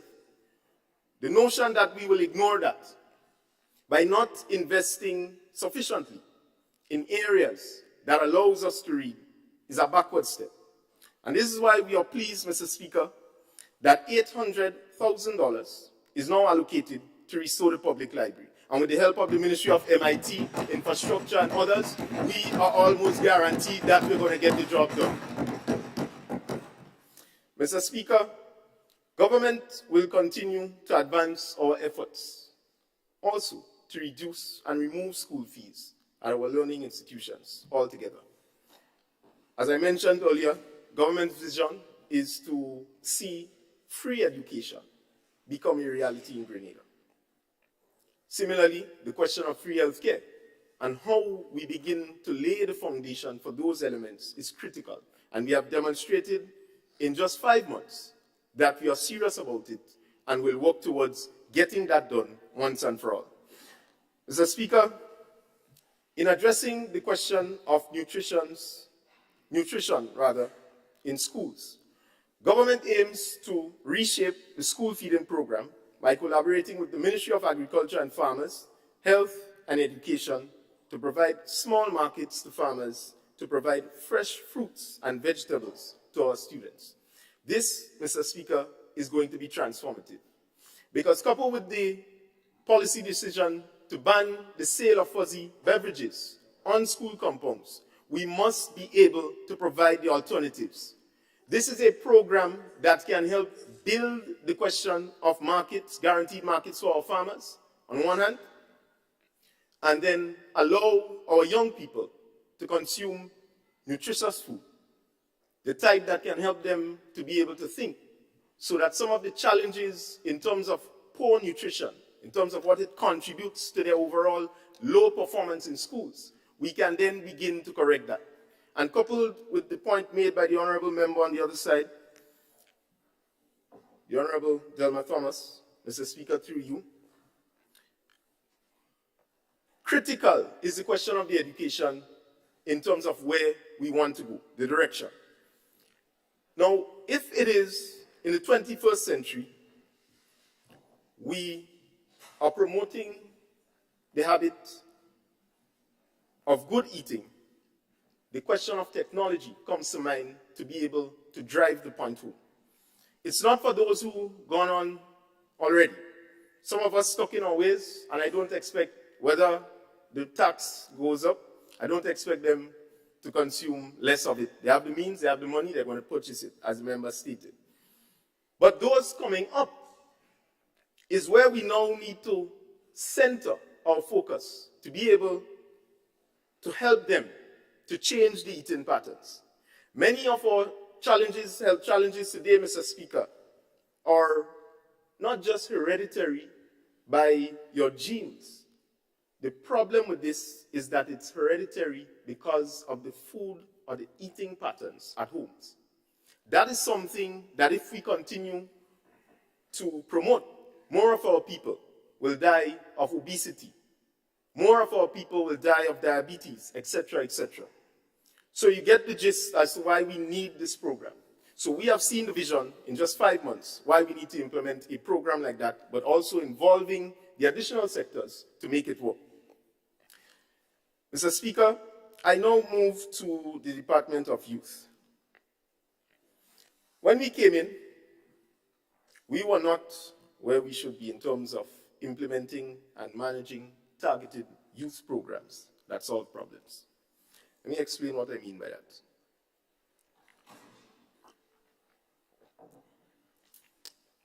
In the Department of Youth, we had no specialized technical staff member who could effectively lead and manage national youth programs. We were without, Mr. Speaker, the capacity to drive a national youth development agenda. In other words, the ministry itself was handicapped, but yet still was given national programs to run. Still had to go through the NTA to be able to implement it because we lacked the technical capacity to do so. We didn't rely, Mr. Speaker, on data, and we had no clear objectives as to what these programs were going to solve at the end of their completion. And notwithstanding this, Mr. Speaker, I am happy to report that we are no longer at that stage. In the past 5 months, tremendous work has been done to change this structure and to get rid of this web that was around this thing. Mr. Speaker, we heard it today being repeated by the member, the leader of the opposition, about the young people that he's not clear what is going to happen with them. The notion is that we are cutting budgets, etc., etc. But let me say this. The web that we found, supervisor was supervising supervisor. That kind of thing. No clear directives. The person under getting more money than the person who's supervising them. You don't know who you're reporting to. You don't know who's your boss. You have a manager for the program, yet for all a supervisor is the head, and that is the person everybody reporting to. That was the web that we met. That was the web that we inherited. People on 2 months contract since 2013. Are we expected to continue with that? Can we be real today to say to the nation that the Imani program in its current construct, the one that we inherited, is suitable for the times and can lead the transformational agenda that is required? And the simple answer is no. We have commenced the work, Mr. Speaker, of reimagining this program. And I want to make this first announcement that in the coming weeks and months ahead, Grenada will see its first youth female coordinator to lead the transformation agenda for the Grenadian young people of Grenada, Carriacou, and Petite Martinique. We have returned professionalism to the corridors of our youth development. I say no more on that because we are going to speak about it in the coming months as well as we go into the new year as to what we have found. Mr. Speaker, the Imani program for the first time completed an internal audit, both on participants and staff managing the program itself. And we will, in 2023, commence the operations to transition the program once and for all. The former administration employed 2 individuals to manage the transition, they claim, of the Imani program. The only person that has reported to the ministry since is Ms. Maudlin Baptiste. But you know what is funny about that? While she was hired to transition the Imani program, Ms. Maudlin Baptiste was managing the garment factory, a cooperative that the government of Grenada then created. And Mr. President, Mr. Speaker, my apologies. The garment factory right now needs several stitches. Again, I'm not going to get into details about it.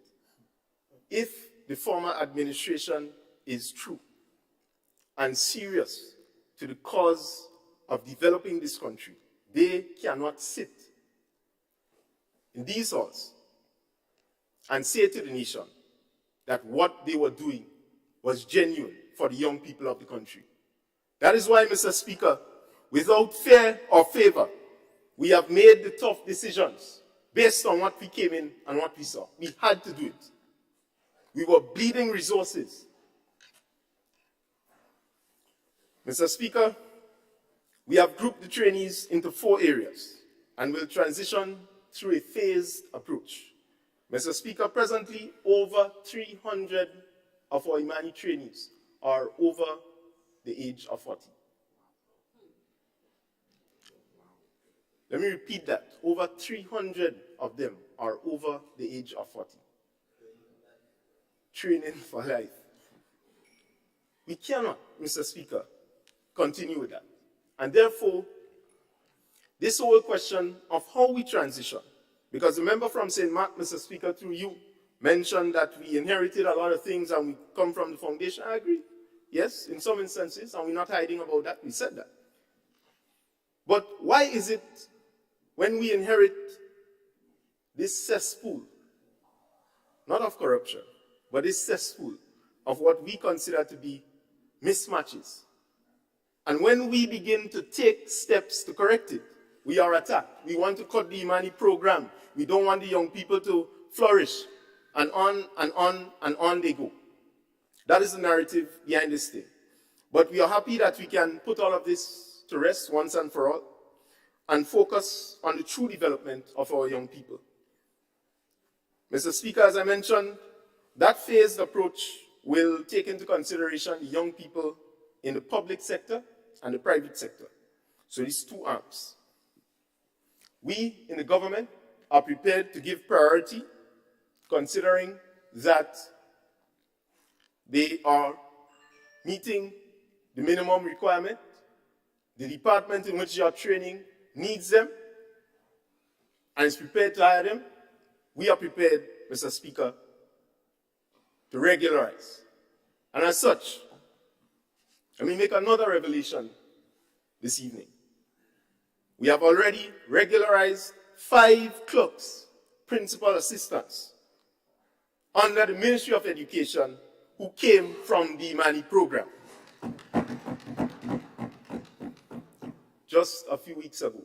So, Mr. Speaker, the notion that we are going to crush the young people and we are going to get rid of this and get rid of that and we're cutting budget and we're doing things is just false. And we must put that to rest once and for all. Let us have a national debate on the youth development. Let us measure the policies that was presented to the nation for the many years in office. And let us see what we are doing now differently to change that dynamics and develop the environment for young people to flourish and to thrive. Mr. Speaker, the National Training Agency is going to play a critical role in where we need to go. As I mentioned, the Ministry of Youth was without technical staff. So you're running a program, the person running the program doesn't really have a clue of how to administer a national developmental youth program. They might go to a conference here or there, they might go to Jamaica, go to wherever. But they do not have the capacity, when they return, to drive the development. And as such, we have taken the bold step again to say to the nation that if we have a national training agency who, by the way, and this is important because while we talk about development, we must showcase to the nation what was being done and what we are now proposing. The National Training Agency, Mr. Speaker, subvention under the last administration for the many years in office was actually $60,000 EC per year. It was moved recently to $70,000. What serious national training can they roll out in the country with such a meager budget? You know what we have done, Mr. Speaker? Just to demonstrate our seriousness, in the first instance, and after completing all the stakeholder consultations with our young people and the service providers involved in training our people, we have allocated $900,000 EC in the first instance to the NTA. If we are serious about leading the revolution of developing our young people, we are going to put our monies where our mouth is. Not come to the house and pretend that the young people whom you have built up a culture of dependence on state for a long time are actually enjoying the training program. Many of them are complaining about the $700. It is not enough. You created this. And you know what is funny about this, Mr. Speaker? The origin of this program came from the UK. I had an extensive conversation with the British couple, Grenadian Heritage, who introduced the program concept to the former administration. And you know what was the purpose of the thing? Young people who are finding it difficult to access jobs for whatever reason. This program was supposed to help direct them based on their skills, and if they lack some skills, get it, and then direct them to the various sector, private or maybe public, so that they can actually get a sustainable job. That was the original concept, but it was changed along the way to introduce, of course, the politics, in my belief, and the culture of dependence that has been built so that the young people will be training for life. 12 years under the Imani program, $700. You have 3 children. What could you do with that? So, they need to build a new program, keeping the elements that work, but introducing the elements that will revolutionize the aspect and question of training is critical. And let me say this, that while we have the National Training Agency, the Ministry of Labor is also going to introduce, over time, an employment agency. And that will be critical, Mr. Speaker, in terms of bringing the two together.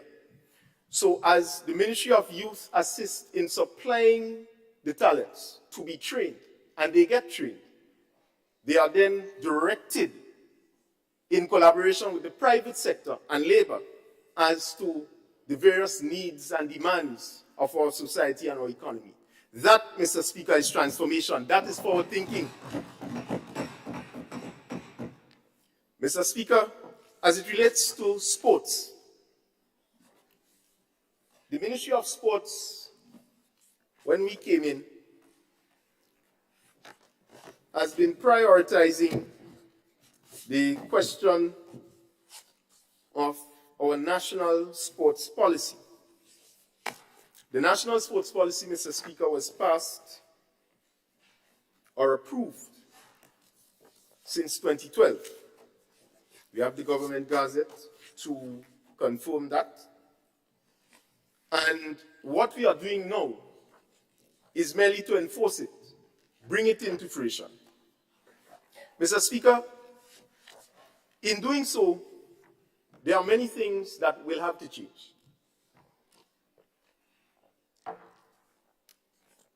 One such thing is the role and function of government in the question of sports. Now, as you heard from previous honorable members on the government side, not saying the others on the opposition are not honorable, Mr. Speaker, but those on the government side spoke to it. When we talk about development, the role and function of government is to facilitate. And if we have the Ministry of Sports, our role is to invest in grassroots and community development of our young sporting enthusiasts. We have been able to secure in the reconsultation efforts the mandate for how we are going to roll out this national sports policy. And allow me to just explain it, Mr. Speaker. One, the question of building out the parish councils is what we have to do.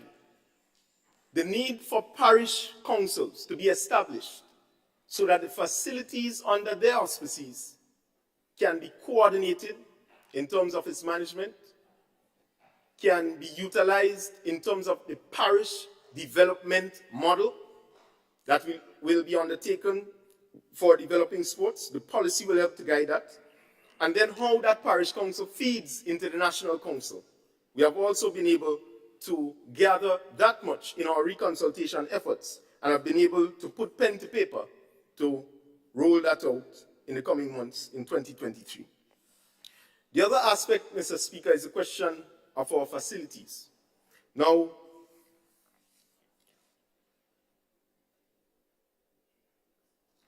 on the whole issue of facilities, the recommendation from the National Sports Policy speaks to the aspect of facilities managers. Let me tell you why we need that. Presently, Grenada is spending over $2.6 million annually on playing field maintenance. Annually, $2.6 million. Mr. Speaker, what we were able to conclude is that while some fields generally have good potential in terms of the general usage, you could be able to run, play football, play cricket, etc., on some of them, the structure around its maintenance and management was of critical concern. We have had situations where one man have a contract and he's subcontracting somebody else to come and cut the field. He cutting the money, he paying them little or nothing, they're complaining, but he's still cutting it because they want the business. And he, in this sense, getting extra. Some fields, Mr. Speaker, $7,000 a month for maintenance. And when you go and you look at the field, picker, bush here, the field uneven, they ain't marking it, vehicle driving, like racetrack, animal tying there. No management system and structure in place. Look at the National Stadium. And I want to make this point here. We reconstituted the board, and to our great surprise, the National Stadium Authority that was inherited, they tried. I'll be so kind, they tried. But, Mr. Speaker, you know what was clear? We were making more money from cultural activities, bingo and show and so on, than we were doing anything serious from our sporting aspects. How could that be? A facility built for sports, predominantly being used for cultural presentation, so people ain't care. Man come, he jump up on the field, government go fix that, man. They ain't watching that because we paying a contractor anyhow. We get maintenance fees, $7,000, $15,000. That's okay. That was the system that was there. Look at the tracks of the National Athletic Stadium. Ain't too long, get renovated through the kind assistance of the People's Republic of China. But again, we were paying from the ministry a contractor for maintenance. What he maintaining? Only the grass. So how could that be fair to the state? $15,000? How could that be fair to the state? And then we saw the chain, Mr. Speaker, of propaganda when we decided to move, as I mentioned, that yes, we can say that we inherited some good things, but the bad things that we inherited from the former administration simply will not continue. When we decided to deal with it, the onslaught of propaganda, the government firing groundsman, the honorable member from St. David administration strikes again, all groundsmen in the stadium gone home. These things, Mr. Speaker, is what we must be concerned with and what this particular agenda has sought to fix. As I mentioned, we have been able to cut out wastage. So in the series of that, and let me give you one example, the Cuthbert Peters Park and Power Park. When we came into office, I received a document asking to approve contracts for the various fields.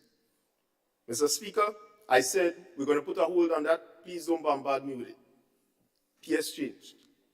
Again, I was asked to approve it. I said, no, we need to review these things. So until we have a clear from government side what is going on, who is who, etc., then we'll proceed. In any event, I saw the contractor for Cuthbert Peters Park, Power Park, as recently signed for August 2022. Government came in to July, thereabout. So I asked the question, well, who authorized this? I thought we put everything on hold. Who authorized this? I was told, Mr. Speaker, that he was expiring in July, so he came in May and signed for August. I said, well, no. How could that be? That cannot be fair.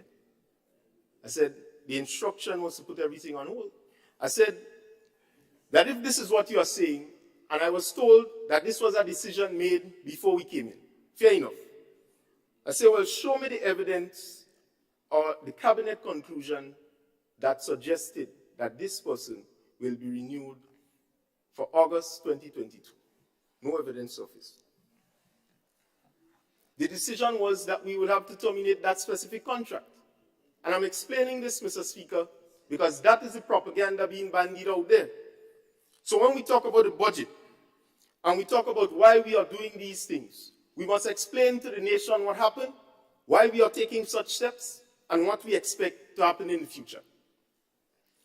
We made the decision. The contract was terminated. It says so, in terms of the contractual arrangements to which the individual agreed. He accepted, didn't perform for the month the month's notice that he got. And then later, when these 22 letters went out, quite by error, he then proceeded to bring legal action against the ministry.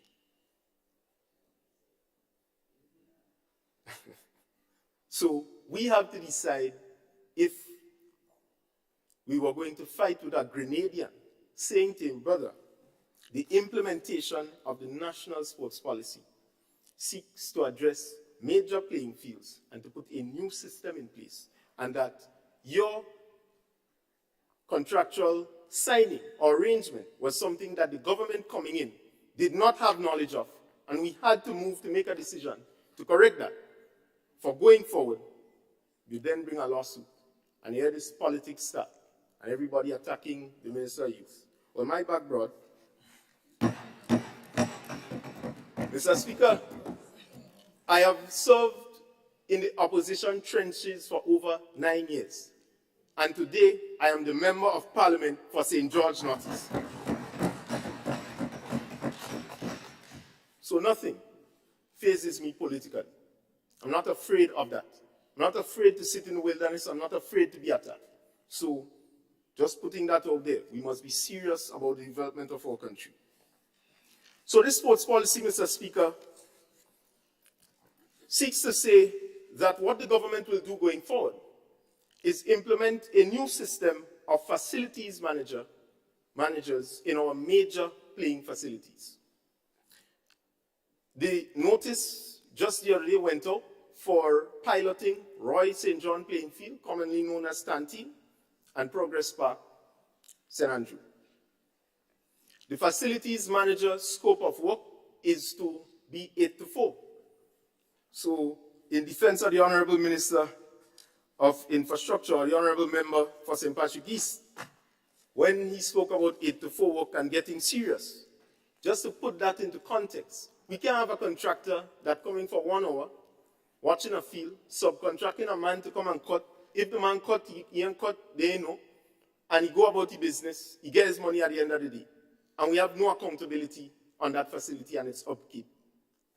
That is why we need to change that. Have someone stationed at the facility, managing its operations, directing when people apply to come in, etc., how they will do so. Because let me tell you the other problem, Mr. Speaker, that we face. Currently, we are paying maintenance contracts to various individuals. And they also charge a fee if anyone utilizes that same ground that the government is paying them to maintain. How could that be fair? In some cases, $300, according to the scale of the event. How could that be fair? Unregulated. They're already receiving substantive amounts for maintenance, and the maintenance in some instances have been subpar. But yet for all, they are charging additional fees and fees on the side. So somebody eating a food out of that. We can't continue with that. And so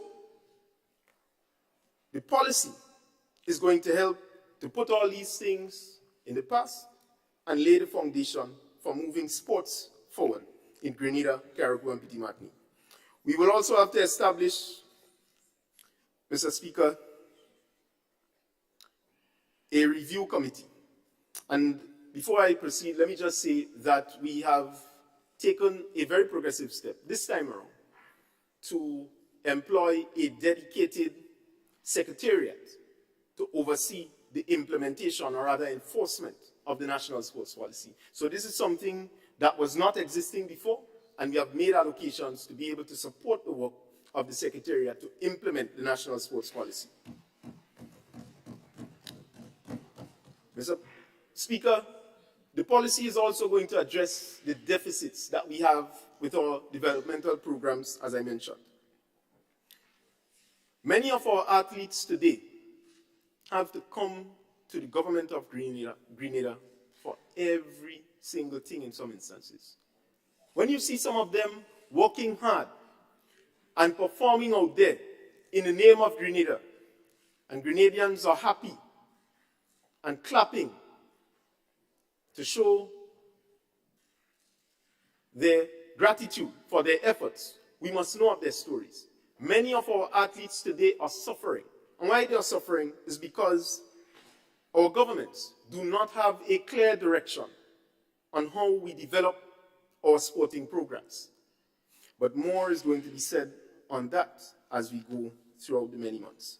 Because, Mr. Speaker, we can boast today that we have assisted over 10 associations, from swimming, basketball, football, community this, community that. Even sailing came to us recently to talk about how we can revive the sailing program nationally and lead. Grenada is surrounded by water, and we do not have a national learn to swim program in our primary and secondary schools.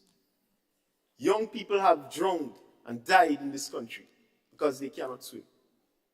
The responsibility of the state, as mentioned by the Honorable Member for St. Andrews Southwest, is to ensure that we facilitate the development of our people. And that is what we are going to do through this National Sports Policy. Mr. Speaker, as it relates to sports as well, the whole question of sports tourism is something that we are keenly working on to build out. Recently, we had rugby. We have introduced a new sport, to Grenada. Next year, we are going to make it even bigger and better. We're going to get the schools involved. After review, we noticed that we needed to get the schools and various community groups involved in playing the sport, or at least coming to witness the sport. So we have already commenced the review on that. There is also the quest to introduce chess in our communities. Now let me say this, Mr. Speaker. Some of the violence that the honorable member spoke of from St. Andrew Southwest among our young people, chess is an excellent source of being able to prevent, for want of a better word, young people from getting violent. It plays that role. The data and the history supports it. And as such, we have already spoken to many individuals. The Ministry of Education, the Department of Youth, spoke to many individuals who are ready, willing, and able to support the implementation of the game of chess in schools and various communities across Grenada, Carriacou, and Petit Martinique. And we are pleased and satisfied to say that for Budget 2023, the resources are available for us to do so. And while we're on sports, I want to touch, Mr. Speaker, on one of the statutory body that is under the responsibility of the Minister of Youth, Sports, and Culture. And that is NLA. Mr. Speaker,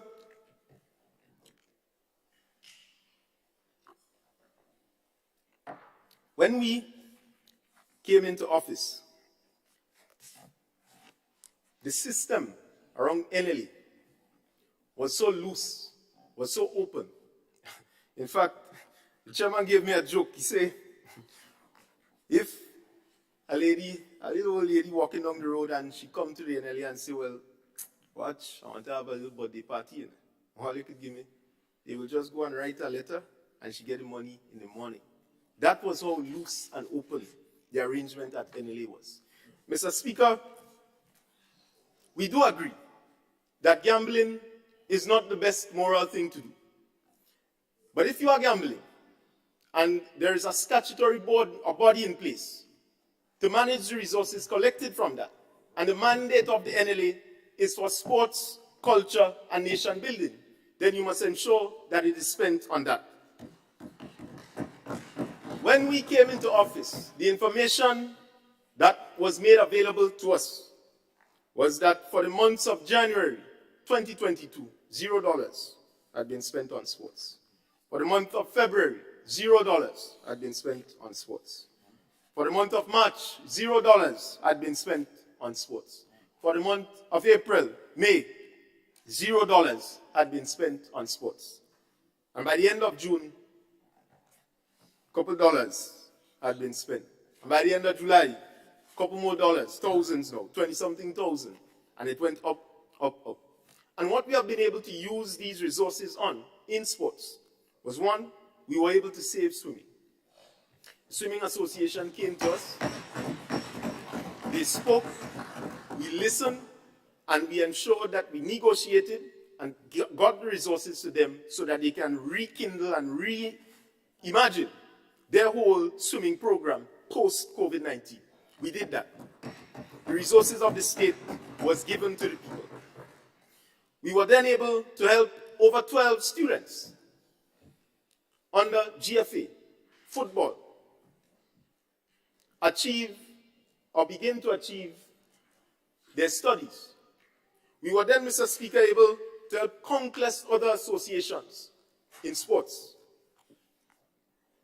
to begin their program. Even at the community level, the NLA was able to get resources and give it to the community associations that are building out sports. Mr. Speaker, today, we were able to cut expenditure in NLA from the period July to November 2022 and able to increase the profits of NLA in just 4-5 months of coming into office.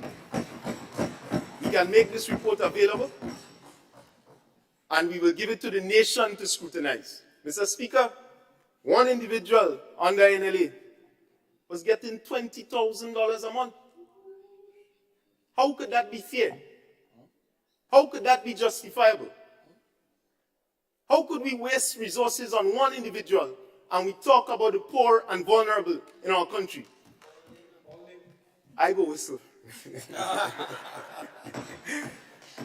But Mr. Speaker, this was the situation, including radio announcers getting monthly pays, no question as to the reason. So when we see certain elements advancing the agenda of the government, the previous administration, we know what this whole thing was about.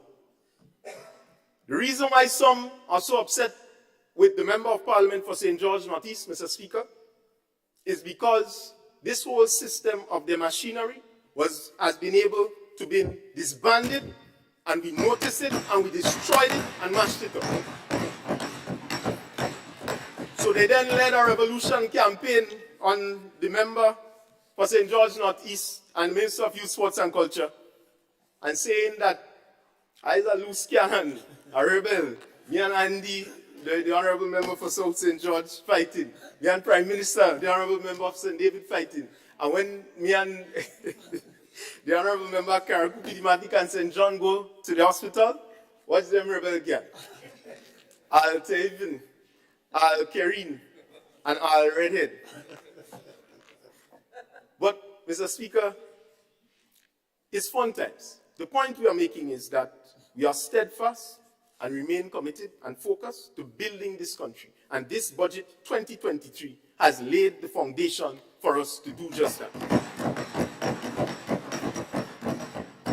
Mr. Speaker, as it relates to culture,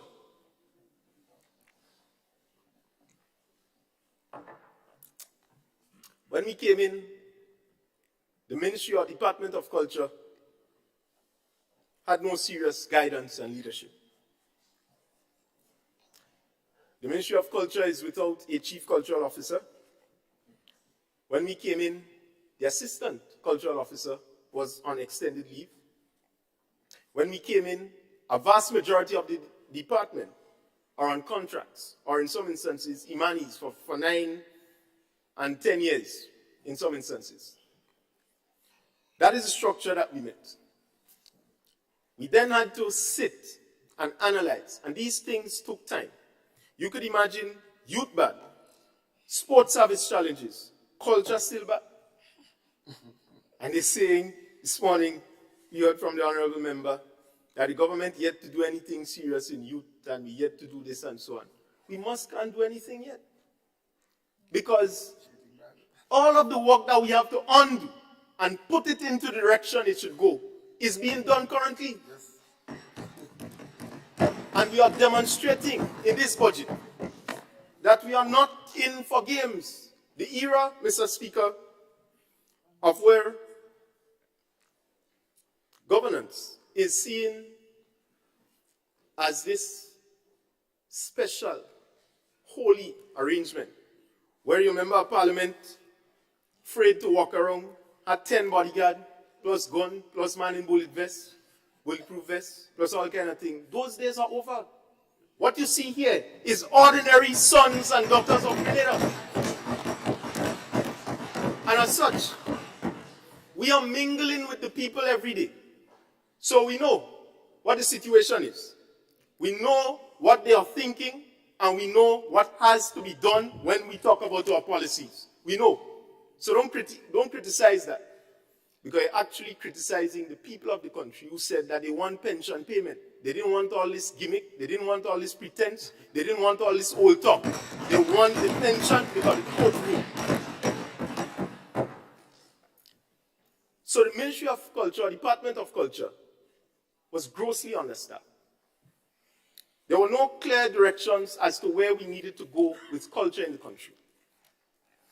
One of the key things that this administration did in coming in was to say and identify the role of culture, which, Mr. Speaker, I am pleased to announce is going to be a developmental role. That is why we have separated for the benefit of the Honorable Member of St. Mark, Mr. Speaker, through you, we have separated the creative industry and the creative economy, separate and apart from culture. Culture is going to feed into the creative industry. The creative industry is going to be the economic driver for the Orange economy. And as such, this is well placed and positioned. So again, no amount of propaganda to say Mr. Orlando Romain and the Minister of Economic Honorable MP, Development. may I interrupt you? You only have 2 minutes left on your hour. Thank you. Mr. Speaker, could I be so inclined to get maybe an additional 8 minutes? I may not need all. I'll wrap up. Maybe an extra hour? Positive. You give me time, I didn't hear it. No. I want to give an extra time to somebody else who may have something to add or to reward. Just 8 minutes. I will accept it. I could wrap up in 8 minutes. Okay, granted. Yeah. Thank you, Mr. Speaker. So, we have built out that initial structure. One of the things that we are going to roll out in 2023 is the question of a cultural academy. Mr. Speaker, this administration has already tabled a submission to Cabinet to promote or rather implement a program that seeks to train our people in the basis of costume making, mask making, wire bending, etc. We are in the stages of reviewing it to make sure that it's accurate to the policy direction of the government. And once we get everything done, cross all the T's, dot all the I's with it, we will announce to the nation soon that that will become a reality. That is what the NTA is going to help lead. Not to take a barber and give him Mama Guy and only telling him about the Under the Imani program and he's going nowhere. Not to take a hairdresser and Mama Guy them 10 years there in the program. They're doing nail this, they're doing that, everything, CVQ, and they still can't get a job. Not to do them that, but to put the resources in the hands of the people who could actually implement national training programs that can build the capacity of our young people and get them sustainable jobs. That's what we are doing. So we spoke about the Cultural Academy. Mr. Speaker, we heard it being repeated here. And I do accept that the Honorable Member, who is not here with us through you, the Honorable Member, Mrs. Skeeter Lewis, did attempt to get the Simon Cultural Center, putting it in quotation marks, up and running. But that is not a cultural center. It's a performance center with a stage and a pavilion just like the National Stadium. We cannot develop our culture with that. And as such, the ministry is actively exploring another facility that can be able to lead the revolution of training and development, songwriting, music making. Mr. Speaker, let me give you an example. SMC promotes our product every year during the period of August. Yeah. And they promote that product, but absolutely no entity in the country oversees the development of the product. So imagine, we promote a product to the world. So if a man sing whatever he sing, I want to say some of them songs that we just hear in the preliminaries. But if a man sing whatever he sings, that is broadcast to the world. SMC is promoting that. They are playing no role in developing that same product that we are willing to export. That is something that we have to change. So the need for the Ministry or Department of Culture to sit, itemize in great detail what are the sustainable programs that we can introduce to help lead the development of culture, that it can feed into the creative economy. The need for the Department of Culture to do that is critical, and we have demonstrated this in this budget. Mr. Speaker, I want to turn now quickly, because I know my time is running out, to my constituency, the honorable people of St. George Northeast. Mr. Speaker, whenever I drive around on weekends and I meet some of the other honorable members on the other side, I wonder what they do in my territory. I was be worried a little, so I take it in front. Because I know, well, I don't call name, Mr. Speaker, of course, because I know how this is. But the point is, when I engage my constituents, Northeast people are very genuine people. You know what they have been going through for many, many years in their lives? That question of saying all you are good for, the people, for example, up in Horeb and Willis, is to be dependent on a member of parliament for every single thing. The question of the housing, the quality of housing up there. To see, Mr. Speaker, that we have had untainted leadership for a long time in that constituency, and that is the state that it is still in terms of poverty, in terms of some of the other areas up in Willis, is something that I am totally opposed to. Look, for example, again, St. Mark's. The question and level of the poverty. Mr. Speaker, I want to make this point to every member of parliament.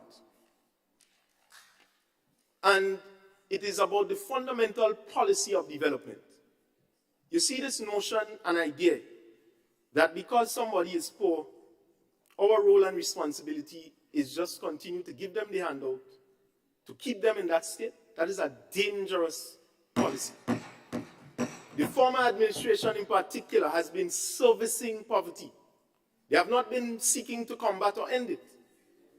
They're fueling it, giving it gas, expanding seed.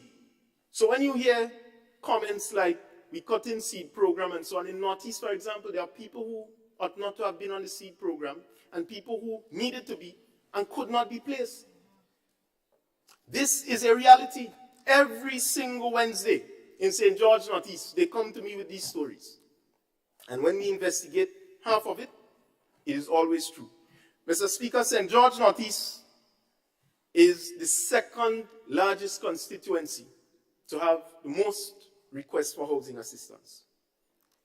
So again, I have a tall order. I'm a short man, but I have a tall order up in that constituency. But I'm prepared to fix that.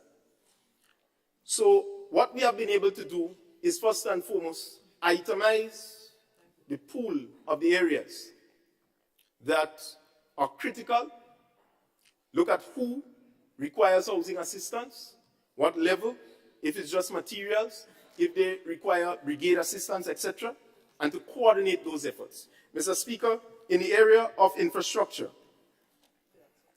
Northeast is presently undergoing two major infrastructural projects. That is the Mount Kuma Road and the New Hampshire Bridge upgrade. Both projects are, again, behind time, behind schedule. As it relates to the Mount Kuma Road, I've met with the residents on 3 occasions, and we did attempt to get the contractor to, in sense, work with some of the requests that residents were making to ease them in terms of going through the project. Because of the delay, Mr. Speaker, it has gotten to a point where many of them were undergoing severe economic challenges in terms of their ability to work in the area. Some of them had small businesses there, and also living in terms of inhaling the dust that was going about.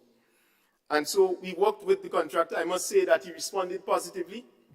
And as Member of Parliament, contrary to this belief that we are rogue, we loose, we young, we stupid, we have handled the situation very maturely and professionally. As it relates to the other project, Mr. Speaker, all I would say is that project is seriously behind schedule, and I wouldn't get into any details here. I will probably leave that to the Minister of Infrastructure, or MIT, or the Honorable Prime Minister. Mr. Speaker, on the question of our road networks in St. George Northeast, we have a serious challenge in what I consider to be a lack of proper drainage with our road networks. And I'll make the point quickly that we cannot be patching roads and expect that when there is no drains and the water, the rain comes, and you're cutting the sides of the roads and all the water is running down, that it would not be destroyed. So, time. Well, Mr. Speaker, let me thank you very much for the opportunity in presenting to the Honorable House. Let me say that I continue to support this budget, continue to call for this budget, and in January 2023, I will hold my first town hall meeting in which we will lay out the roadmap as to our transformation agenda. I'm very satisfied with my constituents in St. George Northeast. We are rolling out village councils in every polling division, and I look forward in 2023 to building out that lower tier of leadership in St. George Northeast. Thank you very much. And I wish to thank the Honorable MP for St. George Northeast for your contribution to the debate. And now we'll get to the final one for the evening. Whose light will that be?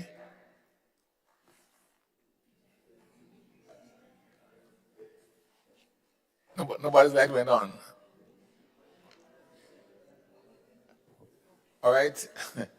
The Honorable MP for South St. George. It's your turn.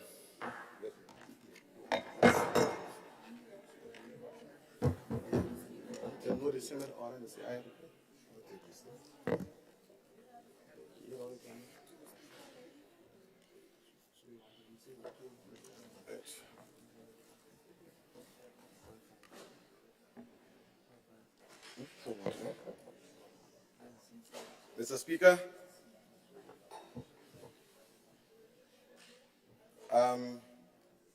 I've seen everyone is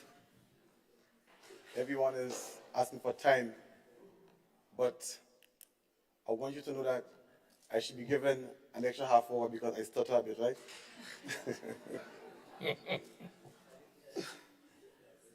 Okay. Mr. Speaker, I commence my contribution to the 2023 budget presentation by giving all glory, honor, and praise to the Almighty God for His continuous blessings, grace, and unmatched favor. I am drawn to a portion of scripture in 1 Chronicles 16 verse 8, which reads, "Give thanks unto the Lord, call upon His name, make known His deeds among the people." I stand with my colleagues here today, thankful to God for so many things, most particularly the opportunity and blessing to serve as a minister for mobilization, implementation, and transformation, MIT. As a minister for the new Ministry of Mobilization, Implementation, and Transformation, in my service to date, I have been faced with several challenges by putting people first, focusing on capacity enhancement. I have embraced and surmounted many of these challenges by putting people first, focusing on capacity enhancement, promoting innovation, and cultivating a culture and mindset of getting things done. This approach has proven useful and effective in advancing our agenda to transform our society, our communities, and our economy. Mr. Speaker, the approach of my ministry aligns with the theme chosen for the 2023 budget. People-centered transformation, laying the foundation for resilience, empowerment, and growth. Mr. Speaker, I must therefore commend my government for this most appropriate theme as Grenada forges ahead to move past the extraordinary challenges posed by COVID-19 pandemic. The theme for the 2023 budget, Mr. Speaker, is indeed consistent with our government's commitment to productive transformation of our people and our future. Mr. Speaker, the pandemic revealed some major inefficiencies in various sectors of our economy and further highlighted the need for diversification, of our economic portfolio. Considering this reality, Mr. Speaker, we must move Grenada forward, steadfast in seeing our transformation vision to its completion and ensuring that real benefits are brought to the doorstep of every household and business of Grenada, Carriacou, and Petite Martinique. Mr. Speaker, the only way this will be achieved is through the leveraging of the time and talent of our people. In other words, Mr. Speaker, Grenada's sustained growth and development are contingent on the successful execution of our government's people-centered transformative agenda. We must therefore accelerate the implementation of this transformative agenda with the intention of improving the social and economic fabric of our country in an inclusive and holistic manner.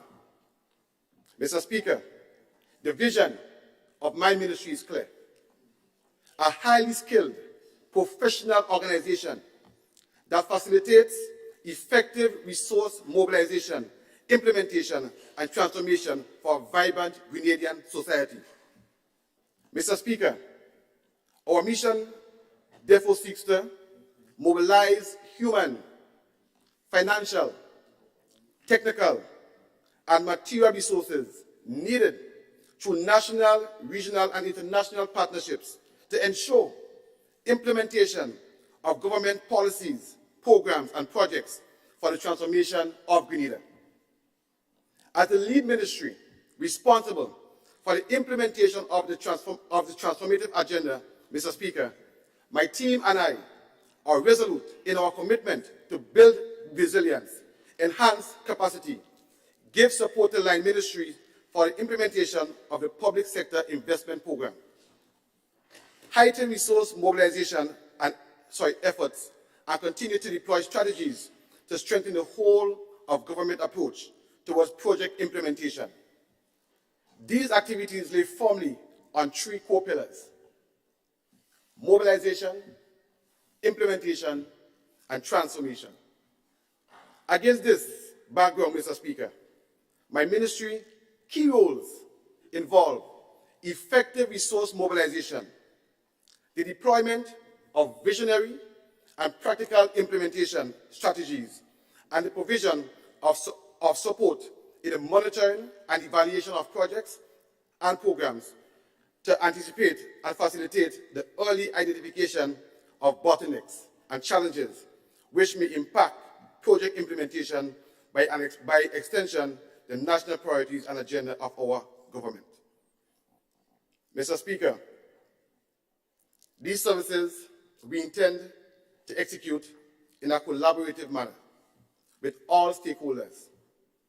Approximately $5 million is budgeted for MIT for 2023. Of this amount, approximately $3 million accounts for recurrent expenditure, and approximately $2 million are projected for capital expenditure. Mr. Speaker, from the lessons learned thus far, we have reviewed our organizational structure and ensured that identified gaps are addressed. Mr. Speaker, we engaged the services of resource mobilization officers and community liaison officers who will be directly on the ground spearheading resource mobilization. Mr. Speaker, while we are aware the task ahead is enormous, my team and I is well equipped for the challenges ahead.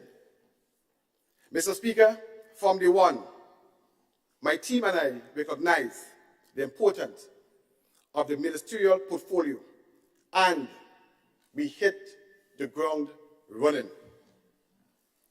We aggressively reviewed the PSIP projects, the public sector investment projects, to assess the rates of implementation, challenges being encountered, and potential actions, strategies, and solutions to be implemented to address identified bottlenecks. Some of the major challenges identified during 2022 project implementation included capacity limitations, noting that not all line ministries were equipped with project personnel, inadequate project planning, limited use of technology, lack of project monitoring and evaluation strategies at the ministerial level, capacity constraints in the central procurement unit. And Mr. Speaker, there was no MIT before. Mr. Speaker, the challenges highlighted, I will now turn to highlight the state of some major projects, which, Mr. Speaker, justifies the reason for MIT and its given mandate. Let me just drink some water first, because it's about to get hot.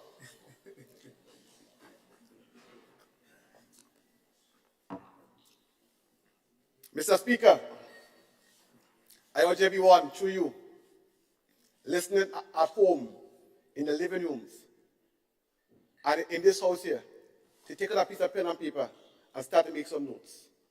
It's important. Mr. Speaker, I will commence with the state of the World Bank finance projects. Mr. Speaker, during the month of November, the World Bank completed a review of the entire portfolio of bank-funded projects in Grenada. Mr. Speaker, I understand some of us like a hard copy. So this here is a hard copy. Mr. Speaker, ranging between 6 years, since 2016, the World Bank approved a total of approximately $100 million US. Mr. Speaker, in 6 years, I'm not proud to say, but we have only drawn down approximately $13 million US. Mr. Speaker, in essence, in 6 years' time, of the $100 million that was approved for Grenada, we have approximately $87 million that was not drawn down. And Mr. Speaker, when I hear politics is being played with MIT, it makes me get emotional. Because how can you say you love Grenada and you love the people of the country and you refuse to implement projects? Mr. Speaker, my good friend, Dr. Modest, lovely friend. But Dr. Modest, I don't think NMP had a problem in getting projects. As my economics teacher said, right here, Mr. Leonard Andrews, aka Tolls. The last administration had a problem with project implementation. That is why our dear, loved Prime Minister saw it fit to establish the Ministry of Mobilization, Implementation, and Transformation. Remember I said to take out your pen and paper. So that's $87 million that was not spent. Make a note of it. We are going to add up. Let's go. Mr. Speaker, the bank report, and I quote, implementation of investment project has stalled with only 2 projects with disbursements so far in this calendar year, out of 10 projects. I repeat, Mr. Speaker, implementation of investment projects has stalled with only 2 projects with disbursement so far this calendar year. Mr. Speaker, one of the 2 projects was the OECS Regional Tourism Project. Mr. Speaker, that project was on the book since 2017. And we like to use COVID as an excuse. But Mr. Speaker, COVID only came in 2020. So that project was on the book from since 2017, August 2017. And nothing was done. As a matter of fact, when the Prime Minister saw that nothing was done, he sent an email to me and said, Andy, act on this immediately because you are the man to get things done. So what I did, we act on it. We called a meeting with all stakeholders. And Mr. Speaker, one of the previous minister from the previous administration was there. And he said to me, in essence, this project was impossible to start. That is why they never tackled it in the first place. But Mr. Speaker, I think he didn't understand who he was dealing with. Because once I get a directive from my Prime Minister, I will ensure I do everything to execute. So, Mr. Speaker, from what he said was an impossible project, we called Digicel, Lime, everyone that was involved. And Mr. Speaker, I am proud to say that a contract was signed last month for that project. Mr. Speaker, a project that's supposed to take 18 months, we have compressed it to 10 months. And I'm sure that we will fulfill our mandate, Mr. Speaker.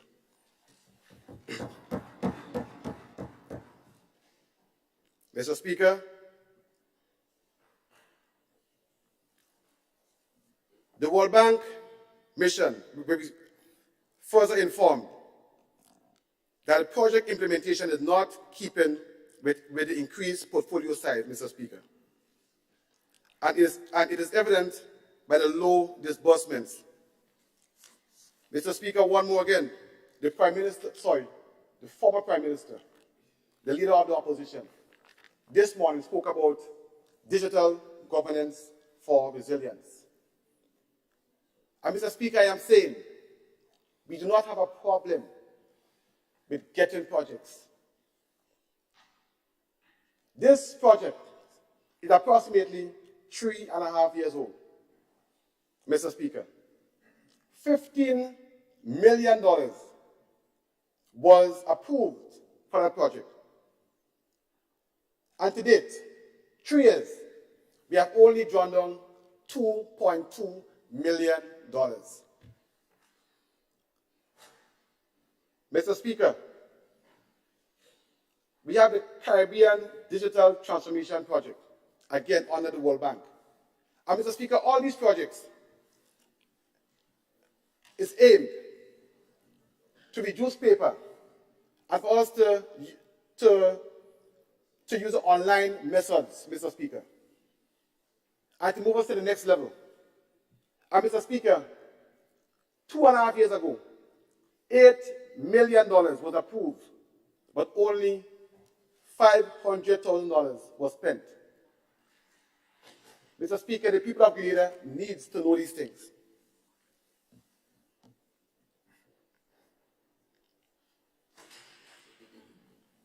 Mr. Speaker, there is another project, the Extreme Rainfall Event Project, which was approved in 2011, 11 years ago, for a total of $8.6 million US. Mr. Speaker, to date, we only have $1 million being drawn down for that project. So, Mr. Speaker, we have $7.6 million that is unused. Mr. Speaker, I now turn to the Grenada Educational Enhancement Project, Phase 1, which was approved since 2015, Mr. Speaker. It took 7 years for an 81% disbursement. So I applaud the previous administration for that. But it took 7 years. Mr. Speaker, of this project, we have Bishop College. And Mr. Speaker, Bishop College is dear to my heart because the member for Carriacou and Petite Martinique, Honorable Kevin Andrews, we really work together to ensure that Bishop College is ready for the next school year. But Mr. Speaker, Bishop College, at first, we had a date of completion which should have been April of this year. We got into office, we were told August. But, Mr. Speaker, we saw jokes were being played with Bishop College. So what we did, we came together, infrastructure, education, Carriacou and Petite Martinique, and we worked as a team to brainstorm, to boost the implementation rate, to ensure that Bishop College is ready for the next term or next school year. But, Mr. Speaker, upon observation, we saw that designs were approved for Bishop College in Carriacou, Mr. Speaker. Mr. Speaker, the littlest child knows if you're building a shack in Carriacou, you need a cistern or something to hold some water. Mr. Speaker, there was no cistern designed for the school. As a matter of fact, a cistern was taken away from the designs.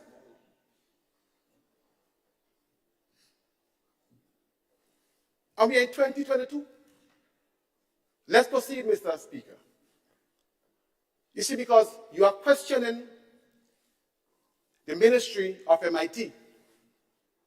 So I want to make sure that every Grenadian hear this. You have a modern design,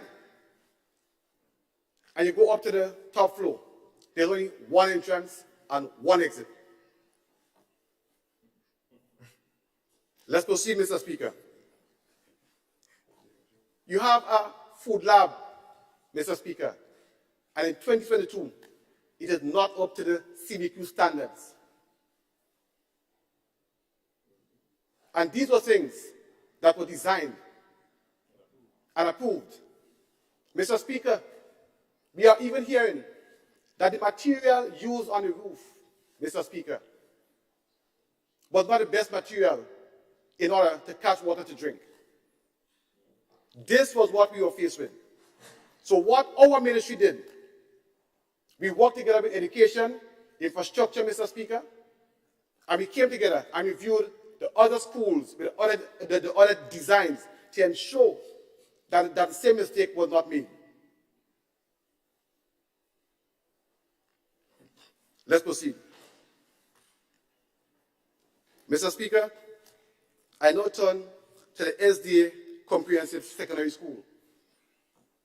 That project, again, was supposed to be completed July 20th, 2021. We are now in 2022, and it's not completed yet. And Mr. Speaker, I am proud to say that we are aiming to get the school ready by January 2023.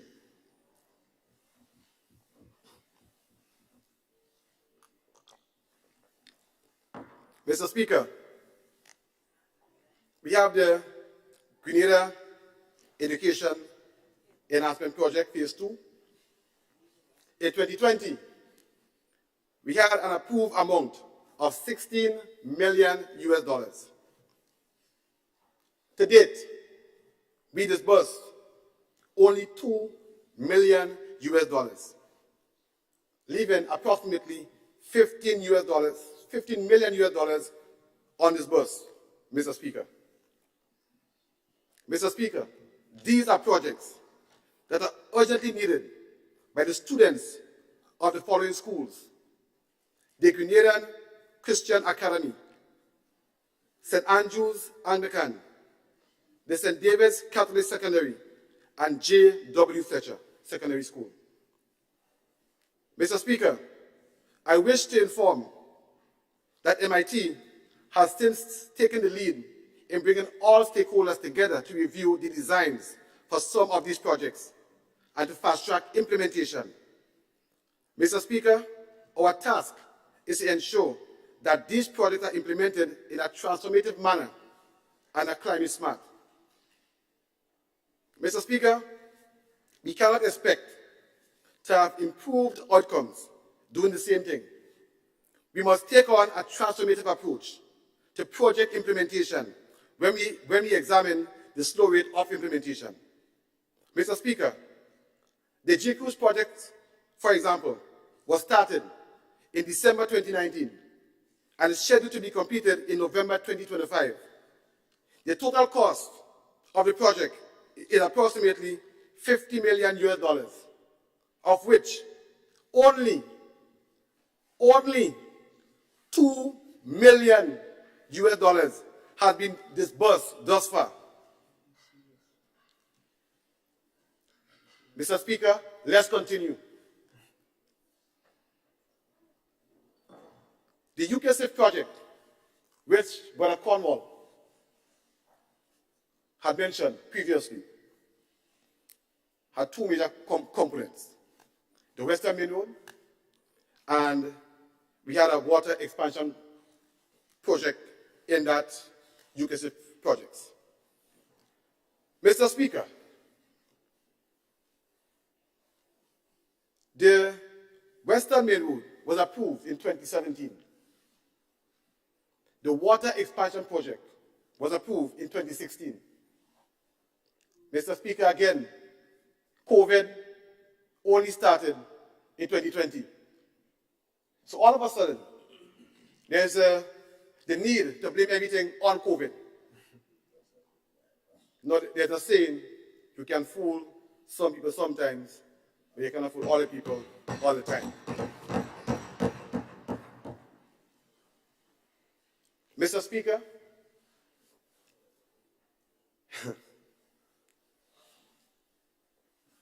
the UKSIF project was a grant given by the UK.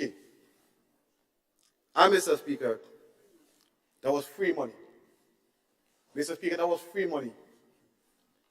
And it was approximately $30 million US.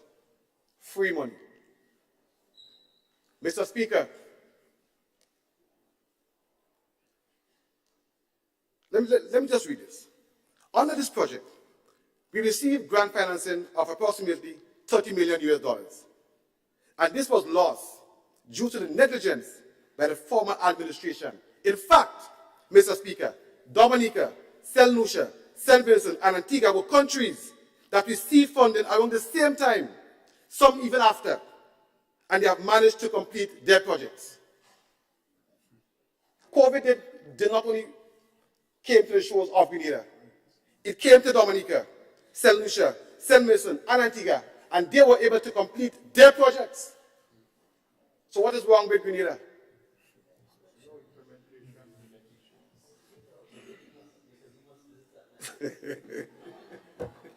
Mr. Speaker, numbers don't lie.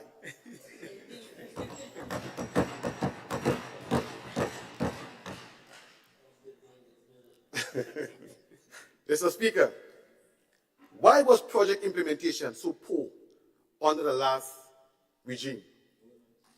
Mr. Speaker, why did Grenada lose what other OECS countries gained during the reign of the opposition?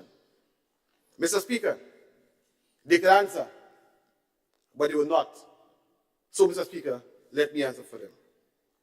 The answer lies in what can only be described as penny wise and pound foolish. Mr. Speaker, during the period when $100 million of World Bank financing for important projects were available or coming on stream, what did the last regime do?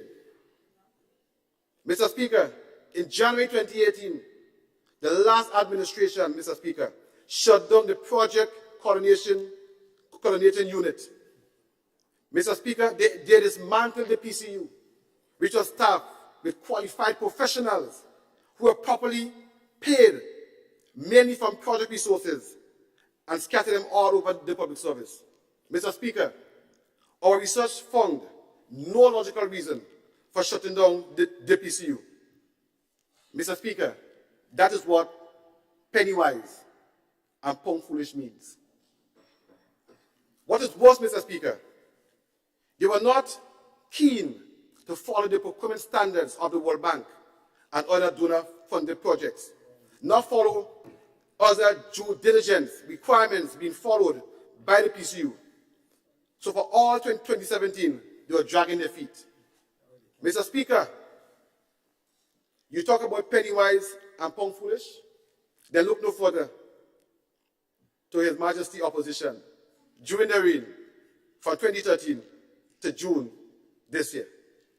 Today, Mr. Speaker, in opposition, they want to bring the penny wise, pound foolish doctrine to our transformation agenda by wanting to turn MIT upside down, inside out. Over 5 million EC dollars. Mr. Speaker, while hundreds and millions of US dollars is being lost or remain unspent. Mr. Speaker, but tell them, they can jump high, they can jump low, they cannot stop 6 runs.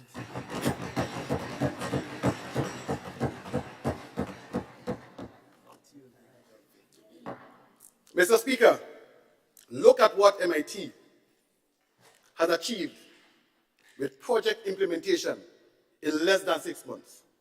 We're starting with a brand new ministry from scratch. Mr. Speaker, I heard the leader of the opposition mention the word transformation this morning. And transformation, transformation, transformation. But, Mr. Speaker, the question is, what does real transformation look like? What does it feel like? And what will it be like? Transformation, Mr. Speaker, is a reimagining and increasing local content across the board. It is taking our historical architecture at Fort George and turning it into a future where income is earned, knowledge is transferred, and our history is told. And we give our citizens and the world a scenery to behold. Mr. Speaker, transformation looks like mobilizing the local carpenters. Mr. Speaker, I was so elated, thank you, Kerry, when we had a meeting with the local carpenters. And one guy said, when he heard the call from government, he said, oh, the government know me? Because they felt sort of disconnect. And these are taxpayers paying taxes. We are collecting the taxes. And Mr. Speaker, if we are a government for the people and by the people, we would ensure that we involve the people. And this government ensure that we get, instead of procuring these furniture from overseas, we ensured that we gave our local carpenters and joiners the job. Mr. Speaker, the leader of the opposition wants to know what is real transformation. Real transformation is not thinking that you are above the people. But real transformation is Stephen and I going into a carpenter shop in Carriacou and telling him we want him to give him a job. That is real transformation.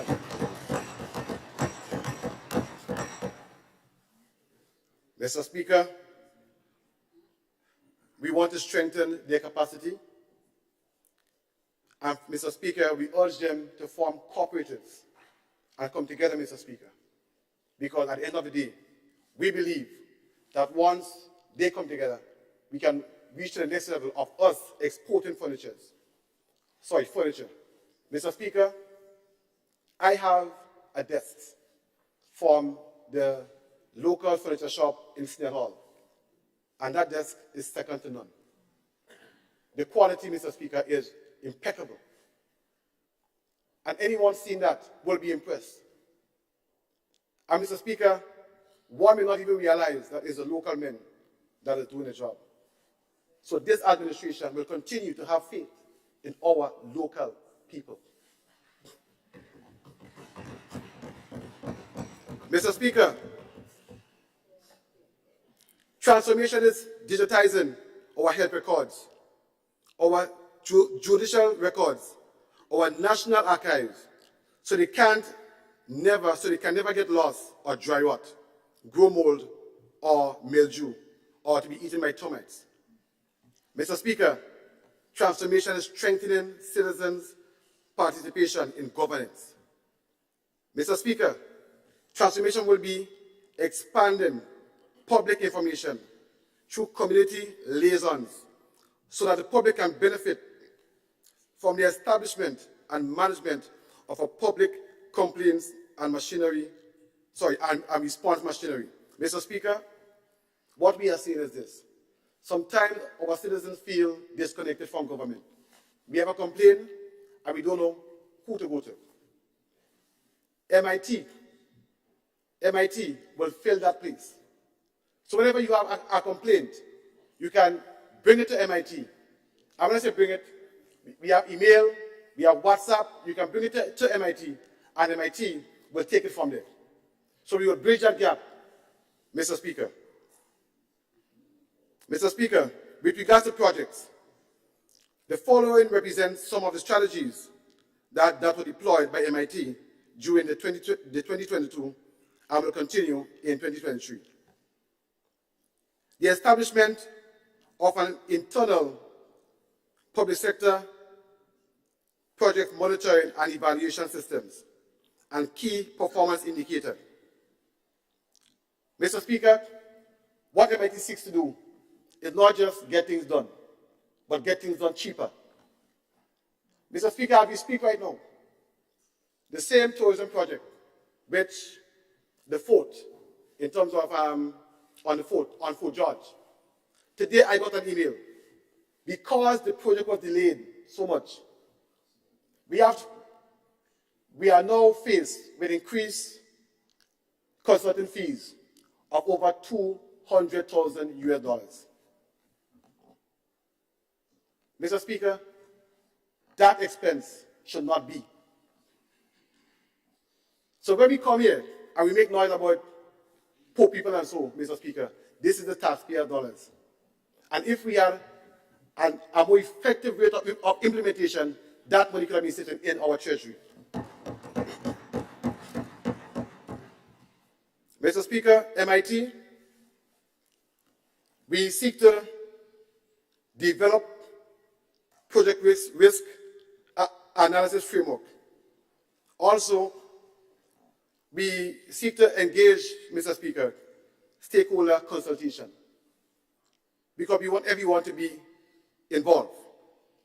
Mr. Speaker, the work of my ministry has already assisted towards improvements in project implementation.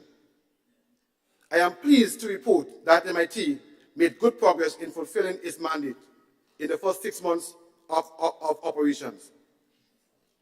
Mr. Speaker, let's go to Molyneux. Because these are things, Mr. Speaker, that we should not play politics on. You hear a contract was signed and work was ready. That's a lie, Mr. Speaker. A contract being signed doesn't mean that work is ready to flow. Mr. Speaker, we had people in Molyneux that was not engaged in connection with their lands. Yes, Mr. Speaker, we are government. But this administration believes in consultation and putting people first and engaging them, Mr. Speaker, before we start the project. And that is exactly what we did. Mr. Speaker, MIT was able to remove bottlenecks to facilitate the completion of works on the Fort George project.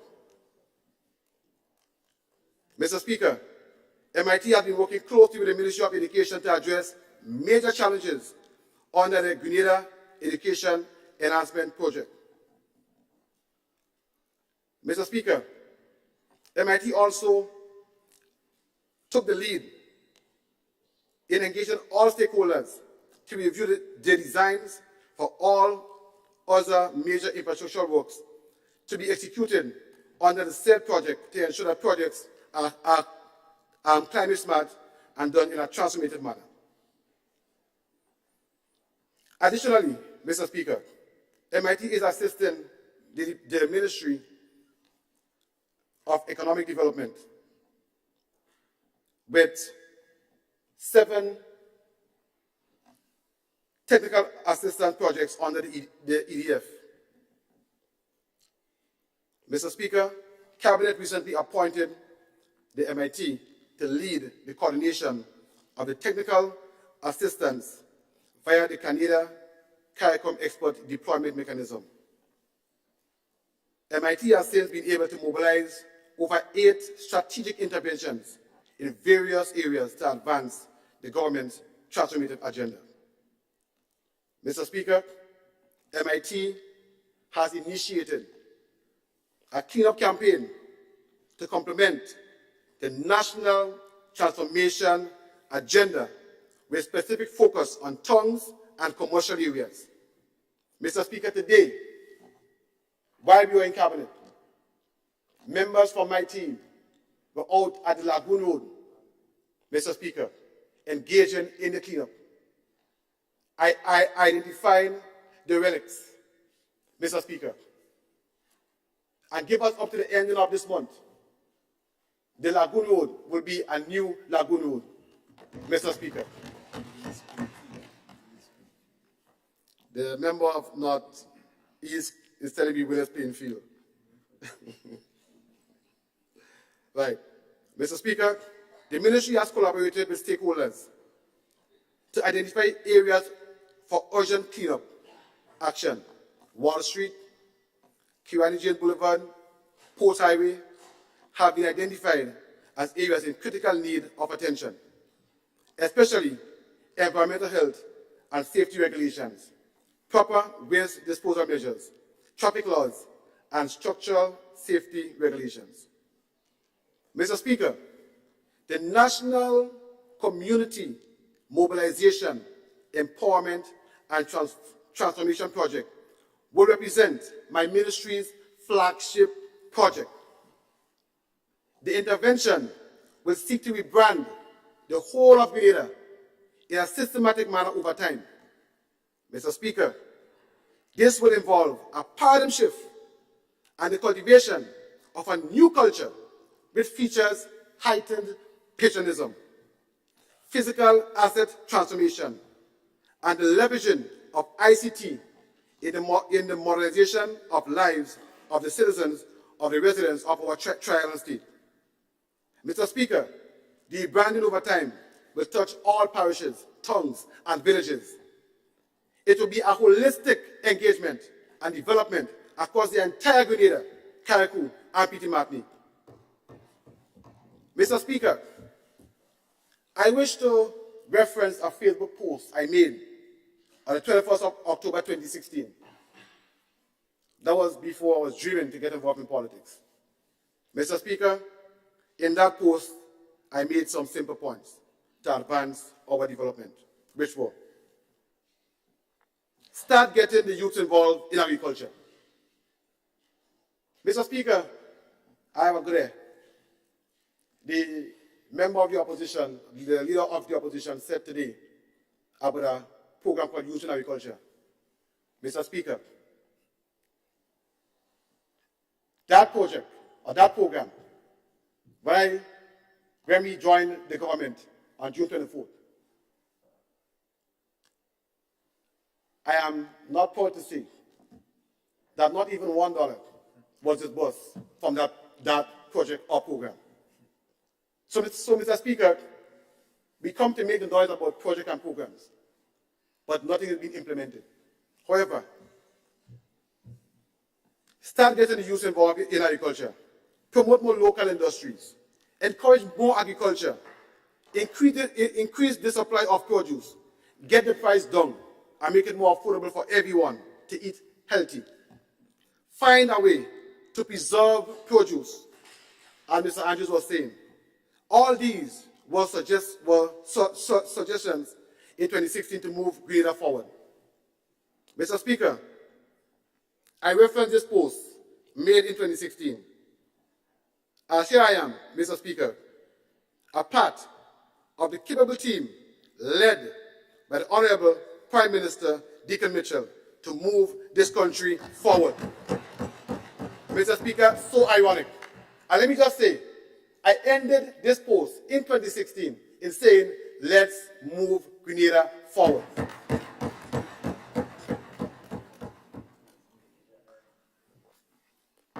Now, Mr. Speaker, here is our call for action. Mr. Speaker, recognizing a need for change in how things are done is half of the work.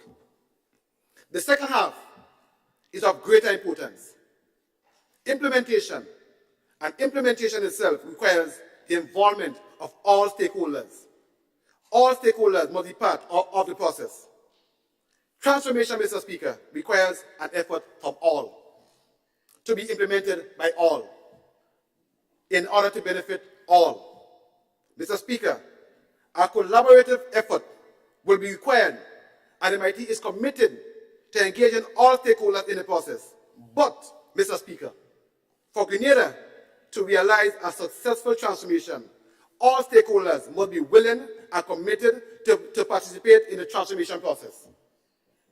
And Mr. Speaker, I invite the opposition to come join us on our journey.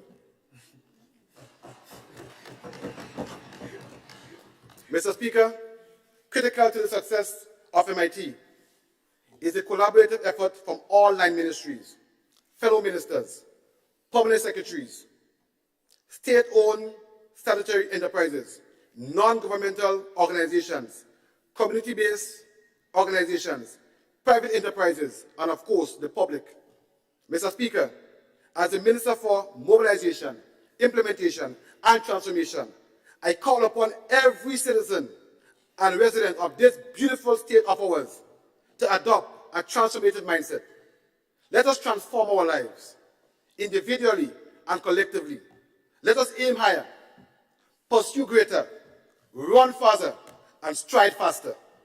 Mr. Speaker, together we can transform Grenada, Carriacou, and Petite Martinique, not just for our people today, but for future generations. Mr. Speaker, I must not turn my attention to what we have been doing at the constituency level. Indeed, Mr. Speaker, my team and I have been extremely busy on the ground within the Great South. Mr. Speaker, this is not scripted, but I want to thank the people of the South, Mr. Speaker, for choosing me. Mr. Speaker, and this is not for claps or anything, but Mr. Speaker,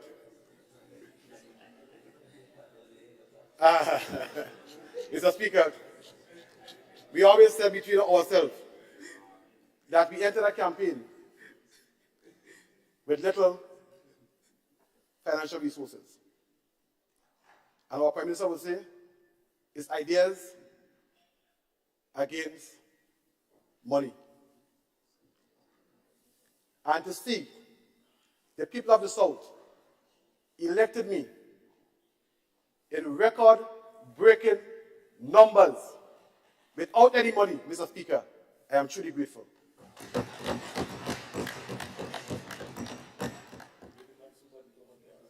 That is why, Mr. Speaker, let me just say this from my heart. That is why I try my best to be of service to my people. Because when they are so good to you, you cannot let them down.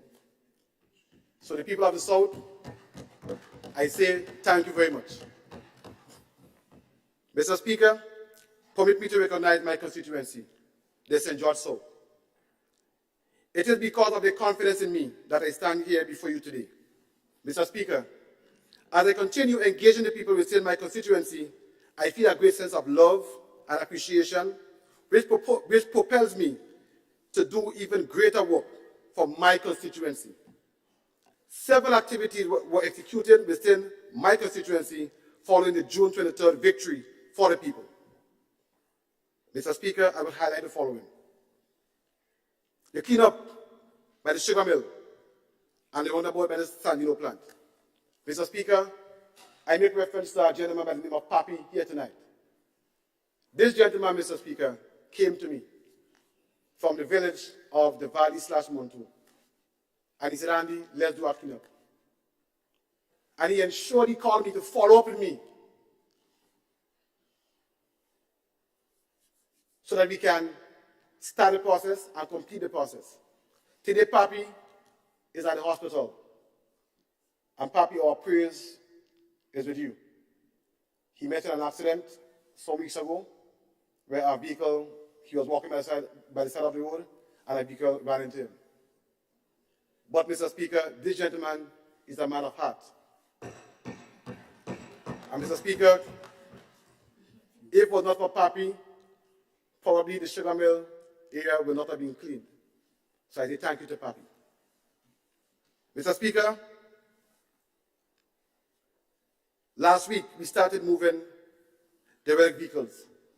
We started tagging them, together with the Ministry of Health, Ministry of Infrastructure, Greener Solid Waste, Mr. Speaker, and I thank them.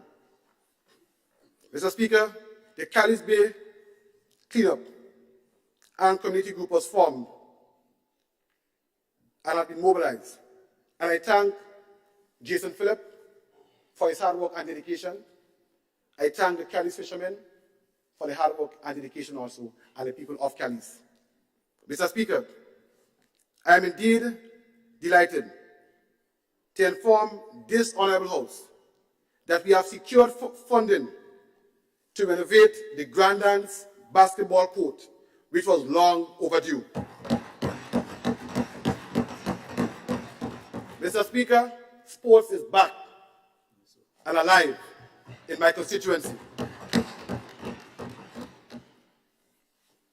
Mr. Speaker, and Mr. Clauden, I say thank you also.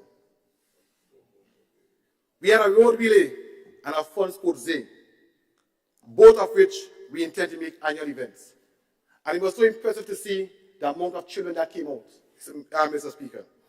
Mr. Speaker, I was disappointed on that day because I asked the Minister for Sports to let me beat him in the race, but he beat me instead.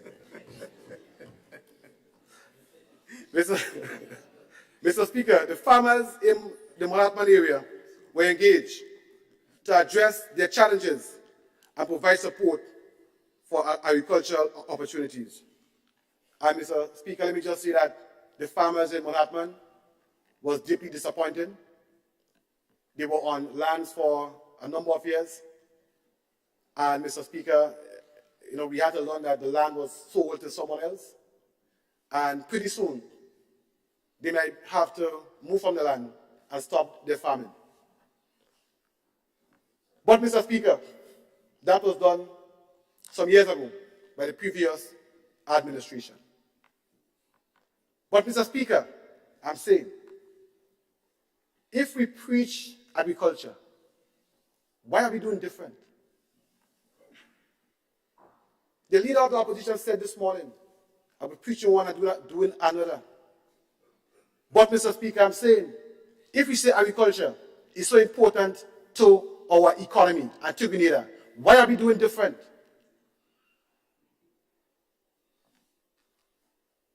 Why?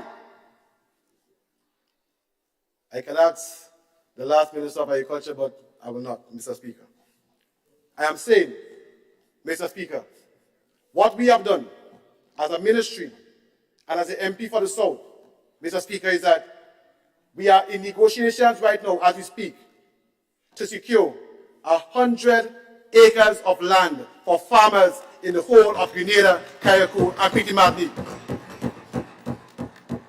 Mr. Speaker, it is time that our country gets a government that says what it means. Mr. Speaker. Mr. Speaker, approximately 63 housing assistance is projected to be executed within their constituency. Mr. Speaker, approximately 25 bathrooms and toilets were identified for assistance, and we expect to get the approval for it, Mr. Speaker. Mr. Speaker, during the month of November, my constituency hosted a town hall meeting to update the public on grant funding, housing assistance, and other opportunities, including CES. This, Mr. Speaker, attracted the participation of a wide cross-section of my constituents, with over 300 persons in attendance, which allowed for an open and frank discussion on the needs of the constituency. In addition, we are also afforded the opportunity to receive suggestions and recommendations on a wide range of matters, and we warmly welcome that. My belief is this, Mr. Speaker: I cannot serve the people if I am not among the people. I cannot serve the people if I am not among the people. In fact, this represents the broad approach of this entire government. Mr. Speaker, we are a government at work, concerned about the people's business as much. We put people at the center of our government's transformative agenda.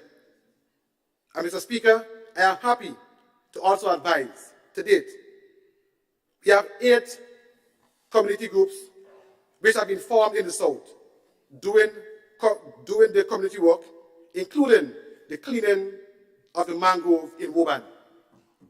And Mr. Speaker, I must say hats off to the Woburn community group. I must say hats off to the Manhattan community group. Hats off to the Grandans community group and all the others. I cannot call all. But Mr. Speaker, I am convinced that reshaping of our economy and transforming our society in this new era that is bombarded by uncertain environmental conditions will be difficult. But, Mr. Speaker, I have absolute confidence in my leadership and the leadership of this country. Mr. Speaker, we have been blessed to have notable partners and stakeholders who have extended their support to promote and facilitate economic development and community transformation. Mr. Speaker, I therefore express sincerest appreciation to our citizens, friends, and partners outside of Grenada for their support during the election period and its aftermath.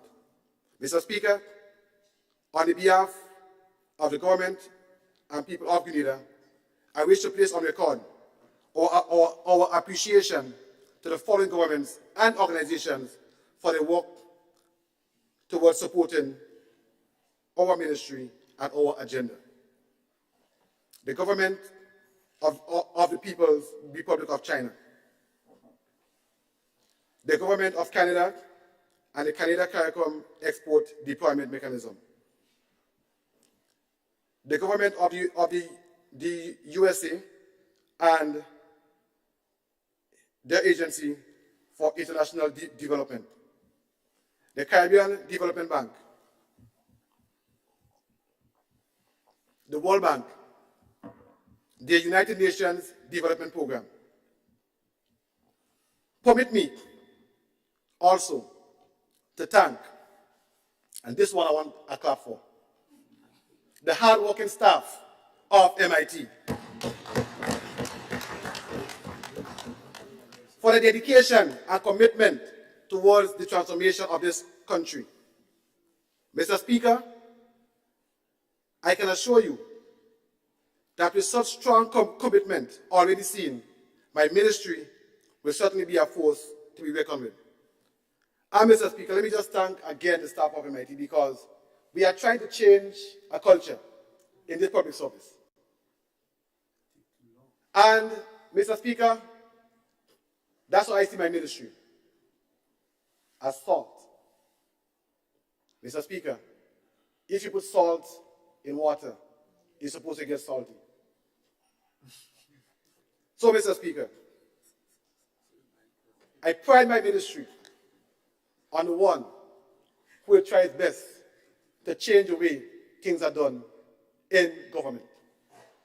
Mr. Speaker, bureaucracy is good, but sometimes, Mr. Speaker, bureaucracy makes things take too long to get done. So our ministry, in order to be effective, have to be the ministry, Mr. Speaker, that is different, that is proactive, that feels the needs to get things done, Mr. Speaker. So I know my staff have a hard time in keeping up with me, but I want to say thank you, and in some years to come, you will see the benefits. Mr. Speaker, I thank all our citizens and social partners for their continued words of encouragement, recommendations, and support. I express heartfelt gratitude to my cabinet colleagues for the demonstration of love and support in a multitude of ways. Mr. Speaker, I'm almost done. But let me just say this. I can't leave without saying this. Just hold. Your time is done, eh? Time done? Yeah. So just give me 2 minutes. Go on. Just give me 3 minutes, Mr. Speaker, because, right, almost done. Mr. Speaker, I must thank the Prime Minister for choosing such wonderful colleagues. Mr. Speaker, sometimes we are in cabinet and we are all sorts of things. We are on fighting, all kinds of things, Mr. Speaker. And you have to just laugh. Because, Mr. Speaker, if there is one united force in Pitimati, Kaiku, and Grenada, it is the cabinet.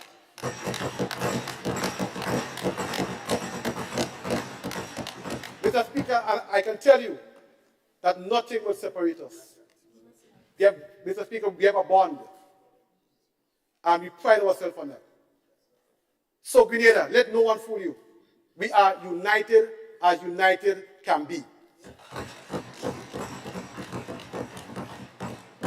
Mr. Speaker, I want to thank my mom and my entire family. I want to thank my brother, Danny Clark, who was concerned about my speech tonight. Danny, big up yourself. I say thank you for your love and support.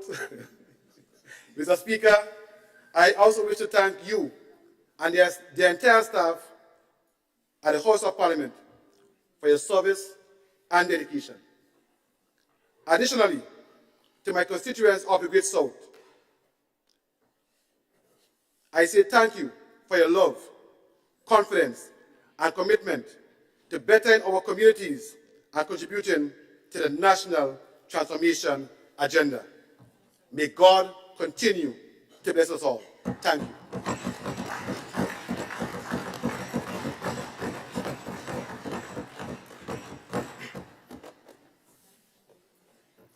Thank you, Honorable MP for St. George South. As we all agreed, this would be the last presenter for this evening.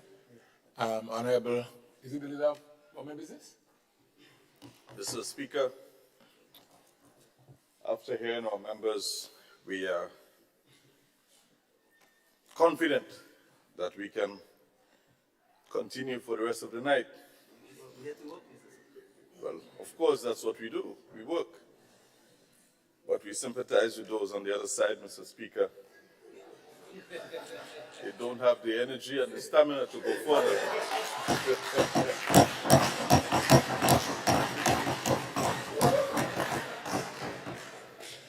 So, Mr. Speaker, I rise to move. You can speak, Honorable. The tourists enjoy your waiting.